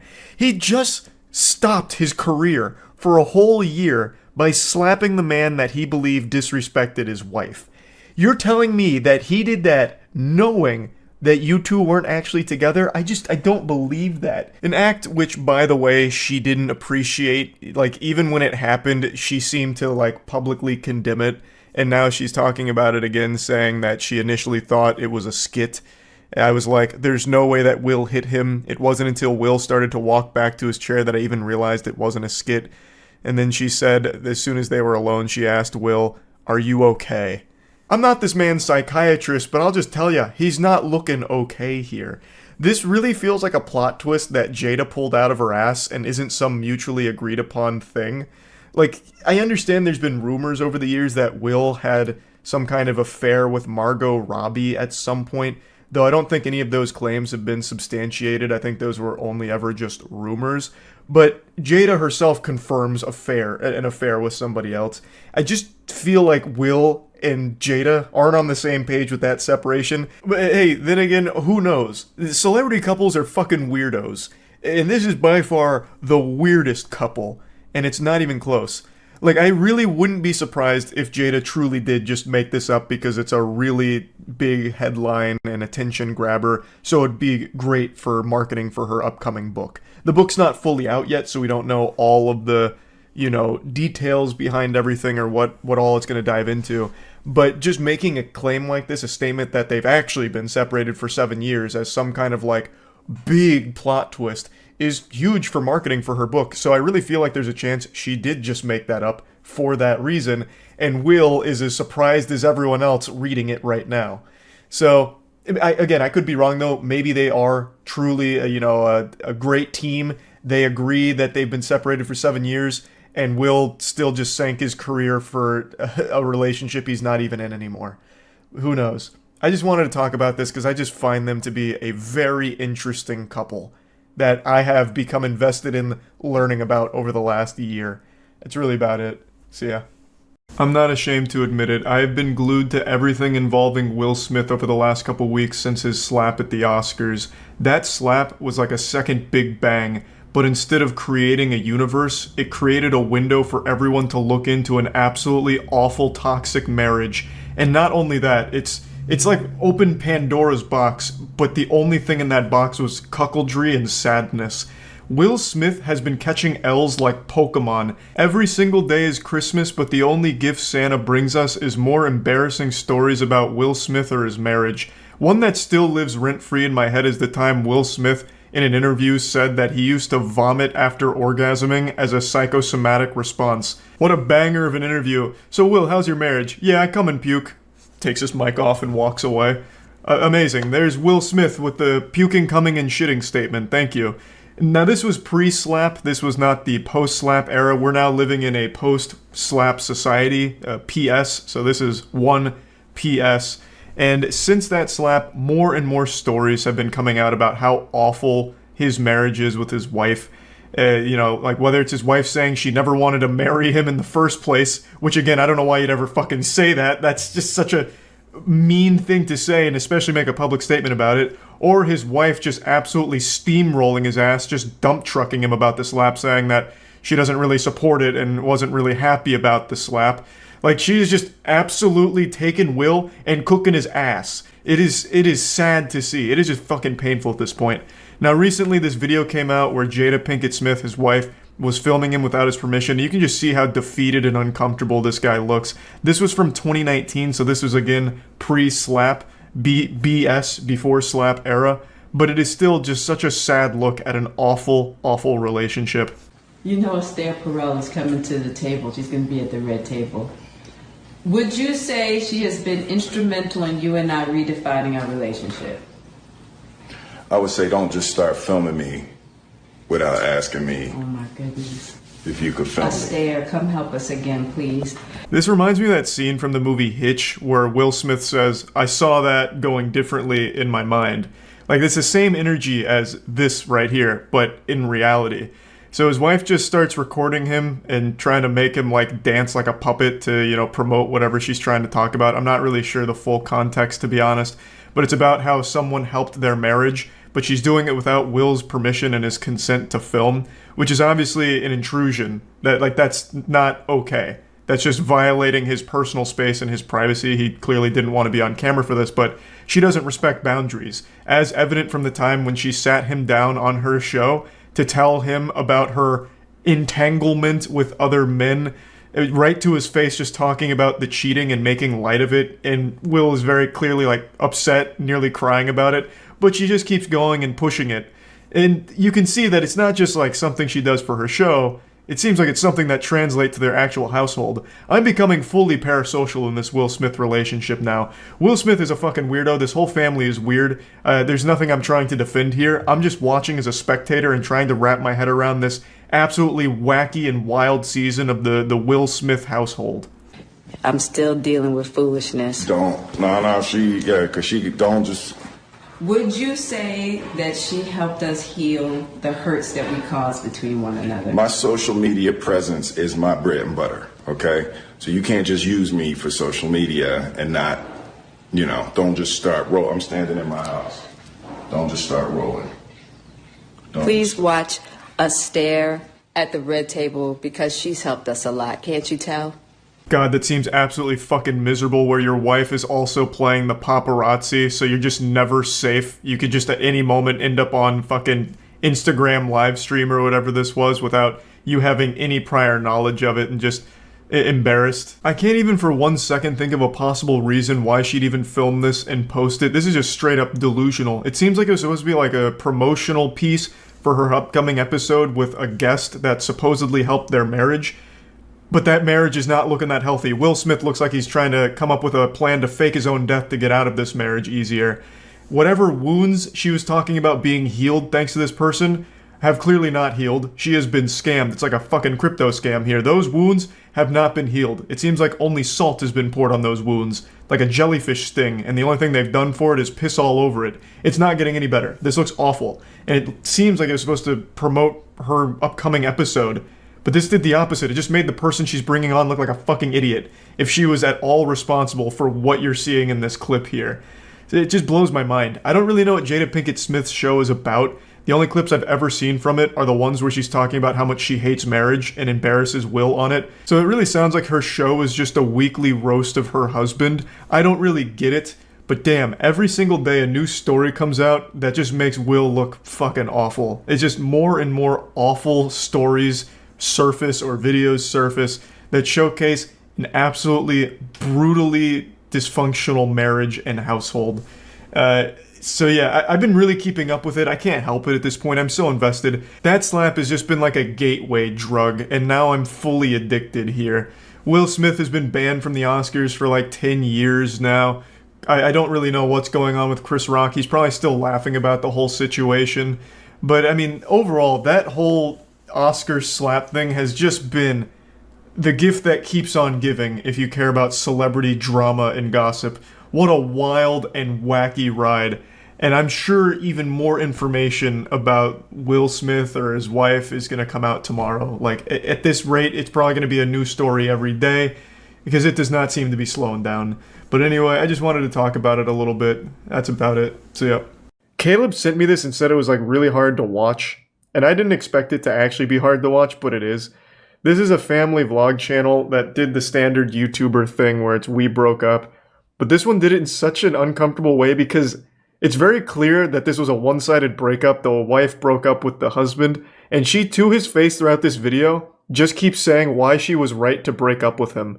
I only watched about a minute and a half. Well, it was more like 2.5 minutes. And she's like, yeah, when I thought about you with other women, I just got so happy that you just wouldn't be with me anymore. Like, right to his face as he's still about to cry.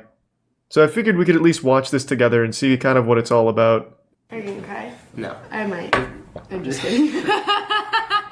Thanks to Prime Zeppelin. All right.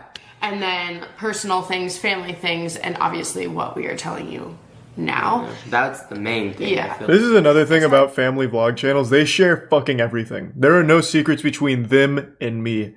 Like I said, I watched about 2.5 minutes and I felt like I was getting broken up with. I was getting emotional. I've never even heard of this channel before. They just share the most personal shit of all time.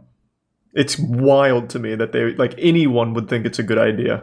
It's just hard to know in that situation from a content point of view. And everything's content, baby. We break up for content, goddammit. We were going through a lot of emotions and a lot of sad, at least I was going through a lot of sad emotions, so... He just keeps saying, like, I was sad, and she is never sad about it. I was still in the denial phase, like, no, this can't be happening. Yeah. Can't be happening, but... Sadly, it is, and it happens. This is so uncomfortable. Awkward, and we're here. Yeah, and we're here. Why so, do it? Like it, and but I'm better now. So yeah. It feels like she intimidated him into making this video. So Does it make you feel better to say it like that? Do you feel better because it's not you? Yeah, because I tried my ass off to make it work in the end, and But that's the thing, guys. Yeah. If you're listening, wasn't good in enough. the end doesn't always You blew it. work anymore. And Could they be faking it? I don't know. We'll see. In my mind, where I felt like, are we just best friends? Like, I feel like that's what we are. Is there more to it than that? You know, we're watching a couple break up, goddammit. Crazy and dramatic. Nobody like cheated. Nobody like. This is about where I stopped. Feelings were hurt though. You did some things that hurt my feelings, but I found out later on. Can you please clarify that I wasn't cheating? Yeah, you weren't cheating. People will dig into You that. did a lot of things that bothered me. I wouldn't consider them full-blown cheating, but it was definitely close. lines Oscar, that I'm we not shouldn't have keeping crossed. Alright, fine. What about that situation bothers you? Yeah. It's not that situation. I just feel like... Yeah, that sounds like cheating to me, Oscar. Like specific things. Like, do we want to talk about when I had mental It was only oral. issues, you were not there for me? And it's my fault. To, like, dig into all of that. I wasn't a good enough husband. And I do think something like this, it's sad that it took this. It takes two in a relationship. Mm-hmm. Oscar wasn't pulling his weight. Like, yes, there are things he has done to hurt me or made us drift apart or, like, all the things, right? Yeah. It's all his fault. I was thinking of Oscar being happy with somebody else. Yep, there it and is. that made me happier. That's when I knew I didn't want to be with you anymore. Why say that to his face on camera for your audience? Like, why do that? You have sat this man down and are breaking up with him again and rubbing his nose in it like a dog who took his shit on the carpet, and you're like, hey, don't do that again. You know, like making him smell it. What is the point? You could have just said it in like a 1 minute video, like, hey, look, we broke up, it was mutual, we're fucking done, alright? The channel will go on. But instead we have a 15-minute dissertation about why she was in the right to break up with Oscar. This is where I stopped. I forgot about this part. But yeah, this is where I stopped initially. So this is going to be uncharted water for me. I'm going to go in deep. I'm going to be the couple's therapy here. I'm going to analyze everything because, god damn it, it's here for me to analyze. I want to take a peek and see what's gone wrong here. When I think of you with somebody else and that's what I want for you, I don't think you're in love with that person. Really? Yeah, can you handle that? You like that, Oscar? I've never heard that side, so it's a lot to take in right now. But Yeah, luckily we're doing it on camera. I don't like the things that you like. I don't want the same things that you want. I'm not interested in the same things that you want. And I want you to have that. So why am I, like, selfishly hanging on? With a million other reasons. Like, guys, there's a lot. That's, like, the main... I love soap operas now. This is good. So what triggered you to be so mean, though, this last month? Not that she was horrible. She was actually very nice to me during the actual breakup process, but there was a phase where, like, I was trying. Once I had decided that I didn't want to be with Oscar, I'm about to watch a fight. Tell him that because we were going on the. Like, I'm watching a domestic issue. So I instead. You were doing a lot to push me away, not like in a. Subconsciously, I really was like self-sabotaging. Why would you do that? Come on now. Trying to get you to break up with me, so it wasn't me. I don't. Even the cat's upset back there. It's pissing on your couch. Like as soon as I decide something, you know that. Like I want to say it. I want to tell you. I can't just like. This is just an argument. Yeah, they're literally just arguing here. Yes, I did explode a few times, guys, and I've worked on it. I've actually gotten way better at it over the years. Why? They sat here and recorded this and then edited it, and they're like, yep, this is how we announce it. This is how we do it. We go out with a bang. And for what it's worth, the vlogs have continued. He is still living at the house, and they're still making vlogs together, but they are no longer together, which makes it very uncomfortable. I tried watching the most recent one. It makes it very weird with that bit of context, because you can see the kids are pretty sad about it. So, yep, I would say, as the unqualified therapist, the outsider here, the stranger you've invited into your lives, I would say you probably should take like a month, 2 months off from vlogs, would be my prescription here. And maybe like rethink how we approach the breakup announcement in the first place. Like maybe it could have just been summed up in a tweet. Said you're prepping for our breakup video? Yeah, this is how we do it. I'd start fucking throwing plates and then hitting you over the head with a frying pan like it's Looney Tunes. I thought you actually were saying that they were throwing things at each other. No, well they're just arguing. She brought up how angry he gets and how he throws things, but then she just keeps piling on more and more things into this lore. Good. So it's not really a breakup. This is the thing about this video that I hate is it's like you did, I did, like, and you still chose to post it. That's what I said. This is what's happening. Mm-hmm. I'm sad. I know you guys are gonna be sad. I'm sorry that we She looks haven't made heartbroken. a video about it for a minute. I don't know. Long story short, I do feel like we're in a really good place right now. We're still. It looks healthy. We're figuring it out, yeah. We have a whole life. This looks pretty healthy to me. For 7 years. It takes a minute to know. 7 years. Extremely respectful of the breakup process. Nobody else, like I said, like she said, no one else. I thought you said that she broke up with him. Nothing. Currently, no one. Yeah, she broke up with him. She said that the idea of him being with other women made her happier than being with him. So she got tired of him. She didn't like that he would get angry sometimes. So for like a year, she hasn't liked their relationship or something. But they recently just had a new baby last year. So basically, since they've had that baby, she's not like this man. See, people, kids don't solve everything. No, probably not. But they're good for that YouTube paycheck. Oh, can I tell you All right. the funniest conversation I had with you? What? In Florida when we were on the phone. Oh, yeah, I mean, I guess. Whatever. Yeah, just share everything. He went to I want to hear it all. club, can I say that? Yeah, I don't care. The night before, and then we were talking about it, and I was like, well, did you, like, get a lap dance or anything? And he's like, no, I feel too awkward. So anyways, long story short. I didn't go alone, by the way. I went with a group of friends. Right.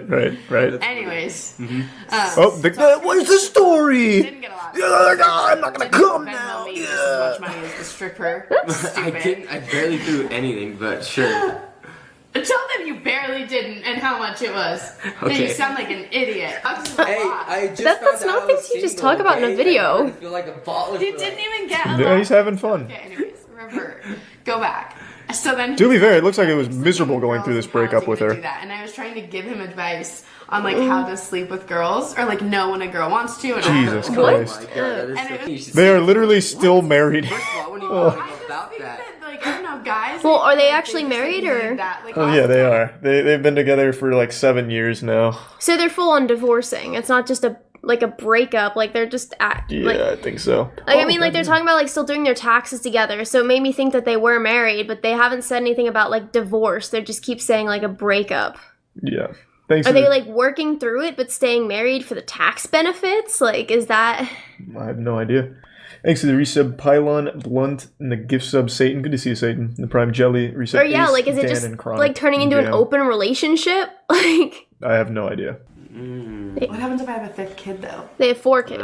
That's your new person's problem, not mine. Dude. Yeah, let's go, Oscar. We don't care. Yeah, that's where we're at. Vlog. We're done. He's like, all right, I'm just gonna end it here.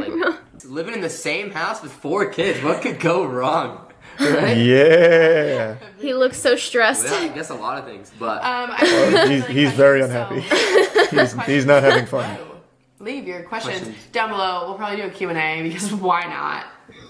Yes, why not? You're already being open enough as it is. Everybody in our lives thinks confidence, I love it. The fact that you think after everything you put me through, I would be like, me, what you This is so weird. I feel so bad right now. besides some Yeah. attitude here and there. This is. I don't know why they would upload this. I don't know.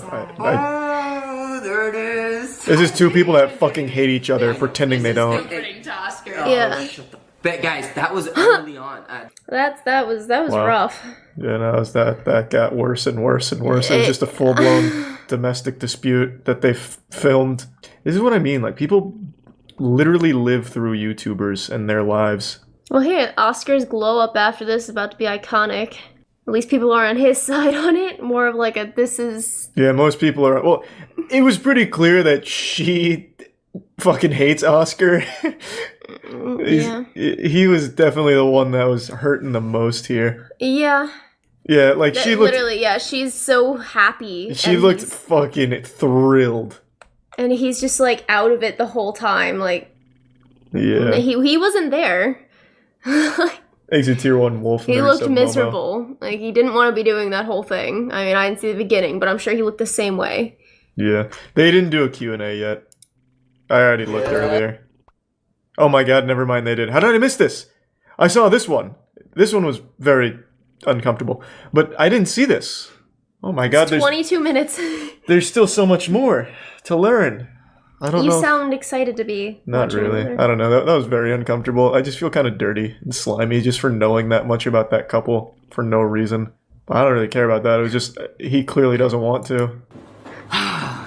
And she's telling him how to get girls. I mean, This video so soon. I actually filmed. Oh, and one of their kids is watching with this. that first Oh. there's so many questions that we're like, all right, we need to address something. Oh. I think the next time that we film a video in the kitchen, it needs to be a positive video. Yeah. Oh, God. So I kind of thought that we would Time to watch mom and dad fight on camera again. like things that I wanted to. yeah, You said nothing she the was whole mad. time, yeah. And I had to say anything because these are awkward conversations to have. You don't really know what You to don't say. have to have these conversations on camera. You really With don't. all the backlash. So Yeah, and like it's no. funny. We have like banter. Yeah. We're in a good place. Yeah. That sounds good.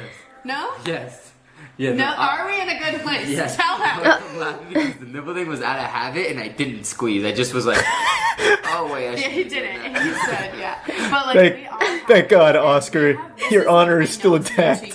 that kind of tends to happen. people also don't. I mean, that's the whole point. Oh, really? It's Why? mixed signals. Oh, yeah. No, guys, it is done. Like. Whoa. I mean, it is, but relax. I hope Oscar's side hoe walks in to like help answer questions. I just want to know he's doing okay. It was important. So like that's when I started to just feel defeated. But that's just tell me why you hate him. Decided. That's all I care about. And I stayed with him Stop for cushioning the blow. He can take it. At all. Never asked Oscar to get a vasectomy. I did not want him to get a vasectomy. I wanted more kids. And I see why he did it now. He didn't get the vasectomy. Oscar had to have a vasectomy. He was going to do that. Yeah. No. Honestly, good idea, Oscar. Made the right call. It has nothing to do with me. Yeah, that has nothing. I don't want to get. Is that what made you hate him? Because his wiener is snipped? It had nothing to do with having. I feel like I'm getting to the bottom of this. I mean, his wiener's not weird snipped. about bodies. No, his wiener's cut in half now. That's what a vasectomy is. They split it in half like a meat stick. A little while ago, we've had a lot of people say like, "Are you guys going to get back together in the future?" No, or, like, Oscar's done. How official is this? It's official. Yeah. Oscar seems so strong now. Future brings like I don't want to say. Like, I think it'd be. No, Oscar, put your fucking foot down. Say no. He did. This is where things. He did, and then she talked over him. To ever lead, then so yeah, I would say the same thing. I don't want to speak for my future self, but as of right now, it's like an official no. I don't. Nice. That's all I needed to hear. Good work, Oscar. You're done. Yeah, I don't want to watch 22 fucking minutes of it. It's still so uncomfortable. It really is. I don't know why people post these things. That's just so much. Well. He got his balls snipped, and she still has them in her purse. She's probably like, here, freeze some for me. Rough, yeah. Gotta check out the terrifying transition from Nice to Nightmare by Code Blue. Show me your hands. Both of you. Both your hands. Both your hands. My hands are right. This guy looks like the Flash. Unlock it. What? Who called and why? You got told there's a physical fight between a male and female. Okay, Turn around. She was leaving, trying to leave. Can you listen to me? No, I'm in charge. Turn around. What's going on? I'm surprised he didn't break his own wrist punching his hand. That guy is made out of fucking toothpicks and uncooked spaghetti noodles. Yeah, man, and he is posturing for a fight, too. Look at that shit. That looks like the dancing skeleton from the old Steamboat Willie. No, I'm in charge. Come on, man. Have some respect. What's going on? Have some self-awareness. I am calm. I'm calm. You just yelled at me. Okay? All right, I'm sorry. All right, I'm sorry. I'm sorry. Settle down. Sorry. So we just got a call that there was a physical fight. He's clapping in between each word like rock bottom with spitting. No, nothing like that, sir. I'm all. All I was trying to do is hold her because she's drowned. That's all I was trying to do. That's all I'm trying to do, officer. That's all I'm trying to do. I need you to settle down. I know, but that's what I'm letting you know. Okay. God, this guy is fucking tweaking. Nope. Baby, calm down. I'm saying it because there was no argument, and it was all my fault, and... Okay, so... This is sad. What's your name? Yikes. Matthew what? Matthew ATM. Dude, you're gonna go in handcuffs. You're gonna go in handcuffs if you don't calm down. You understand that? Stop clapping. Stop doing this. No, I can do whatever the f*** I want. I can do it on God, what a fucking annoying dweeb. Holy. I did not touch him. He did not touch me. There's no problem. I promise. I can still hear him clapping over there. He is still clapping. He does not stop. Oh my God. Okay, we're gonna put you in cuffs. Alright, you can. You most definitely can. You most definitely can. Where's this? You're fine. You can. I understand. We're gonna leave you in cuffs until you calm down, okay, brother? We're just trying to go home. I get you. Do you have your ID or something like that on you? I do have my ID, sir, but I don't have it. Now he's gonna just start doing like the fucking thug shaker in order to get his claps in. I have a driver's license. Now that he's handcuffed. I think it's in my house. I'm sorry. I've been dealing with this for a month and a half now. I just gotta relax it. Just an argument because you're intoxicated then? Yeah, that's okay. Even the officer's like, brother, can you just like relax? Of course not. No. You guys were fighting, physically fighting, pulling hair. No, there was no pulling hair. A woman called you. Yeah, she's gonna fucking obviously make a fucking big deal about it because she's a fucking woman. She's a fucking stupid. Can we have a conversation without you staring at me? Do you understand how women are though? Do you understand how women are, or do you not have a girlfriend? I'm just gonna try to get him out of this situation, and then What's What a His superstar. name is Matthew. Okay, do you guys live together? We do. Okay, where do you guys live? Nope, don't walk away. We're about to live together, and we're You're about to about move. Yeah. Oh, it's gonna be a match made in heaven. At That's the gonna go moment, well. But we're about to get placed I'm so together. happy for you guys. Okay, It's do really you exciting. guys have any children in common? No, we do not. Can So- I please just talk to him for No. a second, and then No. can you guys stop talking? Please. No, that's not It how will we're gonna calm do him things. down. I Nope. promise, please. Nope. I don't want him to get arrested. I'm gonna be honest with you.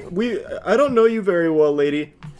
I don't think your presence is gonna calm him down. He just blew a fucking gasket because the word woman came up. I don't think you going over there is gonna calm him down. Like, it's not gonna be like a lullaby or warm milk to him. The actual word of woman just had that guy go to a full-blown conniption. But hey, what do I know? You know better than I do. You're living with him. Well, he's not under arrest. Alright, do you understand how women are though? They over-exaggerate. Oh, he's still Do they going. not? I'm asking you a question. That's Do your they personal not? opinion. No, I'm asking you. Being truthful, I Saying promise, that, sir. that nothing's going on. Nothing's going on, I promise. We're Okay. just drinking too much issues with drinking. Okay, so you guys were just parked here, and just an argument came because I was- you were drunk. Yes, sir. And then nothing physical, no threats, Nothing nothing. Didn't she just say And then we just were show up, and then drinking? all of a sudden. Yes, sir. Okay. That implies he was also You can head back in the drinking. car and just hang out for now. But he seems sober. I don't know what I'm talking about. I'm on the crack Okay, but pipe. don't go over there, okay? Don't go over there. Don't go over there. We just told you. Okay? Sit in the car. Like I'm gonna leave to you guys. What? I don't listen to police officers, fucking pigs. Okay, no, don't grab my hand. Can you sit in the car, please? Sit in the car. Alright, I'll put. Sit Are in you the gonna bring car. him back? Okay, why didn't you guys stop being fucking pigs? That's not your car. Wrong car. Okay, motherfucking piglets. Yeah, what do you know about her car? Maybe she owns that car too. Anna forcefully opened her door, denting the parked vehicle next to them. Oh my god. Hey. Step out. Step out. Step out. Which one of you fucking pigs kicked open my car door? Now look what you did. You dented my neighbor's vehicle. Unbelievable. You're gonna blame me for that, aren't you? I did not mean to slam the car door. I'm so sorry. Well, now you've got damage to property, okay? No, it doesn't have the image. I need damage. It'll buff out. Give her a second. She's got the tools to fix it. See, and it also sounds like your boyfriend calmed down. It's all looking up now. I did not go. We're going I over did here. not damage any property to property. I'm so sorry. Jesus. I'm so sorry. I did not break any property to any There's a giant scratch on the side of the car right now. That was there. That was there when they pulled up. I would rather see it No. before I. Okay. I'm sorry. I'm sorry. I'm detaining you. You're detaining him. Jesus, a citizen's arrest. Back to the squad car here, okay? You're only In this day and detained, age? you're not under arrest at this point, okay? Oh my god. Slide That's bold. Attempting to contact the registered owner of the vehicle Anna damaged, she managed to slip out of her handcuffs. I already ran it. Oh fuck. I didn't do anything wrong. I didn't bring any laws. I didn't bring any laws. Step back. Step up. Okay, Step up. please. I did not bring any laws. I did not bring any laws. Turn around. I did not bring any laws. Handcuffs are useless against her. Not break any laws. She can slip right out of the cuffs. Please let me go. Let me walk home. Do Back in anything the car. wrong. Back in the car. I did not do it. Oh god, she's alting. That's checkmate. Wait before you Stop the car. Last chance or you're under arrest. Matthew, help. You're gonna be under arrest. Do you understand that? What? You're gonna be under arrest. Get in the car. For resisting. Get in the car. I'm not resisting your arrest. You are. Get in the car. There was a little halftime truce there for a moment. For resisting. Get in the car. Thanks for the help, Matthew. Do you have cuff on? Cuffs on? RP said that they rolled up right next to her. Dude bro's driving. Anna's in the front seat. Dude, bro, put some respect on his name. That is the Matthew. Anna, knock it off. Jesus. Alright, I gotta skip. This is so loud. Holy fuck. Matthew, do something. Help. Us. Have you sit down and Frame. Oh, good. They got the football pads on her now. That should help.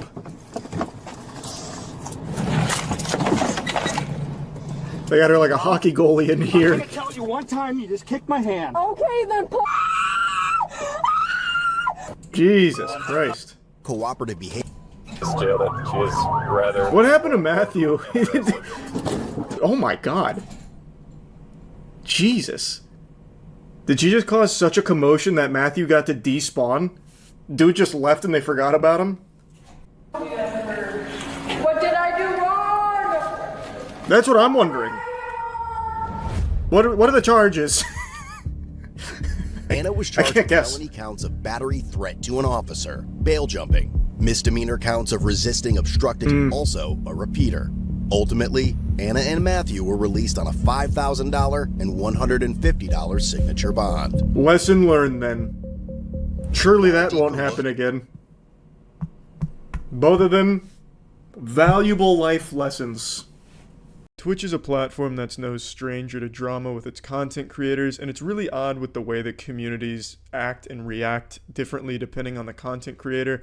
Some communities will just always start flinging dog shit the second their favorite content creator so much as farts because they want to start drama and they're just looking for anything to latch onto to start a shitstorm shit pile about. Other communities love to be abused and exploited by their content creator, and other communities just like to hate fuck the content creator, like hate fuck them with their wallet, like they'll donate and be like a 2-year sub to somebody that they openly despise. It's really odd, and right now there's a super disturbing trend going on with some of the streamers on there where they have an argument with their girlfriend, break up with their girlfriend on stream, all in order to bait viewers and donations, and it works so well. So the recent one today is with this guy. I'm not going to say his name because I think all he wants is some promotion because his stream was on the steady decline. He told his girlfriend he cheated on her and then proceeded to make her stay on stream so that way they could argue it out and make her cry to keep bringing in donations, which it did. Before this, earlier this week, there's a RuneScape streamer who brought his girlfriend on stream and they started talking about cheating and arguing and the cops were called. He had 15,000 concurrent viewers all donating to him. He made no less than $2,000 during that stream, all because he's having a domestic dispute with his significant other. Kissed her. I kissed Tina 4 days ago. I'm sorry. No, please. That's cheating. That's cheating. I'm cheater. That's cheating. I'm sorry. That's cheating. So a little backstory on this insufferable, heartless asshole. He got kind of big on Twitch because he'd fart into his phone on stream. That's his claim to fame. Not exactly something to be super proud about, nothing you'd write home to mom and pop about, bragging about how you've made it and how successful you are, and yet somehow this trivial accomplishment went to his bald little fucking testicle head, and he got a huge ego where he thinks he's better than everyone else and that this girl deserves no respect from him, and she's nothing more than a vessel for donations and views for him. It's disgusting. What the fuck? Stop it, Chan. Why you donated me? What are you doing? Okay, hold on, please. And keep your money back. Keep your money back. I will leave too. Keep your money. Hold on. Please sit. Please come back. Please come back. Please. Oh, please come back. Please come back. Please come back. Just sit, please. Sit for a while till I end this beer, please. Please sit and get your money back. I don't need your money. Yeah, those donations go on through the entirety of this, and I just can't wrap my head around why. I truly don't understand it at all. If this practice was a condom, I could never fit my penis into it, and my penis is not even very big. It just makes no sense to me. I don't think it makes sense to anyone that can rationalize literally fucking anything in the world. Picture you're at the restaurant, and you're seeing these two having this dispute. She's crying, they're breaking up. What do? Do you start throwing $5, $10, $100 bills at them, as well as like shitty little socially inept jokes and quips, or offering advice on the back of your $5 bill? That makes no sense. A lot of these donations are like, what are you doing? Turn off the stream. Oh, I'm so sorry this happened, Starbitsy. Here's $20. All going towards the fucking guy. I don't understand what you're thinking, you turbo virgins. And some guy donates $100 a couple times throughout this. So rich, I don't need money. Hey, don't sub me. Don't donate me. I don't need money. I'm so rich. Why would you say this on stream? I am so rich. I'm not doing this for money. Then why did you say you cheated on me then? Why can't you just end the stream and tell me this?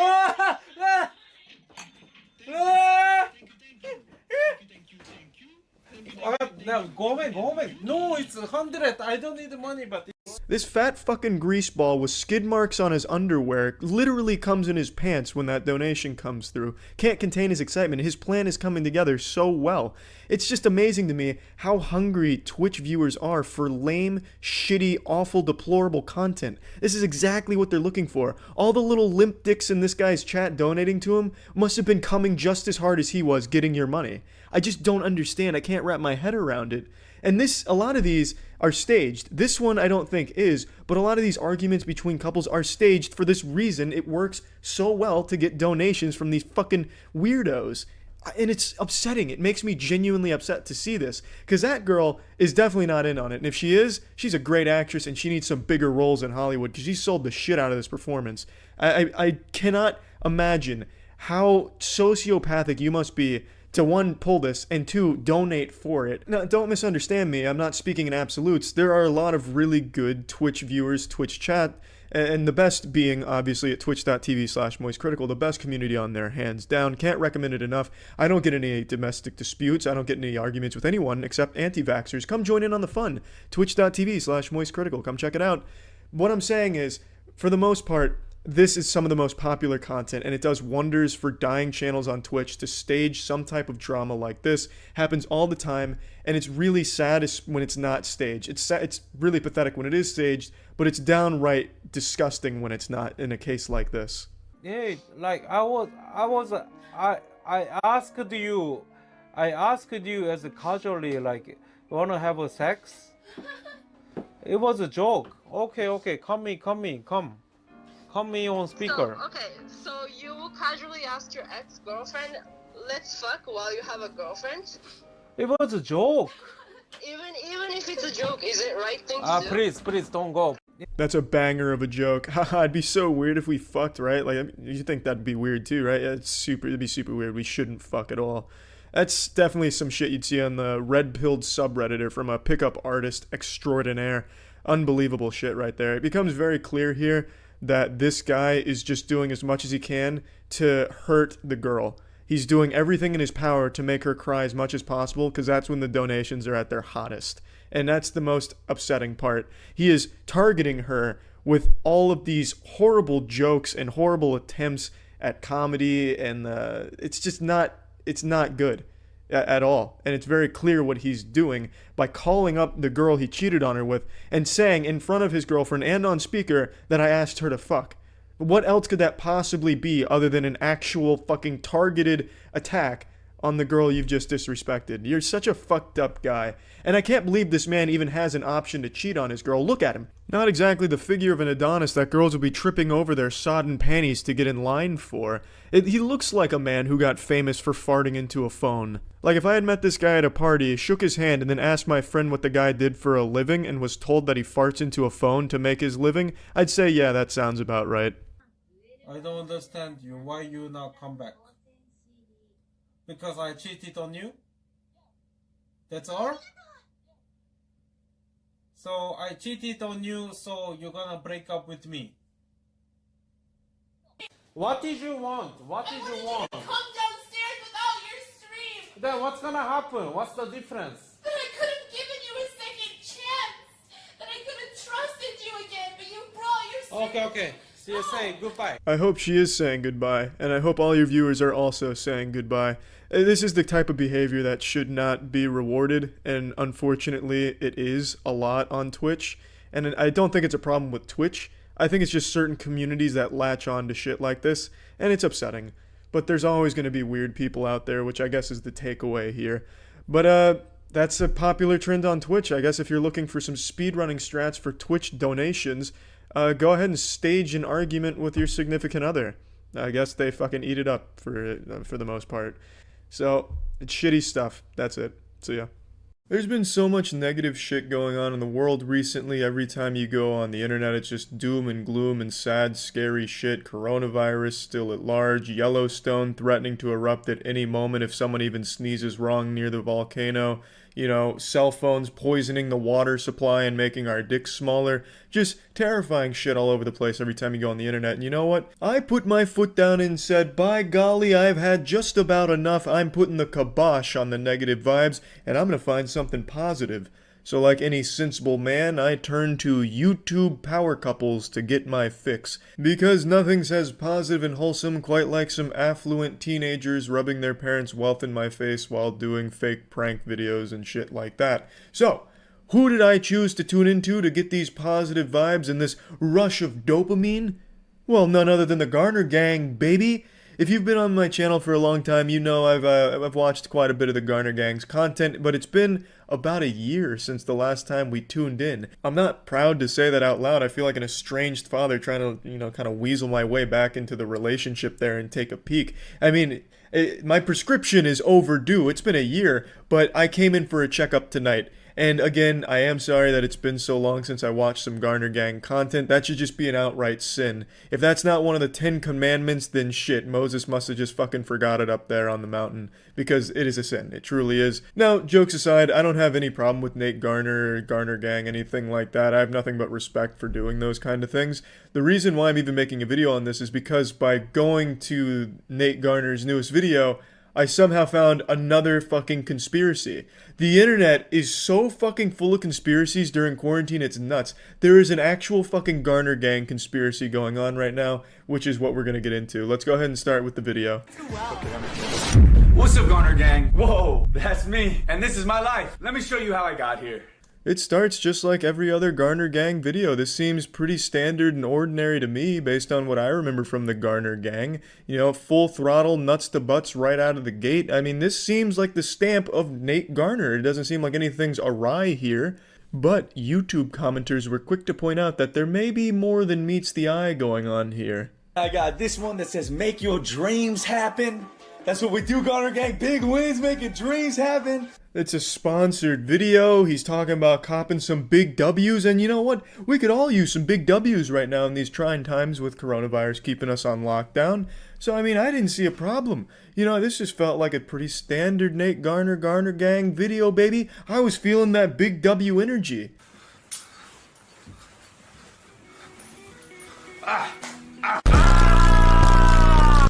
Good morning, Garner Gang. It's an acquired taste. Not everyone is going to do the Garner shuffle at home or anything like that, but, you know, some of us higher intellectuals, we like to hit it out there with the Garner Gang and shit, you feel me? I mean, it just fucking energizes me, man.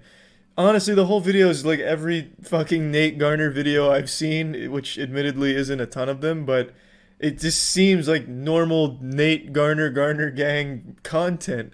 But as the video goes on, it continues to look like normal content to the untrained eye, but the super sleuths and armchair relationship experts in the comments are quick to point out some very odd things and behavioral differences. Because you already know it's going to be an epic one. How is it gonna be an epic one, Wes?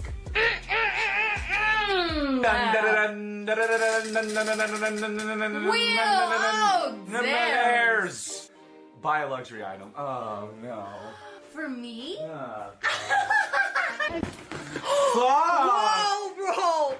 Whoa. You're a disaster. I know I am. My bank account's a disaster. Isn't it so pretty? I've always wanted this back. So I'll spoil the conspiracy. They say that they broke up and they don't want to admit it because that would mean that they lose some of their YouTube audience because they're no longer in a relationship or something to that effect. Everyone's got a different version of the conspiracy theory. This is kind of like the Avril Lavigne's dead and replaced by a stunt double, a body double. It's a loose conspiracy theory based on a single video here from what I've gathered from the conspiracy theory dark net, by that I mean Twitter, that believes the Garner Gang has split up. So basically throughout this video, this is the only part of the video where I can kind of see Nate looks unhappy, but he also just got clobbered by a heavy bag and spent a lot of money on a heavy bag for the sake of the YouTube video, so I don't know. Dude, I know you too well. Okay, I'm just going.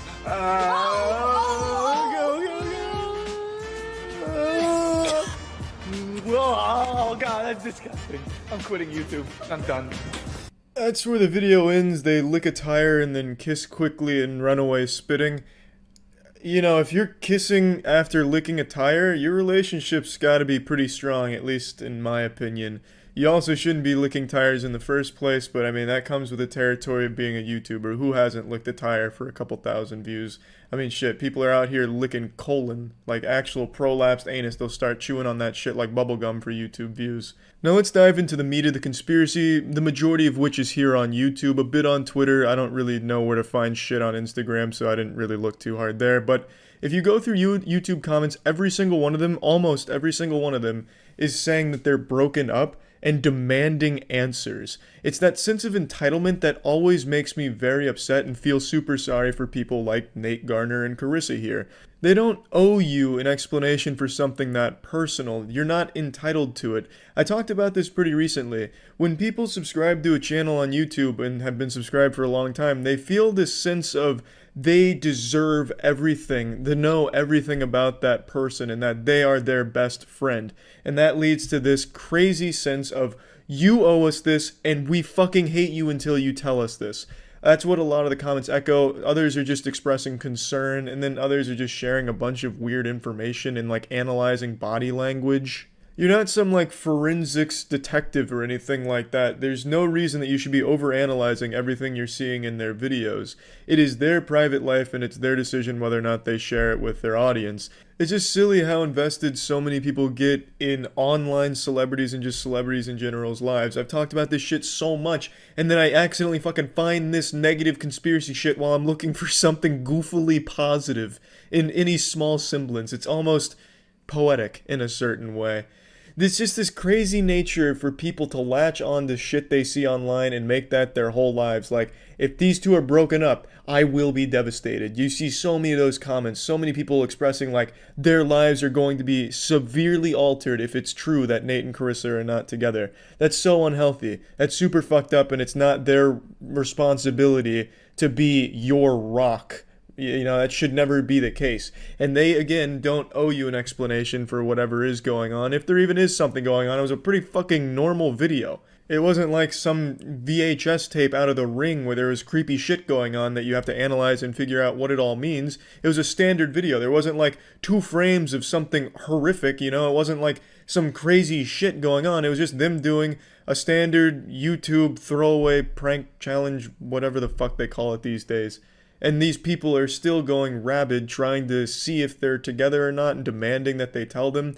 Then there's people that are saying it's time to mass unsubscribe from Nate Garner until they give us answers. So they're trying to like hold them ransom for answers that they don't fucking deserve in the first place. Like, you're not their friend.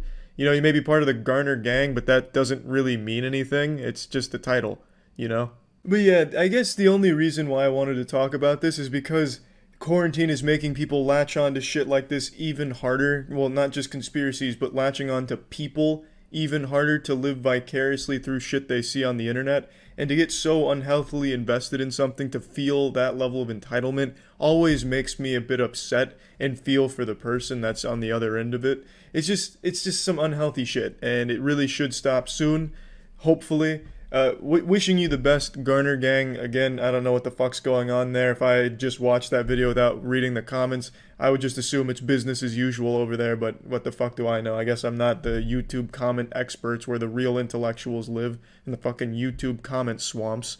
But I mean, anyway, that's really about it. So yeah. Andy Byron is the CEO of a company called Astronomer, and last night he took a woman to a Coldplay concert.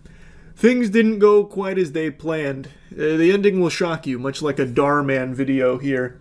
Turns out, Andy Byron is a cheater with Coldplay fever. He brought his side chick to the concert and they got put on the Jumbotron for like the kiss cam, or I guess like showing romance in the audience. And the way they reacted to it was so over the top, it was like they had like a red dot on them from a fucking sniper. So like, Andy hits the deck, basically ragdolls himself. The girl turns around in shame, and they've made it pretty clear something fishy was going on here. Yeah. Oh, look at these two. All right, come on. You're okay? Oh, what? Either they're having an affair or they're just very shy. I'm not quite sure. Lead singer of Coldplay was even surprised by that reaction. He even made a joke like, oh, they might be having an affair or just very shy. Turns out it was the former there. They were indeed having an affair. That is Andy Byron, a married man. That woman is not his wife. That is his chief people officer at his company. Fucking HR. Her name is Kristen. And this is clearly not some kind of business function here. He is wrapped around her like a cloak, like Doctor Strange's cape. They were very clearly there on a romantic evening, a date, a little soiree. And when they got put on the Jumbotron, that was checkmate. Like a furry's nuts after seeing Chester Cheetah. They were busted. So the reaction made it clear something was awry. The internet did some digging. That's how they found out this is Andy Byron, and that woman is Kristen Cabot, or Cabot, something like that, the chief people officer. He is a married man. I don't know if she's also married, I'm not sure, but he 100% is married with a kid. His wife has 100% become aware of this unfaithfulness. As far as I know, she deactivated all of her socials, and it's looking like a real mess. That shit is so sad to see. That is just rough. My heart breaks for the family here. This despicable piece of shit is not only cheating on his wife, but he's cheating on his wife with his chief people officer, and doing it publicly, unashamed, at least unashamed until they got put on the Jumbotron, I suppose. Just taking her to a Coldplay concert. Now, he might have got away with it too if it wasn't for those meddling, Scooby-Doo gang super sleuths out there, because their reaction to this was so extreme that everyone could catch a whiff, smell something a little stinky, so they did the little bit of research on it. Had these two just played it off as no big deal, like they were dating or together already, I doubt anyone would have known that this was an affair. They would probably still be fooling around, canoodling behind his wife's back. But because he melted like Double D from the Ed, Edd n Eddy intro after they were on the Jumbotron, and she turned around and evacuated, then people were tipped off to what was actually happening here. Now, as far as I know, there hasn't been an official statement from Andy or Kristen. I have seen this floating around, but there's no actual source for this, no official source to verify whether or not this is authentic. To me, it seems like a load of fish paste. The first half could potentially be legitimate, it almost seems real, about how Andy is acknowledging, the disappointment and apologizing to his wife and family. But then the second half, I think it's very clearly just taking the piss. I also want to express how troubling it is that what should have been a private moment became public without my consent. I respect artists and entertainers, but I hope we can think more deeply about the impact of turning someone else's life into a spectacle. As a friend once sang, "Lights will guide you home and ignite your bones, and I will try to fix you, Andy." Those are Coldplay lyrics. I think it is meant to be a joke. I don't think this actually comes from Andy. I don't think this is Andy's statement or response to any of it. But I at least wanted to put it here because I see so many people talking about this being his actual statement, which I just don't think it is. And I can't find any source that claims that this is actually from him. So anyway, just wanted to talk about this a bit. This is one of the wackier ways I've seen someone be caught cheating on their wife. It's really about it. See ya. 30-year age gap, but our love life is hot. Going to be 55 in February. 54 years young, baby. I'm What's up, Vince? 24. I just turned 24 in September. That's how old I am. You want to date me, Vince? It's off because I'm kind of a Disney aficionado. So we're entering Fantasyland. It's our last. Yeah, nothing weird about that. Just 54-year-old non-married man, no kids, going to Disney for fun. It looks like I'm looking at the middle school gym teacher making out with a student. I feel like I'm just looking at something frowned upon. His mom. Love you, Wes. I still remember the Prohibition. She doesn't even know what that is. I still use AOL. She uses anything else. I had unprotected sex for about 2 years, and then Vince! I was pregnant. So my it was more of a man. miracle thing. Yeah, really getting in there, Vince. Let her feel all the dust. I kind of feel like Vince has a single shirt. It's a Chicago Bears shirt. I actually feel he's never been seen in anything else. Teach And They say when he bring conceived his items child, he was also to wearing a Leslie's Chicago life Bears that shirt. I have gone through, not like you're their father, or not like you're their parent. Mhm. You have to be on the same level. I typically worry about that as well, making sure women don't feel like I'm their father. Hi. Just stating things, am I right, Having Vince? the age gap. Fuck yeah, I share my husband with my boyfriend. That's some 2019 guy shit right there. When you have sex as a group, I mean, is that something you enjoy? Yeah. Nope, wow, they're like clones. Wait, what the fuck? Yeah. Is that Nicolas Cage in a disguise? And is this Nicolas Cage playing Nicolas Cage in another disguise? Hold on. And Place your bets, chat. Which one of these two is her husband and which one's the boyfriend? Which one looks like the bigger cuck? I'm saying this is the husband. Because this guy's got long hair, which means he's a bad boy, so this is definitely the boyfriend. He's the master cuck. this is Ken, my husband. Bang! Daniel, my boyfriend. Boom! Yeah, baby, it's that goatee. That'll get you every time, Ken. Every time. Vanessa and I have been married. It's like a for Boy 10 Scout years, badge for and, cuckolds. the three of- Ken can't satisfy you like, Him. Thunderbeard can. I was in that relationship. Out to leave, we were saying goodbye, and I kissed him. I was having very conflicted feelings about it, but I Yeah, wanted cheating. to do it again. So we had a real conversation about it. Is this something that we want to do? Is this something we want to It wasn't even explore? Ken's idea. And so we invited She just him over, cheated on we him, and he's like, talked "Fuck. a couple times, and Nothing we left all to do had now. sex, I'm and not like we I can just get another girl. kind of went from So, Ken, are you done fucking my wife? Can I have a turn? What happened to your ex-wife then? She Dead died. now. No, no. I love you. Same time. Her and I were together for a That's a long pretty time. cool. I'm not gonna lie. That's some pretty broy shit right there. Never mind. More This is people fine by me. involved that need to know the That's information. not, that wasn't even a bad joke. Very That was pretty obvious good. that my ex. oh, well, Danny's going to live with us Oh, now. nice Ocarina of You know, Time and they're belt, like, Ken. okay. That's some real 2019 gamer The shit. girls were playing with one of their friends. Going to do Wow. a show this afternoon. Tumblr on ice. Is she your soulmate? Oh, of course, a fedora. It wouldn't be. Or is that a derby hat? What's the difference? Will always be there. Is Ken your soulmate as well? I don't know. I don't know. That's a good one. Hey, I'm just He's fucking his definitely wife. I don't somebody know. I'm I don't like the connected with guy, but strongly. I like his wife. But I don't know about soulmate.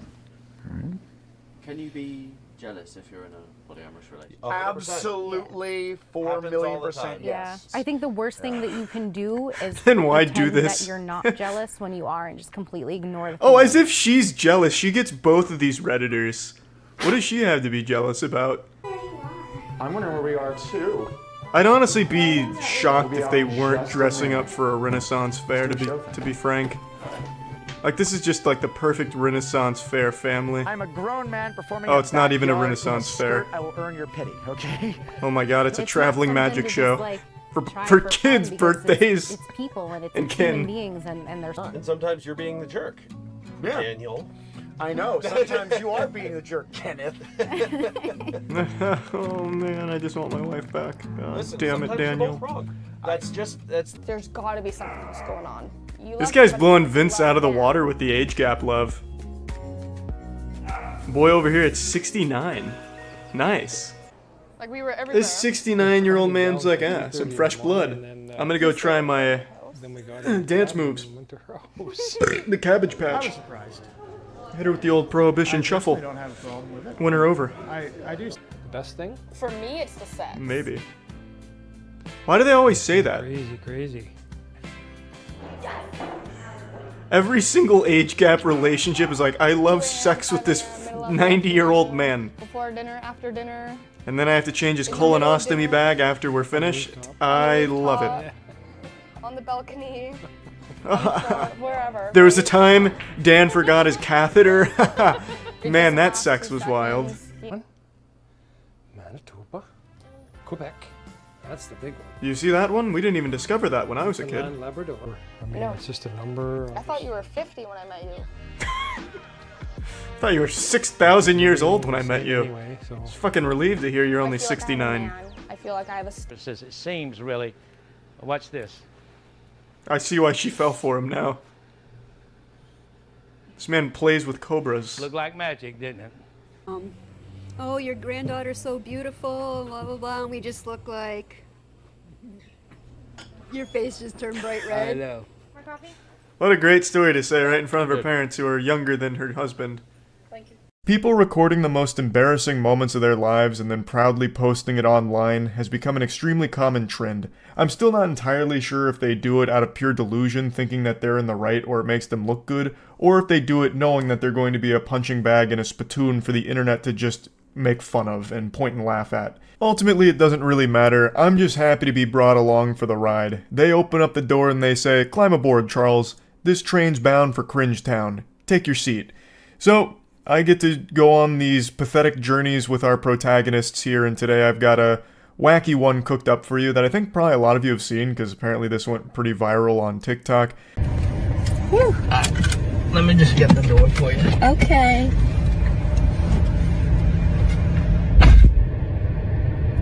He got me at the Cheesecake Factory, y'all. I ain't getting out this car.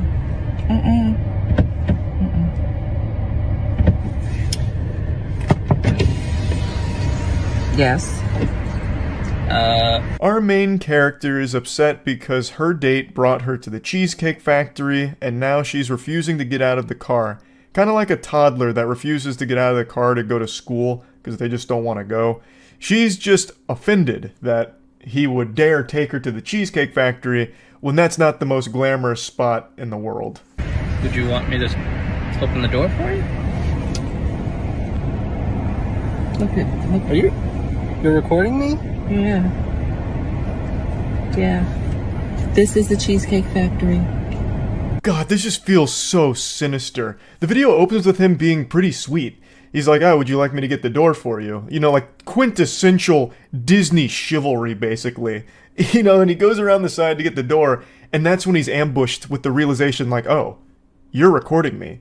And she's doing this all, like, very proud of herself for it, as if she's somehow, you know, winning this whole exchange like it's some kind of competition. Like, he brought me to the Cheesecake Factory, so I'm gonna film and shame him for this in front of my whole audience. It's what he deserved. He commits the crime of taking me to the Cheesecake Factory, an unforgivable sin, because she believes it's beneath her. She's entitled to the highest end restaurant Bikini Bottom has to offer here. Not the Krusty Krab, not the Chum Bucket, but that one restaurant that takes place in the giant pirate ship. I forgot the name of it. And now that she's not there, she's having a tantrum and trying to put this guy on blast in front of her audience for it. This is the Cheesecake Factory, y'all. What's the problem with that? This is a chain restaurant. Who takes someone that looks like this to a chain restaurant? You want to talk about it? I'm fine with talking about it, even in front of them. Oh yeah, I want to talk about it. Yeah, come on, get up on in the car. Yeah, we gonna talk about it. I really just don't even understand what the problem is in the first place. At risk of sounding like an out-of-touch fool, what the fuck is wrong with the Cheesecake Factory? I know it's become like a little bit of a meme over the last year or so, but it's not some like dilapidated, rinky-dink stink establishment that just serves toxic sludge and shoelaces like some kind of barren wasteland of bad food service or anything. It's a fine restaurant. It's a fine chain. I've never had like a negative experience there or anything. It's also not super cheap, so it's not like he's, you know, taking her to the worst place he could possibly find via Yelp reviews or anything. Like, I've always enjoyed the Cheesecake Factory. You're not gonna go there and find glory holes in the bathroom stalls or anything. It's a decent spot. So, I mean, if this dude was trying to wine and dine me at the Cheesecake Factory, I might end up strangling his cock with my bussy. I would be appreciative. Like, it's not a bad restaurant. And at the end of the day, it shouldn't matter what restaurant or whatever the date takes place in, because you're not really going for the establishment itself. You're going for the company of the other person to get to know them and see if you're compatible or see if you can have fun together. At least that's how I envision dating should be. I don't think you're usually going there to just try and get like a good meal out of it. It's usually to try and experience something with somebody else and see how things go, if you hit it off or not. When you take out a beautiful woman and you're courting her, because I get courted, so you're courting her, right? You're supposed to take care of her. You're supposed to cover her. You're supposed to protect her, cherish her, treat her well, right? Yeah. That's what you're supposed to do. I agree. I At went Cheesecake into this Factory? date as I expected. While I appreciate the free tutorial on dating that she offers, I have to say, this lecture feels like some kind of monologue out of the climax of a romance anime. You're supposed to cherish, cover, protect her, keep her safe, wish her well, you're not going to the front lines of a fucking war zone. You're going to dinner. Like, what do you mean with all of this? It's not like he put you in harm's way. It's not like he, like, sat you down on landmines or something and played a game of chicken. Like, he says, you're just going to dinner, and he's done nothing wrong. You know, she's acting like she's the ADC in League of Legends and he's her support. With the expectations for myself, to keep you safe, you know, to respect you, to pay for your food, of course, pick you up, of course, and just treat you like a gentleman, which I believe I have done. I mean, you've been pretty nice, but I mean, and then Cheesecake Factory. I, on the other hand, have certain expectations for a girl I go out with on the first date. I expect her to be respectful too. That's totally reasonable. Expecting your date to be respectful. I think that's perfectly acceptable. This was extremely disrespectful from her. Not only to refuse to get out of the car because she didn't want to go to the Cheesecake Factory, but then to film this entire exchange blows my mind. How she couldn't process how bad she looks and how much she looks like an asshole here is beyond my comprehension.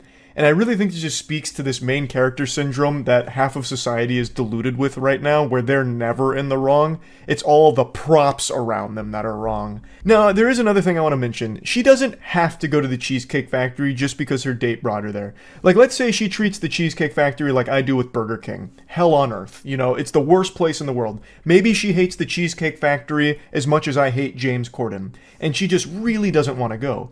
You can still handle this in a really appropriate adult manner by just simply saying something like, hey, look, I just don't like the Cheesecake Factory. I've never really enjoyed it. Is there any other restaurants we can go to tonight and that isn't here? And if not, maybe we can just reschedule and do something else some other time if that's okay. Like, you can still be super polite about it and have it be like a conversation with the other person as opposed to just whipping out your phone to try and dogpile and shame this person because they took you to a restaurant that you think is beneath you. I mean, I feel like I'm doing everything I'm supposed to do as a woman.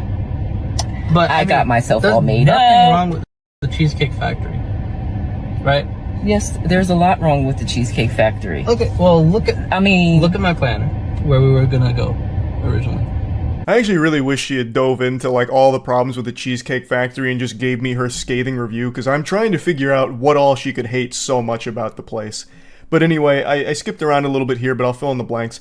The guy in the video is clearly starting to get very nervous because now not only is his date being directly disrespectful to him, but now he also has to talk to her audience. So he's like basically on trial right now, getting interrogated and getting pressed because he dared take his date to the Cheesecake Factory. See, now that's where we should have went. All right there. Call him. No. What do you mean no? See, I mean, I'm waiting for a reservation. we can still get to know each other. Isn't there another restaurant you can call that, like, you know, the equivalent to that? I mean, I you literally don't just said- understand. Look at me. I cannot go in the Cheesecake Factory. There's nothing wrong I will die. Oh my god, her attitude is so infuriating. It's like someone wrote her as a character in a show that everyone is supposed to dislike. It's amazing that this is a real exchange. Now, again, I've cut quite a bit out here because it becomes mainly like a debate. Like, she's treating dating like it's a battle.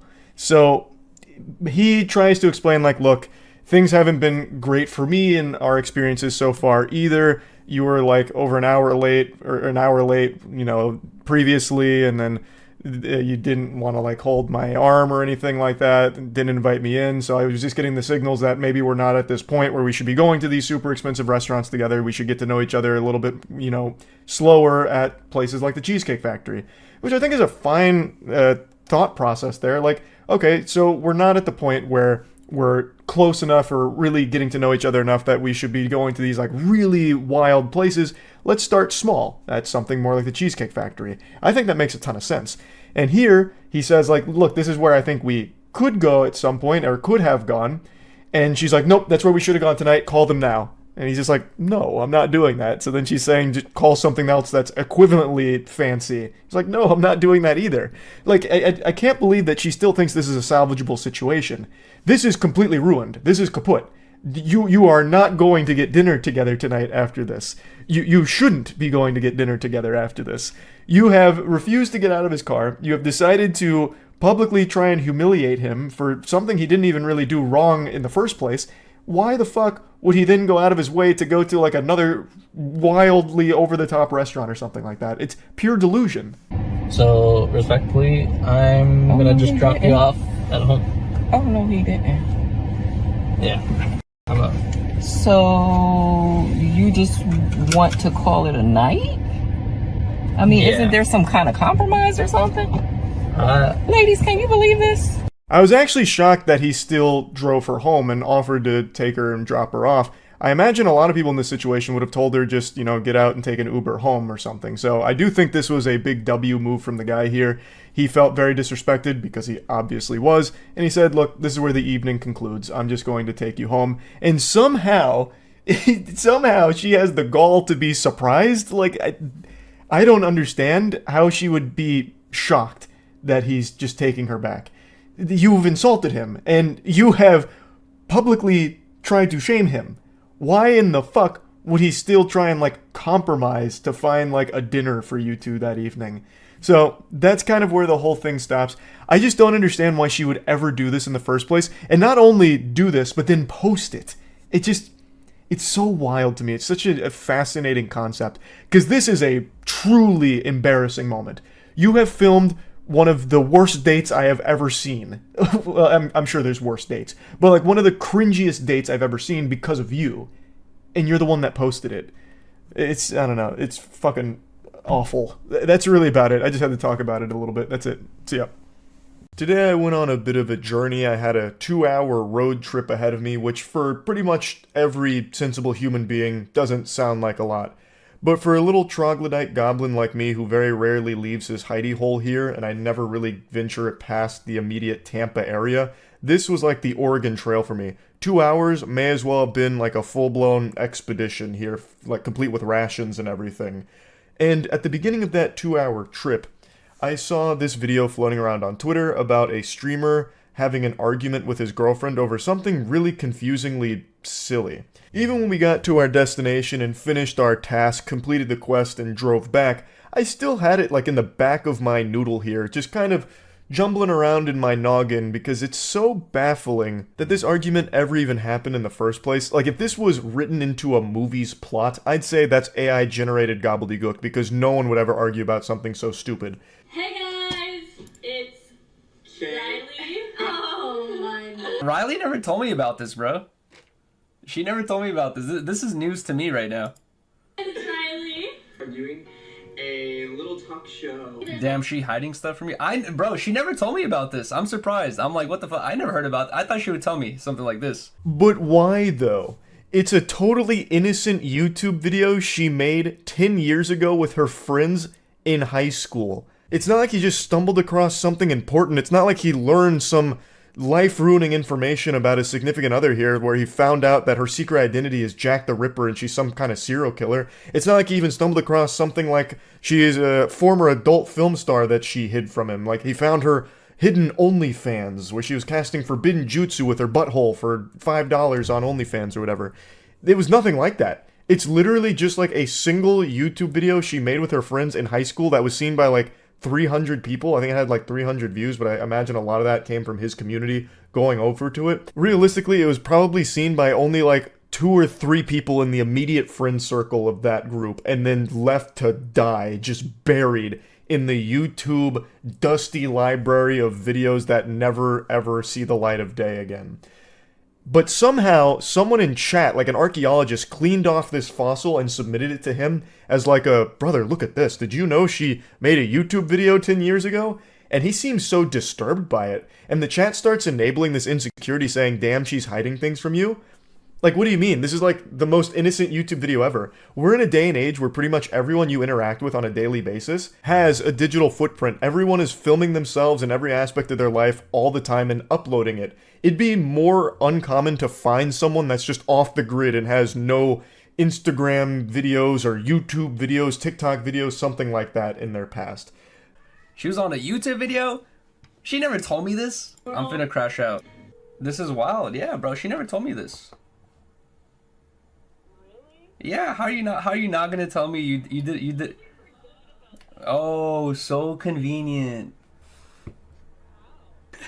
You're on speaker. You're on speaker now, by the way. But that's weird. That's weird that you never told me this. I literally forgot about that. I don't know how they found that. I totally forgot about that. It's more weird that you would want to know that. It's totally understandable that you would forget filming a single YouTube video, or even a couple of YouTube videos, 10 fucking years ago if it never took off. Like, what do you mean? This isn't some kind of like, oh my god, I'm dating a lying harpy. I'm dating a charlatan. Like, this is, like, the YouTube video is legitimately a nothing burger, and he's blowing this way out of proportion. He calls her up like it's some kind of emergency, like, I saw what you were trying to hide from me. You filmed a YouTube video 10 years ago with your friends, didn't you? You had your own little podcast at one point, huh? Oh, I can't. I've never been so hurt in my life. How could you have lied to me and kept this information a secret? Like, this is something you would forget about, like 100%. I don't understand, like, how this could even be an issue. That just feels like complete insecurity, or maybe like this desire for him to know, like, every single aspect of everything she's ever done. I don't really know. That's why I'm saying I can't really wrap my head around how this could even become an issue. This would be one of those things, like, if a chatter linked it, it'd be more concerning how they found it, A, and B, it'd be like, oh, that's interesting. Haha, I mean, what a goofy little find. Like, it's not a big deal, no matter how you spin it. And yet, somehow, he found a way to make it a big deal. Interesting. I'm surprised you didn't tell me this. What do you mean, thanks? I'm surprised you never told me this. This is crazy. I gotta find this out from the chat. This is really embarrassing. Thanks. It's embarrassing for her, not me? Why would that be embarrassing for you? What kind of delusional fantasy land are you getting bullied in? What do you mean? Like, who's gonna start shooting spitballs at you and throwing tomatoes? Boo! This guy stinks! 10 years ago, his girlfriend filmed a YouTube video once. Like, I don't understand. Oh, God, look, jeepers creepers, guys. I can't eat. I can't sleep. My girlfriend made a YouTube video 10 years ago. Yeah, so anyway, I broke up with her. I didn't explain myself, which is really fucking annoying. Why wouldn't you tell me about that? First of all, I totally forgot about that. You can That's look convenient. It was so long ago. We never made it a serious thing. We filmed like 2 things. We started 10 Talks together, and we like talked about being on a podcast, and you were like, I've never done anything like this before. That wasn't so a it's like people are saying like, oh, Yuri, why are you making a big deal? What's a big deal is it feels like I've been lied to. That's what it feels like. Oh, really? Yes. Okay. How is that in any way construed as her lying to you? About what? Do you also need her high school report card so you can check each individual grade in every subject? Like, if it turns out she flunked out of chemistry in her sophomore year of high school, are you going to say that she's a liar for not telling you that she's bad at chemistry or something? Like, what? I don't understand. It doesn't make any sense. It's entirely reasonable that she would have forgot about this, given it was 10 years ago, basically. And according to her, they only filmed like 2 videos, and it wasn't even like a podcast or anything. They just like talked at a camera, it seems, about nothing, really. Like, I tried so hard to figure out what there is to even be hurt by in this situation here, or what, like, you could feel betrayed by, and I just don't get it. He tries to say, like, they filmed something together and she said it was her first time doing a podcast, which seems to be a truthful statement regardless of this unearthed YouTube video, because this was just her friends sitting down talking about nothing. And it's very understandable that that's something that would have 100% slipped their mind, since they never made a series out of it. They never did anything with it past like 1 or 2 videos 10 years ago, a decade ago. I wasn't lying to you. I genuinely forgot about it because it was never a serious thing. I don't even know who those people are. That's my friend Karina. Cool. And that's my friend Dalton, my gay friend Dalton. You could clearly see yeah, obviously, but I'm glad I'm learning this through someone in the chat 4 years later into our relationship. I don't even know how they fucking found that. I didn't even know that was out there. So you were relying on the fact that I would not find that out. How am I lying? No, I'm saying you were relying on the fact that I would not find it out. Why is it a big deal?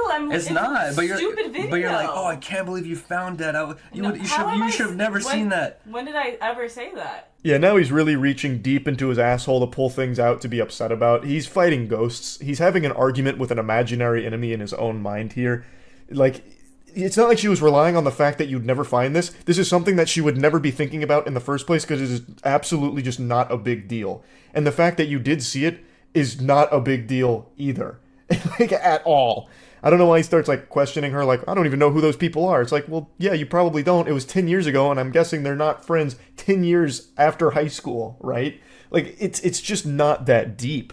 Like, it's not hiding something from you. It's just like, who cares about it? Like, why is that something she'd ever think to bring up? Like, sitting you down, listen, we need to have a serious talk. I made a YouTube video 10 years ago. No, there was nothing like bad about it. We just actually talked about nothing, but I needed you to know. I filmed a YouTube video once. Like, what's the conversation even supposed to look like there? It's a profound nothing sandwich here. There is nothing to be upset about. And yet he is still going on and on about it. I won't show you too much more. I'll just go ahead and show you how it ends, where he just decides to end stream in a bad mood about it, mad at her. I don't understand how like you like just don't remember like, oh yeah, we did this thing before. I'm not thinking. It's not like a series. I was never on a podcast. Okay. I was never doing YouTube like that. I made a video before on YouTube. Bruh. I'm just gonna stream, guys. That's so stupid. Everyone have a good night. Peace. No. She's absolutely right. That is so stupid. I couldn't believe the argument that I had listened to here, so I just had to talk about it. That's really about it. So yeah. Pokemon scalpers are inventing a new, even more degenerate and diabolical meta for scamming and stealing Pokemon cards, using children for it. Well, involving children in the scam. 2 days ago I made that video about the whatnot seller who was resealing Pokemon packs and selling them, but using his son as the one on stream to open the packs for the buyers, and just drumming it up as like a family business. This is so hype, look at my son, he's ripping Pokemon packs, we're so proud, this is amazing. Whoops, turns out we repackaged all of them to give you trash for a huge markup. Sorry, you caught us. He literally even like admits to being caught on the live stream. And now I just saw another video about a couple that was stealing Pokemon cards from Target using their 1-year-old as like the method. So they brought their 1-year-old son to Target so that way they could unlock the stroller tech from the passive tree here. So they had their child in the stroller and were pushing him around, and then would take Pokemon product and conceal it in the stroller to steal it.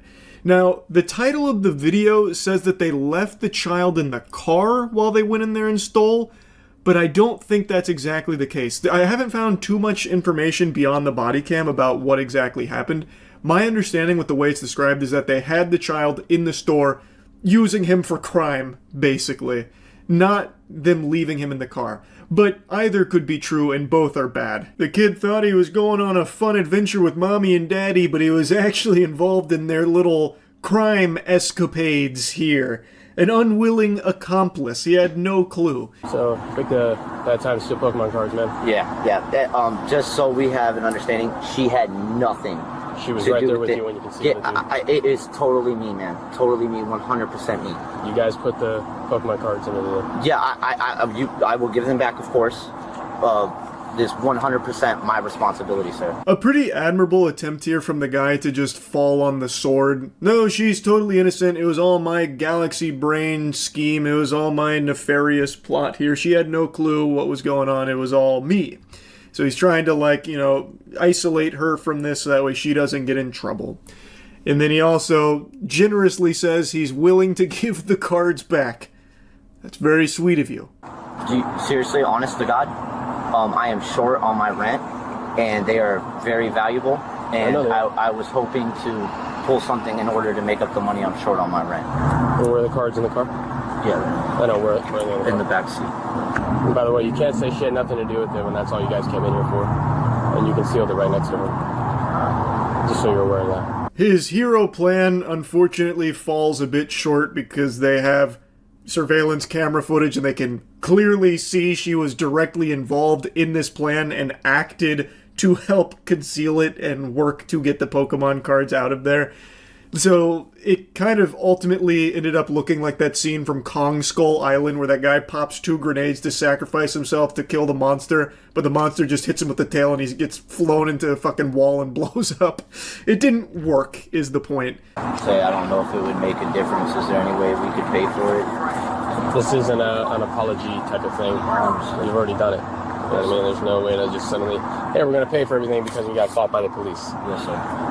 Yeah, you also stole stuff with the baby. Yeah, but That doesn't matter. I have the money for it. I can Yeah, pay but it. as I just told him, that's not how this works. You don't get to suddenly want to pay for things after you get caught by the police. Fourth quarter, back up against the wall, throwing out the Hail Mary. They try to, pay for it after the fact. That didn't fly either.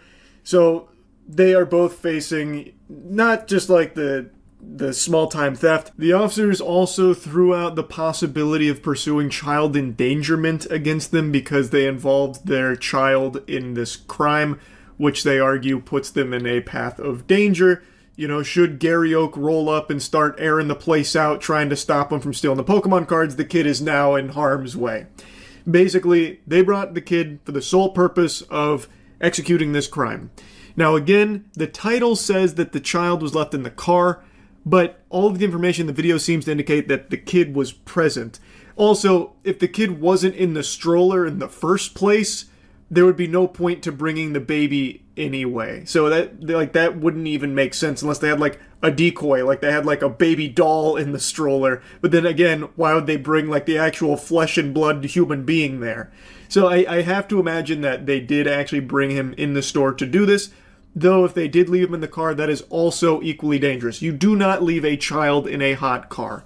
That, everyone should know that. This happened in Florida. You especially don't do it in Florida. If they did leave him in the car, who knows how long they were in the store for. That is extremely unfair and irresponsible to the kid if he was left unattended in that car. But I'm leaning towards the idea that they brought him in the store to do this. Worth mentioning, I haven't slept in over 28 hours. There is a good chance that maybe I'm just completely wrong there. I just thought I'd put that on the record. But either way, still not good. Regardless, stealing Pokemon cards by using your baby to help you accomplish it is fucking unhinged. This is so avoidable. Like, ruining your life just to get your hands on some Pokemon merchandise to flip because you're a scalper is just so low. It is shameless to involve your child in it as well. You're gonna give me a quick first? Thank you. I'll go get the first one. We have child endangerment on both of them. For what? They had how old is your child? A year-old, and they used the stroller as cover for it. Decent human, you literally put your 1-year-old child in danger. How is that? You cannot do a crime and then nothing happens because you have a kid. It is happening. I'm going to jail. You use the stroller as a ways of concealing the merchandise. And I'm getting arrested. And so is she. I need you to call your dad to come pick him up. The other officers didn't seem super on board with his evaluation here about child endangerment, so I don't know if that stuck or anything, but this was him explaining it to them. Regardless of what charges were ultimately, brought against them, this was just so fucking avoidable. Like stealing Pokemon cards from Target by using your baby and its stroller to conceal them is just like, how can you sink so low? They say that they were short on rent, so the plan was to steal these Pokemon products, open them, hoping for a big hit, fingers crossed, praying for a big hit, so they could sell it to nearby game shops. That is like, in the world of scalping, that is even stupider than most scalpers. Why would you open the product? Just sell the product itself in that case. You are not going to hit, most likely. You are not going to make more money buying the product, opening it, praying for like the big hit that'll grade it like a fucking PSA 10. Like, it's not like that is a pipe dream. Are you guys going to other stores and doing this? No, sir. So how do you guys have so many Pokemon cards? No, I've been collecting for years. That's what I'm saying, but these are all new cards, man. They're all like fresh out of the pack. Yeah, the ones that I have? The ones that are in there, yeah. Yeah, those are, if you see the sleeves in there, they're all sleeved up, well taken care of, fresh out of my binder. We were taking them to the game store, Prodigy. Okay, cool. Alright, we'll be right back with you.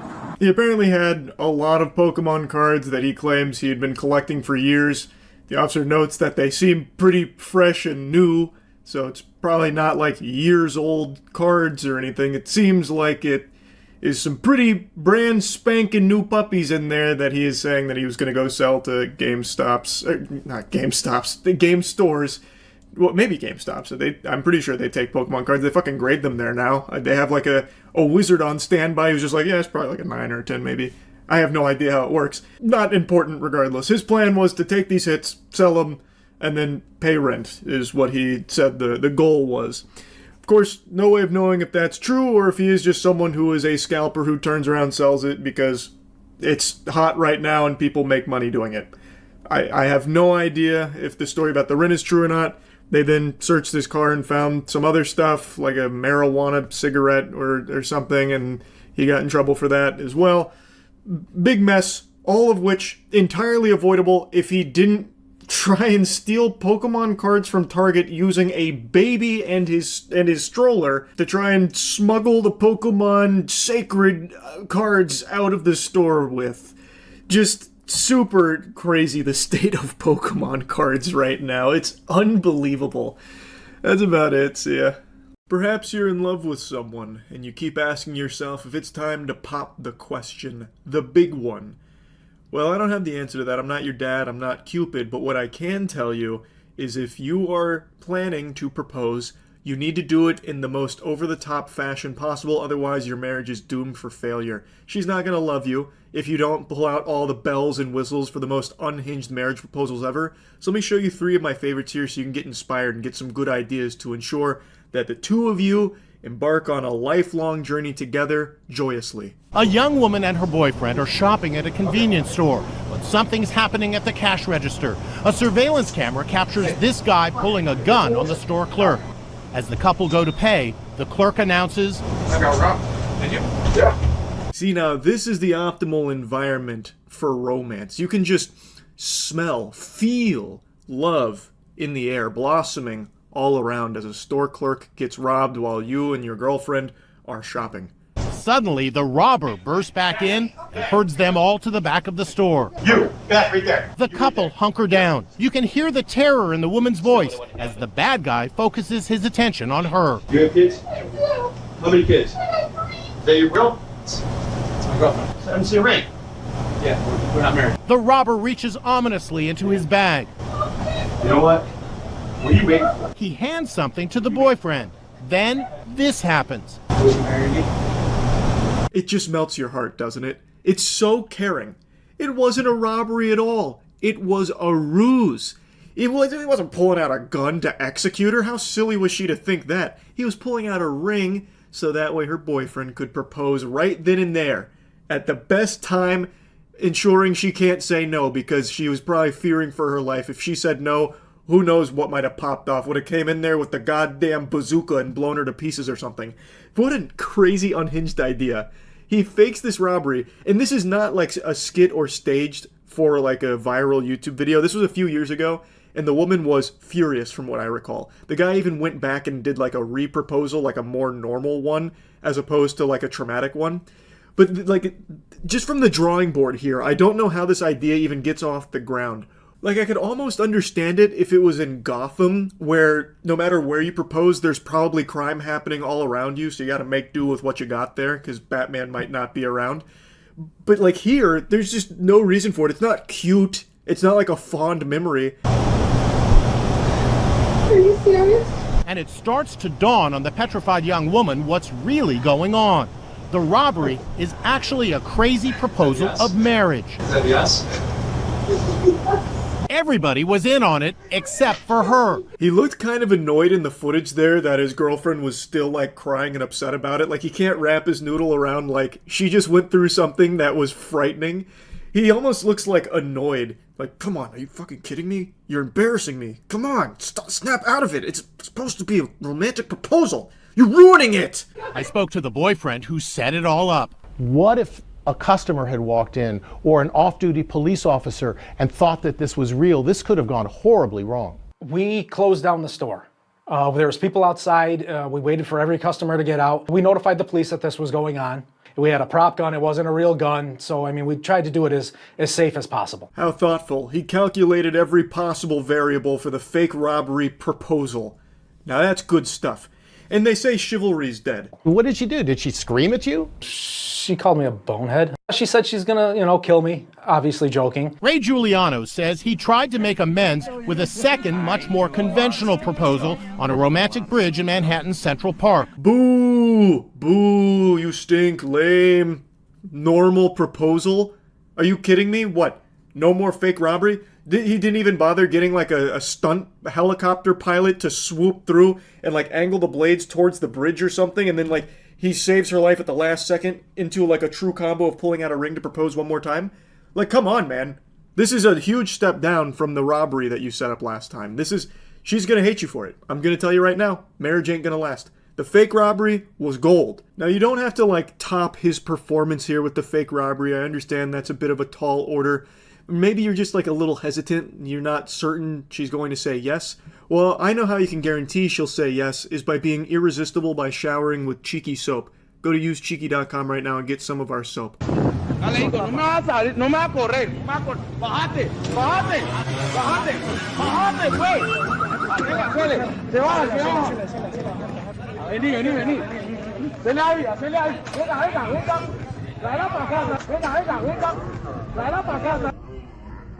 Oh, now this one, chef's kiss. This one is delightful. This is a scene straight out of a Hallmark movie right now. So, it's another fake robbery proposal. Clearly, got similar DNA to the last one we just looked at, but the difference here is, instead of it being a store, it's a carjacking, and they're also holding them at gunpoint briefly. So it's a little more extreme, but that only helps amplify the love, as we all know. When you're doing a proposal, the main thing you want is fear. That's the big emotion you're trying to get across, I think.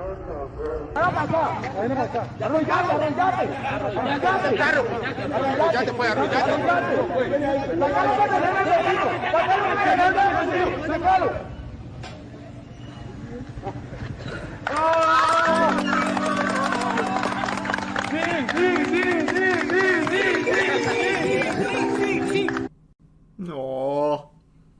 What a great start to the marriage. That just, it gives you butterflies just watching that one. The tingles. Ooh, boy. Love is all around us. And all it takes is one good proposal, and it's something that's going to be unforgettable for all the right reasons like this. No doubt about that.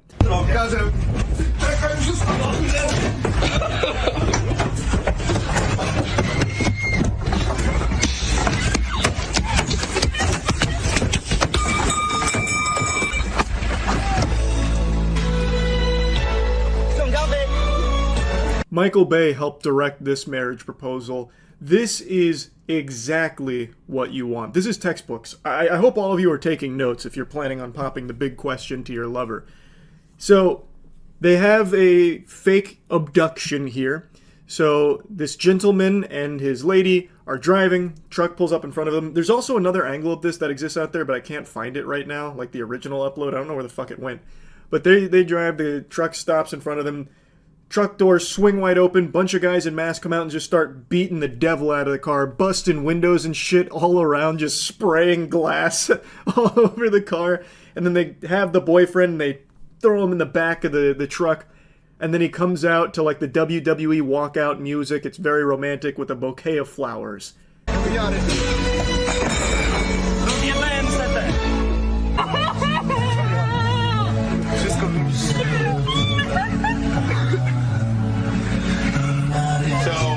She was terrified. Yeah, horrible. This Russian man decided staging an abduction was the best way to surprise his girlfriend and pop the question. And for some reason, once she was done crying, she did say yes. No, thank you.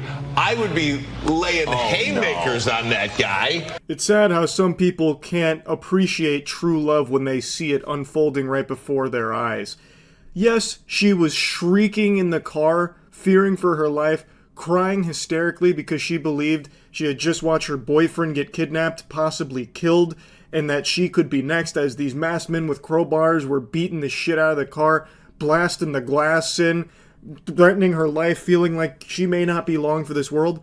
But all of that washed away as soon as she realized it's just a super romantic proposal from the man of her dreams. Casanova over here. It took her a little while to calm down, overreacting, if you ask me. She had to settle herself down a little bit and realize the incredible thing he just did for her, and how much he loved her, to fake an abduction for the proposal. Now, of course, she was saying yes because she wants to, not because she was afraid about all the dudes with crowbars standing around there watching. I bet that didn't play any role at all into her saying yes. Anyway, though, I hope this helped give you a good idea on how to handle your proposal to your one true love. And, yeah, that's really about it.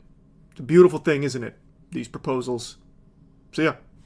This whole Andy Byron affair with Kristen Cabot is probably the most gripping cheating scandal this nation has seen since Tiger Woods boinked like 2 million women.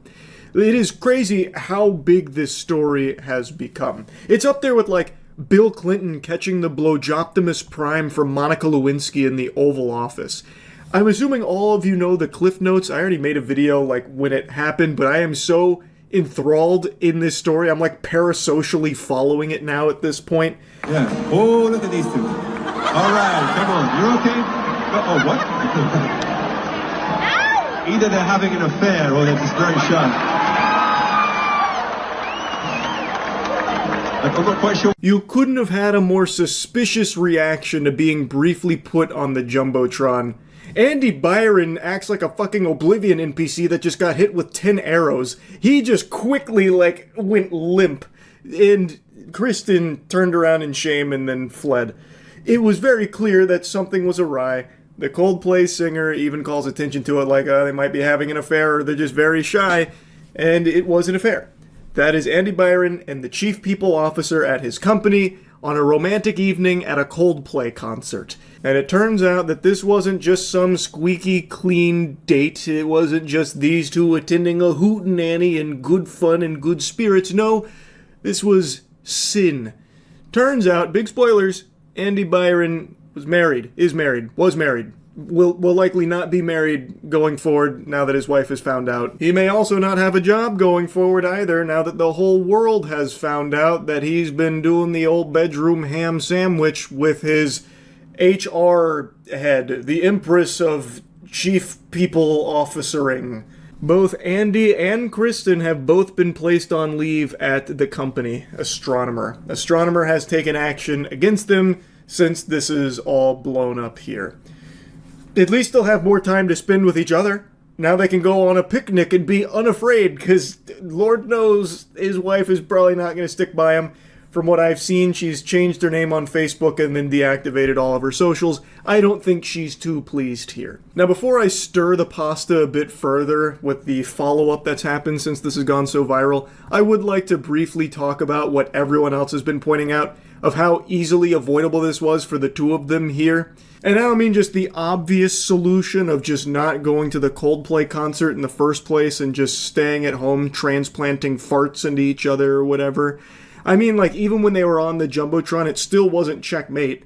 It was their reaction that brought down the house of cards here. Had they just played this off normally, like they just laugh at the Jumbotron and wave, probably no one would have even been, like, tipped off that something was awry. Like, I guess there's a chance, like, one of the Astronomer employees might have seen it, but your odds are pretty good that that would have just flown under the radar and they would have continued to get away with it. Now, of course, you shouldn't be cheating on your significant other in the first place, but if you're going to, and you happen to be plastered on the Jumbotron, the worst thing you can do is this, where they acted like there was a fucking bazooka being aimed at them, like there was about to be like a fucking Predator missile that hits them. The way that they reacted to that. So immediately everyone could sniff something was very stinky here. Anyway, though, let's take a peek at a little bit more of the follow-up. Also, you should take a peek at GamerSupps. Go to gamersupps.gg and get any of the amazing flavors for sale there using code MOIST to get some money off your order. Or you could just get the best flavor on GamerSupps as well, Goof Juice. I wanted to just mention that real quick because I've been fucking pounding Goof Juice since the cans came out. So, Astronomer made the announcement that they are both being placed on leave for obvious reasons. In the meantime, someone named Pete DeJoy is going to be serving as CEO. They were previously the chief product officer and co-founder of Astronomer, and they put out a statement on LinkedIn that states, our leaders are expected to set the standard in both conduct and accountability, and then that the board of directors has initiated a formal investigation into this matter, and we will have additional details to share very shortly. They also then addressed some of the incorrect information that was going around the internet, which was the misidentification of another person in the clip, which was the person that was laughing, the woman next to them that was laughing. They were identified as another astronomer employee, but the statement from the company saying that is just not true. That's a load of fish paste. And they also shot down the bogus statement that was spread claiming that it came from Andy Byron himself, but it was not shot out by Andy. That butthole did not squeak out that terrible fart of a statement. It was clearly just a joke, and they are clearing the air on that it's not actually from Andy Byron. I also just learned this, which I found to be an amazing cherry on top of the cake. Apparently, Coldplay's Chris Martin had just warned fans that they might be plastered on the Jumbotron, saying, "Now what we'd like to do is say hello to some of you. The way we're going to do that is using our cameras. You can look at the screens and we can see who's out there and say hello. Let's go looking, please." And then inevitably it goes to Andy and Kristen and the rest is history. But I can't believe that they even got like a warning here. Like they were even given like a fucking DEFCON alert, like the air raid sirens were going off on this affair, and they still just disregarded it. Like, they had plenty of time for Andy to slap on like the big glasses and the nose and mustache and just like pretend he doesn't know who that woman is. But he was just like in love. That man was seeing hearts floating around his head, and he wouldn't let go of Kristen come hell or high water. And then hell arrived. Chris Martin got the cameras on them, and the affair was broadcast to everyone. I'm still eagerly awaiting a statement from either Andy or Kristen. I thought for sure they would have released one by now, just because of how big this is, and they did have high-ranking positions at this company. I thought for sure they would at least put something out, but they haven't yet. So maybe they won't. Maybe they'll stay very tight-lipped on all of it and just quietly go into the background, and that'll be that. But my heart does break for his family. I think that is fucking horrible, and I can only imagine what they're going through right now. That has got to be miserable. So I'm wishing them the best. And yeah, I just want to give you a little follow-up here, because it's pretty fucking crazy. That's really about it. So yeah. You see about the lady in Montana with the husky. Talking about the lady that killed and skinned a husky because she thought it was a wolf and bragged about it on Facebook. That stupid asshole? Yeah, I saw that. Yeah, this dumb inbred moron shot and killed a husky and then skinned it and started posting pictures of it on Facebook talking about how she's like saving the world one coyote or one wolf kill at a time or whatever. I really think there is like a level of stupidity where you are a danger, and she's definitely crossed that line. Like I really think that's a legitimate concern. Like those cops that parked their car on the train tracks with a suspect inside and then got hit by a train. Like there is a level of stupid where if someone, makes it past that event horizon, they are a danger. It didn't even remotely look like a wolf. I know. That's what I'm saying. Like she is so fucking dumb that she should not be allowed back into general population. She'll shoot a person and say it was Bigfoot. Yeah, maybe. That'll be your next hunting endeavor. Alright, I know you guys were mad about the wolf, but look at this chupacabra I just killed. And it's just like a hairy guy. Someone posted on I am very badass of her boyfriend talking shit to all the people angry she killed a husky. That I didn't see. I'm gonna look that up right now. Yeah, because her boyfriend took the pictures, right? Let's see. Any of you motherfuckers talk all the shit you cuz... What? Man, what in the inbred? Immediately? Any of you motherfuckers talk all the shit you cuz not one of you motherfuckers are tough enough to act on any of your bullshit. Said, if so, come on to my place and I'll beat your fucking ass myself. Yeah, my girlfriend was out hunting and shot a fucking dog that was dumped out in the woods. No charges have been filed or will be filed because no laws were broke. It was a deer-chasing feral-ass dog on the wrong place at the wrong time. If you want to be a bunch of crybaby-ass fucking sheep, keep going because we really don't give two fucks about what's going on or what's being said. Mistakes happen. Big fucking deal. You crybaby motherfuckers, and for any other hunters who want to talk shit saying it looks bad, we'll fucking shit. Hey, watch out, this guy's gonna shit. Oh no, oh no! Oh no, they're gonna shit.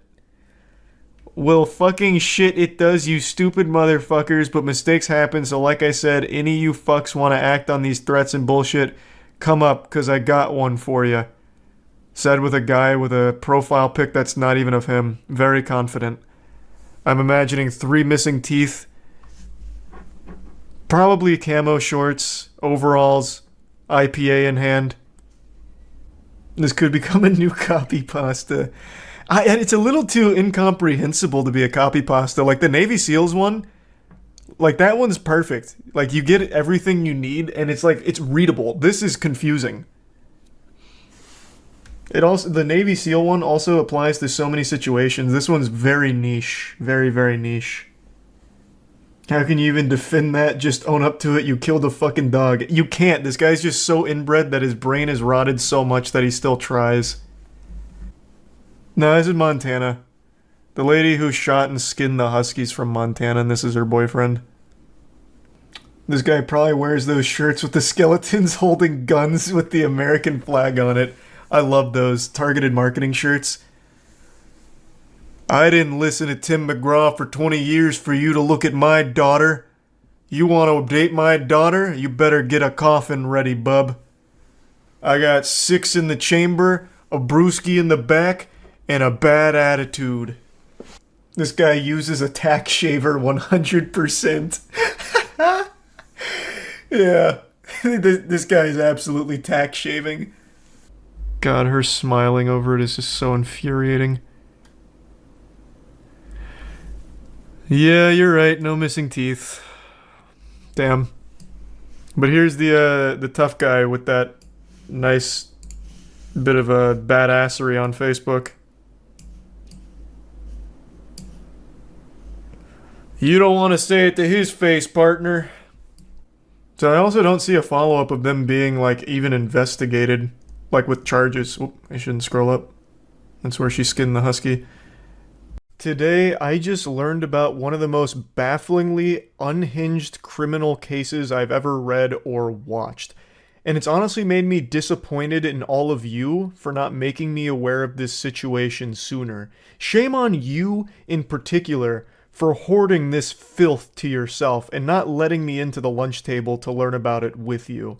I'm talking about the wild case of Nicholas Alaverdian, otherwise known as Nicholas Rossi, aka Arthur Knight. This man's got more names than a phone book. He goes by many different gamer tags. I wouldn't be surprised if more aliases come to light and there's shit like Dark Ruler 52XX or something. And his story in this whole situation is an unbelievable, true story of absolute lunacy. Dateline recently ran a piece on the Nicholas Alaverdian situation, trying to untangle all of the wild web of mysteries that have been woven here. It is just vile, evil shit. Nicholas is a degenerate worm of a person, but he's also a goofball goober who came up with the dumbest idea ever when he was confronted with the reality of his crimes that he is accused of committing. He is accused of extremely serious charges. He is accused of raping multiple women in Utah. And he came up with this galaxy brain scheme in order to escape the repercussions. He faked his own death. He must have been inspired by Dino Spumoni from Hey Arnold, when Dino Spumoni faked his own death to increase record sales or whatever. But in this case, it was a lot darker than that. He faked his own death to get away from rape charges, and then he fled the United States. He was recently put back on the radar after he checked himself into a hospital for COVID-related symptoms. Eventually, pieces of this puzzle started falling into place, and authorities were able to connect the dots that, this guy claiming to be Arthur Knight may actually be this wanted fugitive that the US really wants to have extradited. And that's led to about a year-long battle with Nicholas Alaverdian or Arthur Knight or Nicholas Rossi in order to have him face justice for his actions. I'm going to go ahead and play you a quick clip from 5 months ago when a different news organization was covering the basics of the story, just to give you a more concise breakdown than what I just provided. It was breaking news on 12 News this morning. A Scottish court has ruled that a man who goes by the name Arthur Knight is actually a Rhode Island man who faked his own death and is wanted on rape charges. Kate, Nicholas Aliverdian, also known as Nicholas Rossi, claimed to have been the victim of mistaken identity and insisted his name was Arthur Knight. A court in Scotland ruled that evidence showed that was not the truth.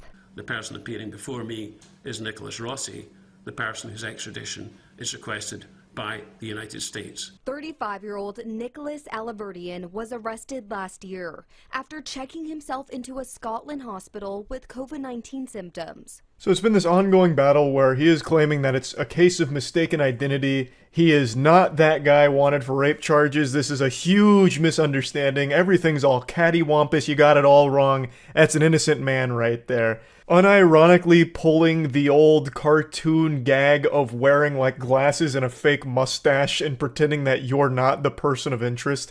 Like the ultimate disguise. In July, Knight was arrested again, and prosecutors matched his fingerprints to Aliverdian's. Friday, prosecutors of the Scottish court revealed they were able to tell he was Aliverdian after matching the tattoos on his arm. I am ultimately satisfied on the balance of probabilities.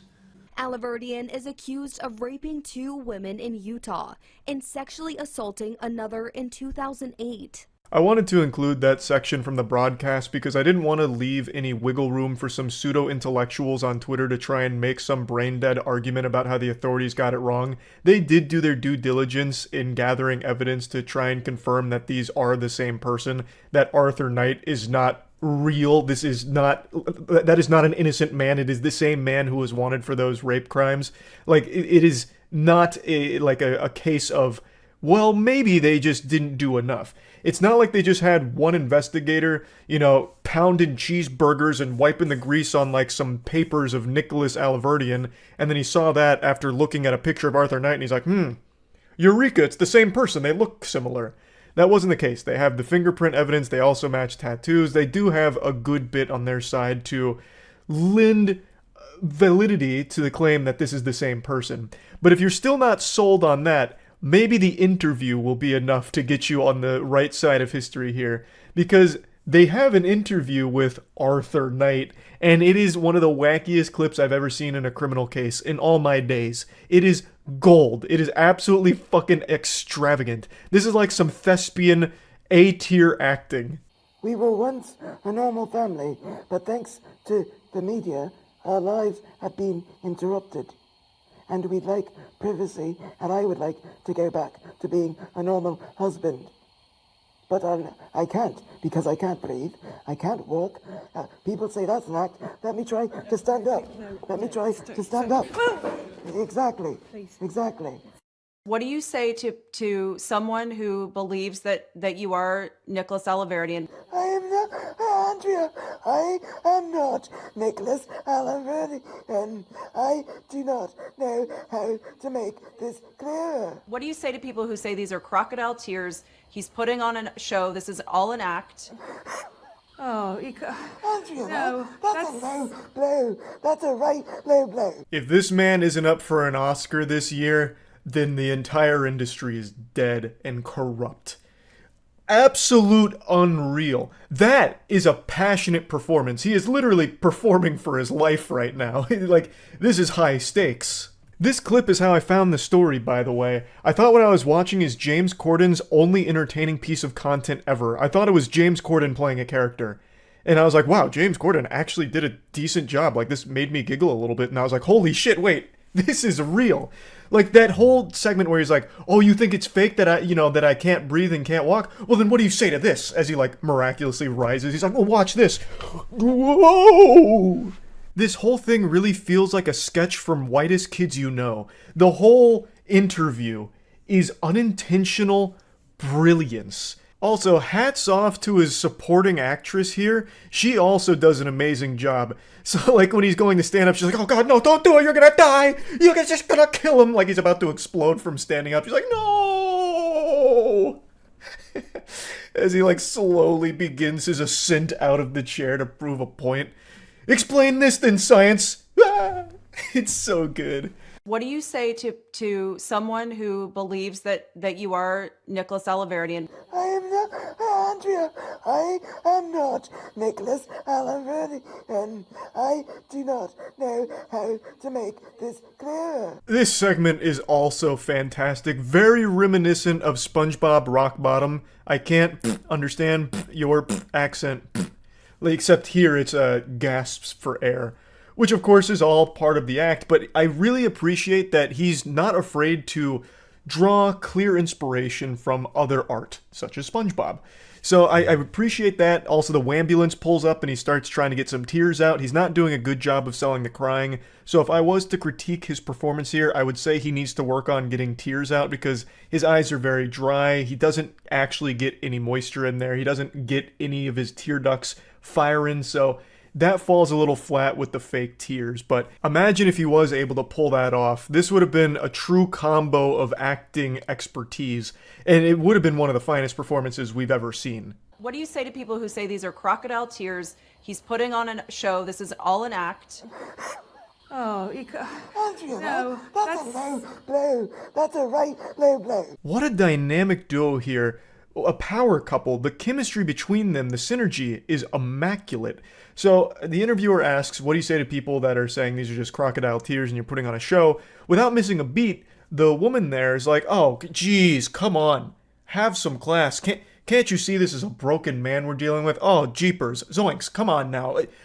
Where's the professionalism? Really? You're gonna hurt his feelings. And this is the cue to Nicholas to immediately, go fucking hog wild into the fake crying, which he's not great at, but it's complemented by the woman sitting opposite of him to kind of like egg him on and try and be there as like this shoulder to not cry on.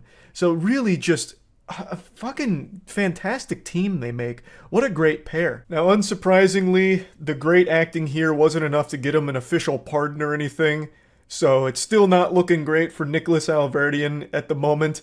And here's hoping he will finally face justice for his crimes that he is accused of. This is just an incredibly wacky fucking story, and one that's been like many years in the making. Like, I'm shocked I've never heard anything about it, because this really feels like a pretty high-profile case, but maybe I've just been oblivious to it, or it just never really got the mainstream attention, which is just surprising, because it is really weird. The whole thing is very weird. So yeah, I just wanted to talk about this a little bit after finding the clip and kind of going down the rabbit hole. That's really about it. So yeah. I've got a wild and wacky ride to take you on today, class. So hop in my magic school bus and kiss me on the lips. I'm Miss Frizzle, baby, and I hope you're ready to fuckle your seatbelts, because we're coming in hot. This is the story of how a Twitch streamer and GTA RPer named SavX faked his own death in order to distance himself from the GTA RP community. So, SavX was a GTA RP streamer on the NoPixel server. It's the server that I often frequented for my RPing. NoPixel, I love the community, absolutely fucking fantastic content, and SavX was a well-respected member of it. He built up a sizable audience on Twitch and had himself his own big community. I believe at the time of his faked death Chris Angel stunt, he had right around 1,500 subs on Twitch, which he just fucking wiped his ass with this. Just threw it all away for this fake death thing, which is like right out of Hey Arnold with that Dino Spumoni character who faked his own death to increase record sales, except this is 10 times as stupid. Fucking Dino Spudummy. I don't know what... okay, I'm getting a little sidetracked already because it's getting me a little heated. Sav played the Johnny Castle character on the server and was eventually banned for cheating because he was aimbotting in GTA. I don't know how much more sad you can be to fucking aimbot in an RP server in GTA. But they fucking busted him, they threw him in the slammer, and they permabanned him. Now, just real quick, permabans don't usually mean like forever, you can never come back, because they do believe in second chances in most cases. So he was banned for the cheating, but I'm sure he could have come back to the community at some point if he wanted to. A couple friends of his decided to check in a couple months later, and they posted these messages. conclusion that this is not Sav writing this. Sav passed away Christmas afternoon. This message is being written and sent out now through my brother's email after obtaining access to his PC. He's gotten numerous emails, messages since November with individuals worried about him from a gaming community, from what I've come to gather. Although the nature of the emails all seem different, we'd like this, the individuals who have reached out to know he's in a better place now, and we thank you all for keeping him in your minds. There was also this twitlonger posted by somebody else in the community that was close to Sav, which confirmed that Sav had passed away. The news of Sav's passing was extremely sad, and the No Pixel community really felt the loss. There's this tribute video that was made to Sav. His fans were absolutely inconsolable, really mourning his death. His close friends in the server were mourning his death. They had an in-game memorial for Sav in order to honor his memory, and overall people were just really feeling the sadness over Sav's passing. There's also this memorial stone in the game that has the name of players who have passed away in order to immortalize them in the world and the community and honor their memory, and you can see SavX is on there. So you can imagine lying about something like this and causing this kind of emotional ripple effect would make you the most extreme piece of shit possible. Like a piece of shit that took a shit, then got puked on and hit by a garbage truck. That would be the piece of shit you'd be to lie about something like this, right? That's exactly what Sav is. He is that putrid pile of dog shit, because he lied about all of it, and the server owner, Coil, started to have his suspicions and piece things together and eventually confirmed beyond a shadow of a doubt that SavX is alive and completely lied about the entire thing. So I'm going to take you through some of the clips where Coil starts going over things that don't make sense until he ultimately reaches the conclusion where he hires a professional to confirm it. I don't know if you guys know who whose this Twitter is, okay? It's Sav's, all right? Joined January 2021.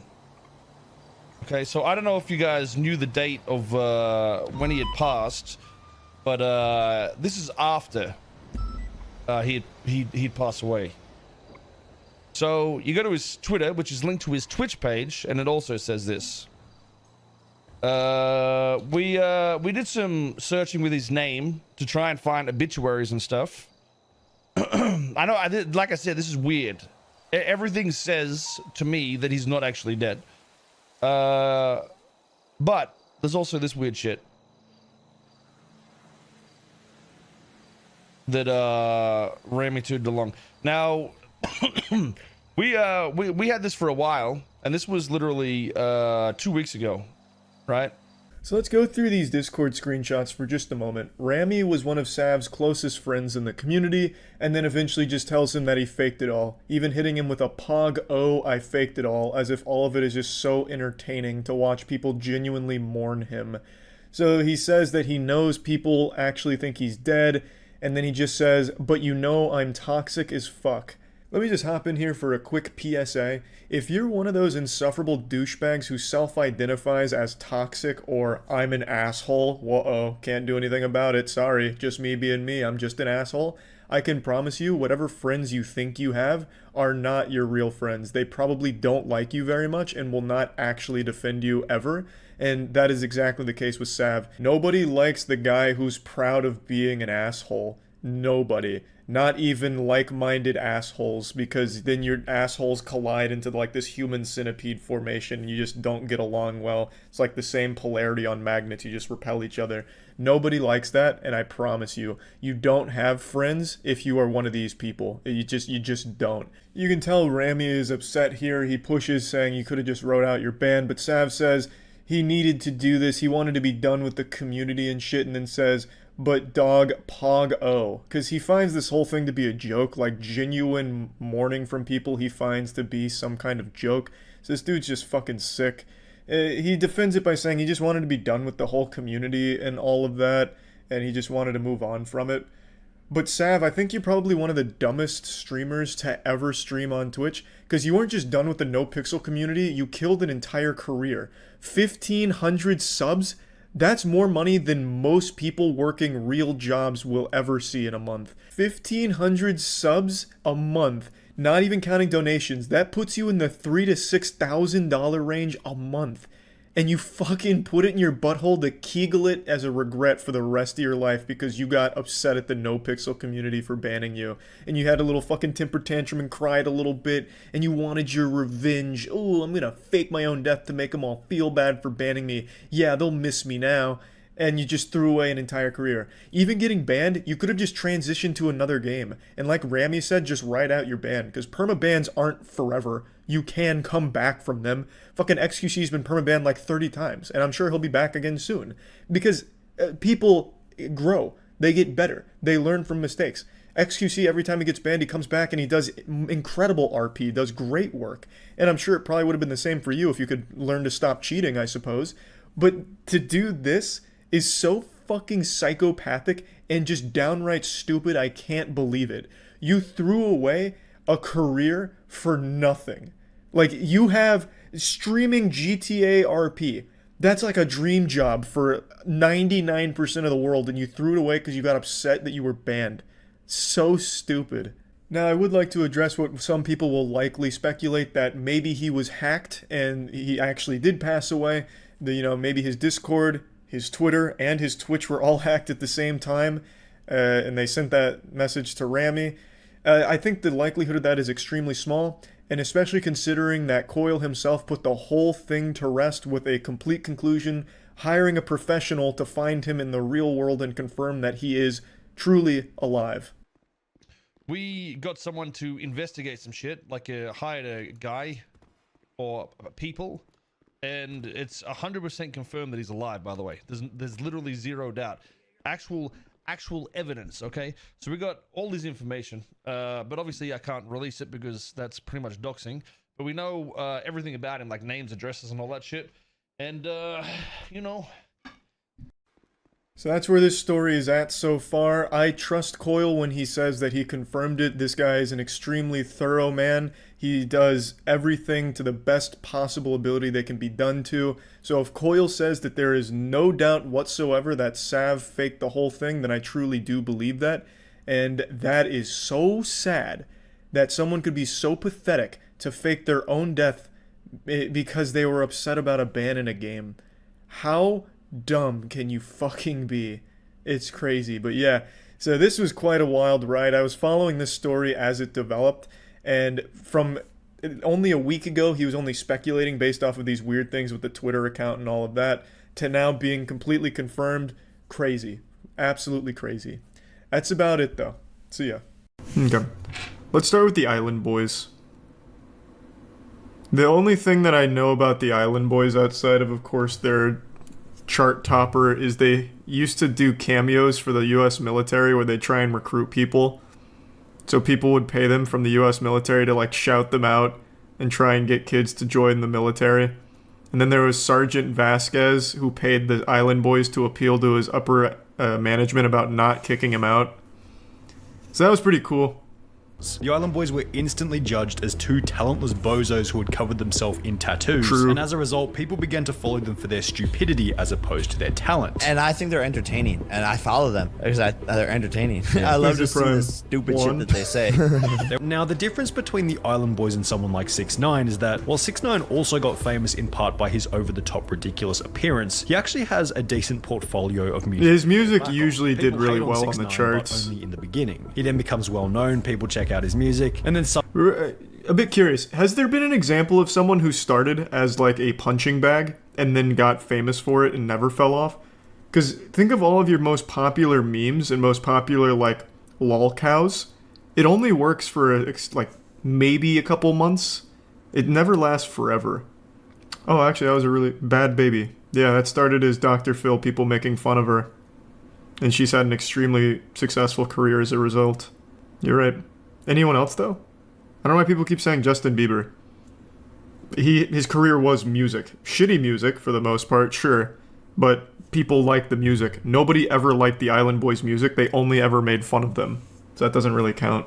People that literally only existed to be made fun of and then had a successful career as people to just keep making fun of.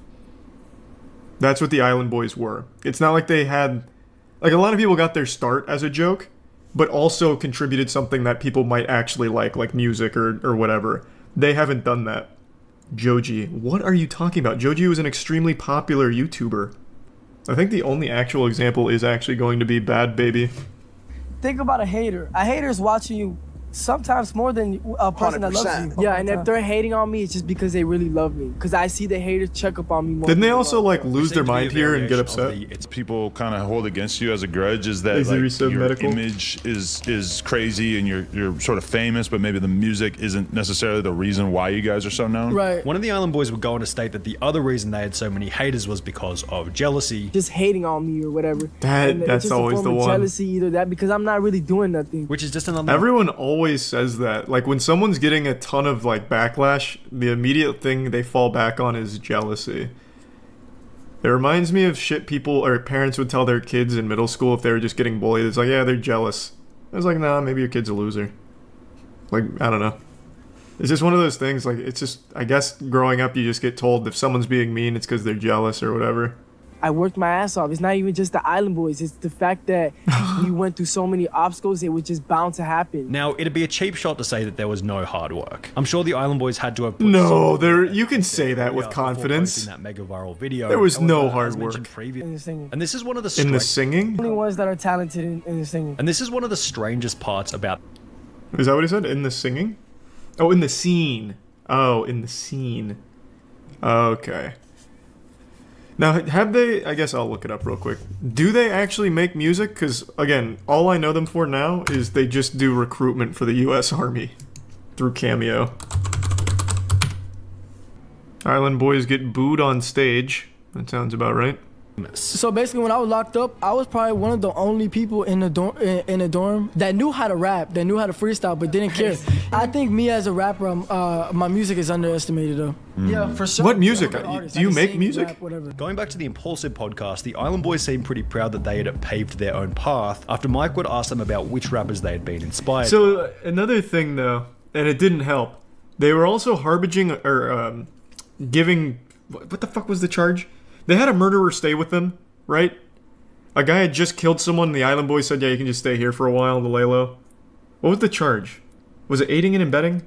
So it's not just that they're unlikable, which they are, and untalented, which they are. It's that they also make the dumbest fucking decisions of all time. He killed a child? Yeah, I guess so. I don't remember the story, but yeah, apparently an 8-year-old girl was the victim. It was a drive-by shooting. Is that why you guys have such a unique sound? Yeah. We don't listen to That's rap so songs. nice to call it a unique I sound. used to listen. I agree with you guys to an extent of not like being swayed. Dude, by, they're just by fucking with other them. people, Yeah. But also at the same time, like the current winners in the culture act as like guardrails and guidelines for what you do with your craft. Mike is 100% correct here. I think if God forbid it doesn't go in your guys' direction, for real, I think you guys take all of your jewelry assets and invest into something. So you guys will never ever. Oh yeah, have you heard of After storming NFTs? out of their emotional response to what George had to say is also a pretty good indication that the Island Boys are probably pretty unwise and insecure when it comes to their financial situation. So what are they doing on TikTok now? I haven't checked in a long time, actually. Let's see. They're the Island Boys on... No, they're not. What are they? They're Kodiak something, actually. Oh, Fly Soldier. Oh, boy. Their views are not doing well. Oh, boy. Alright, what's this one? This is... Y'all got room for one more. Y'all got room for one more. Well, to become an Island Boy, you gotta be special. You gotta have talent. You also have to look a certain way. You gotta be cleaned up at all times. And then you also have to, entertain us. Because the Island Boys, me and him, like to be entertained by people. And so, you gotta really have the What is that, like a court jester then? have the drip, criteria. And criteria... I can't believe they're not doing well. That sounds fucking amazing. Oh my god, they did recruit a third Island Boy. Yeah, it looks like they recruited a third Island Boy. Welcome to the family, man. Yeah, they're struggling, though. Sonny is not wrong. They're not breaking 100K on all their videos anymore. Be sustained, or if that could be translated into a successful career long term. Before going on to... Again, people keep saying music artists they don't like. People unironically listen to someone like Lil Pump. No one unironically listens to the Island Boys. That's the difference. Lil Pump was a joke. People made fun of him, but then he kept making music that some people liked. Now, do I agree with him? No, I think they are objectively wrong with their opinion. If you like Lil Pump, you just know that you are wrong. And you make me sick. But people do like it. Nobody listens to the Island Boys. That's the difference. They don't even make music, from what it seems like. It seems like they just sit in a jacuzzi and ask people to join the Island Boys. Possible. I doubt he's making any new money like how Island Boys are. We are successful and happy in life. Which would be followed. Also, a little heads up, I don't think the Island Boys have much money to begin with. Just as a quick peruse through their TikTok, it seems like the only money they make is when the US Army hires them to do a cameo for recruitment. And you can't really monetize TikTok. The Creator Fund, I think, pays out, what is it, $1,000 per like 20 million views or something? It's something absurd. And they're not getting 20 million views a month. So I don't think that they're pulling that kind of money. I could be wrong, though. It's been a long time since I looked up the TikTok Creator Fund. All I know is that it's not very good. It's a little better than the YouTube Shorts Creator Fund, but not by much. Charlie, you're wrong. Bro, I have a channel that has shorts on it. You know how much money that makes a month on just shorts? Less than $100 sometimes. And that's off of like 30 million views on the shorts a month. And the TikTok Creator Fund is just a little bit better than that. So I can extrapolate to a certain degree. It's short-term hustling. And we've seen this exact same quote-unquote business model, I guess you could call it, being done, but this doesn't last. Nice. And it didn't. It does not seem like it lasts. But they gave it their best. God damn it. That jacuzzi wasn't gonna get satin in itself. Yeah, we'll watch this one. I don't know anything about the 1,000-Pound Sisters because I think it's just a really sad thing. But I am very curious to see about this scam. Yesterday, Tammy went into the hospital. She has pneumonia and she can't breathe. I set up a GoFundMe account if y'all can donate a penny. The Slayton sisters would turn their entire audience against them through controversy after controversy, peaking with one of the most ambitious scandals in YouTube history, a GoFundMe for Tammy Slayton's funeral, who hadn't. That is bold. However, that is very bold. Known more about these two sisters prior to the beginning of their channel, each of these controversies could have been easily predicted. So when they first began their channel, they were liked. The sisters built an audience through their strong family bond, positive attitude, and ability to laugh at their own shortcomings. We need to lose weight to become skinny. We don't care if you don't like us, we're fat and we love it. They weren't exactly the sharpest tools in the show. I've never heard them speak. They sound like the Kanker sisters. Hey, I'm fat. And the fact that they were kind of doing YouTube for themselves. It didn't seem like they were trying to impress anyone. Love when a girl isn't afraid to be herself. I applaud you. Finally, a real person doing a review. Love it. Keep them coming. However, when examining the video's thumbnail and dislike ratio, it was pretty obvious that it had gone viral as a result of people watching to laugh at their physical appearances.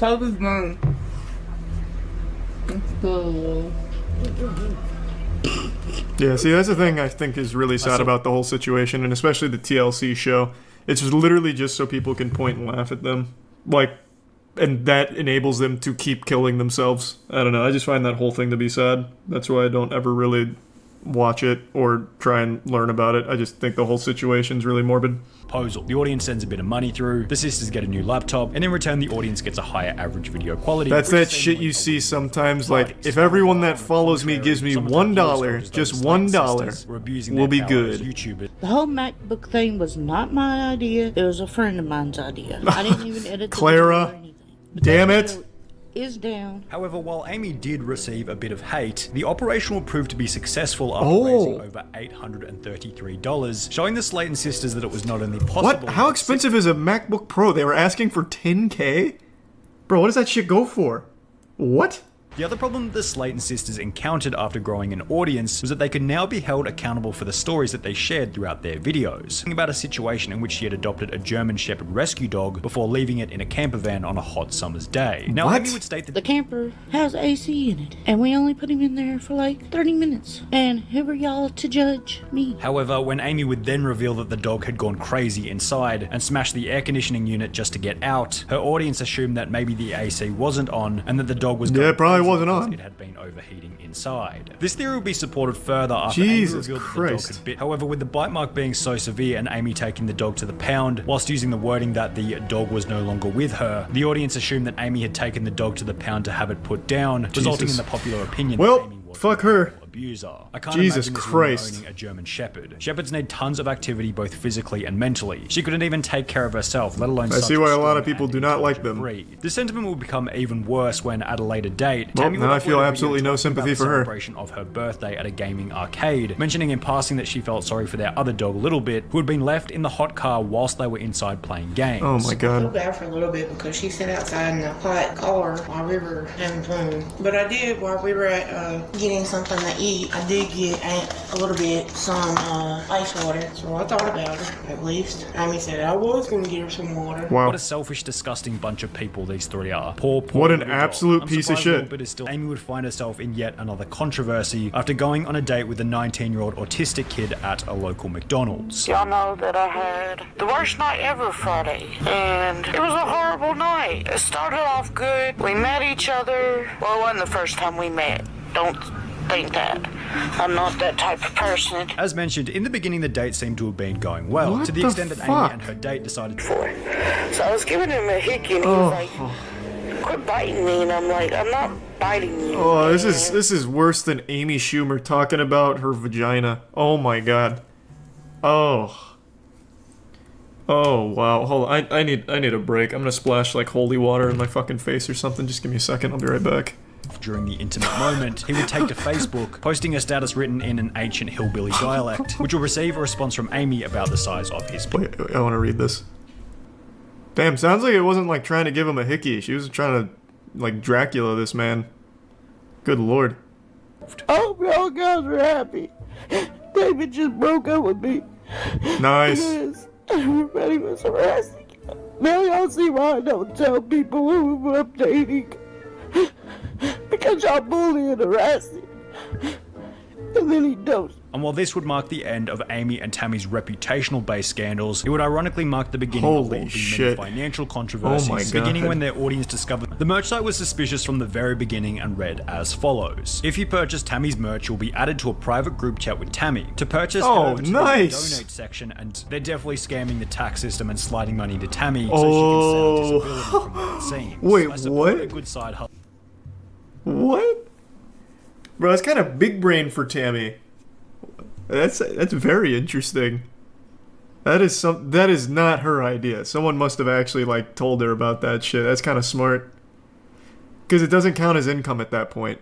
This feels like a way to scam the IRS somehow. I didn't sell anything. Yeah, exactly. It got worse when fans would come to realize that the sisters hadn't been paying the artists who had completed the designs for the merch. However, this still doesn't make it the most notorious controversy in the Slayton sisters' history, bringing us to the infamous funeral scam. This is what we got It the began cliff when notes Tammy, on who was earlier. The heavier of the two sisters fell over in the bathroom before waking up the following day without the ability to breathe. Told me I had pneumonia and I was gonna have to stay in the hospital. Whilst in the hospital, Tammy's condition would worsen, leading her to pass out for 3.5 weeks whilst on life support, during which Amy would begin the GoFundMe. And this was all to Amy's fake? credit, it probably was pretty scary having your overweight, unhealthy sister Oh, on life so support all of that happened. She just didn't weeks. However, die. to begin planning Her coffin is gonna cost them more because they have to triple the size of the coffin. whilst mentioning that Tammy was on a medical card, however, the amount of money it provided would not be enough. Is that a real thing? I mean, I guess it has to be, right? I'm guessing they would have to like supersize that. Please find it in your heart to donate. The GoFundMe itself, which would raise a total of $818. Wow, wait, This what? fund- They asked less for this super quadruple freight container coffin than they did for the MacBook. They had $10K for a MacBook and $1,500 for a super coffin. Clarify that. Or I'm going to take it up to the funeral home where it can build interest. I probably will take it to the funeral home and let it build What? interest. So if something does happen, Alright, someone more knowledgeable than me. Can you do that? You can just put money into a funeral home like a bank and it'll gain interest? What? I'm investing in the funeral stock. So that's not a real thing. I can't believe it. You telling me I can't invest in funeral homes? So when it was confirmed that there was no funeral, a new question had been created. Where had the money gone? I gave it to my mother, who paid bills. However, when her audience would ask her to prove it, she'd state that it was her mother's responsibility to provide the receipts. My mom is trying to find the receipts. I know I've been wrong. I should not have threw I'll check it out, receipts man. away. But in my Thanks, head, you I said wasn't best thinking, boy. well, these receipts may come to bite me in the ass. You know, I wasn't thinking that. It was a simple mistake. However, if the GoFundMe had been done online, then surely she was using using internet banking? Why couldn't she provide a screenshot of the bank transfer to her mother? Medical bill receipts. Yeah, these two are like just don't actual suddenly pieces of just roll shit. away. Most interesting part about the whole ordeal is that while most disgraced YouTubers simply fade into obscurity as the years go by, the Slayton sisters have managed to remain relevant after rolling their public image into a TLC show titled 1,000 Pound Sisters, on which Amy has since lost over 100 pounds, has gotten married, had a baby, and is looking healthy compared to her early days on YouTube. Wow. Unfortunately, the same can't be said for Tammy, whose continual weight gain underpins much of the show's entertainment factor. The show just had its third season with well over 1 million viewers per episode. Wow. Whoa. I didn't expect that ending. That kind of caught me off guard. Jesus Christ. Well, yeah, I don't feel as bad for them now after learning about them, like, killing dogs, basically. Neglecting them, putting them in hot cars. So it's hard to find sympathy for where they're at right now. And the scamming, of course. But the dog thing in particular made me very sad. I'm Jay Station, the shittiest YouTuber on the website, the shittiest person on the website. You either know him from the videos I made last year talking about some of his fucked up shit, or you just know him from the absolutely horrible content that he produces. He's the guy that does only those 3 a.m. things where he exploits a celebrity's death for money, calling Mac Miller at 3 a.m., calling Etika at 3 a.m., calling XX Tentacion at 3 a.m. He said my dick was massive and said to subscribe. Terrible, terrible garbage. He looks like if a hemorrhoid was brought to life, and he sounds like if someone was shoving nails in your ears. He says the word guys 1,000,000 times per video to the point where it makes it seem like that word has no meaning anymore. He's just this fucking YouTuber pinworm, and I know you watch these videos, Jason, and I know you're too fucking stupid to spell pinworm to Google what that is yourself, so I'll tell you. The pinworms are the parasites that live in your asshole, usually when you're a baby and they make it super itchy. That's what you are, a shit-eating parasite. But what he's done this time has just gone way too far. He's faked his girlfriend's death for views and sympathy, and he uses it just to promote a second channel. And it's not like he makes it a skit or lets the audience know it's fake. He tries to convince them that the girl they liked in his videos is dead, just fucking brutalized by a drunk driver, rotting 6 feet in the ground now because of it, and all she wanted was 1,000,000 subscribers on a second channel, and that's all it's used for, to promote the second channel and make people, you know, feel like they have to support her memory. He keeps saying all she wants is 1,000,000 subscribers on this second channel. It's all she wanted, and then he links the channel. It's fucking disgusting, really. And it's not like this is the only fucked up thing he's done recently. For example, he made this video here, buying a slave off the dark web.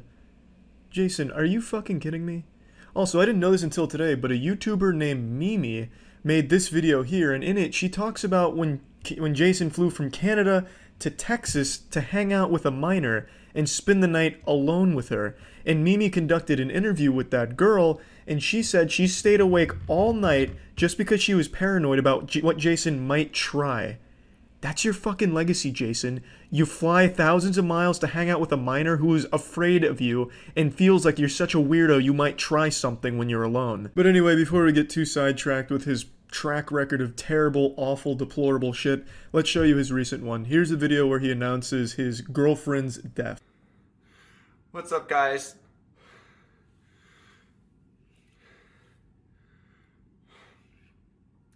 I never wanted to make a video like this, ever.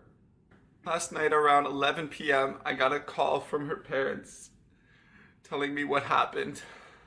As you guys probably know, we had a channel together called Dream Team. We just hit 300,000 subscribers. Her dream was just to get 1,000,000 subscribers, and we were so close to doing that, guys. After talking with her parents, we both agreed that I should post the remainder videos that we filmed for that channel on that channel.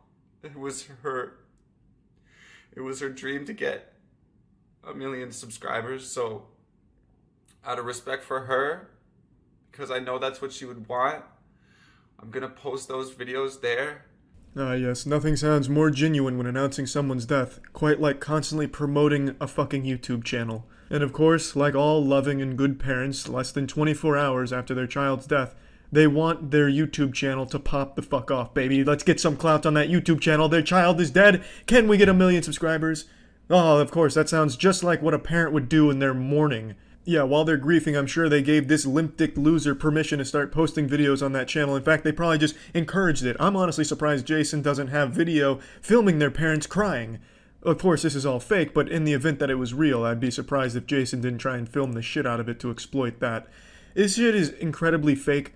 I was half expecting her to pop out of that fucking Egyptian sarcophagus behind him, but that didn't happen because he's trying to play it off as something real to try and grow that channel through sympathy like this. Now, I didn't want to talk about this until it was 100% confirmed beyond a shadow of a doubt to be faked, which it has. But I honestly wouldn't be surprised if the girl did really quit and leave Jason behind because he's apparently so insufferable and creepy. By the way, Jason, when I made those 2 videos about you last year, your former friends and some of the people you still work with reached out to me on Instagram to shit on you and try and expose you. But I just didn't care enough about you as a person to read through everything they sent, but it looks like not even your friends like you. But you are apparently a big piece of shit in the real world, so I do think she probably quit and he came up with this narrative to spin this to gain subscribers on that channel and just get some quick views out of it. And now, when I said it's been confirmed beyond a shadow of doubt to be faked, I'll go into detail on what I mean. A YouTuber named Muda from Some Ordinary Gamers did extensive research on the subject because he felt genuinely bad for Jason in this situation because he believed it. But he wanted to confirm it because there was not a lot to go on, so he did a ton of research. In a follow-up video that I'm J-Station posted, he visited the exact spot that she allegedly perished in the car accident. Muda and a bunch of other internet detectives were able to find exactly what road that was, and there was nothing in the reports that indicate that any fatal drunk driving accident had occurred during the time period. And to go even a step further, Muda contacted the fucking police department of the area to just do this all-encompassing, once and for all, is it real, is it fake? He calls the police department and he films the conversation with the officer's consent, and the officer confirms once and for all that no one by the name of Alexia had perished in a drunk driving accident or in general. There was only one case with anyone named Alexia, and it wasn't fatal or anything like that, or even remotely associated with a drunk driving accident. So I think it's safe to say that it is a faked stunt for views and subscribers. Also, I don't like saying Jason faked his girlfriend's death because that implies he put effort into the ruse, which he absolutely did not. He made a crying video that was just super shitty. He also didn't know where tears come from because he kept wiping his eyebrows as if his fucking eyebrows were leaking. It was terrible, and he put no effort into it. When you say faked your girlfriend's death, I was expecting some Looney Tunes shit, like Jason tricked her into going into a house to get like $5,000 from the counter, but then Jason on the outside had like this fucking cartoon plunger, and he pushes it and the house blows up. That would be faking her death. What he did was just lie about her dying. That's significantly less effort and also shittier. It's so fucking terrible, and the whole thing is pathetic. Somehow Jason is constantly able to find new ways of being pitiful, and even to a certain extent I kind of feel bad for him because he is so infected by his own ego that he will stoop to low levels that we've never seen before on this platform. Just such a sad, sad man, really. That's about it. See ya. There's a lot of bad news in the world, so allow me to cleanse your palate with some good news. A very tasty treat for you today. 8 months ago, I made a video covering the story of a Rhode Island criminal named Nicholas Alaverdian. Nincompoop Nicholas here tried to avoid punishment for his crime, and he fled the country after faking his own death. It wasn't an elaborate fake death ruse, it wasn't a galaxy brain scheme, he didn't exactly call up best quality vacuum from Breaking Bad and order a Hoover Max or anything, but he was successful in leaving the United States and evading authorities, and he started a new life with a new alias, Arthur Knight, which was only one of many names that he went by. He was changing his name more frequently than kids used to on Club Penguin, but Arthur Knight was by far his most used alias. Now, it's important that I tell you what charges he was trying to run away from. Rape charges. You see, Nicholas Alaverdian, Nicholas Rossi, Arthur Knight, all one and the same. A rapist. He faked his death in 2020 by feeding media outlets a bunch of baloney and horseradish about how he's about to die, he's about to meet his demise, but the reality was he was just trying to get out of the country while the authorities were investigating the rape allegations. So he did get out of the country, and he tried very hard to bury his past, But in 2021, he had to check himself into the hospital for COVID-related symptoms, and that's when the authorities were able to identify that this patient is actually the wanted U.S. fugitive Nicholas Alaverdian. And while parading around as Arthur Knight, he tried desperately to convince people that this was all a complete misunderstanding, or that he had been framed, claiming that it was all part of a grand conspiracy to connect him, the innocent Arthur Knight, to this rapist, Nicholas Alaverdian. He kept trying to insist that it's a miscarriage of justice what's happening to him, it's wrong, it's outrageous. But it's not like they just gave it the old eyeball test or the smell test to connect him. They had every piece of hard evidence possibly required to say beyond a shadow of a doubt that these are the same person. They had DNA evidence. He had identifiable tattoos that they were easily able to connect to Nicholas Alaverdian. Like, they had everything, fingerprints, all of it, the whole kit and caboodle. And the judge even said as much as well. In July, Knight was arrested again, and prosecutors matched his fingerprints to Alaverdian's. Friday, prosecutors of the Scottish court revealed they were able to tell he was Alaverdian after matching the tattoos on his arm. I am ultimately satisfied on the balance of probabilities. And even in the face of overwhelming evidence against him, he kept trying. Like the world's worst anime character refusing to give up, Nicholas Alaverdian kept desperately trying to convince even a single soul on this planet that it was all just a misunderstanding. He's Arthur Knight, damn it, not Nicholas. So he now has this infamous interview he did where he tried to prove it. To the media, our lives have been interrupted, and we'd like privacy, and I would like to go back to being a normal husband. But I can't, because I can't breathe, I can't walk. People say that's an act. Let me try to stand up. Let me try. No, don't do it! Up. Oh my God! Exactly. We almost lost him. What do you say to someone who believes that you are Nicholas Alaverdian? I am not, Andrea. I am not Nicholas Alaverdian.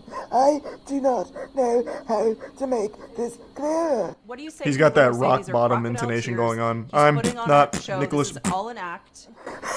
Oh, you could. Oh. Andrea, no, that's a low blow. That's a right low blow. That really was a low blow to say that it's all just putting on a show and an act. It's more than that. He's out here with a fucking performance that would make every thespian troupe in America jealous. This is Oscar-worthy material that we're working with here. To suggest that it's just a show or an act, it's disrespectful, honestly. This is one of the finest, most convincing pieces of anything I've ever seen in my fucking life. But as you might imagine, this didn't work super well. Nobody believed this. Actually, nobody on the fucking planet believed this. However, he does travel with his supporting actress here for this interview, where she sits next to him and she's like trying to calm him down, like, no, don't do that. Not that death-defying stunt where you stand up. Oh, you're gonna hurt yourself, dear. Please, no. No! Like panicking when he stands up and starts, wacky inflatable tube manning his arms around, like he's getting hit with an earthquake or something.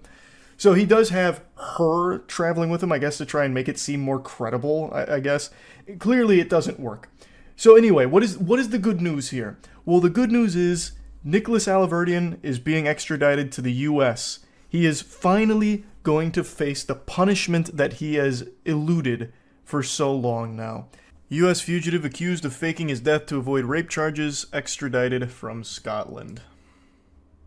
In case you don't know who this is, let me pull up his infamous interview where he tried to prove that he is not the rapist. So that little song and dance he tried to put on for the thespian troupe, it's coming from a very bad man. It's not exactly like, some minor offense or anything that he's trying to weasel his way out of with that. The man known in the U.S. as Nicholas Rossi, whose legal name is Nicholas Alaverdian, is charged with sexually assaulting a former girlfriend in Utah in 2008. He also faces multiple complaints against him in Rhode Island for alleged domestic violence. Rossi, 36, was Utah bound on Friday and will stand trial in Utah County for felony rape charges. The man said he was framed by authorities who took his fingerprints while he was in a coma so they could connect him to Rossi. He repeatedly appeared in court in a wheelchair using an oxygen mask and speaking in less than convincing British accent. I'm glad they didn't just let it go. I'm glad that they did fight to get him back so that he could finally face punishment. I can't believe Arthur Knight could be slandered like this. I know, I'm as shocked as you are. Now, even amidst all of this, he still has the gall to continue to state that it's a case of mistaken identity and that he is an Irish orphan named Arthur Knight. That's his story, and he's sticking to it. Even though he is dead to rights with the overwhelming amount of concrete proof that he is Nicholas Alaverdian, he still keeps wiggling his finger saying, "Nope, that's not me. You got the case all wrong, Buster. I'm Arthur Knight." It is actually that scene out of SpongeBob with Man Ray and Patrick when he drops his wallet. I also just have to include this because it is so unbelievably outrageous. So again, he is sticking to a story that he is Arthur Knight. No ifs, ands, or buts about it. This is all just a big misunderstanding. A case of mistaken identity. And as I've stated, they have concrete proof that he is indeed Nicholas Alaverdian, one of them being his arm tattoos and fingerprints. So, Alaverdian, when confronted with this, talking about his distinctive arm tattoos and fingerprints that left no doubt about his real identity, he claimed that he testified that somebody inked those tattoos on his body while he was in a coma, hospitalized in Glasgow with COVID-19, and that a hospital staffer had taken his fingerprints and sent them to Utah. And as the article states, his testimony left the courtroom observers with mouths agape. It leaves my jaw on the floor too, that he would even try to say something like that. That is the most nonsensical story ever told. Let's just go ahead and play with that idea for a moment. Why would a hospital staffer take your fingerprints and send them to Utah, of all places? Again, he is not in the United States. Why would they send his fingerprints internationally to Utah to just frame a random guy? What kind of fucking conspiracy would that be? And then also, who the fuck would tattoo a man in a coma at a hospital just to connect him to the guy in Utah again, this Arthur Knight academic Irish orphan? Like, what is, like, I don't know why he thought anybody in the world would believe this. Not even the most delusional individual would hear this and think there is an iota of truth to it. Yet he continues to stick with that story. It's fucking wild. But again, he has been extradited to the US now, so he will finally be facing punishment that is long overdue. So that's good news, and I just had to give you the update to this. That's really about it. So yeah. So this story is one that I've covered on stream a couple times. I find this whole saga very, very interesting. I wonder how many like OG Twitch viewers we have in the chat right now, because this is vintage. This is like a fine wine of internet cringe and drama. This was like the first big Twitch drama story. This man right here, Zillion OP. He used to stream League of Legends in a wheelchair. I believe he talked about disabilities, as well as even did like charitable things for disabilities, if memory serves me correctly. And then eventually during a stream, he inexplicably stands up and walks to the bathroom after being in the chair for his entire streaming career. It was one of the most miraculous moments ever captured on film. That guy must have bought Peter Popoff's holy water or something, because in that moment he could walk yet again and everything was fine. And then once he was caught with his pants down, I think he's tried to defend himself, saying, "I never explicitly said I was disabled forever." So he said it was like only a temporary wheelchair, and that he didn't actually mislead people.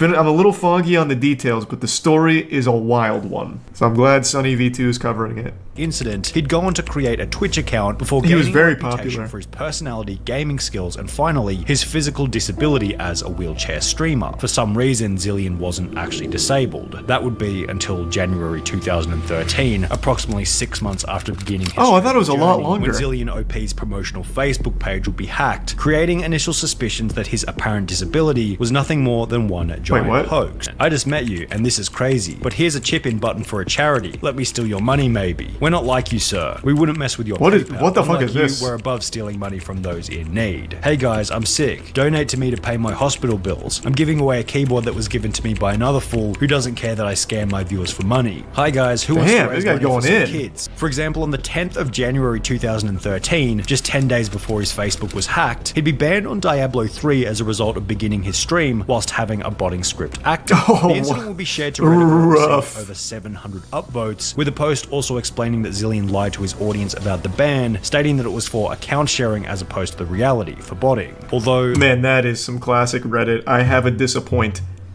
Does the narwhal bacon at midnight, brothers? I didn't know he had like a history of scamming. I actually thought it was just that one event. I thought he had a really positive reputation up until he fucking stood up like the Undertaker getting up from a bad fall. Just raising from the wheelchair and going to get a snack or whatever. 4 months later, on the 5th of April 2013, something would happen while Zillion was streaming, proving this Reddit comment correct, whilst ending Zillion's entire career in the process. Watch, check it out. Get on your mount and follow me. Maybe I don't want to follow you. God, this clip is classic. Our dog, oh my god, we took our dog, like, to the fish shop today, because the dog loves just... I can't believe it! Oh my god! Anything is possible! If you believe that actions speak louder than and then a words, poltergeist Zillion turning his camera tilts the downwards camera to hide his empty wheelchair was basically we the weren't same meant to as see him that. saying, I've just exposed myself doing something that I definitely shouldn't have been doing. However, the chat would continue to discuss what they had just seen, and seemingly in a state of panic, Zillion joined the discussion by both gaslighting and lying to his audience about what had just... So how do you even come back from that? Like, okay, everyone knows Twitch chat has some of the dumbest fucking people of all time. That's just the internet in general. And of course people were going to defend him, but how? Like, I can't even wrap my head around how you would possibly explain away the fact that this guy, who has led you to believe that he is in a wheelchair, all of a sudden just stood up and then tilted his camera down and ended stream. What the fuck? Did Zill just stand? No, I fell. I pushed off my chair and ate it. That was the most controlled fall of all time. Yeah, I was going to say that I figured you were holding yourself up with your arms. The delusion is always crazy. Oh my god. This is bad. Even blaming the dog. That's real low. That's real low. And this just makes me lose any amount of faith in, like, common sense here. They all just watched him stand up. He didn't fall. And the dog pouring water on his wires wouldn't all of a sudden knock his webcam straight down. People just believe fucking anything. Zillion deleting any comments calling him out instantly suggested that he was guilty. His story didn't exactly No, he was just embarrassed to falling. If he had really fallen out of his seat, how was he able to get up and move the camera so that it was no longer facing the empty wheelchair? Additionally, after the VOD was clipped, viewers noticed that Zillion walked away without... Do you remember a bit ago when we watched a recent interview about this situation? Yeah, I can't remember what he said though. It was like an hour and a half long and I can't remember a fucking word that he said about it. Do you remember? Because I don't. I'm sure it'll be in this video, but let's just get a little, you know, deep into the manga here. Because he had some kind of, like, outrageous excuse or something. The earthquake was so intense that it wobbled him to steady feet the entire time. Like gyroscopic. So, what a day. I wake up True, to it be might have been informed Clara. of what has happened. I read all the articles, all I can say is karma. You deserve everything you have coming to you, Zillion. I do hope you put those legs to use and get a real job. You owe a lot of people money now. What I find funniest about this is your terrible cover-up of it all. The streaming business is a much better place without creeps like you in it. Oh, and by the way, this isn't James. It's Matt in brackets Hypno, you fool, with Hypno being an old friend that Zillion used to stream with from around 1 year prior. I called it. I knew it'd be a friend. So, hackers. It is reprehensible. His actions are a huge slap in the face to Twitch community members with real disabilities such as Aaron and groups such as Able Gamers who have helped spread a message of inclusiveness and positivity to not only the Twitch This is a really good community, statement but from gaming Twitch. as a whole. Twitch should do shit like this now. Like, if there's a really bad actor and they do take a stance against it, this is a good statement. Like, this is actually a good PR piece. But this is 2013 Twitch. Maybe they don't have this same group here. There's Zillion. He has legs. We got Zillion. It should be. Nice. It's live. They're gonna go nuts. They're gonna be like, what? Zillion? Because no one's seen you since it went. He has no beard. Look at this. No beard. Look at how much he lifts. Interestingly, he Zillion had also upgraded. shaved his 20. However, this would change once again when the internet would discover a channel that looks suspiciously familiar, going by the name of It's Bluish. Remember The streamer this. running this suspicious page was clearly Zillion, and it would hilariously be the person who originally hacked his Facebook page in 2013, who would once again expose him. Damn, this guy's like the Batman. Subreddit in a post. Zillion's his Joker. Me at concerts, me out traveling, me out doing everything. This was just like I was in a wheelchair. I did get better, and I am obviously no longer in a wheelchair. Unless for some reason Zillion had lived a year of his life in a wheelchair for the sole purpose of looking disabled prior to beginning his streaming journey, it was basically confirmed that Zillion was most certainly disabled, or at least had been temporarily. Throughout the interview, it feels as though Zillion is speaking in a way that's truthful. It doesn't feel like he's trying to hide anything. So under the assumption that this whole discussion wasn't yet another lie, here's what they discovered. Firstly, Zillion wasn't lying about either the car accident or needing to be in a wheelchair. I was in a wheelchair for 2 years. I was in a car accident, which put me in a wheelchair for more than a year prior to streaming. And therefore, the disability was never when you are integrating your disability so much in stream that it may have put off a certain image that you were wheelchair bound when you weren't. Are you willing to admit that perhaps the big thing is, I remember now when we watched this, he still tried to cover it up by saying he fell out of the chair because he didn't want to admit he didn't need the wheelchair anymore. So it's still entirely his fault for misleading everyone. Like, even to the bitter end of that channel, he was still lying when he stood up, and it was accidental. He didn't want people to know. If that didn't happen, he may very well have done that for forever, years down the line, until he fucked up. So it's, again, it's not like it was just, it was an accident. I didn't want people to, it wasn't like I was trying to hide this. I guess I just was a victim of my own hubris for trying to battle these things in private, and I should have shared more. Well, no, he blatantly lied. Like, he did blatantly lie when he stood up. He tried to say he fell, the dog spilled water and ate his homework, which is why the webcam tilted down. So, I still think that it is entirely scummy. However, it did seem like Twitch was in the process of unbanning his OG Zillion account, so perhaps he'll have another opportunity to do his stream the right way in the future. Yeah, I mean, didn't really address the lying about it at the end when he was revealed to be no longer wheelchair bound. But yeah, that is a wild story. I do remember that one as it unfolded. It's always nice to get a refresher on exactly what that was. There's an expression called misery loves company, and today I realized that that's kind of like the philosophy of how I live my life. Whenever I see something that makes me upset, I share it with all of you. If I see something that's embarrassing or gross and yucky, I make sure all of you have to see it and experience it as well. If I have to be traumatized by turbo cringe, so does everybody else. I go full scorched earth, I salt the soil, making sure everyone also has to feel my agony. And I even do that in real life with my friends too. Like, if I eat a piece of food that I'm a little concerned might not be fully cooked, like a little raw, and I get concerned about like a foodborne illness, I'll see if any of my friends will eat it too, so that way we can share in the sickness together, so I'm not alone.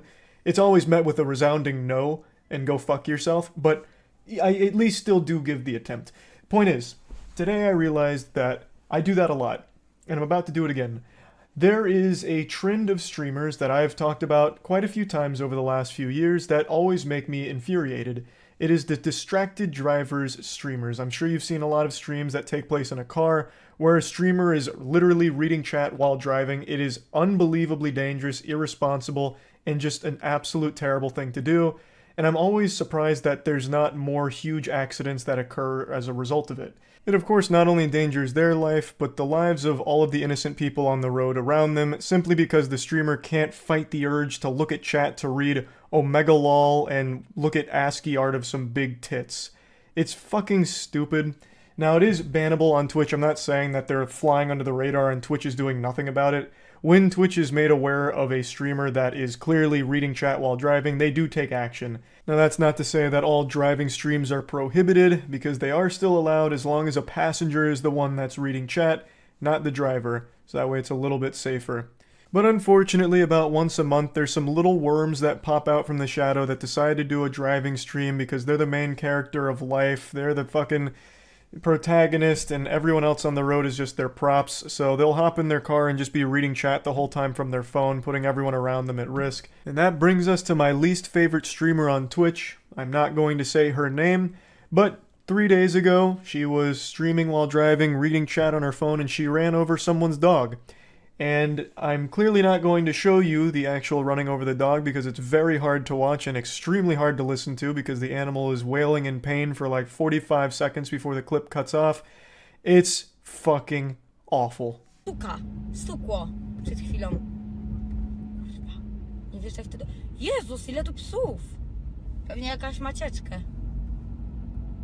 It's at that moment she runs over somebody's pet because she was too busy reading chat on her phone. She even mentioned that there were a lot of dogs around and then still made the decision to constantly be reading fucking chat. And it's not like they were saying anything insightful.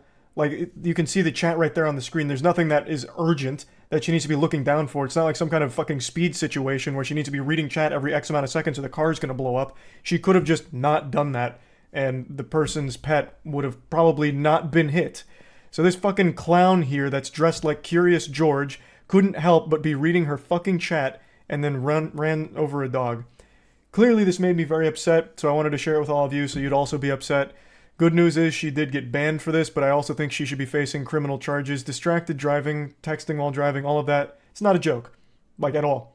And this is a step above texting and driving, I would argue. Because if you go back and watch her clips, she is staring at that phone for like fucking 5-10 seconds at a time. It's not even like she's just like doing one of these. Not that that's any better. But like she was like reading it as if she was like trying to get through a goddamn like Magic Treehouse book on her phone.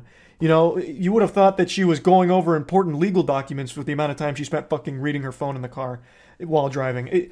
Obviously, this situation gets me heated. I'm like a microwave with tinfoil in it right now. It is extremely upsetting to see this happen, and this is far from the only case of it. It's just the most recent.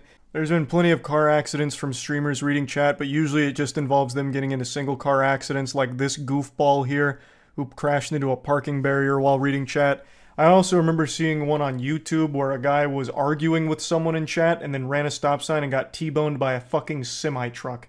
It looked like something out of a Final Destination movie. And to make it worse, he clearly lost the argument because he got hit by a fucking car while arguing. That's an instant L on that entire confrontation, so the chatter even walked away with the dub. It's not uncommon, it's not that rare. Somehow there's always these pathetic little worms, smooth-brained, stupid-head idiots that'll pop on a live stream and then just start reading chat while driving, and it leads to situations like this. And among all of these champions of Darwinism is my least favorite streamer, that lady I just showed you. She was a Polish streamer before she got banned for this, and hopefully she faces criminal charges for it as well. I definitely think that's appropriate, or at the very least, losing her license. I've always been very open and honest about my stance of drunk drivers and how there's absolutely no sympathy I feel for anyone drunk driving. I think the laws should absolutely slap the fuck out of them. Drunk driving has no excuse, and I feel the same about distracted driving when it's as blatant as this. It's been translated what she was saying, and she said, according to this, "Jesus, how many dogs are here?" And then after saying that, goes right back to looking at her phone. So she recognized that there were dogs around the area, and then still decided to read chat because she had got a little notification. That's like actual baby brain shit. It makes me question if she ever developed object permanence. She took notice of dogs around the area, and then assumed they vanished when she looked at her phone or something, like, oh, I can't see them anymore, they must have just fucking phased out of existence, and then she hits one. Like, that is some shit like out of a video game, when you critique, like, bad AI in a game. Like, when a guard sees you, he's like, oh, who is that? I see you over there. But then you like go into a tall bush and he's like, must have been the wind. Like, that's her brain. That must be like how her mind works. The second she can't see something, it ceases to exist. It's clearly very frustrating to me. And I just wanted to vent about this after seeing it today. I just wanted to share it with all of you so you could also be upset about it. And I just wanted to show you who my least favorite Twitch streamer is now. So yeah, that's really about it. See ya. There's a Kick streamer whose name I've treated like Voldemort over the last year or so. I've never bothered talking about her because that's the only thing she cares about is her name leaving people's lips, no matter how negative it is. She exists for one sole purpose, to make everyone around her angry at her. it's in her delusional mind, the brain parasites tell her that that's a good thing. So I've just never bothered insulting her or making fun of her because that's like having sex with a cuck's wife. It's exactly what they want. But today she did something particularly heinous. Right? No. No. All right. You know why I wasn't going to? Because my feet were getting You should hot. just jump in right now. But I'm gonna jump in with my shoes on. Okay. Ready? Yeah. Ready? Oh! Wait, what the fuck? I love how she's somehow surprised that the lady jumped in after she spent the better part of 15 minutes trying to convince her to jump in and even tried to bribe her with $20 to do so. And now all of a sudden she's fucking soy-facing, shocked that the lady actually did it. So I went back and I watched most of the stream, which was... I wouldn't wish that upon my worst enemy. Now, she's gone viral in the past for other degenerate activity, such as wearing painted-on pants at a gym, or doing a kidnapping children prank and faking a ton of shit around all of her other work to try and cause as much controversy as possible to farm clout off of it. But this one is a little bit different. So, the lady she had jump in is someone who apparently cannot swim. She said that she can only float and can't swim. And I initially thought that this was just more staged, phony baloney, garbage. But from a couple of the articles I read, they're reporting that the fire department in the area really did pull a woman out of that lake on this day. So it does seem like it's real. Yeah, do you want to have a play date? You want to jump in with me? Yeah. Okay, then I'll do it with you. I'd rather go skinny dipping with you if I'm being honest. Yeah, let's do it. Really? Yeah. Yeah, no, come on. Yes. Yeah, well, I'll do Chad, it. They're all saying you're sexy and shit. Really? Yeah, they're all saying W woman, she's thick as fuck. You should jump in the water to find it for me. Well, why don't you jump in with me? I'll give you $20. $20? Yeah, that's a W. No, come that's on, a good deal. jump in with me. $20. Hot. Yeah, so you go in. No, you gotta go in. You with go me. in. You try to find the scanner. Said you're gonna jump in with me. I'll jump in after you. We're jumping together. The Kick streamer is on a scavenger hunt trying to locate the final Dragon Ball so she can finally make a wish to be something other than the failure that she is, and she encounters this woman who's on the dock. And she tries to convince that woman to jump in the water to look for the tracker that she's trying to hunt. So she's putting on a fucking Shark Tank pitch here, saying that she'll give the lady $20 to jump in, and that, she'll follow once she jumps in, this and that, and then basically is just trying to farm her for content so that way the stream can laugh at this lady jumping in the water when the streamer never had any plans of doing so. And their interaction lasts like 10-ish minutes before the lady jumps in the water, and it seems as though she's quite vulnerable. So it's extremely fucking sad to see her being exploited by this Kick degenerate here and put into a position that's life-threatening because allegedly she can't swim, which is why the fire department eventually got called, which you do see on stream a bit later. Did you see her ass? What? Oh, You said it was okay. You said you wanted to swim. You told me to jump in. I didn't tell you to jump in. Yes, you did. You said you were gonna. Thank you guys. We're gonna have you guys get off the stop. Wait, who is that? What the fuck is going on? I don't even... I can't swim. I can only float. Oh, she might literally die.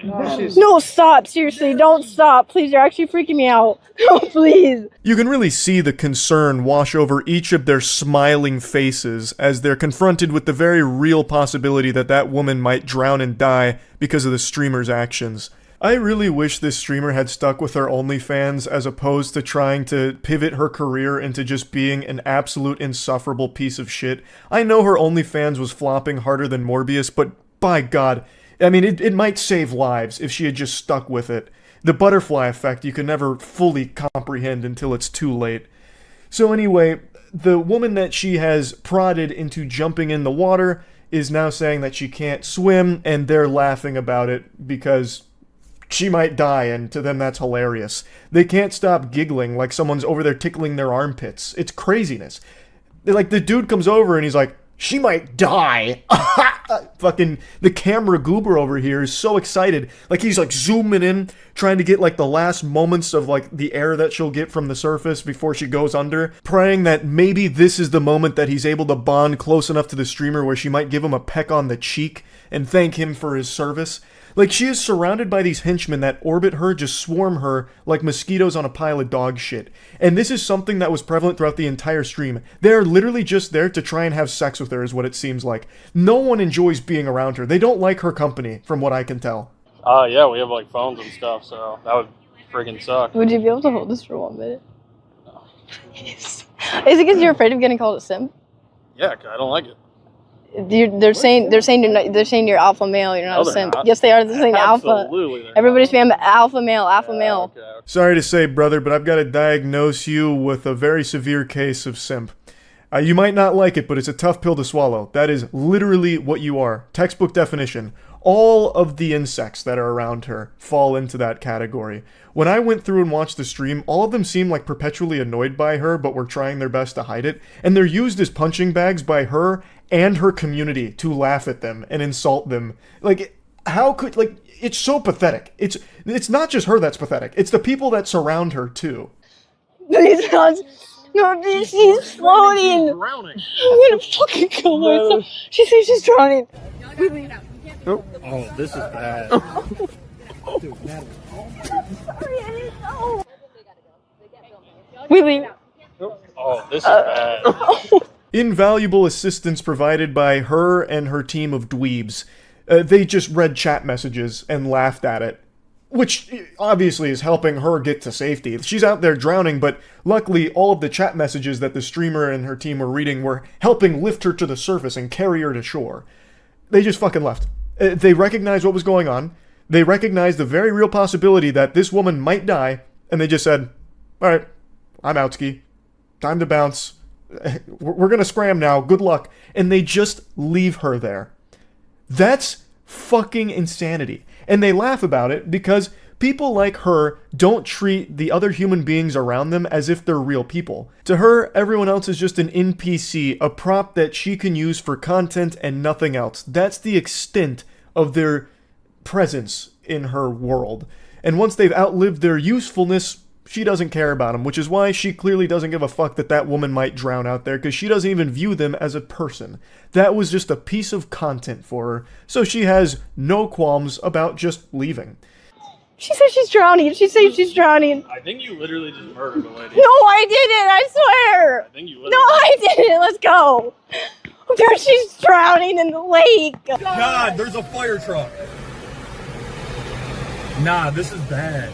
Like I said, I was initially skeptical when I saw this clip blowing up on Twitter because she has a history of faking shit. So I thought this might be another scripted thing just to get some, like, rage clicks to her stream, which I always think is a dumb fucking business decision. But when I went back and watched all of this happen as it unfolded on the stream, this does seem very real, because that fire truck does show up at, like, a very quick time from the second that she gets in the water and other people are, you know, catching on to what just happened, to them telling the streamer and her friends to leave. The fire truck pulls up only a matter of minutes later, so I'm guessing they must have called 911.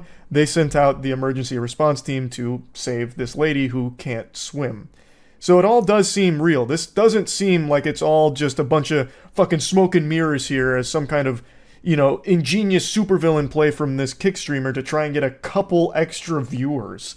She is just a piece of shit. She actually would have killed that woman if there weren't others around to call 911. That's unfathomable to me. Not only did she not do anything to help, but the dudes that are with her did nothing to help. All they did was laugh at the situation where someone's life was actually in danger. That's so fucked up. I did not know she was mentally ill. I thought she was just trying to have fun. I thought she was drunk or something. I don't know what you guys are talking about. What?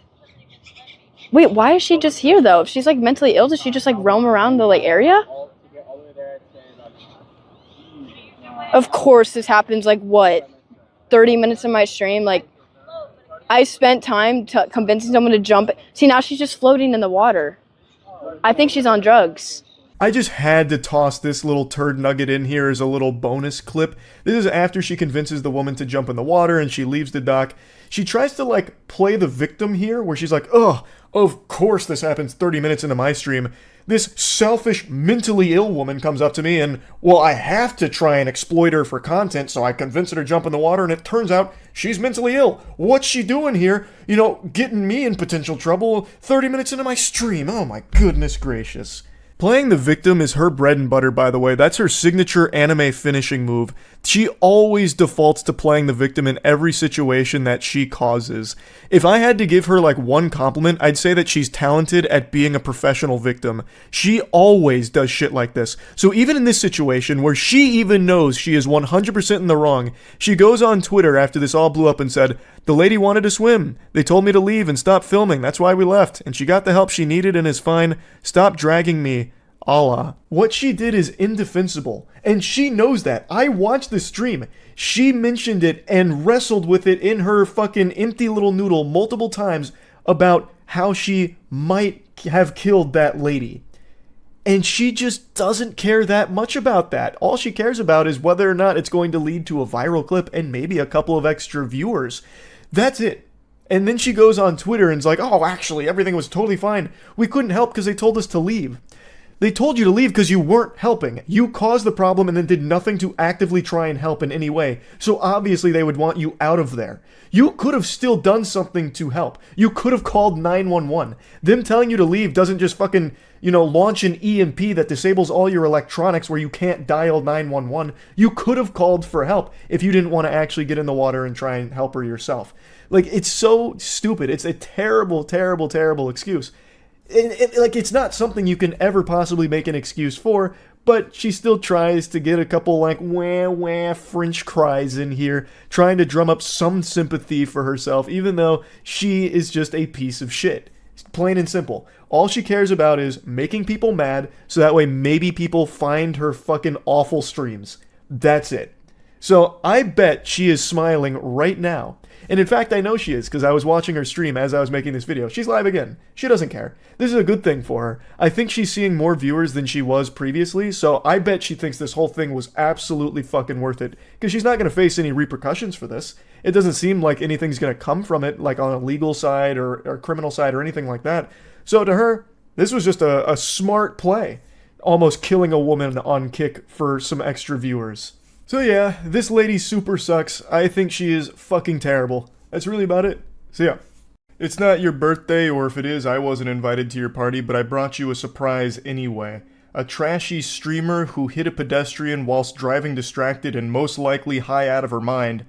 And she's not a Kick streamer. I know, right? Kick right now is probably just wiping sweat from their brow like, whew, finally. A crime that was streamed that wasn't on our platform, pumping their fist in the office, shaking each other's hands like they won the Super Bowl. She is a YouTube streamer, so let the celebrations commence at Kick. The Gatorade showers are probably in full effect over there. She streams on YouTube, and from what I can tell, and I've only gone through like 3 of her streams, her entire streams revolve around how degenerate she is. She's usually very fucking high. According to the community that watches her, she does meth pretty often before driving. She's always on her phone while driving. It's where all of her content takes place, so she's always looking at chat, getting donations, very distracted driving. And she also had an incident where she was doing Spark deliveries and giving groceries to a customer, and her dog is in the back seat with all of these groceries and ends up peeing on the chips and taking a shit on the other groceries with an entire worm that pops out of its ass like it's a scene out of Ozzy and Drix. And how does she respond to that? She wipes the worm off of the groceries and then still delivers them to the customer who had no idea. I'm going to show you both of these clips here. I'm going to start with where she hit a pedestrian yesterday. Well, he does hear those voices. They're not fake, but I wonder sometimes.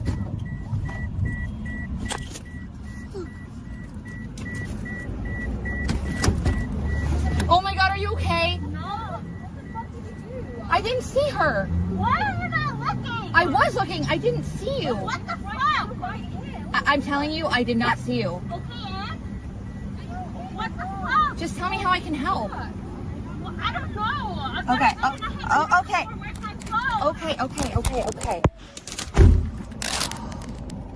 Oh my god, you guys. I don't know what just happened, but it wasn't good. What do you mean you don't know what just happened? Are your eyes lagging? Is this a latency problem, like the ping's too bad so your eyes haven't caught up with what's going on here? Is your brain stuck in Narnia? You just hit a human being because you're too fucking busy talking to your stream. You're not paying attention to the road. What's actually surprising here is this is one of the few times in all the clips I've seen where she actually is looking forward as opposed to like looking elsewhere and looking at her phone, and yet somehow she still doesn't see that there's people in front of her and she hits one, and then I guess still can't make heads or tails of what just happened. It's craziness. You are distracted and driving. It's a recipe for disaster. Luckily, she didn't kill this person, I don't think. Now, she has been arrested in the past, but this I don't think she's faced anything from yet, because she still is streaming, like even after this incident, and she has changed nothing about her stream. I plan on it. I plan on it. Can I park? Can I park? All right, guys, here's your content for the day. Ah, yes, the content of hitting a pedestrian. Top shelf shit. Thanks for delivering that. She's a menace. She is a danger to everyone around her. She should not be allowed to drive. Period. Full stop. From everything I've seen, she is not safe to be on the road. And she is certainly not safe to be doing fucking grocery deliveries.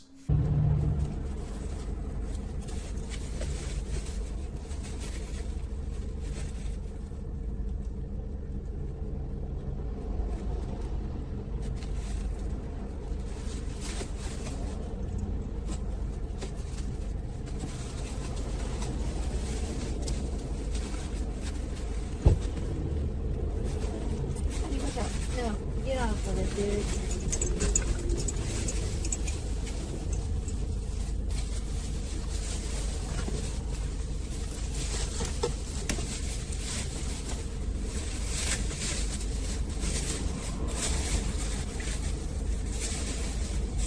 The worm that came out of the dog's ass has nothing on the worms that infest this lady's brain.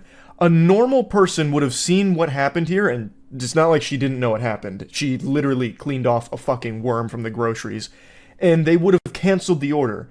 Because there's a level of decency with people where they wouldn't want to just fucking poison a stranger here, I don't think. At least, I'd like to believe that. But she's built a little different. She's constructed in an unorthodox manner. After wiping the worm from the groceries, she believed that everything was A-OK and primed for delivery.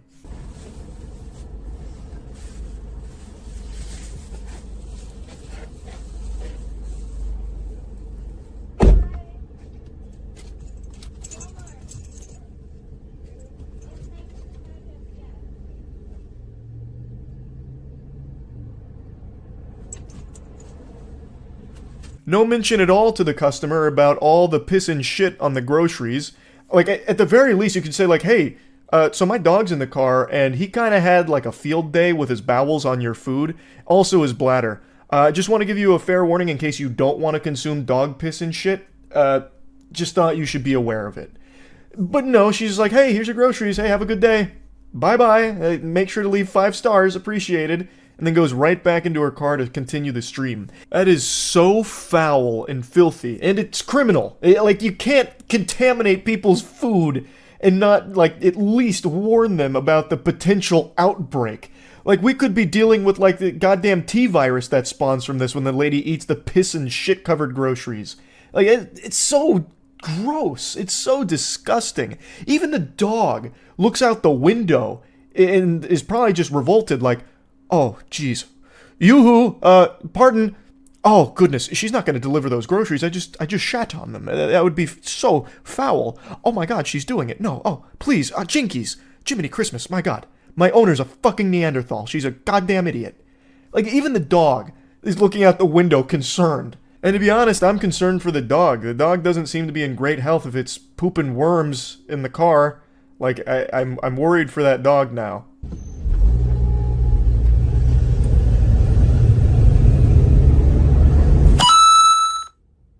Abby always wins, sent $2. Can we talk about how Abby dropped the deuce on their groceries? She peed on chips.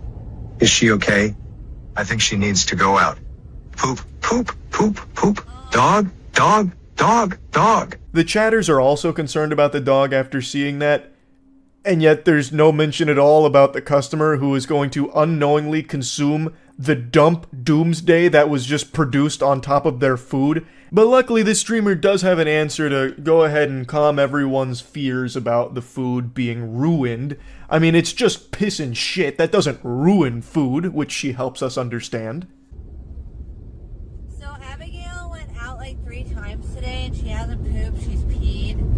Once at the vet, once before that, and then the nighttime, like 2 in bag. It was not on anything else I checked.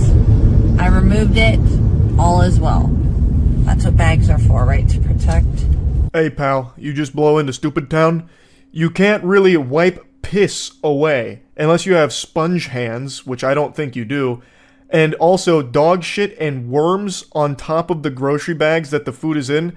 Like, there's no telling what made it through, especially since it sat there for a little bit before you came in there and apparently scraped it off. That's not exactly the optimal sanitization protocol. I'm just gonna go ahead and hit you with the cold water. You didn't get all of it. I promise you that much.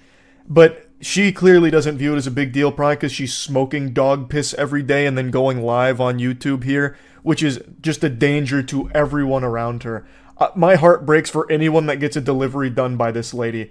That shit is probably rancid. Like, I bet everyone who... Like, you could probably, as an epidemiologist, track foodborne illness outbreaks relative to how many deliveries she's made in the area. And you'd find a pretty crazy correlation, would be my guess. Now, she has been arrested before in the past. I did a bit of a dive on her history. She is a very interesting specimen, to say the very least. But as of right now, I don't believe she's facing any legal repercussions from the delivering contaminated food to a customer or the hitting of a pedestrian. I don't see any updates on that, but those are still relatively new. So, I guess we'll see, but man, what an absolute trash bag of a person. This is some awful garbage here. So yeah, I had to talk about this a little bit. I was stunned when I saw these clips. That's it. So yeah. I just had a couple of friends send me a clip where Jack Doherty just crashed his McLaren on stream while reading chat or maybe texting on his phone. And I just cannot fight the urge to make fun of this goober again. Insulting Jack Doherty is a God-given right, and I would be a fool to deny that. I can't resist. It's like trying to hold in a sneeze. I just have to let it out. I have to clown on Jack Dorky. The most punchable face on the planet here belongs to our protagonist, Jack. He is right now driving his McLaren, and his cameraman is doing a great job for the insurance company here, showcasing that he is not doing his due diligence of being a safe driver. So, the clip starts with him staring at his phone, staring a fucking hole through it. I'm pretty sure he's reading the chat, though it is possible he's reading texts or replying to texts. Either way, though, he is distracted driving, and it's about to be a disaster.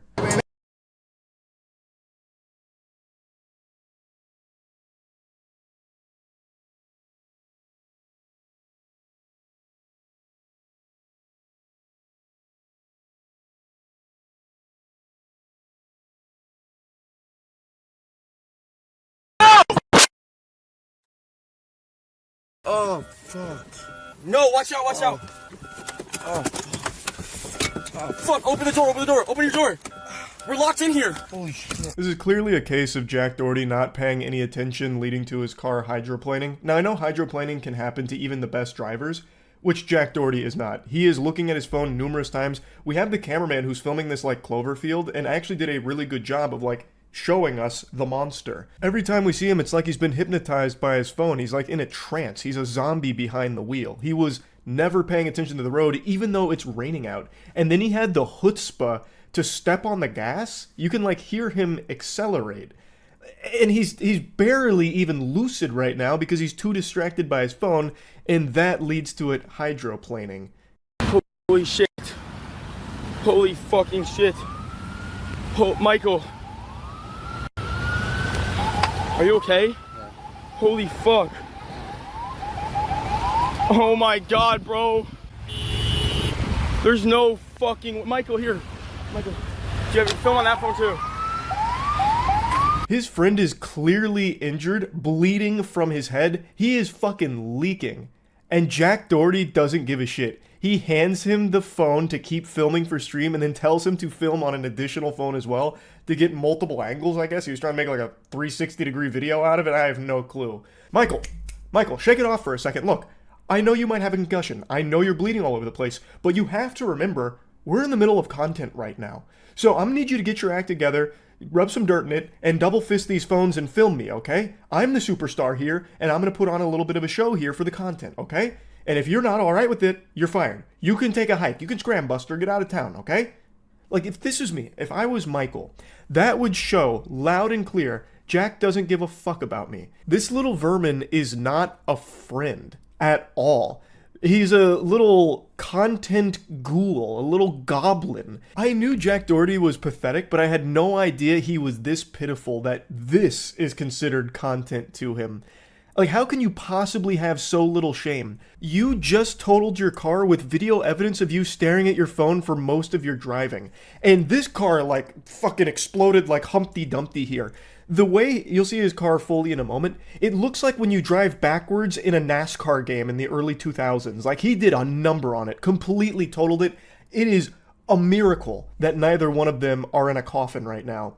And instead of doing the sensible thing of stopping the stream and getting medical care to your friend who clearly needs it, he instead doubles down and wants even more footage of it, even though he looks like the biggest fucking idiot on the planet for this. An unlovable, unlikable, irredeemable loser. No.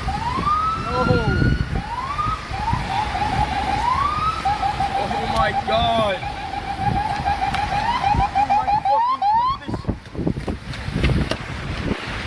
My car is totaled, bro. Oh my god, this is cooked. I don't even think he cares. I think this guy is so far gone. He's such a sociopath disconnected from reality. I actually think he's viewing this in his head as a positive thing. Like, oh, this is going to be a lot of views. This is actually going to be like really good for the brand. Like, it honestly seems like he's putting on a CW level acting performance. Oh, bro, this is cooked. No, it's busted. Once again, not even really asking his friend if he's okay at all. He asked him one question asking if he was good, and that was it. Immediately handed him the phone to keep filming, and then asked him to film additional content as well with the other one. Like, this guy, I don't believe has a soul left in his fucking body. And also, I would argue that this McLaren was totaled even before this accident because that paint job is a crime. That looks atrocious. It's like your grandma's polka dot wallpaper from the 70s. I don't know what that's even supposed to be. It looks like it was taken to a paintball tournament and used as cover. Maybe it was. Maybe that was the whole thing. But either way, that McLaren was living a sad life looking like that. And honestly, it might be for the best that it was put out of its misery. Because Jesus Christ, that is an awful, awful paint job on that vehicle. Definitely worth mentioning that he got banned for this. Kick actually banned him. I don't know if it's a permanent ban or not, but as of right now, his account is gone. What's your name? My name is Jack. I was driving and then my tires just slipped and I lost control and then landed here. I was all the way on the left side and I just went there and then I don't know what happened. I just lost control. The next thing you know, I'm just going tears. And I don't know what happened. Yeah, no shit you don't know what happened because you weren't looking. You were buried on your phone, brother. This is probably the most honest thing I've ever heard pop out of this douchebag's mouth, and it's entirely accidental. Like, he is being honest. He doesn't know what happened. He didn't have his eyes on the fucking road at all. Though I do think it would be very important information to share with this officer, the video footage. I think they'd really like to take a peek at that, Jack. You love to promote your streams and everything. Why not let the officer take a peek at what happened right before the accident? I'm sure that would be really interesting in helping them figure out how this mysterious crash could have possibly taken place. This whole time, he still hasn't really checked on his friend at all, who is still bleeding profusely. And it's not until more authorities get there, as well as, like, medical personnel, that he even pretends to care, like, comes over and gives him a hug. But outside of that, he doesn't really care about Michael. And if that was me, I would 100% be suing Jack for that. He's made it clear as the fucking patches on my face where my beard doesn't grow that he does not care that I am injured and it's his fault. All he cares about is me filming him. So, fuck him. I would 100% be opening a case against Jack. There is video evidence of him texting and driving or reading chat while driving, just being distracted and causing this crash that has now injured me. So, I'd be coming for a little piece of that pie, because he is a piece of shit. I don't think Michael will do that, and I don't even know if it would be like a slam dunk case if he tried, but this would absolutely be where the friendship would stop, if that was me in this case. That shit is just so foul. They want me to be back. They don't want me to be here. For some reason that not even science can explain, Jack Doherty takes this as an opportunity to bust out the pepperonis here and get his shirt off. I don't understand why he likes to be shirtless so much when he has a body that's built like a bag of milk. I thought for like a split second maybe the medical personnel asked him to do that so they could check him for like abrasions or anything like that. But I don't think they did, because he did that like in the middle of a conversation with the authorities. And he does get into like the back of an ambulance to get examined, but from what I can hear and what I can tell, they never asked him to take his shirt off. Plus, they probably would have done that in the ambulance as opposed to just on the road. But I don't know for sure. Most of the time, Jack Doherty does have his shirt off for some reason, and not even totaling his McLaren and splitting his friend's face open is enough to stop him from doing that. That shirt's coming off, come hell or high water, it doesn't matter. And man, we are all the worse off for it. Like, Jesus Christ. Overall, though, it is very lucky that everyone else on the road was safe from Jack Doherty's negligent wrath here behind the wheel of the McLaren. He didn't hit any other vehicles from what I can see, and it's also very lucky that neither him nor his friend died from this. So, all things considered, he got very lucky with this crash, because it could have been a lot worse. Maybe this will be a wake-up call for him. I doubt it. I don't think he has the capability of actually learning and growing and evolving, but we'll see. That's about it. See ya. Yesterday, a streamer set her kitchen on fire, and it was dangerously close to just becoming like a crematorium. It got out of control quickly and was handled in the worst possible ways by 2 people there. But luckily, nobody was hurt except for the kitchen. That took a beating. The kitchen got walloped.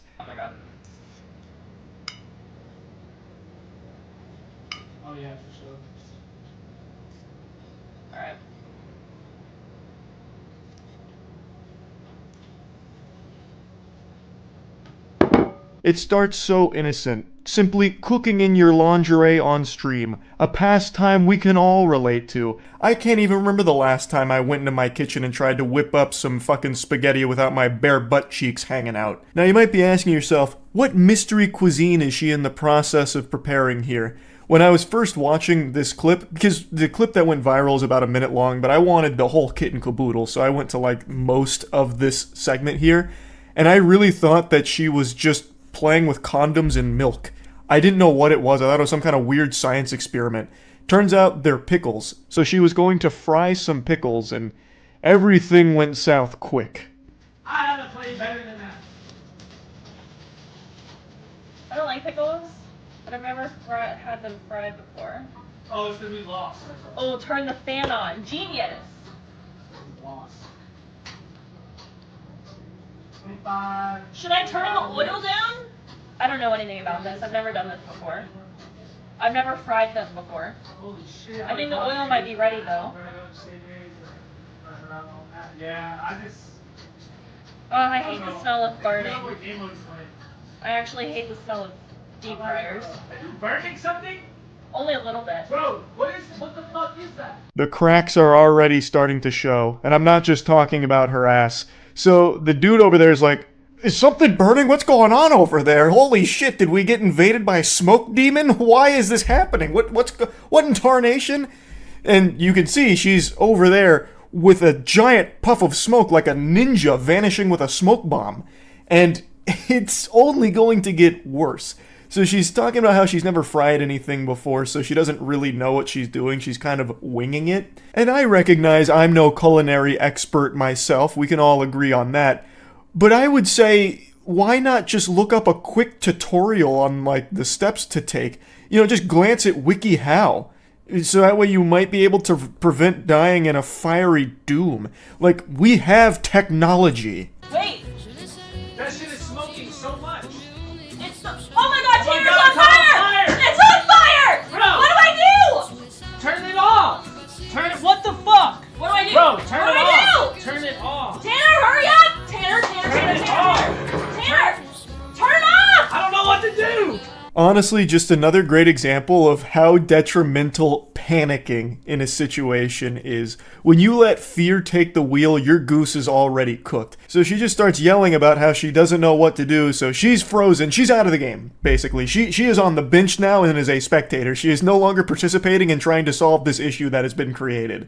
You know, as she's sitting there saying she doesn't know what to do, the fire is getting stronger. The Fire Nation is building up power. And now it's up to Tanner here to take control, but he's also panicking. So he's also just sitting there watching it. Now, Fire Marshal Charles here, what they should have done, the optimal solution here, would be just to put a lid on it. That would have been checkmate right then and there. But let's say there was no lid for this pan. The previous night a burglar broke in and stole it. You can use salt. It takes a lot of salt, but you can use like a few handfuls of salt on a small grease fire like this, and it will extinguish the flame. Grab the Grab that! Tanner! What Oh my God, Tanner! What is it? Tanner! What is it? Oh my God, Tanner! Tanner! I don't know what it is! It grabbed the extinguisher! Tanner!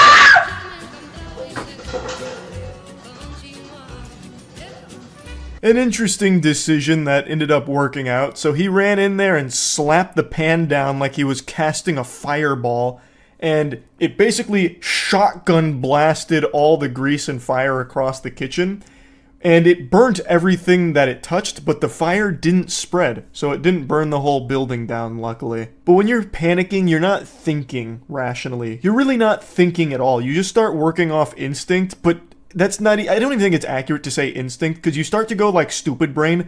Like your brain smooths out in moments of crisis, and you start making the worst decisions ever.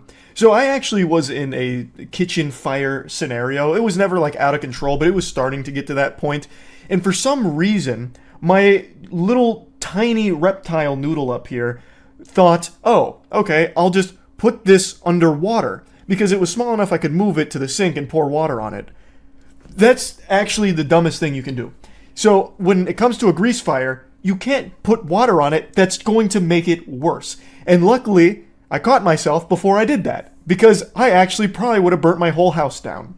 So it's one of those things where once you lose your composure, once you stop being calm, you start making horrible choices, like here. Oh my God. Oh my God. Oh my God.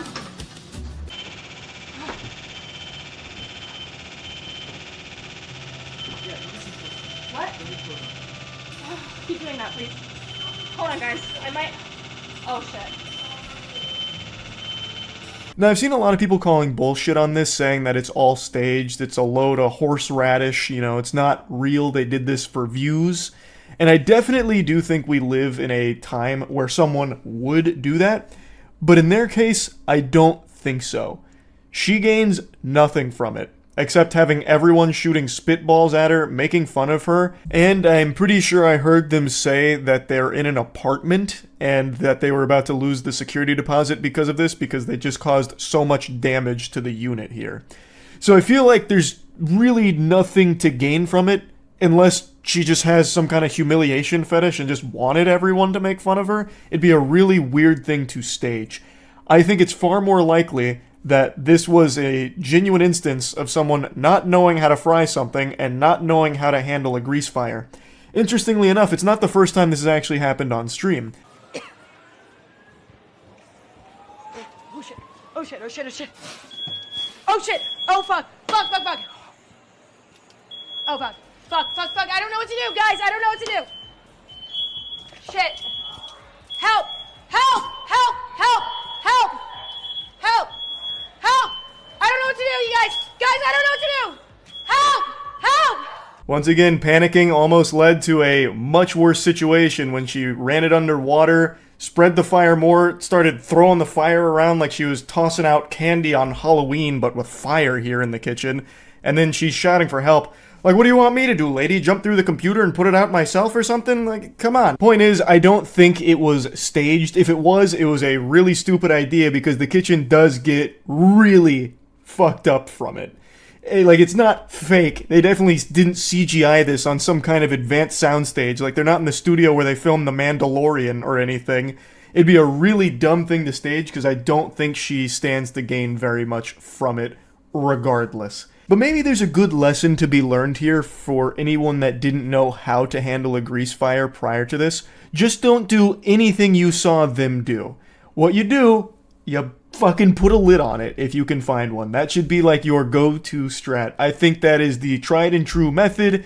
It's just the optimal strategy, really. In my opinion. There's a couple different tactics, but I think that one's just the simplest. And of course, remain as calm as possible. I know it's easier said than done. You know, there's definitely some times where I'll be in like an emergency situation and doing nothing productive. I'll just sit there going, like actually accomplishing nothing. Like, I get it, but that's the worst thing you can do. Just do your best to stay as composed as you can, so that way you don't end up just making worse choices for the situation there. That's really about it. See ya. What is the most tragic thing you've ever seen happen during a Twitch stream? Is it watching your favorite streamer lose a tournament they've trained for a long time? Is it watching your favorite Twitch streamer lose $1 million on a slot machine? Maybe it's you donating $100 to your favorite hot tub streamer and she forgets to write your name on her body. Or maybe you were watching my stream last night where I went 7-1 in my placements for Overwatch 2 and got placed in Bronze 5, the literal lowest division in the game. Point is, there's been a lot of very sad moments broadcast on Twitch, but what I want to talk to you about today is by far one of the saddest. This is the story of a streamer named Gimpy God. Gimpy God is a quadriplegic streamer who suffers from a rare form of muscular dystrophy, and he's a man that I've come to know over the last 6 or so months. And last year, during one of his streams, his house caught fire. Luckily, him and his family and pets all got out safely in time, but it still cost them everything else. Oh no. In the middle of Lance Carr's Saturday afternoon gaming. Our garage is on fire. His whole life, along with his families, who he depends on 100% for mobility, May I have my head up, pal? Yeah. Changed. What happened? Grant, do I gotta go? Yeah. This live stream on a website, Twitch, catching the moments his nephew Trenton came into the room and helped him escape. This is difficult to watch because he's having a really good time and joking and, keeping everybody enthused. And then, 20 minutes from now, his house is going to burn down. The house was unlivable, garage completely burnt to the ground. And insurance, of course, helps, but it's been a battle between them and the insurance company to get as much covered as possible. Unfortunately, this hasn't included any of the adaptable equipment that was outfitted in the home, and it also doesn't include the handicap-accessible van that they had. The van is a really peculiar situation, so it was parked in the driveway, but the fire was so intense that it still engulfed that van and the other vehicle in flames and completely charred them, fucking torched them. It was like Amaterasu out of Naruto. It just wouldn't stop until the vehicles were destroyed. And insurance has made the big, bold statement that they won't be reimbursing the van or helping out there because it was in the driveway and not in the garage. So Lance Carr, Gimpy God, said that they would have been better off if one of his relatives had just fucking slammed on the accelerator of the van and crashed it into the garage, so that way it would burn inside as opposed to the driveway. Then they would have had a better chance of getting assistance with the van, which just sounds so cartoonishly evil to make a big hubbub of 3 feet between where the van burnt and where the garage was. So you're telling me if that van was just 3 feet forward, like at least touching the garage door, it would have been okay and insurance would have helped. It's so fucked up. It's super frustrating. And over the last year now, the entire Carr family has been staying at like hotels, and Lance himself has had some medical issues that have come up recently, and it's just been a very hard time for the entire family. I want to quickly show you the clip from Gimpy God's stream where the house caught on fire. Now I need a helmet and we'll be in good shape. I put absolute crap on her, so that was no fair.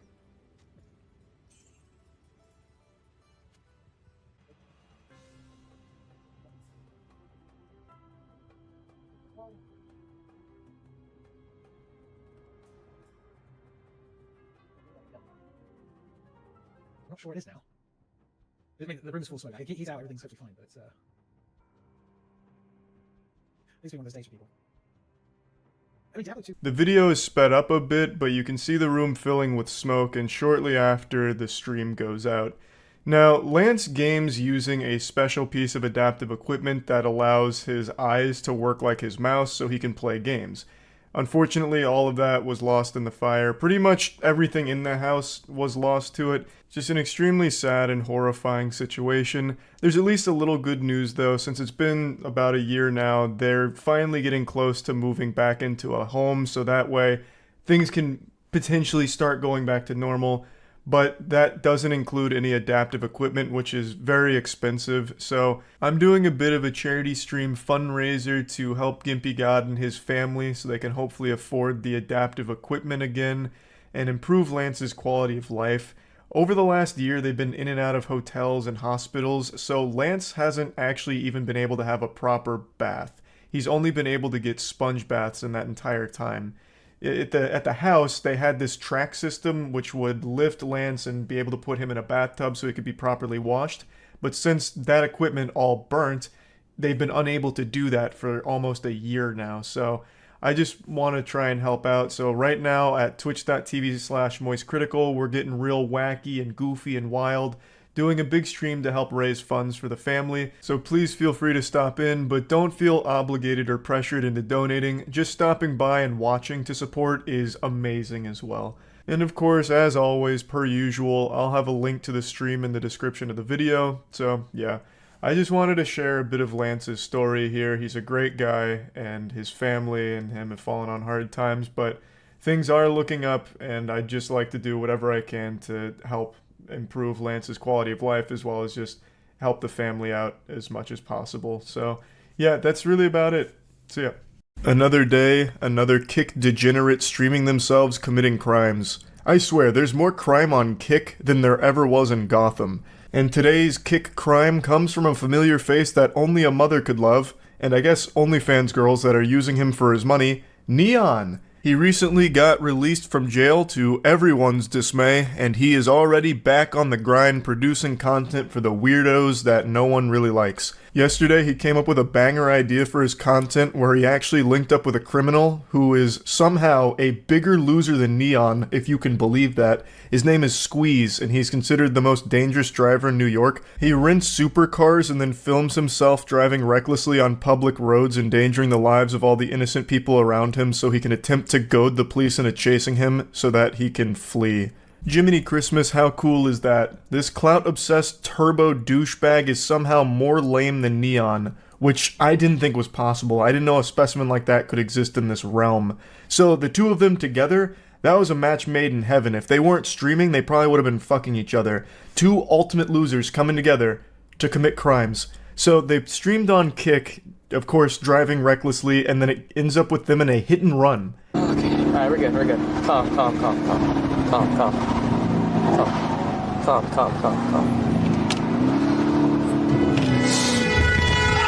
Oh my god! Oh my fuck! Oh! What the fuck? Oh shit!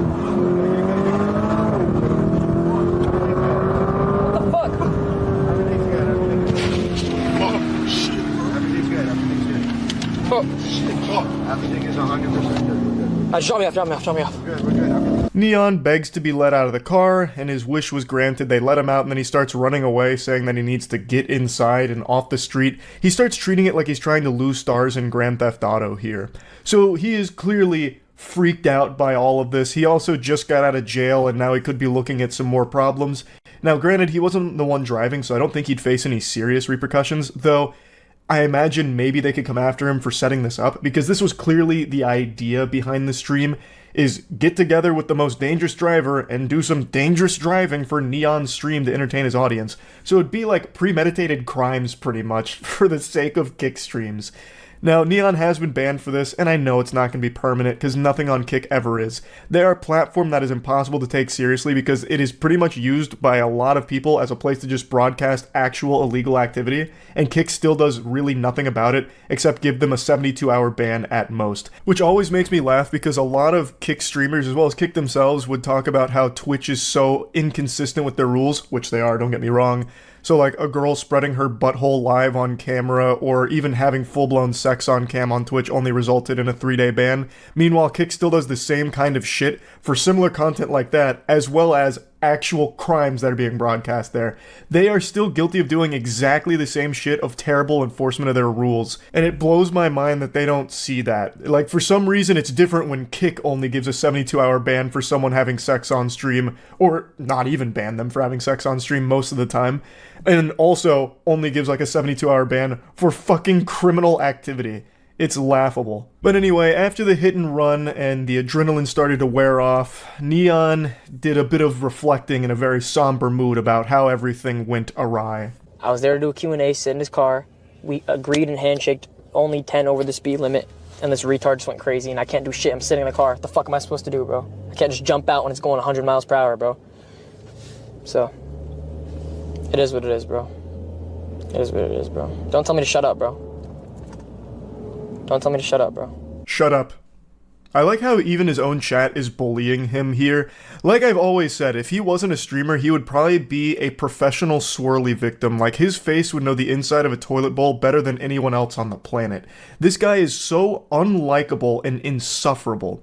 So he's trying to say that this whole thing was just supposed to be a Q&A where he sits in his car and Squeeze only goes 10 over the speed limit. I highly doubt that's what was agreed upon. Squeeze is addicted to attention, so he has done an interview before, and even in that interview, he does something similar to what he did with Neon here. Granted, to a lesser degree with the other interviewer, because obviously the other guy is taken more seriously than someone as pathetic as Neon, but still, there's no way Neon went into this not expecting to get into high-speed, illegal shenanigans. That must have been the entire point of doing this.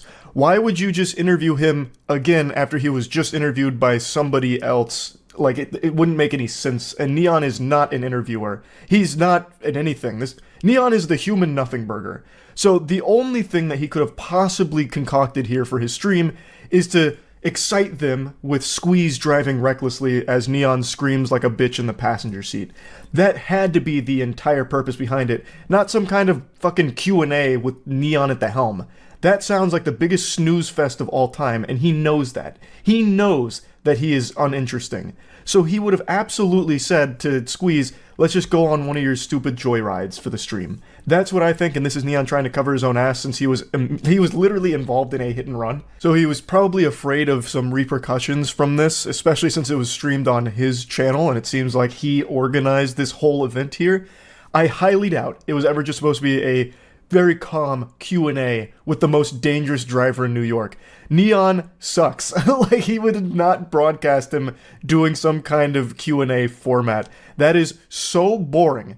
I would rather listen to a 2-hour audiobook lecture on the Krebs cycle than ever listen to Neon interview someone. And I know his fans feel the same way. Like, his view bots, they don't really care. They're gonna be there regardless because Neon's paying for them. But the ones that actually watch him are like the perpetual jingling keys addicted children. And they are not gonna just watch a dumb Q&A with Neon. So he would have absolutely said, just go crazy and I'll stream it. That's what I think. Squeeze!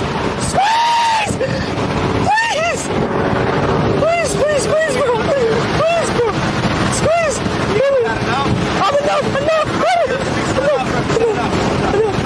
Enough! Come on, bro! Please, dude! Please, dude! Please, dude, no. The cop's right there, the cop's right there! Oh my god, he almost crashed! Chill, stop. Stop, you're tripping. Squeeze, it's a cop, Squeeze, it's a cop. It's a cop, you're tripping. Even before the hit and run, this just seems unwatchable. Who wants to listen to him peek the mic through squealing the entire time? Plus, I just find this entire activity of driving recklessly on the interstate super fucking cringe. I can always appreciate talented driving, but that's not this. This trend of douchebags just driving extremely fast on the interstate and weaving between cars cutting up is not impressive. Like, I don't think there's anything impressive about that at all. My fucking grandmother used to do that when I was a kid, and I hated it then too. She used to cruise around on the interstate taking me to Perkins in her 1978 Chevrolet ass tutor or whatever, and she'd do this, and there was nothing cool about it. My grandmother used to do this, and it wasn't cool then either, but now all of a sudden there's a lot of people that think it is, I guess, because it's becoming somewhat popular. It shit sucks. All you're doing doing is putting your life and everyone else's life at risk for nothing. Literally nothing. I did do a bit of a deep dive on Squeeze in particular, though. He does seem to be a pretty talented driver, especially when it comes to drifting. But all he uses it for is this illegal criminal shit and putting people's lives on the line for nothing. Why not actually do something cool with that ability? Why use it for this garbage? It's fucking frustrating. It's infuriating. And the best case scenario is when Squeeze inevitably does crash doing some of this content, he doesn't take anyone else with him. But yeah, anyway, just wanted to talk about this a little bit. Another classic kick crime. That's it. So yeah. Today I learned that superheroes are real. If only Stan Lee were still alive to see this, he would be absolutely giddy with excitement. Today on Twitch, there was a streamer that proved to the world and defied science by showing everyone that she can queef on command. Do the queefing thing, it's amazing. You like the queefs? Yeah, I can literally queef on command. You guys want to hear this shit? Y'all want to hear this shit? Hold up. Let me just put the microphone right here.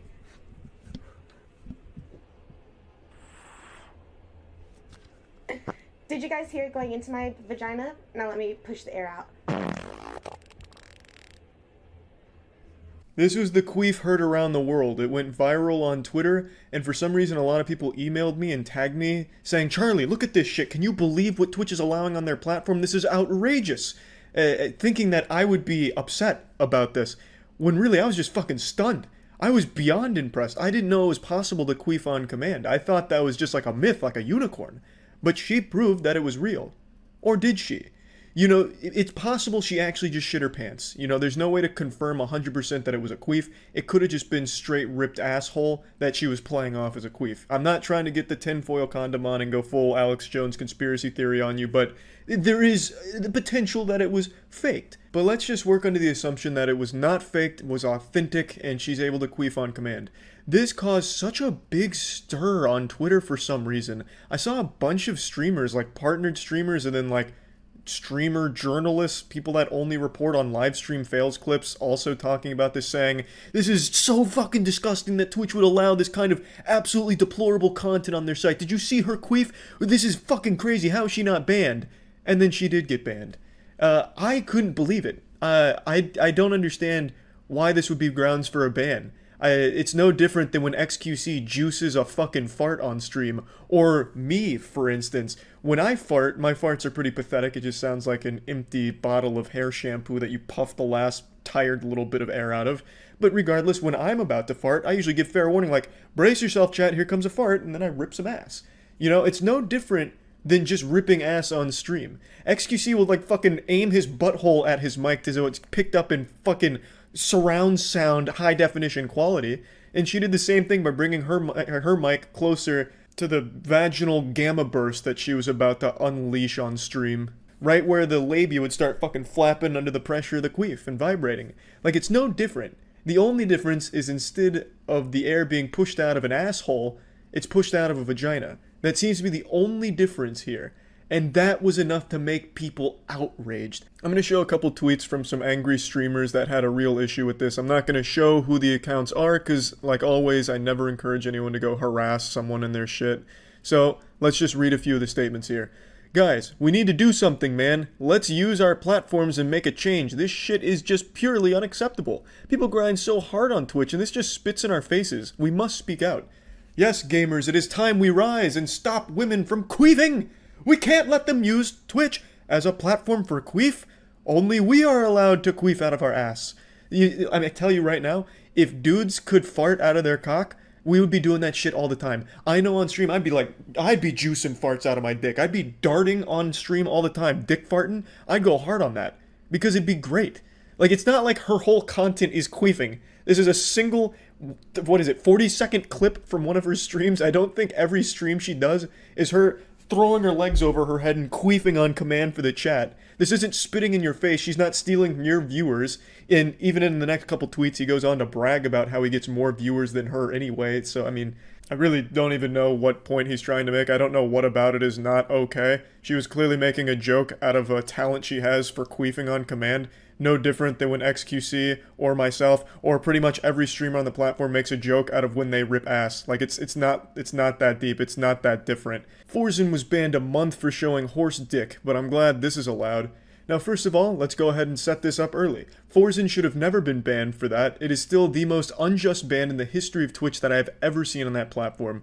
For those that don't know Forzen, big streamer accidentally showed horse penis on stream. By complete accident, someone had sent like a picture that turned out to be a GIF. It changed to a horse dick for a split second and he took it off screen. He was banned for a month.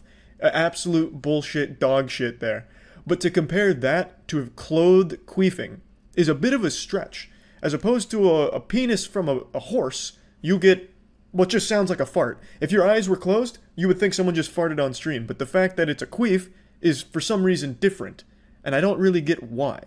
I mean, again, I have seen so much farting on Twitch. Are we going to start going after that next? Like, I don't get the big difference. And it's not like she was making it something sexual, like, yeah, for 5 gift subs, I'll fucking queef for you. And then she just breathed in her vagina, and then fucking queefed it out for more gift subs. She was clearly making a joke about it. Someone in chat brought it up, so she did it. The same people making a big hoopla about this, like, we need her banned, Twitch, please ban her, are the same people that turn around and whine immediately when Twitch bans someone they like for something simple and silly.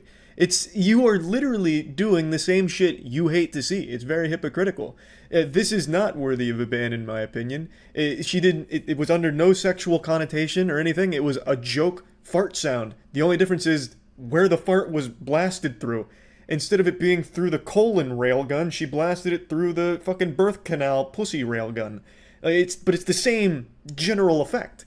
Like, there is no big difference. Just because it came out of a vagina doesn't mean all of a sudden now it should be bannable. It's fucking silly. I don't know how long she's banned for, and maybe I'm wrong. Maybe that whole thing was about how sexy queefs are, which is what brought it up. And maybe that changes the whole thing. I couldn't tell you. The whole VOD is deleted, and I haven't seen, like, a repost or anything.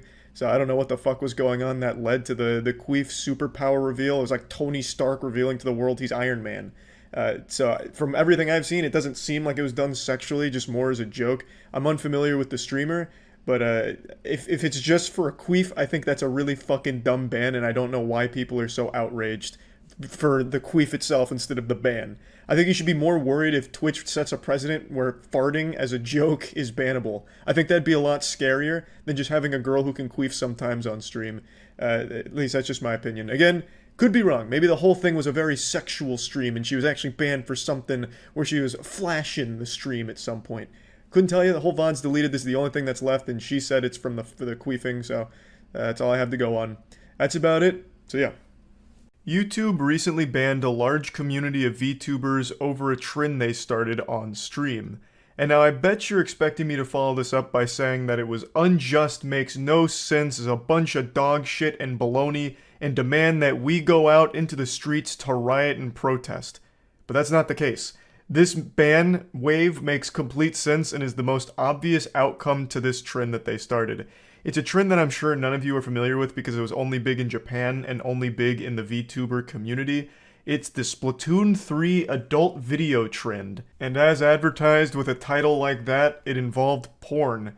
Basically, a VTuber group called Shinsegumi got together and hatched the novel idea of playing porn in Splatoon 3 by changing their ink transparency so that way it could work like a green screen. So during stream they could play porn over the green screened ink. And the whole competition or challenge idea was whoever could last the longest on stream without getting banned wins. So they went into this knowing full well they would be banned for it, and they got exactly what they ordered. Their entree came out piping hot because they all got banned. And the Shinsegumi official Twitter account had to come out and make a statement. All the individuals that participated so far have apologized, except for like 1 or 2. But most importantly, it brought the boogeyman out of his shadow. Nintendo came forward and made a statement about this, about how seriously they're taking this because it's such a violation of their policies. They even loosely threatened legal action against them, from what I understood. Maybe it was a translation error with their message, but they came out with a series of tweets letting everyone know how fucked up it was. And that's a big deal when Nintendo comes out and starts slinging meat, because they are brutal. Nintendo shows no mercy. They would absolutely imprison a 4-year-old if they were using the Mario license for their birthday party without official expressed consent from the Nintendo company. Like, they enforce their policy and their copyright and everything around Nintendo property with an iron fist. Nintendo would burn a hospital to the ground if they found an unauthorized third-party Princess Peach plushie in one of the patient's rooms. They are not a company to fuck with. And I feel like this could be a pretty bad deal for the Shinsegumi team here if this wasn't a translation error and they actually do pursue legal action, because Nintendo will stop at nothing. They will pursue to the ends of the earth. Now, I'm in no place to say whether or not this was worth it here. Maybe it was, maybe it wasn't, I don't know, but this is certainly one way of going out with a bang. This is quite the statement. Like, if all of them were just tired of being a VTuber or something, this was a great way of just voiding their contract on the spot. Apparently the porn they were broadcasting starred one of the VTubers in it, so I'm assuming it was just like some hentai that they were putting on stream in Splatoon 3. It's an interesting idea. It's something I wouldn't have thought of, using the ink in Splatoon as a green screen. That's pretty genius. Like, you could do some really fucking banger watch parties with that, I guess.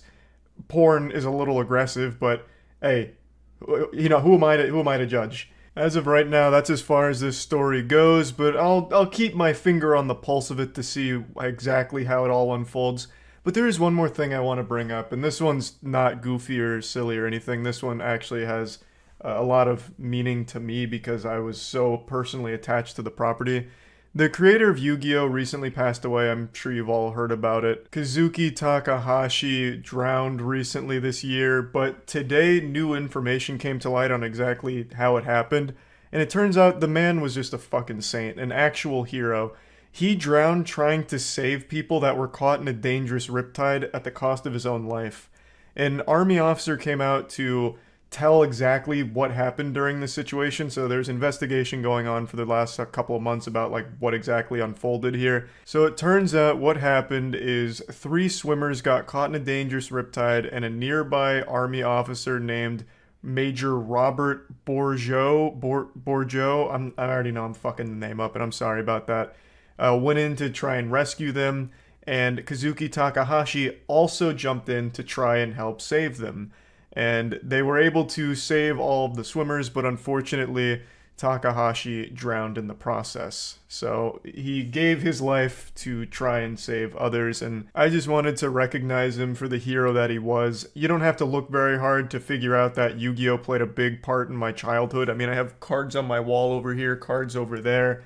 I watched the anime every single week that it broadcast. I was a huge Yu-Gi-Oh! Fan and still am to this day. He created one of my favorite franchises ever, and he was also just a great man, clearly. So I wanted to at least put this out here so that way everyone knew that Kazuki Takahashi was a fucking legend. And also, of course, huge hats off to Major Robert here for his heroics as well. And yeah, that's really about it. See ya. One of the largest streamers on the planet just caught a permaban from Twitch. Aiden Ross, I'm sure this is a name you've heard of by now. He's absolutely blown up over the last couple years, and last night he got banned again. This is far from his first rodeo. He's actually a veteran in this field. He's gluttonous when it comes to Twitch bans. He's eaten those puppies like muffins out of the oven. This is his 8th ban, and by far his most severe. As of right now, it seems like this is a permanent ban from the platform, and just like the mystery of why I'm so short, the reason for it is unknown as of this moment. However, a lot of people, including myself, have been speculating as to what the cause could have been. Recently, there's been this unholy floodgate, like a dam that's broken in the mind of Aiden Ross's brain, that's led to him making the worst decisions imaginable over the last couple months. So you might not be familiar with Aiden Ross Twitch streams, but you've probably heard his name because this goofy goober streamed the Super Bowl on Kick. He just streamed the entire Super Bowl watching it without permission from the NFL. It's not like he had some kind of like back alley handshake deal with Fox or the NFL to rebroadcast it. I'm pretty sure Aiden Ross can't even spell the word license, so he didn't have the rights to restream that shit, but he just still fucking went hog wild with it. Now, nothing has come from it yet. I don't know if anything will. As I understand it, in cases like this, the lawsuits take a couple months before they start to actually form. So if they do decide to pursue action, it probably wouldn't have happened now anyway. It'd still be a couple months out. That's if they even decide to. Then there's no telling if they will. But clearly it's a huge no-no to freely rebroadcast without the rights the biggest American broadcast. You can't do that. It's illegal. Now, let's say you haven't heard of that fumble that Aiden Ross recently did with the Super Bowl thing. Maybe you've heard of him over the last week or so because he also just freely streamed porn on Kick. While streaming, Aiden Ross decided to go to Pornhub, I guess to make a point about how you can do anything on the site, and he just he showed porn to his audience. And keep in mind, a lot of his audience is very young. They're minors. They're actual children. Now, he's not going to face like a felony charge from this that I've seen a lot of people say he might, because in the stream title, I believe he had 18 plus there, which I guess is a legal safety net for him to fall back on. But everyone knows Aiden Ross viewers are skewed very, very young. So it's still a very fucking creepy and weird thing to do, especially with that audience and on stream. Now, what makes this really interesting is how hypocritical it is, because Aiden Ross has recently come out very hard against porn. He's taken up the Master Shield and he's blocking anything sexual. He's made these very huge statements about how porn will ruin your life and addiction to porn is going to send you straight to hell and it's going to make everything in your life miserable. And he's not wrong. Addiction in any form is life-ruining. Porn addiction is a super insidious one that absolutely does ruin lives. But he's taken this stance of porn is the devil. It's the ultimate evil. And then he turns around and watches porn on stream. He just hasn't been making smart choices. It's just been one bad decision after another from him recently. And also, it didn't help that a few clips from his previous streams started going viral on Twitter, and people were calling him racist for those clips. Now, I haven't seen all of them, I've only watched one of them, and to me, it seemed more like a shitty joke that was poorly done, as opposed to evidence of him being a legitimate racist. But I haven't seen all of them, so I don't really know for sure or anything like that. But the only reason I'm even mentioning those clips is because this is another thing people are pointing to as a potential reason for his Twitch ban. But anyway, after his ban on Twitch, he did go live on Kick like an hour or so later in order to talk about the whole situation. And my god, that devolved into complete unhinged lunacy. Holy shit. That went wacko mode off rip. It was brutal. He went from like talking about the general situation immediately into trying to bring on actual Nazis. And I don't use that fucking word lightly. I hate that the word Nazi has become so meaningless and watered down. Literally everyone gets called a Nazi now if it's even a slight disagreement on even a trivial opinion. When I say Nazi, I mean an actual neo-Nazi, a self-proclaimed Nazi. Aiden Ross wanted to bring on to stream to learn from, I guess, or interview. Super weird idea. He was on some goofy shit. He even asked Trainwrecks if men can get raped, and then made it seem like he doesn't think that's possible, like that whole concept of a man can also be the victim of rape, like that was lost on him, like it didn't compute in his mind. So just keep your eye there. You know what I'm saying? Keep your eye on every I have a corner. question. Can guys get raped? Yes. Guys can get raped? Yes. Can you give me an example? It works the exact same way. It just, right? Like, we can talk about it later, and you can ask me and we can clarify things. But yes, men can get raped too, yes. Okay.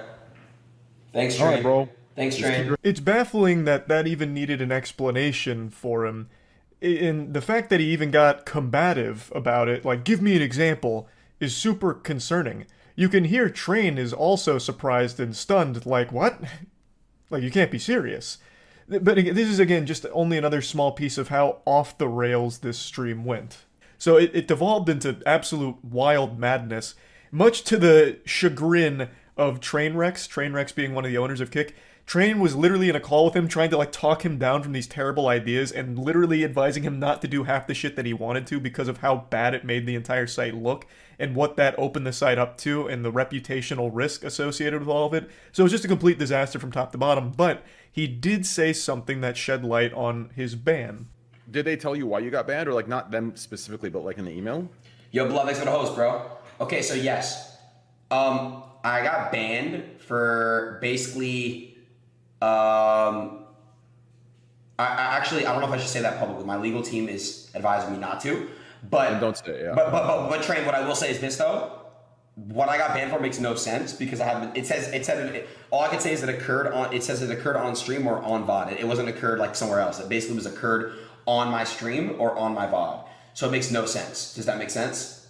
A little confusing here, but as I understand it, Twitch is claiming that something Aiden Ross did happened on their service, whether on stream or on one of the Twitch VODs, and it seems Aiden disagrees with that, thinking that whatever they're talking about happened elsewhere. I believe is the situation. It's a little hard to follow since he and his team aren't revealing what exactly the reason is, but it seems they were given a reason, which is more than a lot of people get. Usually with a Twitch ban, they don't ever tell you what the fuck you got banned for, you just have to guess yourself, which is always such a fucking headache. And I also think this highlights a problem with Twitch and the way they handle bans. I don't understand why they don't just publicize the reason themselves. That would make every situation significantly more transparent for everyone, the streamer, the community, literally everyone. Unless it's like an actual legal matter, I don't see why they don't just reveal the violation that the streamer made. But I'm getting a little sidetracked.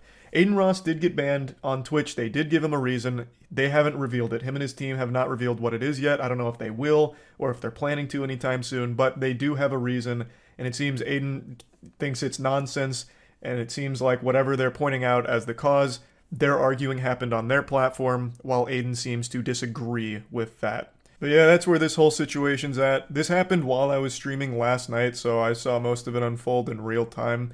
I'll go ahead and play you some clips where I started making other speculative guesses, some potential game theories on what Twitch may have slapped him for. I don't think any of them are good reasons. If any of these are accurate, I don't think they are, but I'll still show you these anyway, just in case one of these does turn out to be one of the actual reasons. I'll look like a fucking genius for getting it right, I suppose. Though again, I don't necessarily think any of these are good reasons. This must have actually just happened, like, during this stream right now. Because there is nothing on Twitter about it. Here, let's check LSF. Usually they're hot on the case of everything. Nothing on LSF. Oh, no, wait, here. It's in the Rising from 10 minutes ago. Yep, Aiden Ross just got banned. Did he do anything recently on Twitch? I know he showed the porn on Kick and all that, but did he do anything on Twitch? Oh, true, he did make that statement about moving the Kick. I don't know if that's a violation of Twitch's terms or something. They didn't ban Ninja when he moved to Mixer. He went live on Twitch saying he's live on Kick. Is he live right now on Kick talking about it? Well, immediately got porn. I just wanted to see if he was live, and it's just immediately porn. But yeah, I don't know if that's true with what Chatter said there. If you go to the streamer bans, it says the ban was 12 minutes ago. Yeah, this is fresh. This is right off the press. This shit still got steam coming out of it.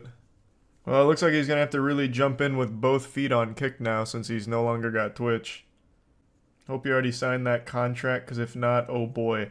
I hope for Aiden's sake he already signed that Kick deal, because otherwise Kick is going to negotiate the fuck out of him to bring it way down. They made him a seriously high offer. It wasn't 150 mil, but they gave him a bag. Like, offered him a bag to move to Kick, but that was under the assumption that he'd have Twitch. Like, they had to get him off of Twitch, because he's already got a huge audience on Twitch. But if that's gone, they no longer need that bag because he has really not many other options. YouTube's not going to pay him to go to YouTube, I doubt. So Kick is going to really negotiate hardball on him, I think. So hopefully he already signed that contract. Otherwise, he just missed out on a lot. God damn.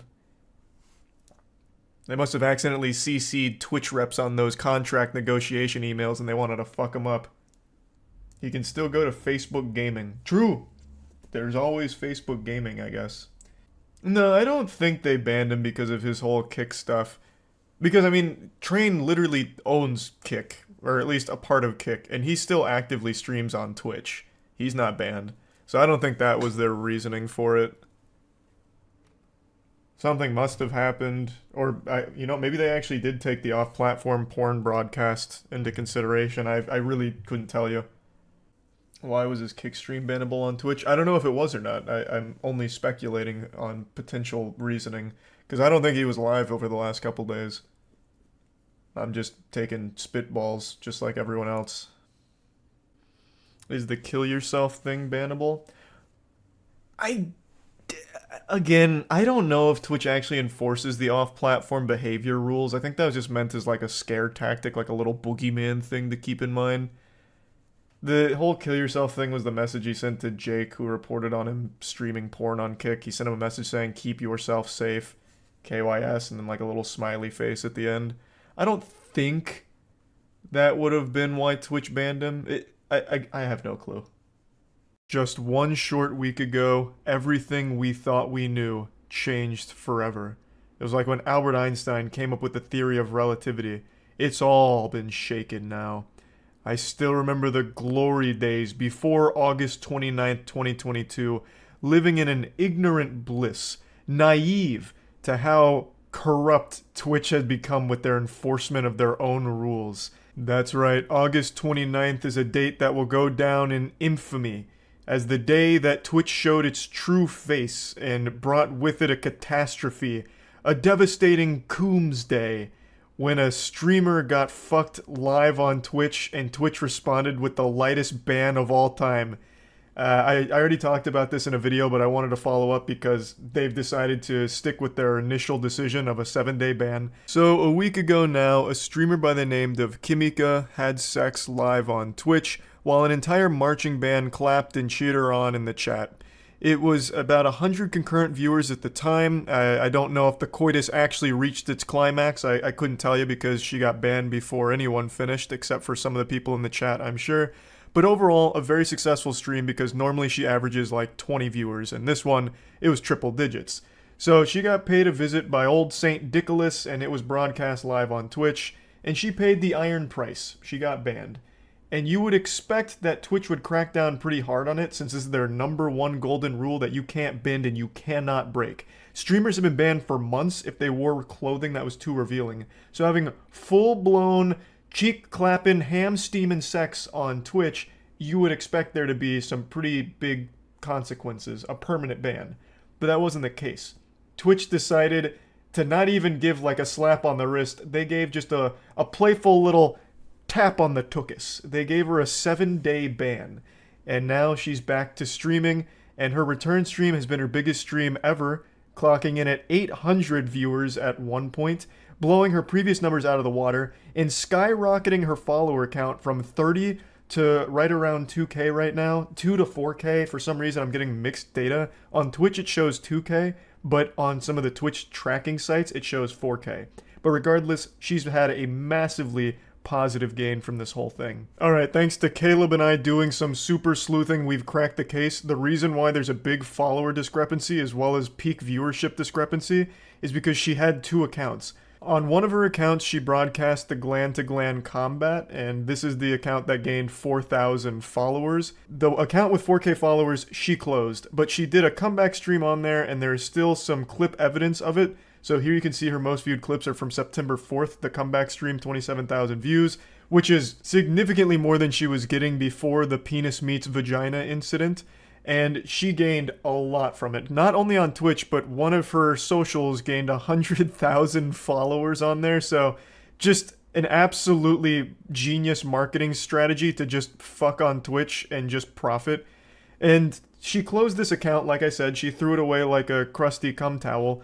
However, she does have another account that's still active, and I'm imagining is the one she's going to be using going forward, and that's the account that's gained 2,000 followers, and it's also an affiliate because you can subscribe to it. I don't know if it was an affiliate pre-coitus or post-coitus, I'm really not sure. I can't imagine Twitch banned her and then rewarded her for having sex with an affiliate deal, but who knows? Twitch seems so mismanaged when it comes to their rules, it's baffling. But what I want to talk about is what this means going forward. Twitch has set a precedent with this. And it's not just this, there's been plenty of other examples, but this is by far their biggest because it was just blatantly having sex live on Twitch, which so far hasn't been done before outside of just rebroadcasting porn. This was a streamer having sex live, and Twitch's response was a very light ban. So what does this mean? This means that any streamer going forward might honestly consider this as an actual tactic for growth.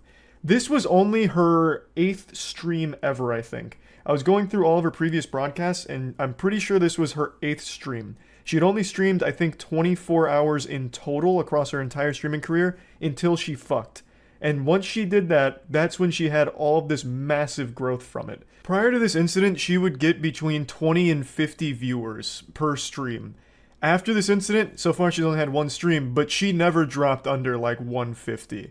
So it was extremely successful. It really does feel like a viable strategy for Twitch, since it seems like they don't care that much about it.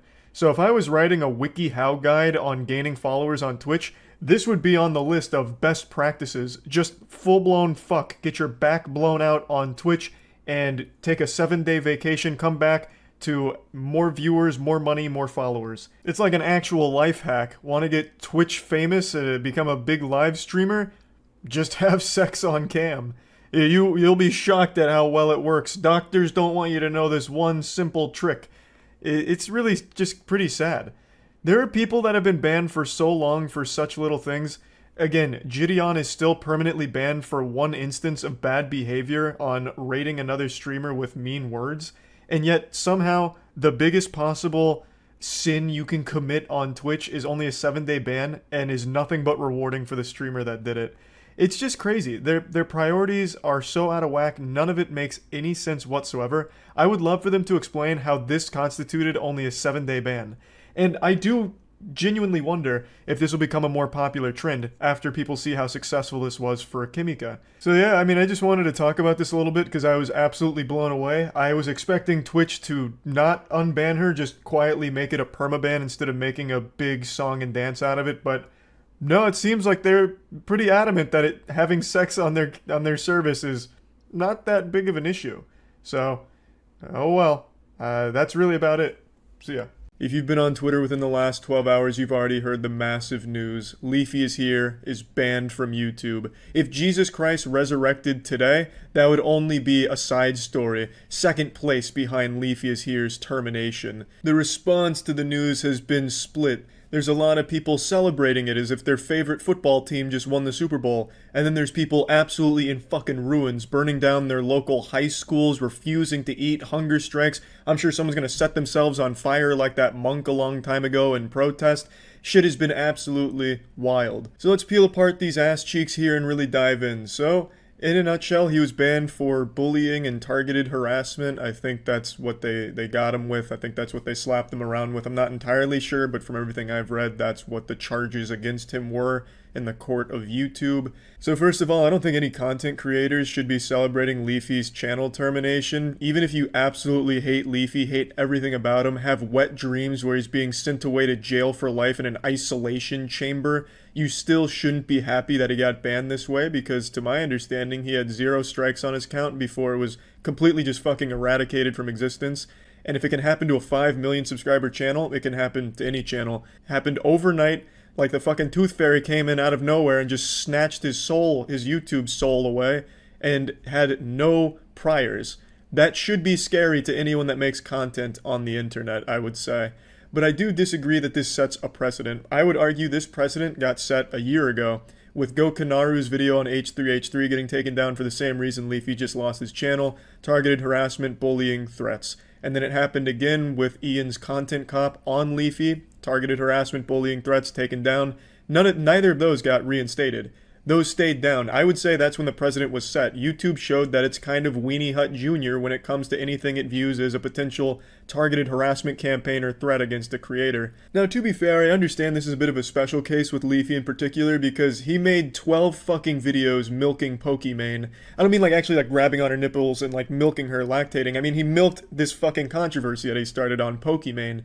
He had 12 videos insulting Pokimane in the title, laughing at her in the title, using degrading thumbnails to insult her. And I understand the content of all 12 of those videos wasn't solely focused on Pokimane. They were mainly like financial rants and shit like that. But still, having 12 videos all insulting Pokimane in the title and thumbnail, that's viewed as harassment by YouTube. And to be fair, that's literally textbook harassment. Of his last 15 videos, 12 of them were on Pokimane. Only 3 videos that I can remember, I can't double check, but I think I remember it was only 3 videos in 2 months weren't talking shit on Pokimane in the title and thumbnail. So I think it's pretty obvious why YouTube viewed that as a harassment campaign. But what's surprising to me, and probably everyone else, is the fact that they didn't issue just one strike for this whole ordeal, the whole Pokimane thing. They issued individual strikes for each offense. And even if they only used half of his Pokimane videos, that's still 6 strikes all at once. If they used a third, that's 4 strikes. If they used a fourth, that's 3 strikes. All of them terminate his account. And that's pretty fucking wild. He went so far above and beyond the norm when it comes to milking internet drama that he made it impossible for himself to survive this new harassment policy they implemented. Now, do I think he's going to get his YouTube account back? I really have no idea. It's impossible to know for sure, but one thing I can say for sure is a lot of these commentary channels and just general audience are pretty fucking stupid. There's a lot of people accusing Pokimane and Ethan of getting Leafy's channel taken down. Ethan because he had a recent animation in one of Leafy's videos where Ethan's wife kills herself by jumping off a cliff or something, which again falls into that category of the threats thing that YouTube doesn't like that they got Gokanaru for. But I can tell you right now, Pokimane and Ethan had absolutely no fucking hand in that whatsoever. Now, I'm not their lawyer or anything, I'm not going to be like their Saul Goodman or anything, but I can say with a high level of certainty that there is not a single YouTube creator, not T-Series, not PewDiePie, that can go to YouTube and tell them how to enforce rules on their platform. They don't take any of that seriously. There is nobody that can go to YouTube and say, I want action taken against this and that, and YouTube would listen. That just doesn't happen. And I can say that with confidence because with our company, Human Media Group, we actually have a direct line to YouTube now. And, you know, like my boy George, I've been curious, I've been inquisitive, I've been asking, like, some actual shit that I've wanted to know for a long time to unravel the mystery of YouTube. And one thing I've learned is they don't give a fuck what a creator says to them. They want to stay as hands off of things on their platform as possible. So, if Ethan or Pokimane really did have a problem with all of Leafy's content, they would have to go through proper legal channels through a lawyer to have any action taken on YouTube's part, where it'd have to be an official document, lawyer, from court, everything that tells them it has to be taken down or the channel has to go online. YouTube would not do that on their own because of a legal nightmare. And I totally believe that because YouTube's a pretty soulless corporation. They're not going to really give a fuck who's coming at them asking them to take down or, you know, be the hall monitor for YouTube drama. They don't give a fuck about that. They want to stay everything as hands-off as possible and as automated as possible. So I'm pretty confident when I say no YouTube content creator has ever had a role to play in a channel being taken down like Leafy's here, unless it was through proper legal means and like a lawsuit, which I don't think happened overnight. You might as well just start accusing the Boogeyman of being the one that took down Leafy or Slenderman or something.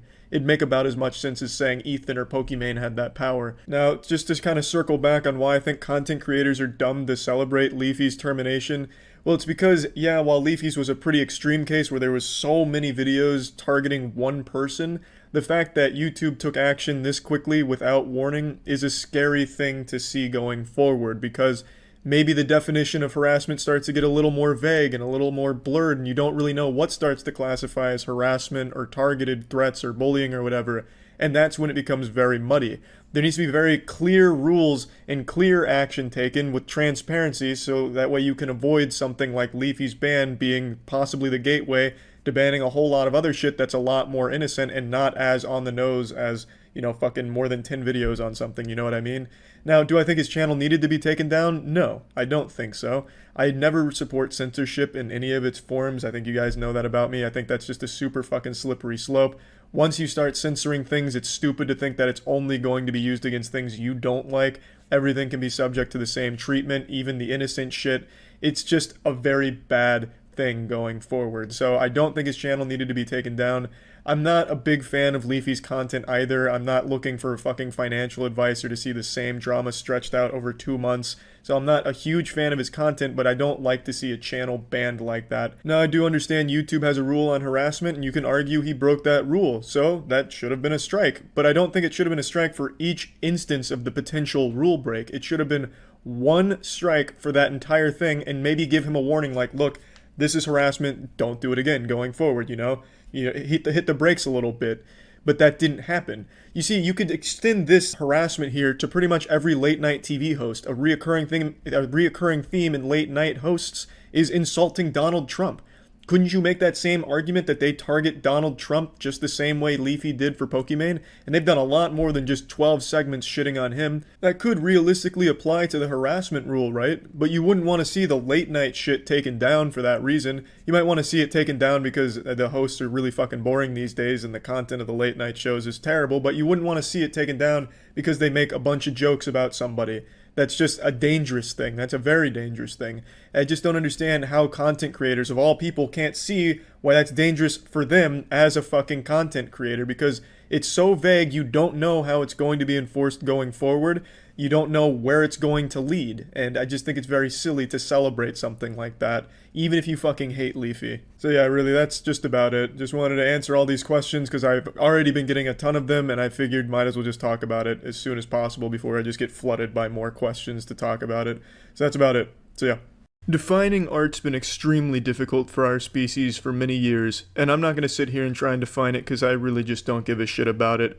But on Vimeo, the line between what's art and what's bullshit is blurred. There's a fine line between creativity, art, and just plain fucking lunacy, and Vimeo tap dances on it and shuns anything that it believes doesn't quite meet that criteria of being art. And I'm banned on that site, and I never really talked about why. I got asked about it on stream last night at twitch.tv/moistcritical, and I figured I'd elaborate. On Vimeo, anything pretty much passes as art. I saw a fucking series of videos on there of an old woman in a morph suit that had the vagina cut out of it, and she had a bodyguard pick her up like he was giving her like a fucking Heimlich maneuver or going for a German suplex, pick her up, and she urinated in a circle as he carried her. He carried her in a circle, and she just urinated in a circle, and it was a pretty impressive stream because it was a circle that took about 30 seconds to complete, so I can applaud her for her stamina with urinating and peeing everywhere. But that's art. That was the whole piece. She pissed in this circle, the bodyguard mopped it up, and then, everyone gave a little golf clap to him, and that was the end of the performance. And it was a 3-part performance. It wasn't always a circle she was peeing in and shit, but it was called, like, the Fountain of Youth or something, some really pretentious name. And that's on Vimeo, and that's promoted on there. So how the fuck was I banned from Vimeo when their threshold for what's art is this low, where I could go on stage, fart into a jar, huff it, put it on Vimeo, and get fucking 2 million views and the pseudo-intellectuals applauding me for my art piece, my modern art? How the fuck did I get banned? That's what I'm here to talk about. In 2016, I made what I still believe is a very fine piece of art that I called Turbo Hotness. It's a modern take on the human figure. What it is I took a video from Twisty of a porn star fingering herself. The porn star's name was Euphrat, the actress, and she was fingering herself. And I looked at this and I thought, there's something I can do here. There's potential to expand upon this piece. It's a great piece as is, don't get me wrong. Like on its own, it stands still. It's a good piece, but I thought as a art connoisseur that I could bring it to the next level and really just take the whole modern art world by storm. So I took her fingering herself, that video footage, and I synced it to Dragon Force's Through the Fire and Flames. I meticulously synced the performance. So as she was fingering her clitoris, you were hearing the... It was really good. I'm really proud of the work I put into it. And honestly, I have to give credit where credit's due, because at the time when I made that, I was actually inspired myself by an artist on Snapchat. Back when I used Snapchat, I haven't touched that shit in years now because they fucking ruined it, but I got sent to Snapchat by someone, and he was watching porn, and Through the Fire and the Flames was in the background, and I was like, wait a minute, this visionary is onto something here. And then I thought, what if I combined both mediums and I took music with fingering? And thus, Turbo Hotness was born. And by all definitions, it was a masterpiece. It truly was. But Vimeo didn't see it that way. Perhaps Turbo Hotness was too much for Vimeo, and they got rid of it and banned me. But I honestly think it's pretty fucked up that you'll allow all these weird pseudo-art piece pretentious bullshit things where you hang like a blank canvas on a wall and call it art, but you won't allow me to sync fingering with Through the Fire and Flames. And I put a lot of work into that. I was like a skilled surgeon behind the editing program there, watching the fingering in slow motion, frame by frame, mapping it to the Through the Fire and the Flames melody. It really was outstanding work. For instance, during the song, I'm sure most of you are familiar with it by now from Guitar Hero and other types of shit, but you know in the beginning where it goes dun dun dun and then well, at that dun dun dun, I heard that and I was like, wait a minute, check this out. So I had her regularly fingering herself, and then when the first dun clipped, bang, I flipped it around, so now she's fingering herself on the ceiling. Next dun, bang, flipped it back on the ground, bang, back on the ceiling. It was beautifully synced, a lot of work went into it and a lot of thought. And yeah, on the surface, maybe it seems a bit juvenile to sync something like fingering, something so sacred, to Through the Fire and the Flames.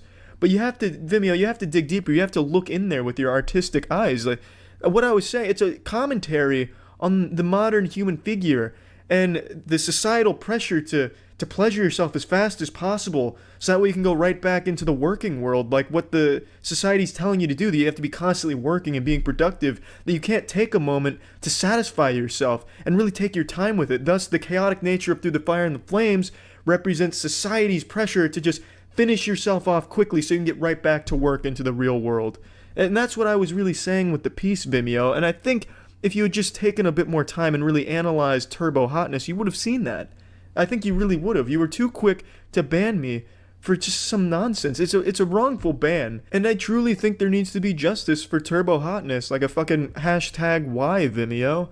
It's just baffling to me, and I thought you all deserved an explanation. Not that I'm getting, fucking people emailing me every day wondering where turbo hotness is gone. It's not exactly, like the holy grail people are trying to find again, but it is gone. It's not on the internet anymore because I couldn't upload it to Pornhub at the time, which is why I used Vimeo, because Pornhub's uploader was being really shitty, so I went to Vimeo. And it didn't last very long on Vimeo. It was only up there for a week, and then after that, bang, poof, gone. So you can't find turbo hotness anywhere, and that's a goddamn shame. I think maybe the higher-ups at Vimeo are keeping it to themselves. Perhaps it was so beautiful, they didn't want to share it with the rest of the world, like some pirate's treasure that they're now hoarding. Either way, banning my shit for that, just downright wrong. I have to say, Vimeo, I'm very disappointed. And now you all know why I'm banned on Vimeo. See ya. I've talked about this a couple times in the past, but Twitch can be an extremely scary platform to be on. I'm not talking about because the people on it, like weirdos in the chat, constantly demanding feet pics or telling a female streamer that they have a butt-fuckable pussy or whatever dumb shit they want to say in chat. I'm talking about because of Twitch itself and their zero-tolerance policy for accidents. There have been countless examples of streamers who have made an innocent mistake where they're playing or watching something, then all of a sudden, bang, surprise titty on screen for half a second, and then they're banned the next day for it because context doesn't seem to really matter and they just don't give a fuck if it was on purpose or not. Also, you can get banned for really small things like a queef on stream, so it gets wild out there. But I've unintentionally laid booby traps on YouTube for streamers who do reaction-based content. And a couple days ago, one of my Macaulay Culkin Home Alone style traps was sprung by a huge streamer named Mizkif. And I'm just going to go ahead and show you the clip, and then there's a lot I'd like to talk about here. As someone who knows none of the parties involved and I watched both videos, hey. Dream cheated. I personally would have went with the someone else messed with my mod folder defense, a less verifiable, tried and true classic.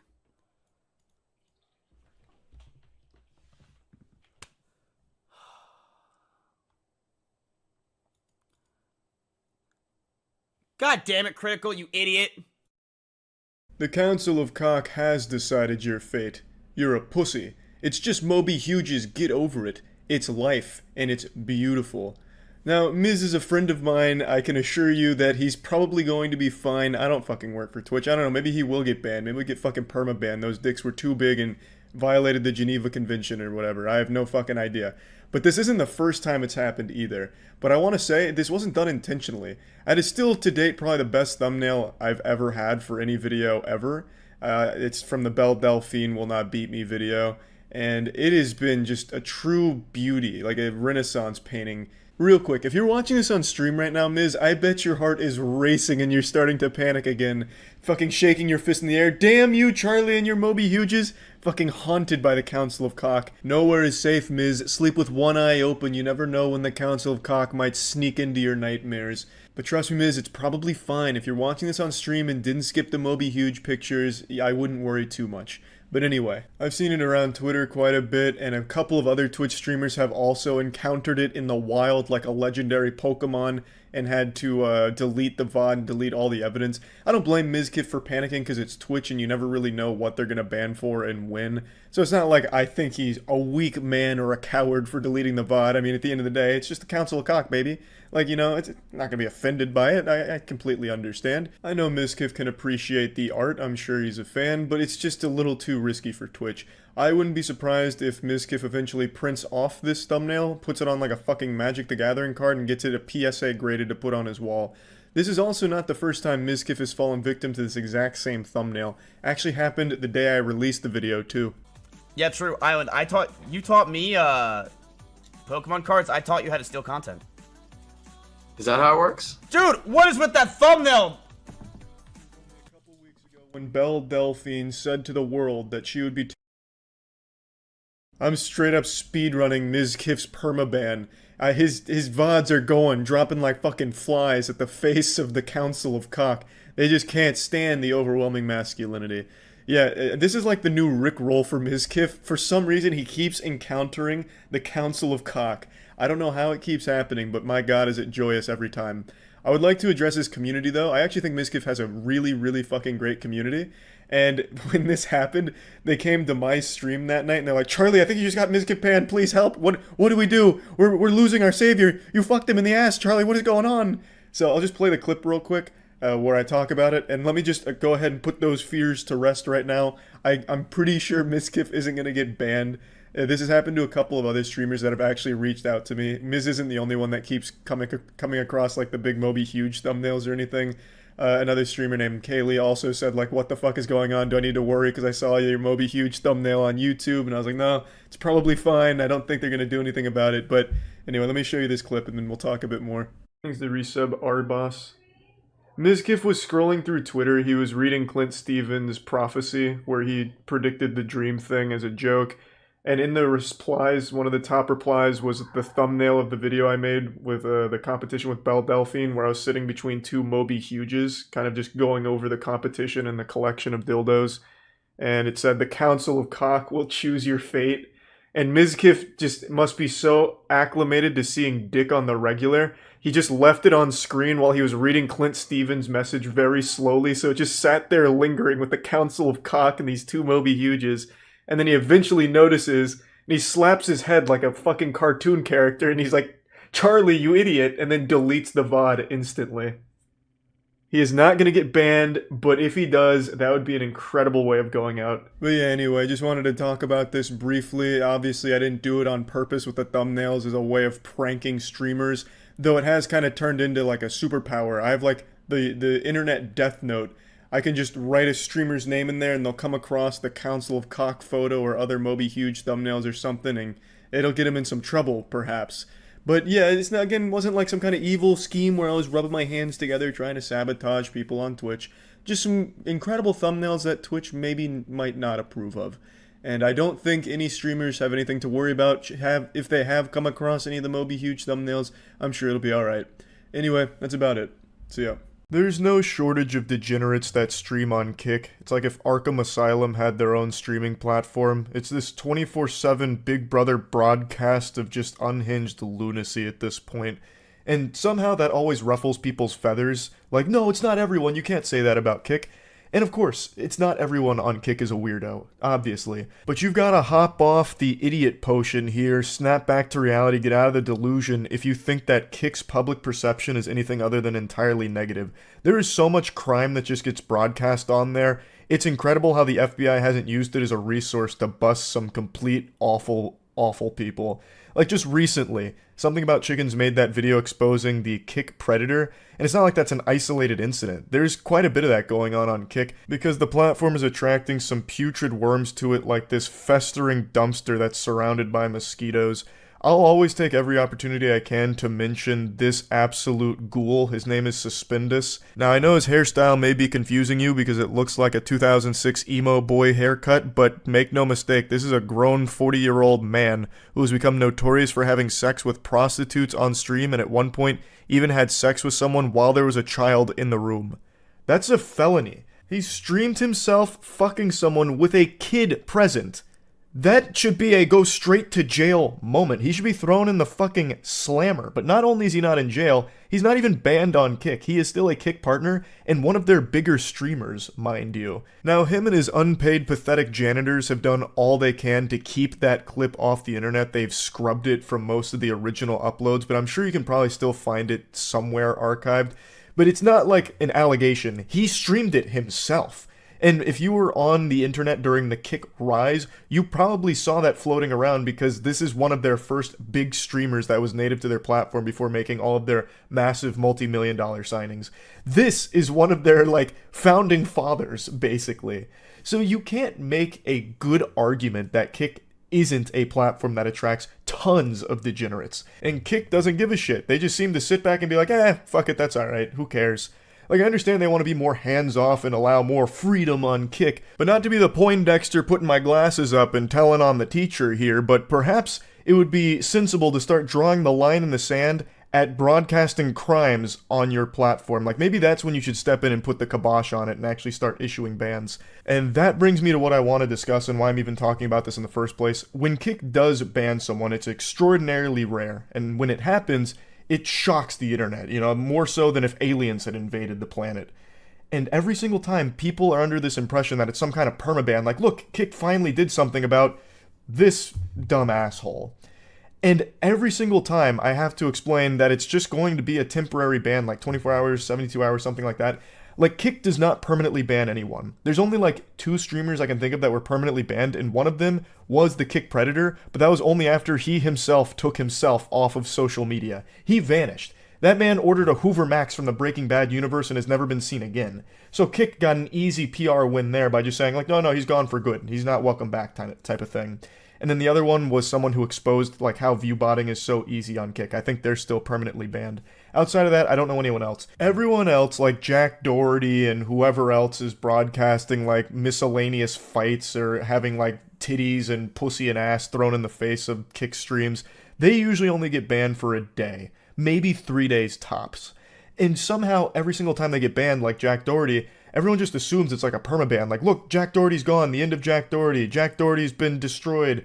The evil has been vanquished. You know, all that kind of shit. When that is never the case and likely never will be with this platform. They only believe in these like really temporary suspensions where no one really learns a lesson. They just get like a tiny vacation for like a day or two.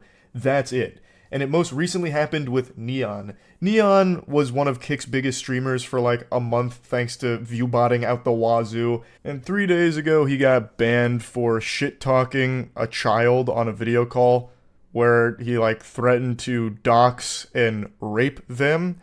He went a little wacky with the Xbox Live bravado here and flew too close to the sun and caught a ban for it. Now, he's always been obnoxious. And now that he's not as popular as he once was, he is desperate to once again suckle from that bosom of success, so he's been doubling down on this shtick and being even more obnoxious than ever. So I'm going to go ahead and play the clip that got him banned. I'm going to censor the child for obvious reasons, though. The fuck? I tried to be nice to you, bro. The fuck up. I'll beat the shit out of you and your fat girlfriend, bro. What the fuck? That fat slut. I'll smack her in her face too, bitch. And on God, I'm about to dox your entire family. What's your name? You're not doing shit. Shut the fuck up. Suck my dick, bro. You a bitch. What's your name? What's your name? You fucking pussy. All I need is your first name and you're done. I don't care. I'm an internet warrior. What's your name? What's your first name, bitch? What's your first name, bitch? Tell me your first name, pussy. I don't give a fuck if you're 10 years old. I will fuck you in the ass until you fucking bleed, bitch. I swear to God. Shut the fuck up, bitch. I censored the kid's name because they said it. At least I think that was their name. I'm not sure. But regardless, I'll just play it safe. Anyway, you can see Neon blow a gasket there and have a conniption, so he goes into this, like, shit-talking mode against someone who's clearly trolling him. It's also clear that it is legitimately a toddler. That kid is probably not older than 10. I think Neon hit the nail on the head. That is probably an actual 10-year-old he is saying those things to.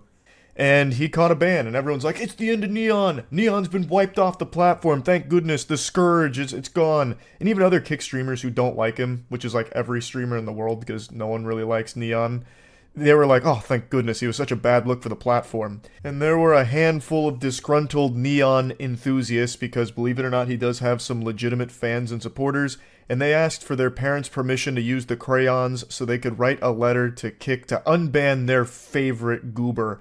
But for some reason, people still haven't recognized that, just like Diamonds, Kick streamers are forever on that platform.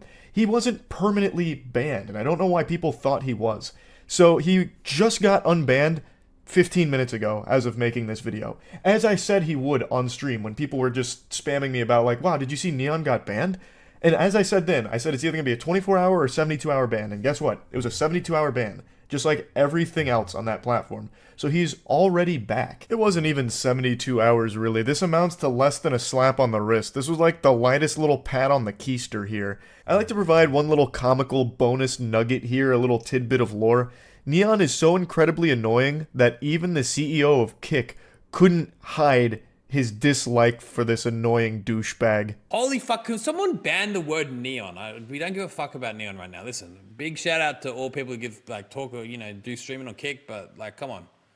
You can find the full clip floating around there where he gives more context about the Neon situation and how he's like not part of the band team or anything like that. But it doesn't matter because very clearly he gets so annoyed by the pestering buzzing from Neon and his fans that he just snaps from it. He's like, holy fuck, can we just ban this word from the chat at this point? And that just gave me a hearty belly laugh. Not even the CEO of the platform vibes with this guy or his community. He is so unbelievably unlikable that everyone in all corners, even on Kick, celebrated when he was gone for those 2 or 3 days. So yeah, he's back though. Again, no one stays banned on Kick. Very, very, very fucking rarely does that happen. So I just wanted to talk about this because Kick bans aren't real. They're just very slight suspensions, and I really wish we'd do away with the word ban when it comes to this. Just call it what it is. A little suspension. That's it. Nothing more. So yeah, that's really about it. So yeah. Twitch is no stranger to controversy and bad decisions. In fact, when you think of Twitch, you often think of horrible choices they've made. They just go together like spaghetti and meatballs. But yesterday, all hell broke loose. Sin flooded the platform. An event occurred that was so big that it forced Twitch's hand to take action, and it led to yet another embarrassingly goofy display from the platform, and they're beginning to reach levels of silliness we only thought possible in fantasy movies. I'll break it down, though I'm sure you've already heard by now. Yesterday, it was just an innocent Thursday afternoon, you know, we're all doing our best to praise the Lord in our own special way, and then a streamer went live and had sex on Twitch. And that's not super unusual. If you scroll down far enough in the just chatting category, you can always find porn. So that's not exactly triggering the DEF CON alert system or anything, you know, just a pretty fucking ordinary day on Twitch. However, when Twitch banned the user, they only banned them for 7 days. On TikTok. So I joined in her TikTok live. Then I asked her the $1 million question. I know why, but like how long are you banned for? 7 days. 7 days. Now, why is this situation such a big deal? She broadcast her visit to Dr. Dick and Balls and got banned for it. The problem is how long she was banned for, 7 days. You see, Twitch is very inconsistent with its enforcement of the rules. Sometimes it'll ban a streamer for a month because of one really small issue, or even no issue at all, like a misunderstanding. Sometimes it'll permanently ban streamers over fucking nothing. They don't enforce their rules equally across the platform. Similar to what YouTube was just called out for by Corey Kinshin. Twitch, for a long time, has always been really inconsistent with its enforcement of their rules. And what you just saw there was a YouTuber named Gideon, massive YouTuber, and he used to be a Twitch streamer until he got banned 8 months ago. 8 months ago, Gideon was streaming and told his viewers to go to Pokemon's chat and spam L+ ratio, and he was permanently removed from the platform, calling it a hate brigade. And it's been 8 months now. Gideon's apologized. Him and Pokimane are on good terms, as I understand it, but he is still gone. Yet, this girl orders a hot dog extra wiener on stream and only receives a 7-day suspension. It's just makes no sense how the biggest possible rule could be broken, and yet they only receive a minimal suspension, whereas one singular case of bad behavior from Gideon doing the raid on Pokimane is apparently so heinous that it's worthy of a lifetime ban. It just, the punishments don't fit the crime. Clearly the rules are not being enforced the same way. And in Gideon's video, he brings up a lot of other examples of Twitch either playing favorites or just coming up with the most inexplicably stupid decisions for their bans. And one of them he brings up is one that I've talked about quite a bit. It's the infamous case of a streamer going live and then spreading her butthole and pussy at the camera. She goes live and then just puts her ass right at the camera and just fully goat-sees her chamber of secrets and has the pussy flaps all visible and everything. And just does that for like, what, 15, 20 seconds, something like that, and then goes offline. Claimed it was a mistake thinking she was on a different platform. She only received a 3-day ban. Hopefully you can understand why people are questioning these decisions and scratching their head wondering what the fuck is going on. And you can probably also understand why Gideon, as well as other streamers who have been banned in the past, are rightfully upset. Gideon broke a rule. You would have expected him to get a suspension of maybe like 7 days or something.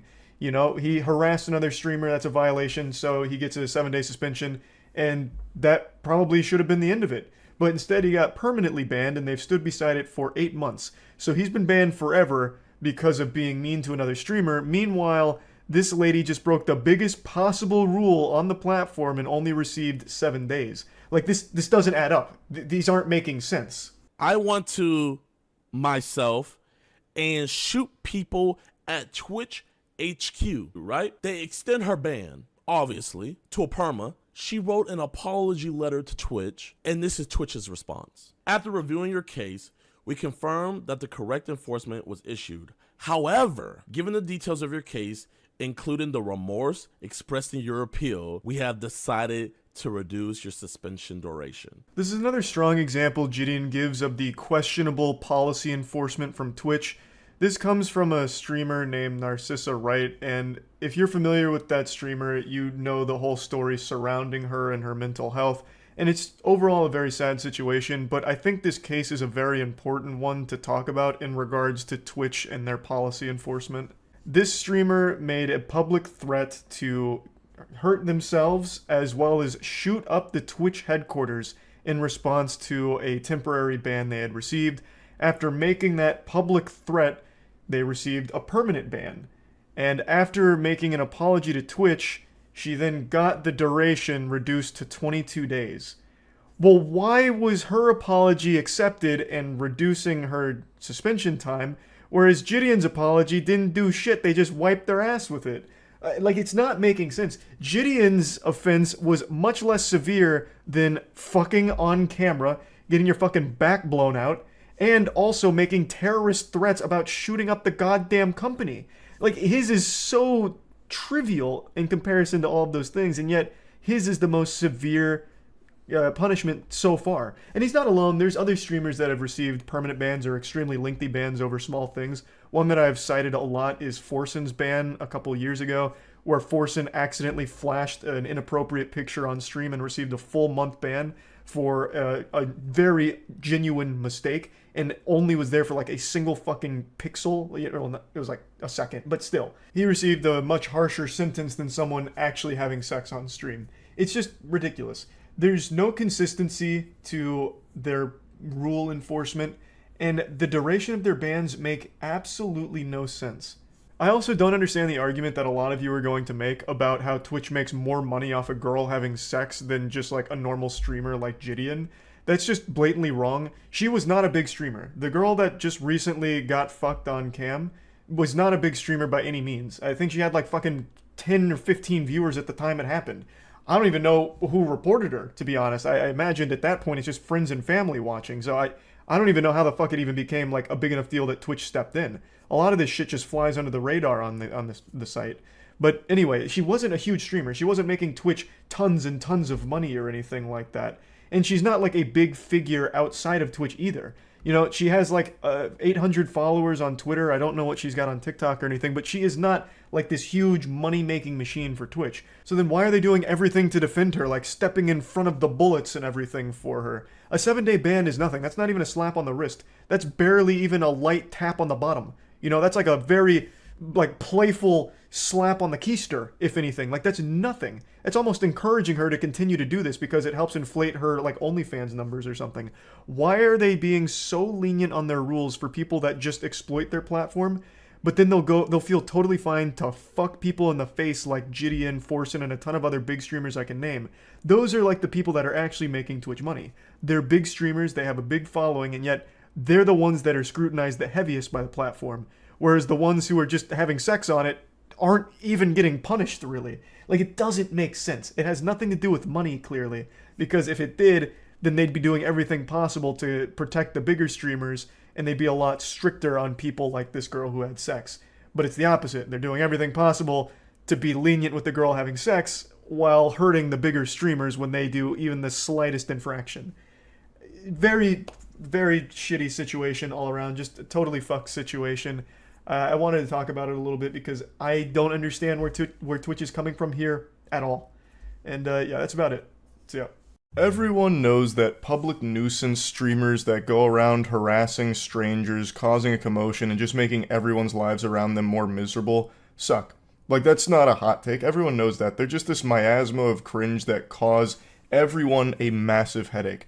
But As I and many others have pointed out for years now, they do inspire an entire generation of young viewers to be losers like them, because they do find an audience, they do find success, they make money from it, so it becomes a career path and something that young kids want to do to try and emulate that behavior and be like them. It's fucking tragic, and now we're starting to see the results of all of this.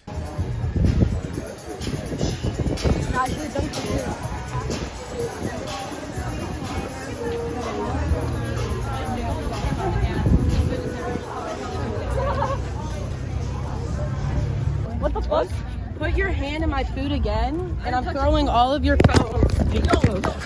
Hey, you're not touching our phone. Don't put your hand in my food again. Do not do that. You don't do that. This young whippersnapper can't be older than 11 years old, and he's already becoming a scourge. He's trying to do what all of the other public nuisance streamers do by just being a societal hemorrhoid. He still has his baby teeth. He hasn't even gotten his adult teeth yet, and he's already doing this shit. He just graduated from suckling milk out of his mother's bosom, and now he's trying to suckle milk out of Jack Doherty's titties here. He's just trying to get that clout through being a piece of shit. Now you're probably thinking to yourself, Charles, are you really going to be insulting an 11-year-old here? And the answer is a resounding absolutely. This needs to be squashed. You gotta put the kibosh on this immediately to learn that this is not acceptable at all. So absolutely, I will be insulting this kid and the entire goof troop that travels with him for these streams. Now, he has thankfully been banned for this, which is one of the very few times I've ever seen Kick ban someone. I imagine it's not a permaban, but it 100% should be. I guess we'll have to wait and see if it is. Yeah, though, this shit absolutely super sucks. So I'm doing a public service here by insulting them. Hopefully it discourages more people like this, and hopefully this kid grows and learns that it's awful. It's not even good content. People are watching you because you are a clown, and they're sitting on the edge of their seat waiting for you to get your ass beat. That is your entire audience. You are a fucking spittoon that they are spitting in. Why would you want that to be your whole brand? His whole stream is basically either arguing or fighting people, and this is him just taking food from a stranger's table. That lady then goes up to confront him, and I'll show you that clip in a moment. But in the same stream, he also gets in an actual fist fight with some other kids. His whole stream is just creating problems and instigating, hoping that someone will fight back, and he just yells and screams about it, or in this case, throws some wet noodle punches at them. So him and his goof troop fight this other group, and they know that they're not going to get their ass beat because they're too young. So the group that's taking these punches doesn't actually fire back. They push him away at one point, but they don't actually swing on him because they know they would be the ones that get in trouble because this is a toddler. So they're using their age as a shield because they know there's going to be no real repercussions. Don't put your hand in my food again.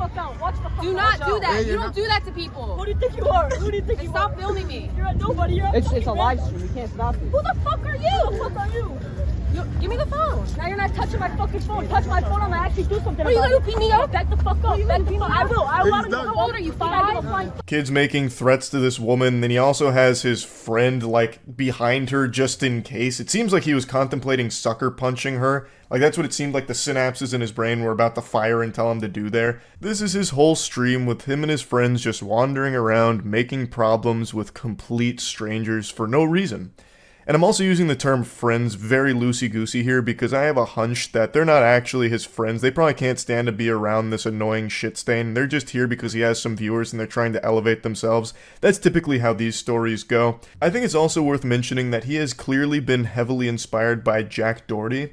Jack Doherty is another public nuisance streamer who does this exact same style of content where he just travels around, makes problems, causes a ruckus, and he has a bodyguard with him so that when anyone tries to confront Jack, the bodyguard steps in and either attacks that person or scares them away and sizes them up, gets them out of there to protect Jack Doherty from the consequences of his actions while Jack peeks around the bodyguard still lobbing insults at him like a real tough guy.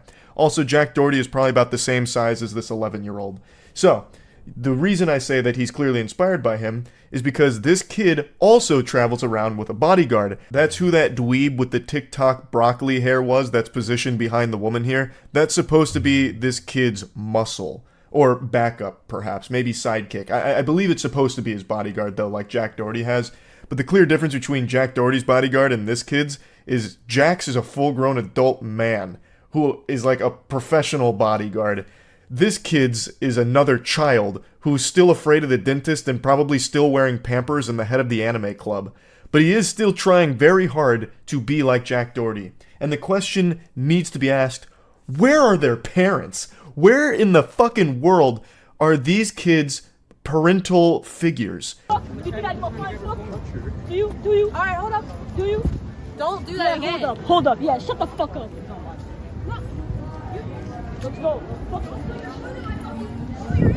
I couldn't imagine anything more painful as a parent than seeing your son like this, or any of the kids in this group here. It'd be less shameful if they were just addicted to heroin. Now, I know a lot of people default to blaming the parents here because that's a really easy thing to point the finger at, especially with so many parents just sitting their kids in front of an iPad and letting them doom scroll the internet and letting the internet raise their kids. But in a case like this, I don't necessarily know if that's 100% how this happened.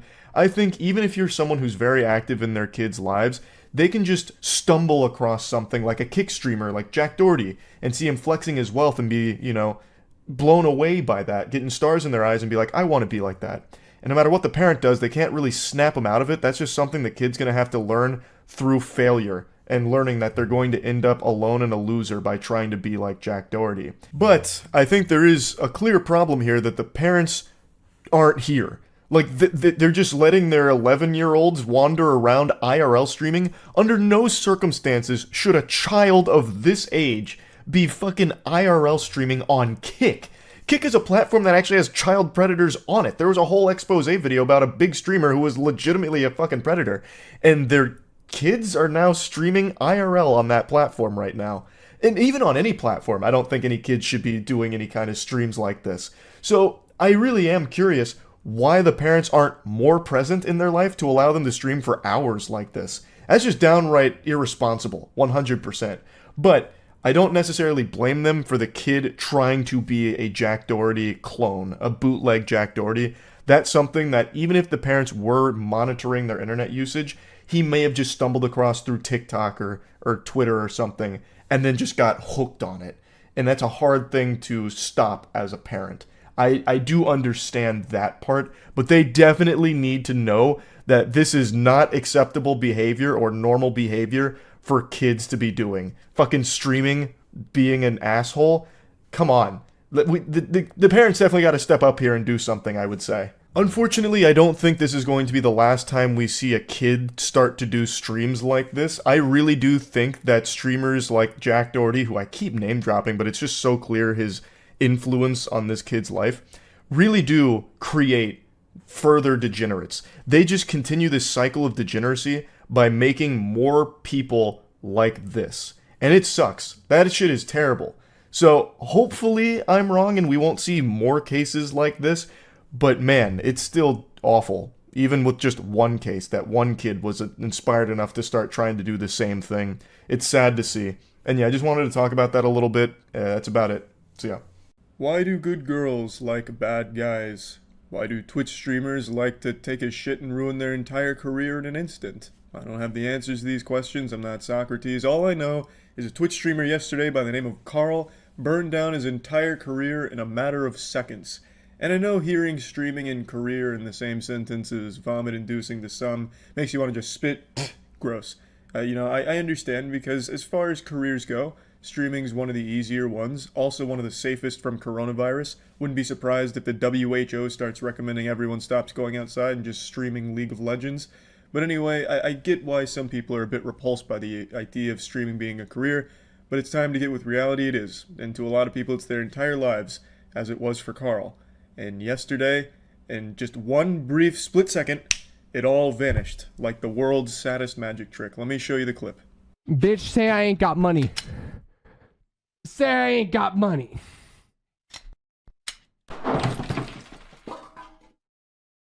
God damn. What the fuck?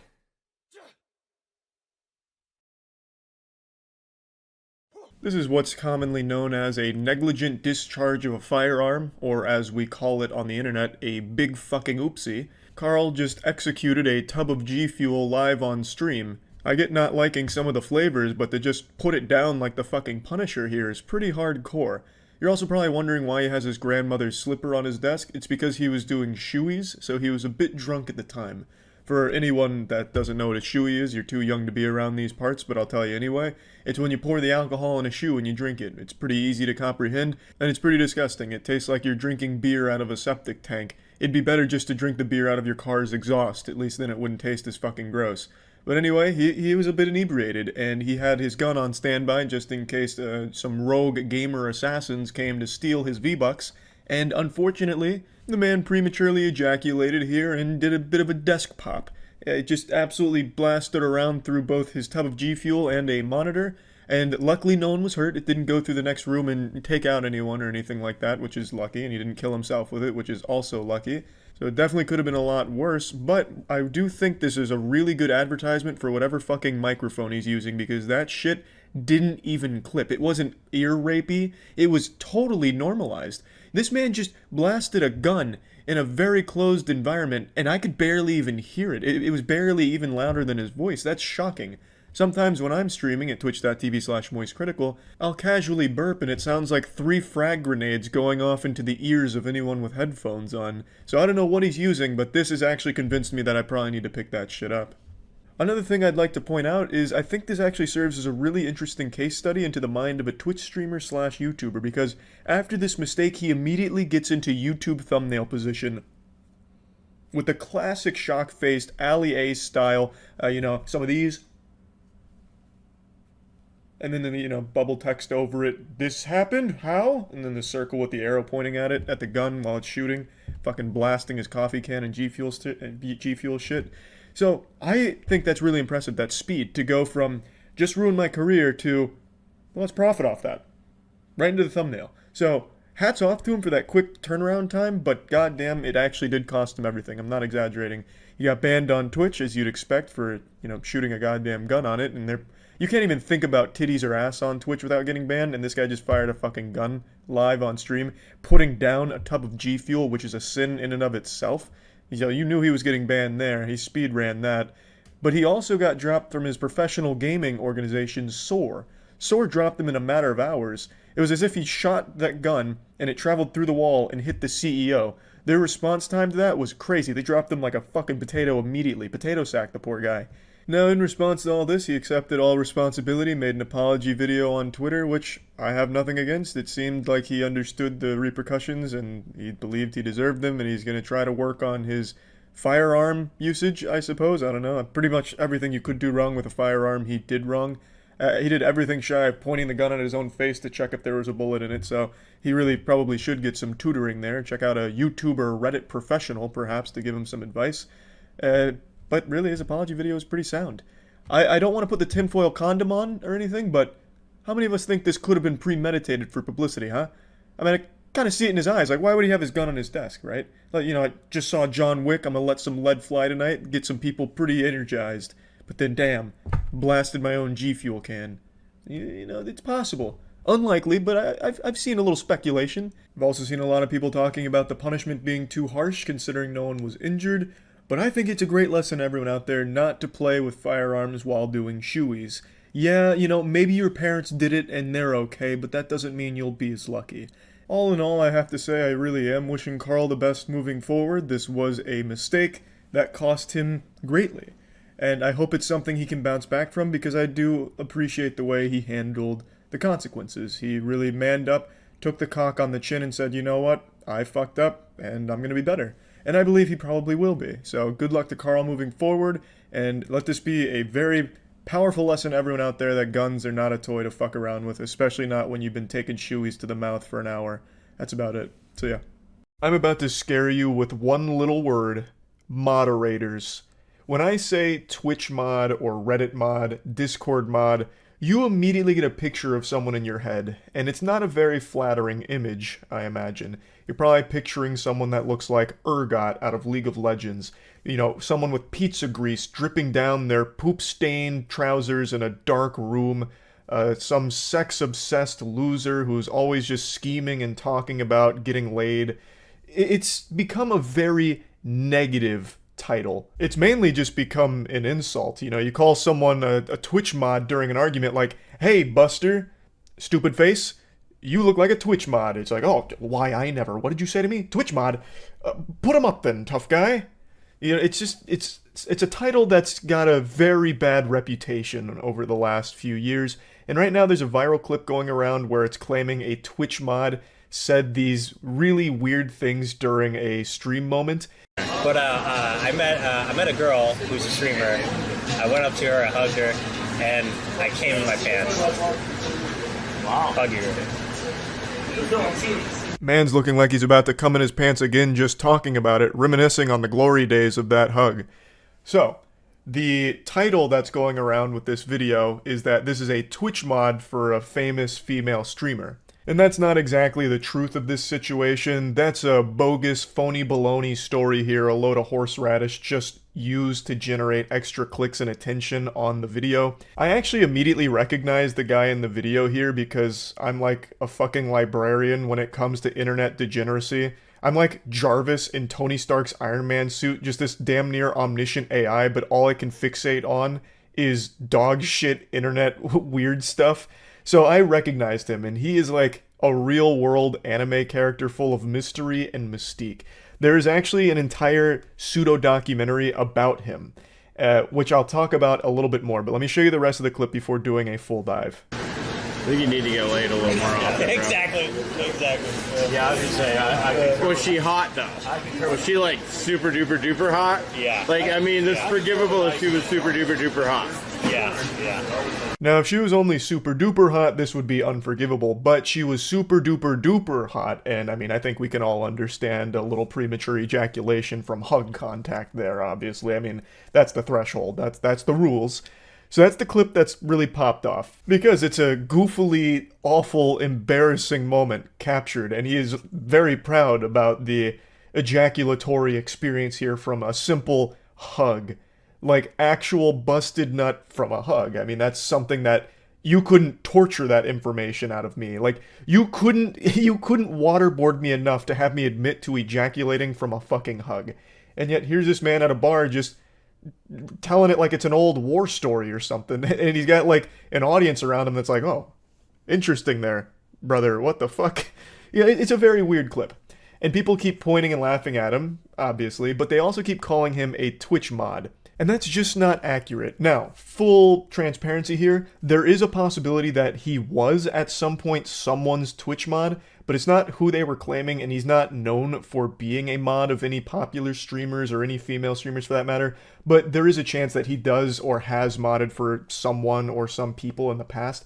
That information I don't fully have knowledge on, but I do know a lot more about this guy than most people seem to, which is surprising because he's actually very well known in the Twitch community. There is a whole documentary about him. Was a 27-year-old virgin at the time of filming this video here, and it's a very open and honest look into his whole life. He became known for his extremely aggressively sexual comments in people's stream chats, female streamers' stream chats, as well as his tweets, where they're all just sexually charged. A lot of them are about pegging and just how often he's nutting, making his cum face, his orgasm face. Like, it's all very sexually charged stuff. So he got a reputation for being, like, creepy for that. And what's very interesting is that he actually opens this interview with the channel Built Differently with the exact same speech, the exact same proud monologue that he just gave in this viral clip that came out 2 days ago. Well, there was one time when I met ST Peach. She gave me a hug. I met her the first time, and I ended up jizzing my pants. I ended up leaving the convention, going back to my hotel room, changing my underwear and my pants, and then going back to the convention.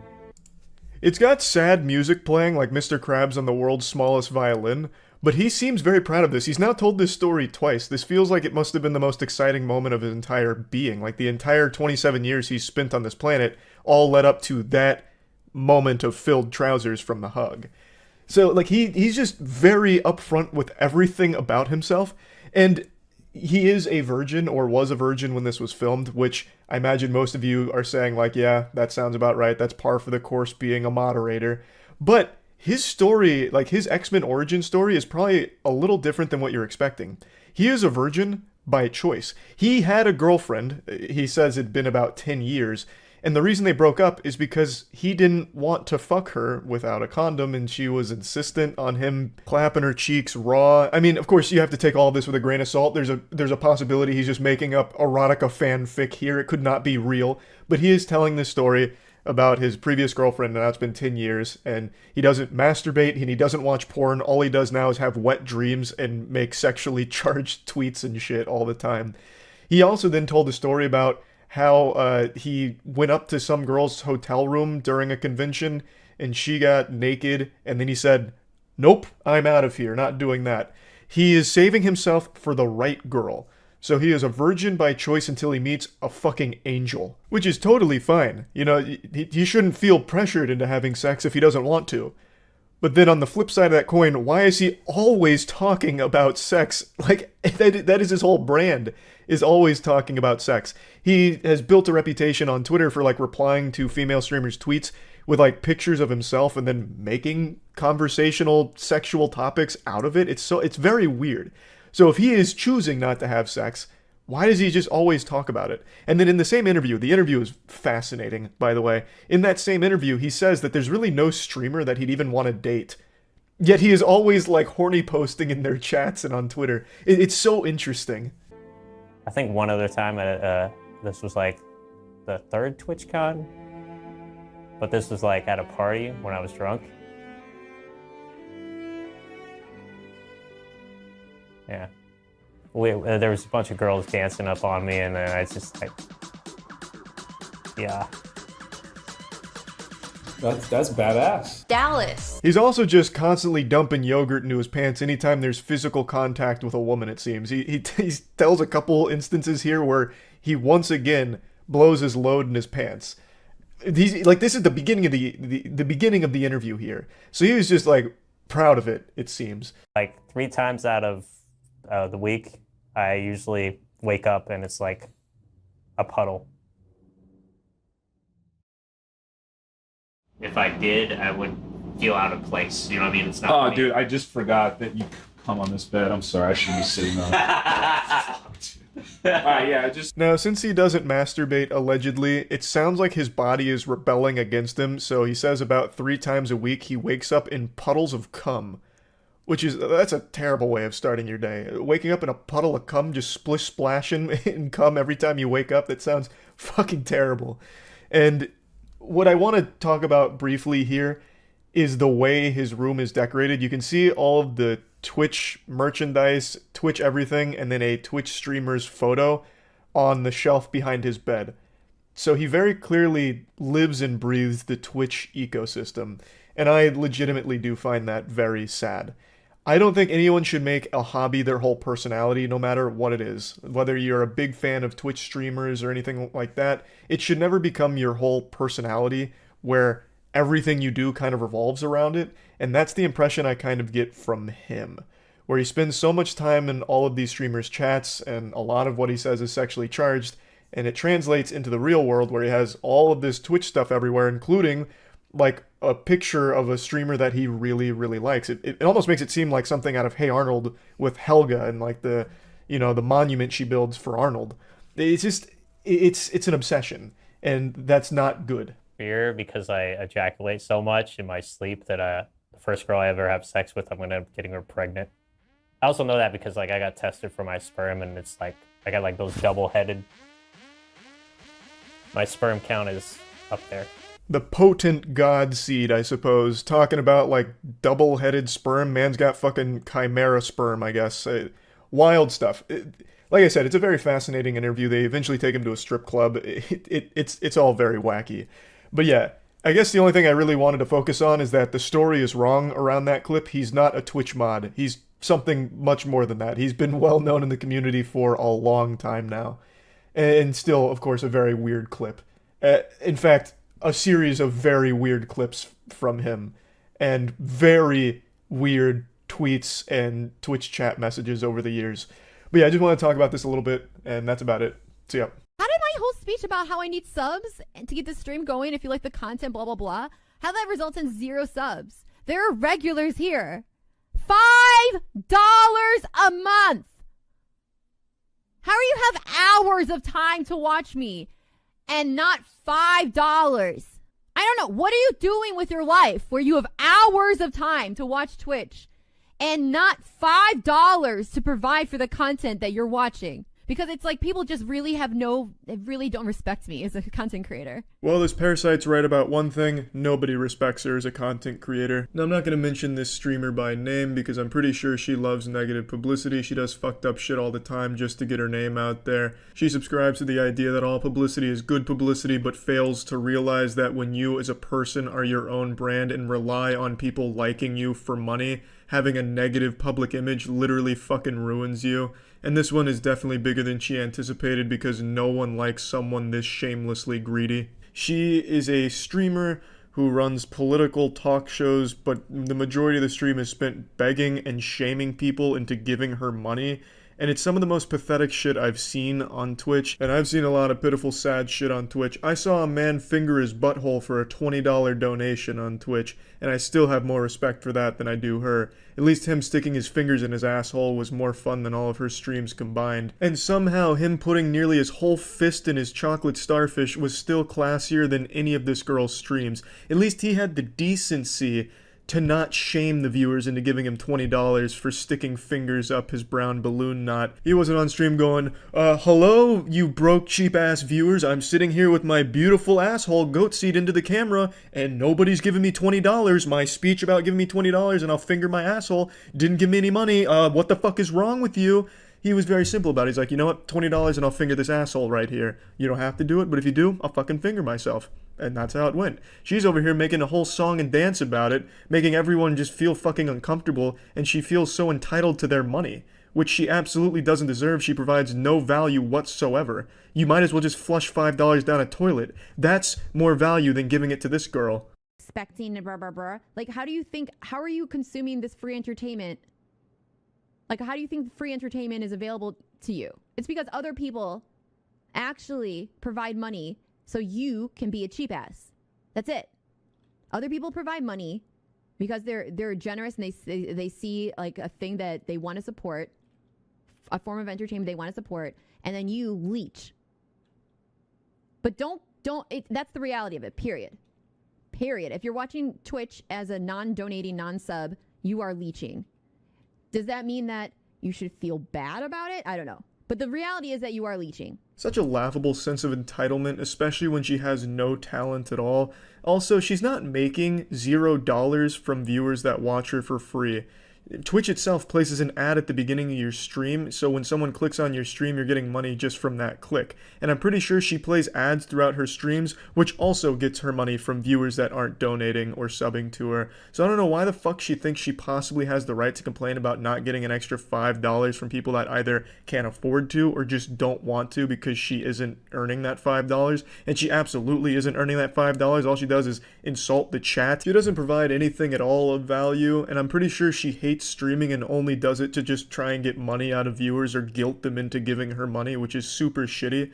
I'd say 95% of all streamers, myself included, I stream daily on Twitch at twitch.tv/moistcritical. Come stop by if you want to put a few extra inches on your penis. I'd say 95% of all streamers do it just because they love streaming. I know I do. I don't think the majority of streamers are going around just constantly begging for subs and donations, but I know there definitely are a few, her being the biggest culprit, but I'd say the majority of streamers aren't like that. Chat, I haven't got a donation or a sub for an hour. What the fuck? For an hour? What the fuck?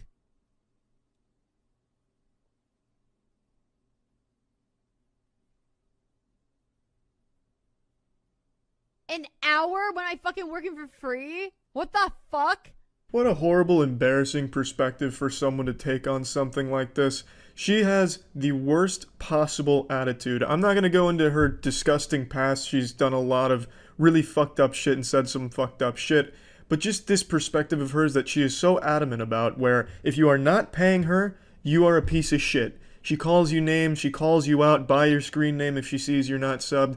She is the most standoffish, unlikable person on that platform. And it's gotta be kind of embarrassing to be a subscriber to this girl because she's openly hostile and doesn't give a fuck about it. Only there to siphon $5 out of your wallet every month because she feels entitled to it, as if you're just holding her money for her because you flip on her stream to fall asleep to it once every 3 months. But yeah, this narcissist is probably the greediest person on Twitch. She's like the Mr. Krabs of streaming, but not nearly as cool as Mr. Krabs because she has a shitty personality, a horrible attitude, and the worst perspective on things on that entire platform. And the reason why this is getting retweeted and liked so much is because she's an attractive woman who didn't act like a nice person, which is what makes sexually frustrated incels angry. Woman not acting, woman out of her place, me mad. Yeah, this hero decides to make it an issue about her being a woman, despite the fact that that is irrelevant to why people don't like it. It's because people don't like someone that says shit like that, and it is that greedy and that disrespectful and that entitled. It has nothing to do with her being a woman. But this guy's trying to score some of those brownie points. Oh, streamer, please look at me fight for you on Twitter. Please let down your long hair so I may take my $5 and climb up and woo you over. It's also really cute that Mike over here decides to call everyone that disagrees with her perspective an incel when he himself is like the fucking king of incels. Check out his first interaction with the streamer. That's fine. I think that's fine. So if a guy pays for my tab, I think I'm getting your attention. I feel like I touched like a vampire touching holy water. can I help you? I think they want to go in. Okay. Whoa there, Mike. I think you made her a little too wet with that alpha energy. Yeah, man, you've definitely got a lot of room to be tossing the word incel around, huh? With game like that? What a fucking player. Great work, Mike. There are people sticking up for her, of course. Buyer's remorse. They've already paid for the subscription, and now they feel like they need to justify it to everyone in the world. Like what you like who you like. It's totally fucking fine. But there's very clear reasons why people don't like what she said that have nothing to do with her being a woman, Mike. It has to do with her attitude and her disrespect and that sense of entitlement that she thinks everyone has to fucking pay her to watch her, and then she guilts them into it and shames them and makes them fucking feel bad and attacks them for it, which is wrong, Mike. It's just fucking wrong and it's shitty. It's a bad look and it's pathetic. But anyway, yeah, that's about it. So yeah. We hear about the Florida woman who got her entire driveway stolen. How does that work? Single mother's future in jeopardy after thief steals driveway. How? No way. Now playing above, it's this right here. This is where they put the news segment in the tiniest box on the screen. And now our Nick Papantonis is looking into the situation. Well, I'm going to speculate on how they might have done this crime. So they obviously needed some kind of heavy industrial machinery, right? And seeing the recent rise in forklift-related crimes, my guess is somehow they used a forklift, got the tongs under the driveway, and peeled up each individual piece of pavement. And then just stacked it and drove it away. That's my guess. I think a forklift was the culprit. Well, not like a sentient forklift, but like that was the tool used by the culprit. Ready for Christmas. Of all the things that you worried about getting stolen, did you think the driveway was one of them? No, What kind of fucking question is that? Hey, out of all the possible things that could have been stolen from your house, did you ever think it'd be your driveway? Like, fucking obviously not. That's not a thought any sane person would ever have. Like, you can't exactly padlock your driveway. No one's gonna ever consider that the Grinch might come through and just take the whole pavement up. Why even ask that question? It's super stupid. One told Brochu a Tampa area man identified Oh, as Tampa. Andre asked Let's them go. to price out a replacement. Again. 1 week later, this Oh, let's footage go. from Brochu's doorbell camera captured a bulldozer tearing out the concrete and hauling it away. Jesus Utter Christ. shock. I've never seen this before. Oh for 1 on guesses, it was a bulldozer, not a forklift. And believes Brochu is the victim of a scam.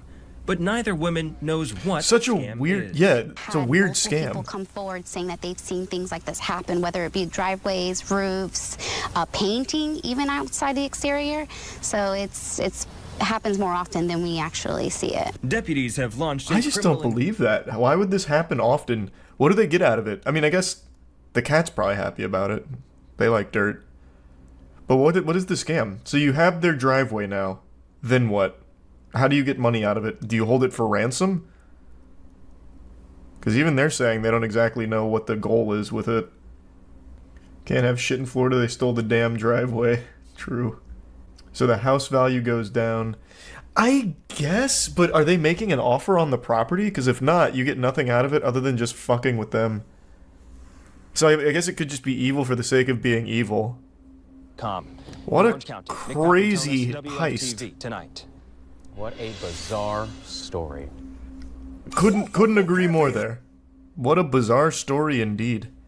Stealing a whole fucking driveway for no reason. This is some shit out of Ed, Edd n Eddy. Like, actually cartoon logic. Like, stealing a driveway is actually something out of Cartoon Network.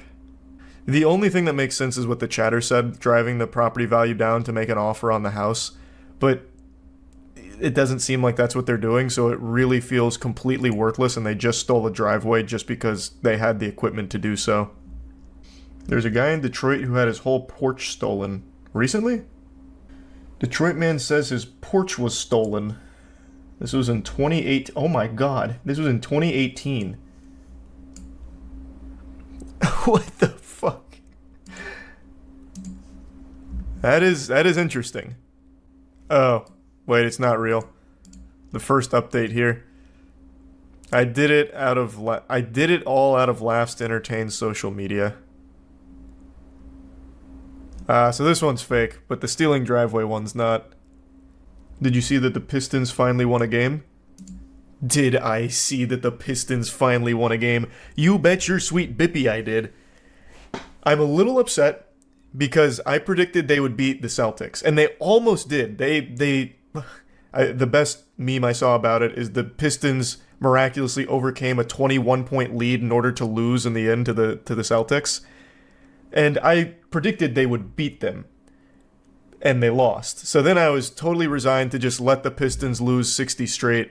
And then they come back today and they fucking win. It actually made me mad because I could have looked like a prophet. I actually would have looked like a legitimate, like what are they called? Soothsayer? To get that prediction right would have been big for me. But I got it wrong. They won today though. So they snapped the 28-game losing streak. I was reading some of the memes here. I didn't watch the game. I just saw that they posted this. And usually when they post final, it means the Pistons lost in another triumphant fashion. But they actually won, and I was looking at some of the memes. So, Winghouse said every time the Pistons win a game, it's 5 free wings. And that's been a big joke because the Pistons lost for 3 months now, or 2 months, whatever. So it's just been this meme about how everyone's starving, like, oh, no wings, Wingstop got the easiest advertisement ever because they don't have to give away wings because the Pistons can't win. So now I've just been going through the memes here. Sure hungry. Rev up those fryers, because I am sure hungry. It's been pretty fire, actually. All they need to do is win 50 games in a row to make the playoffs. That's what I'm predicting. I think now's the time. They got 28 games worth of losses, and as the old adage goes, you learn more from failure than you do success. So they've got tons of invaluable knowledge now. I think they win 50 straight. What does your new tattoo mean? Absolutely nothing. I just really like the design. This time around, I told myself this next tattoo I was getting was going to have meaning. So I once again got a meaningless tattoo. But, dagnabbit, I think it looks nice. It's not done yet. I still have to go back, but that's basically the bones of it. It's a balloons map. Yeah, kinda. Once it's finished, it'll be less balloons-esque, but I really like it. I really like how it's coming out. You did this, they could have gotten rid of the 76ers all-time loss record, now they tied it, fuck you. Hey man, I got it wrong. I said they were winning last game. So it's not my fault.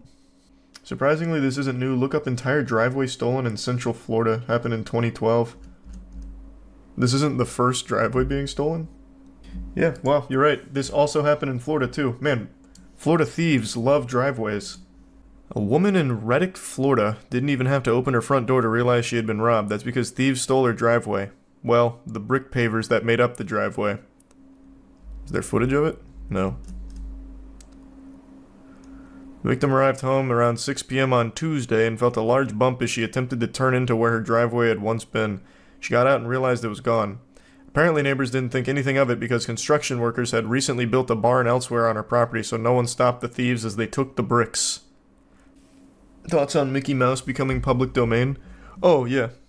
That happens on January 1st. Mickey Mouse is hitting the public domain. Well, Steamboat Willie Mickey Mouse, which is fine. We're going to use him in the MWL, mark my words. We'll have him fight against other public domain property like Winnie the Pooh.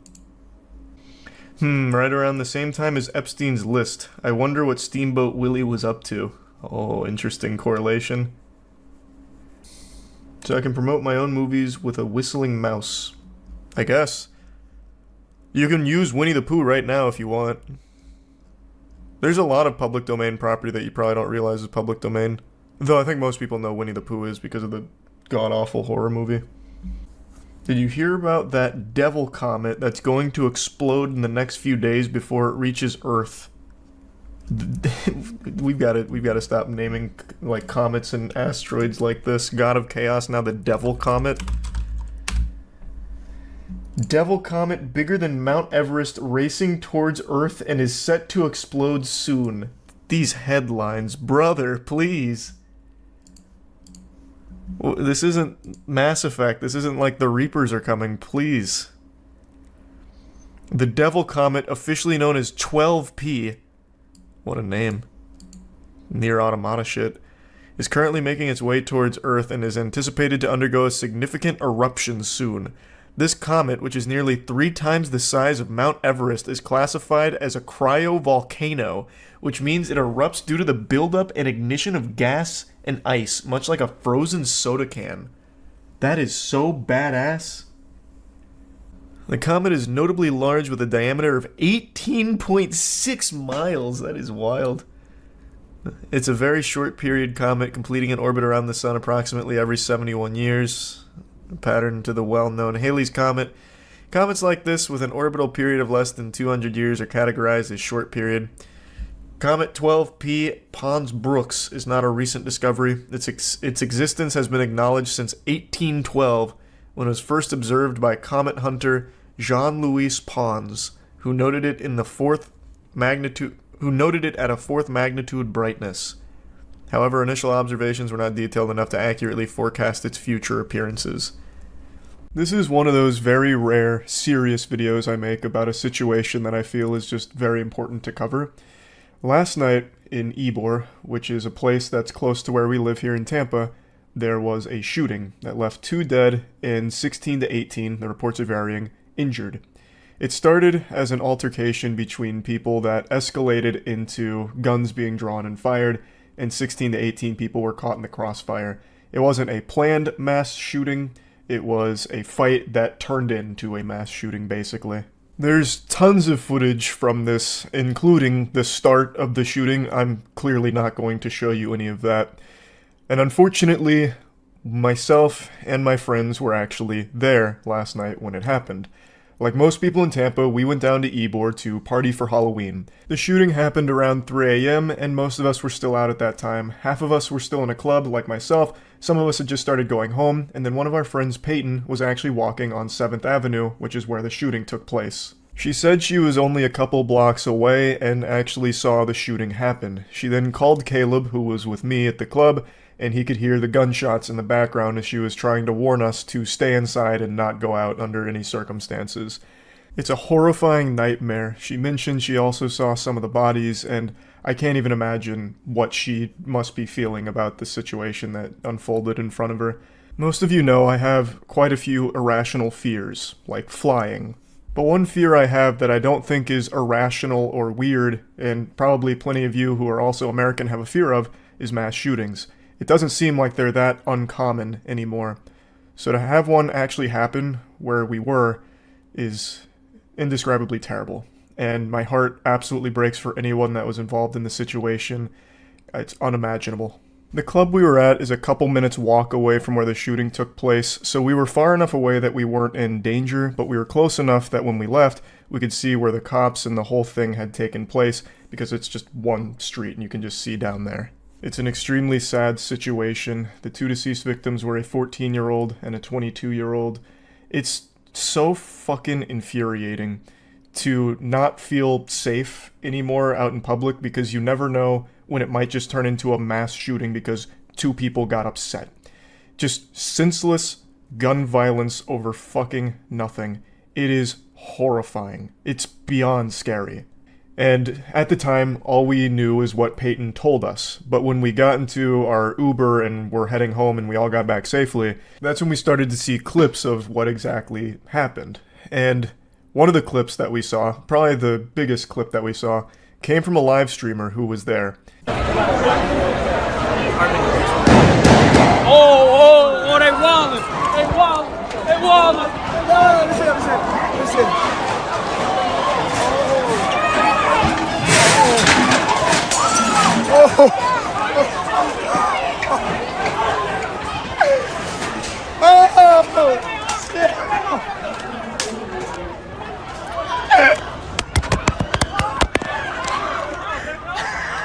The streamer caught a lot of shit for this because he is heard audibly belly laughing about the situation, and you can see him smiling ear to ear here, looking like he just got told the best joke in the world while also being tickled during a shooting. He has made a statement about this. He was replying to someone who gave him the benefit of the doubt, saying, "I don't think enough people know that in traumatic situations, people often react in ways that people who are uninvolved would see as inappropriate. This is how the brain works to protect us in moments of distress." To which he said, "Also, I was very intoxicated. As I said before, I hope everyone made it out safe, and I would never intentionally laugh at a situation like this." I don't think there's enough alcohol in the world to make you drunk enough to laugh during a mass shooting, but what they're describing here about laughing during traumatic situations is a real phenomenon. I am familiar with that. I've seen that before when studying in college. It's something we went over, and I don't necessarily know if I believe him that that's what happened, because he seemed extremely excited, almost celebrating that he was capturing these moments on his stream. Maybe he viewed it as content, or perhaps a big break, knowing his stream would be shared around in the news about this. I don't really know. But there is something still very off-putting about the way he responds to it, but I'm just going to go ahead and also give him the benefit of the doubt that perhaps this really is just how he responds to traumatic situations like this. But he did, a couple hours after this happened, make this tweet where he was replying to a news organization that posted his footage talking about the shooting in Ybor, and he said, "Yo, no props is crazy, not gonna lie, but hope everyone in the situation made it out safe." And then someone in the comments called him out saying, so someone said, "Props, this ain't no game, what the fuck?" And then he said, "Not the gun, props like it's my video, and I ain't get credit." This is a very weird response, in my opinion here, because it seems like the first thing on his mind is getting credit for them using that footage, which to me screams that he wants the attention from being the one to capture these moments. I feel like if his primary concern was the safety of all those around them and wishing them well that they got out safely, that would have been his main statement, instead of leading with, "It's crazy that I didn't get props, not gonna lie." Like, that to me really rubs me the wrong way. But again, I'm not a psychologist. I'm not going to pretend that I can read his mind. I'm also not trying to direct any harassment his way. This isn't like the focus of the video or anything, but these were the clips that we started to see right after the fact, and all of us were understandably like disturbed by what happened, and then also seeing someone laughing during it was extremely concerning. So I did want to talk about just that for a moment. I have made quite a few videos talking about how I believe there's a lot of influencers out there that just literally don't value human life and they just view the people around them as props. I've made the joke in the past that some of these content creators live by the motto, "Life is temporary, clout is forever," so they'll do anything in pursuit of clout, including perhaps using a shooting as a marketing tool to promote their stream. I hope that's not the case here. I'm not familiar with the streamer, so I can't really speak to their character or anything. I hope this is just one of those like defense mechanisms in a traumatic situation where unfortunately he laughs during it, and it's not him viewing it as some kind of like, you know, piece of content for his stream. But anyway, I'd like to state the obvious real quick, that it genuinely feels unsafe leaving the house. Every time you walk out the front door, it feels like you're taking an extreme risk in a dangerous environment. Even just going somewhere to have fun with your friends can instantly turn into the worst night of your life that changes everything forever, because two strangers just randomly start shooting each other over nothing and catching innocent people in the crossfire. One thing that I think is also important if you're not familiar with Ybor is every single night in Ybor, well, at least on the weekends when I've been, they have like at least 50 officers roaming the streets with their patrol cars. Some of them are even on horseback as well. And still, this happened. Even with all of that, this shooting happened in front of like 50 officers being there. Even with a strong police presence, they couldn't prevent 16 to 18 people getting injured in a shooting and 2 people dying from it. So there is a super, super strong police presence in that area where this shooting took place, and there was still nothing they could do to prevent it or stop the loss of life in a random shooting like this. It just happens too quick, and it is so fucking scary. But anyway, I don't want to focus on this for too long. My heart goes out to everyone that was affected by this, and my best wishes with the families of the deceased. That's about it. So yeah. It's been a little while since we just looked at a good old-fashioned embarrassing live streamer, and boy do I have a special specimen to share with you all today. The clip I'm about to show you is brand new. It only happened like 2 days ago, but it feels vintage. It's an IRL public nuisance stream that really does feel straight out of 2018, back when that was a popular genre. It's long dead now, it's fizzled out, but back in like the 2018 era, a very popular category of streaming was IRL, and it was infested with these degenerate worms that would just create as much ruckus in public as they could, try and instigate confrontation, and just be an absolute fucking headache to everyone around them. And the bigger the blow up they could cause, the better the content. It's not popular anymore because the shtick wore off and now it's just kind of pathetic and lame. But just like this guy's hairstyle, he's stuck in the past. This is a 40-year-old man who has a hairstyle of a 14-year-old emo boy. And he is a Kick streamer, he's not a Twitch streamer, but he has risen to notoriety because he has been accused twice now of having sex live on stream at Kick with prostitutes. I haven't seen it myself, so I can't fully opine on that, but goddamn, really going hard on that IRL content. You see that shit? It's fucking what we do. Unironically blasting dubstep in a train right now. And then he says, he has the gall, the chutzpah, to say, "This is what we do." Brother, you are stuck 15 years in the past. Holy shit. This is like a video I would have seen on MySpace from a pathetic guy back then, let alone 2023. Jesus Christ. I still can't get over that goofy line. This is fucking what we do. What? Sit there awkwardly in silence while you blast shitty music throughout the train? Like, usually when you say something like that, like, this is what we do, it's right before you do something cool. Like, fucking base jumping, bungee jumping, going out to play in the championship basketball game, like anything besides just sitting down and blasting dubstep.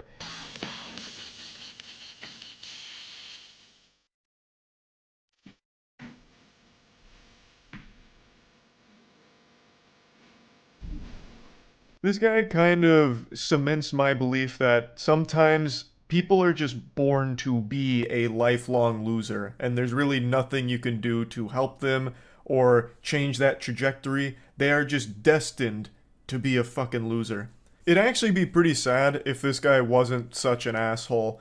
But you can see the people around him are clearly bothered by the loud dubstep that he is blaring here in this train for no reason other than to be a douchebag. He clearly believes he is the main character here and everyone else is just props for his IRL content. Just genuine filth. Who's that? What? Who's that? Yo, don't touch my shit. Don't touch me. Don't touch my shit. Don't touch me. Fuck you, pussy. Fuck you, pussy. I think it's pretty clear that he's most likely drunk here. As I understand it, he also does coke on stream occasionally, so maybe a little mix of both, some alcohol, some coke in his system, and right now they're waging war inside of his body. But yeah, anyway, edgy Edna Mode here gets up in a hurry after someone touches his device, saying, "Don't touch my shit," and then calling him a fucking pussy as he waddles away, stumbles away. The people around him are already very tired of his presence here. Rightfully so. I imagine even when he's not streaming, he's still probably a very hard person to be around in general. Someone tried to get his attention, most likely to ask him to turn it down, but he ignored him, even though he could clearly hear him, I imagine. So, when that failed, someone else just tried to turn it off themselves. Fuck you. These motherfuckers touching my shit. I can't get out of here. I can't go out. I just want to go out. fuck do you think you are? Do you want me to turn down my volume? Yeah. That's all you. Speak in the train. That's all you have to say. The way this goofball is behaving and the way he's speaking remind me of like an old 80s B-movie bad guy. Like really poorly acted, yet he's being real here, which is wild. Now he said if you wanted me to turn down the volume, all you had to do was ask, even though that was attempted and he just ignored him. I've seen a couple people make the argument that the guy shouldn't have reached for his phone to turn it off. He should have like tapped this guy on the shoulder first. And I guess that's fair to say. But it's not like I have any sympathy for the guy just touching the other dude's phone. He ignored the other guy. He's clearly doing this just to be a nuisance douchebag. Fucking touch his phone, turn it off. Like, fine. I'm not gonna get mad about that. And this guy doesn't have a right to get mad about it either, since this is the whole point of his content. He wanted to make a scene out of this because that's what it's all about for him. So he's getting exactly what he wanted. He doesn't really have a leg to stand on here with getting mad and aggressive. It's exactly what he was looking for. Instead of being wait. I want to take English to you because you understand English, right? Nah. You know? Chotomate, ne. Chotomate, ne. Speak English to me. Don't fucking Japanese to us, man. Uh-oh, big guy's going insano style now. He's whipping out the Speak English card while he's in Japan. So he's now saying that they need to speak English to him, despite him being there in Japan. Okay, bro. Daijoubu. You see that? You see what happened right here? Fucking motherfuckers. Chill. In English, we say chill. No, yes. In Japanese, we say disappear. Excellent de-escalation tactics here from this guy. Truly a master of his craft. A real silver-tongued devil, I'll tell you what. So, a whole conflict that this guy started for the sake of his shitty stream has escalated to a point that now makes him uncomfortable. He seems very scared now that he's about to enter into a physical confrontation. So now he's just saying chill as he's retreating off the train instantly. Like, immediately, ASAP, getting the fuck out of there. Why are you racist? You're racist. I am fucking racist. You are racist, right? You're racist. No. You're racist, right? He said he was racist. He said it. You see, he said he was racist. That is no racist. Oh shit, stand back. This guy's using his alt. He's alting. He brought out the racist card somehow in this situation on the other guy, hitting him with that fucking crazy reverse. Good lord, out of nowhere, from the top turnbuckle, he tries to cry racism. Fucking wild maneuver here. Interesting tactics. I don't even know really where to begin on breaking that one down. I don't even think it's necessary. I think that one speaks for itself, honestly. Let the chess speak for itself in this case here, because goddamn, what an embarrassing sign-off to this whole situation.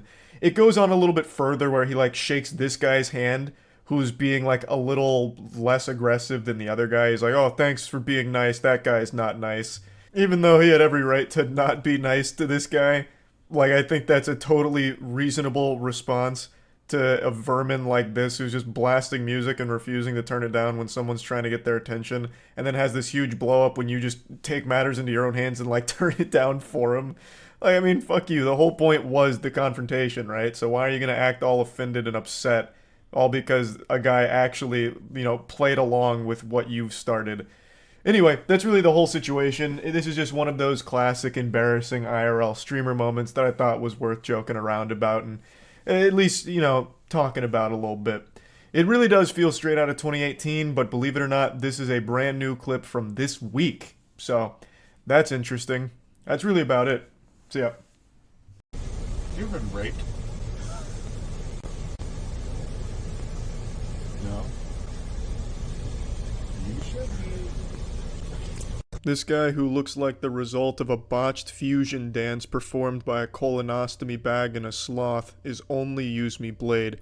Now, I'm sure some of you are thinking Brian was just telling a really shitty, edgy joke, but it's not. Brian, Only Use Me Blade, has a history of sexually harassing women during streams, and earlier this week found himself under more controversy during an RV stream, where it appears he gets into a bed with a passed-out drunk woman and thrusts. This is all allegedly, nothing is 100% proven, so keep that in mind. All of that in that department is alleged. He is a downright deplorable, revolting, adipose astronaut, a downright shit stain on the internet. He is easily the world's worst streamer. He is a raging alcoholic, serial groper, just groping complete strangers, and just, he's an animal abuser as well. All of these, all documented. I'll show you what I can. Let me give you a brief history of Only Use Me Blade. Only Use Me Blade rose to popularity during the early days of Call of Duty Modern Warfare. His shtick was he was only using a knife to get his kills, and he did well in the game, but his popularity faded as the game's popularity faded, and he didn't adapt very well. He got big into alcohol, and then started streaming. The only reason he maintained even a very small audience is because people were laughing at him. They liked to see him get drunk and fall asleep, well, pass out, hurt himself, stumble around. That was the only thing that people tuned in to see. He's a degenerate loser. In fact, he was banned on Twitch because he got so drunk he started fingering his asshole for a $20 donation. The only reason people have ever tuned into Brian's stream is to watch him pass out and compete with each other to see who can wake him up with the loudest noise through the computer. That is Brian's whole identity, his legacy. And I'd feel bad for him, but it's hard to feel bad for a skid mark like this guy. Now let me show you his follow-up to when he recently groped a woman on stream and she called him out for it. This is his perspective on it. I just have a lot of love to give. So if some random fucking ugly whore bitch gets groped, she gets groped. Accept it. You should be fucking welcome, whore. You should be fucking welcome, whore. Seriously, you should be fucking honored that I would ever grope you, you stupid bitch. What a class act. This guy is the exact person your parents tell you never to end up like. You can genuinely smell him through the computer. Brian struggles with alcoholism, obviously, and it's so bad. He's 36 years old and looks like a fucking walking corpse already, but it's so bad that he has to wear diapers because he frequently shits and pisses himself. And he's been shown on stream putting on his adult diapers. And they're fucking massive diapers. It looks like something that you could put a whole goddamn Ford F-150 into. Because this is a big boy taking big shits and big pee-pees when he's blackout drunk. Now, let me get to the animal abuse. Alright, let's go. I didn't like it. Animal abuse is all the rage from internet creators these days, and Only Use Me Blade hopped on that bandwagon early. You got Brooke, the girl that put her dog into the dryer. You've got all of these titans in animal abuse on the internet, and Only Use Me Blade was kind of the pioneer who really kicked it off. He's done more than just that, but that was the first clip that I could find, and I didn't really want to go through his entire catalog of absolutely deplorable, disgusting shit.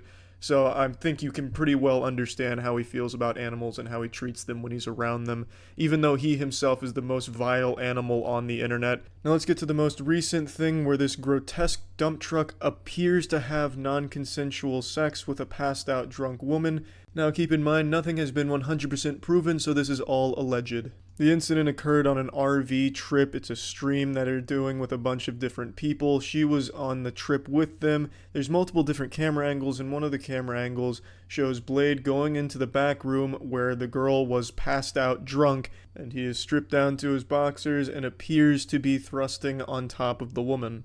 Now, before this alleged incident even occurs, there's a clip right before anything happens where Brian is asking one of the other men that you see in frame here if he should go have sex with the passed out girl in the back. He mentions her by her stream name, and I don't think she wants her name associated with any of this, so I'm not going to show you the clip. But to the guy's response when Brian says this is he just kind of shrugs his shoulders. Every man on this fucking RV that you see here is such a piece of shit. It's unbelievable. It's like this RV is a giant pile of dog shit, and these are just subhuman flies feasting upon it, festering in this cesspool. It's fucking gross. This is the clip where the alleged incident actually is occurring on camera. I've cropped it out so you can't see it, but just out of frame, it seems as though Brian is making a thrusting motion on the bed. He's a massive man, so you can see the covers moving back and forth, and his legs are moving quite a bit as well, trembling under the body weight that they have to support. But this alleged incident is occurring at this time in the clip. Another extremely sad thing about this whole situation is the Reddit community that's trying to defend it. It's like a propaganda machine. They released like an Illuminati video trying to debunk it scientifically, but it's really poorly made and you can clearly tell it's made by a 15-year-old. And as you can read, their excuse is basically RV was bouncing, which explains why the covers were moving the way they were, but it doesn't explain why they were moving at the same speed and the same interval during this alleged incident that occurs, and his legs were shaking due to alcohol shakes. And then throws in like this conspiracy bullet point list on why people would be making it up, and it's obviously never even occurred to this psychopath middle school lunch table loner social outcast 15-year-old that the reason people are upset is because they feel as though they may have just witnessed a crime and a really horrible thing, because in this alleged incident the footage looks very bad and disturbing. And for some reason, as these fucking paranoid gang-stalking conspiracy points like, oh, they're coming after our entertainment, the normies are flooding in, white knights. It's unbelievable, and it's just fucking pathetic. It's not rape if they don't have an orgasm. Fuck it.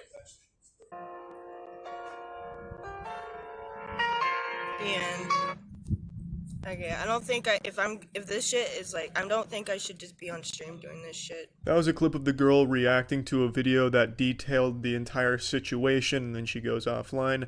I'm going to give you a quick little montage of Brian groping women on stream. If you just search Only Use Me Blade, the first 20 or so results are just clips of him groping women that aren't interested in him.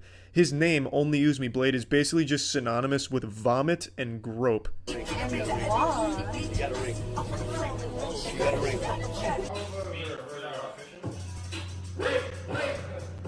my god. Oh my god, what the fuck? You can't grope me! You broke me on my head. I don't know where I'm at. You have some big ass titties, baby. No, bring them on back. Bring them on back. Oh yeah, it's worth mentioning, all of this is after he's purged YouTube of the clips of him groping and sexually harassing and assaulting women. Yeah, he also abuses copyright takedown shit. He is the max level of pathetic loser on this fucking planet. It's unbelievable.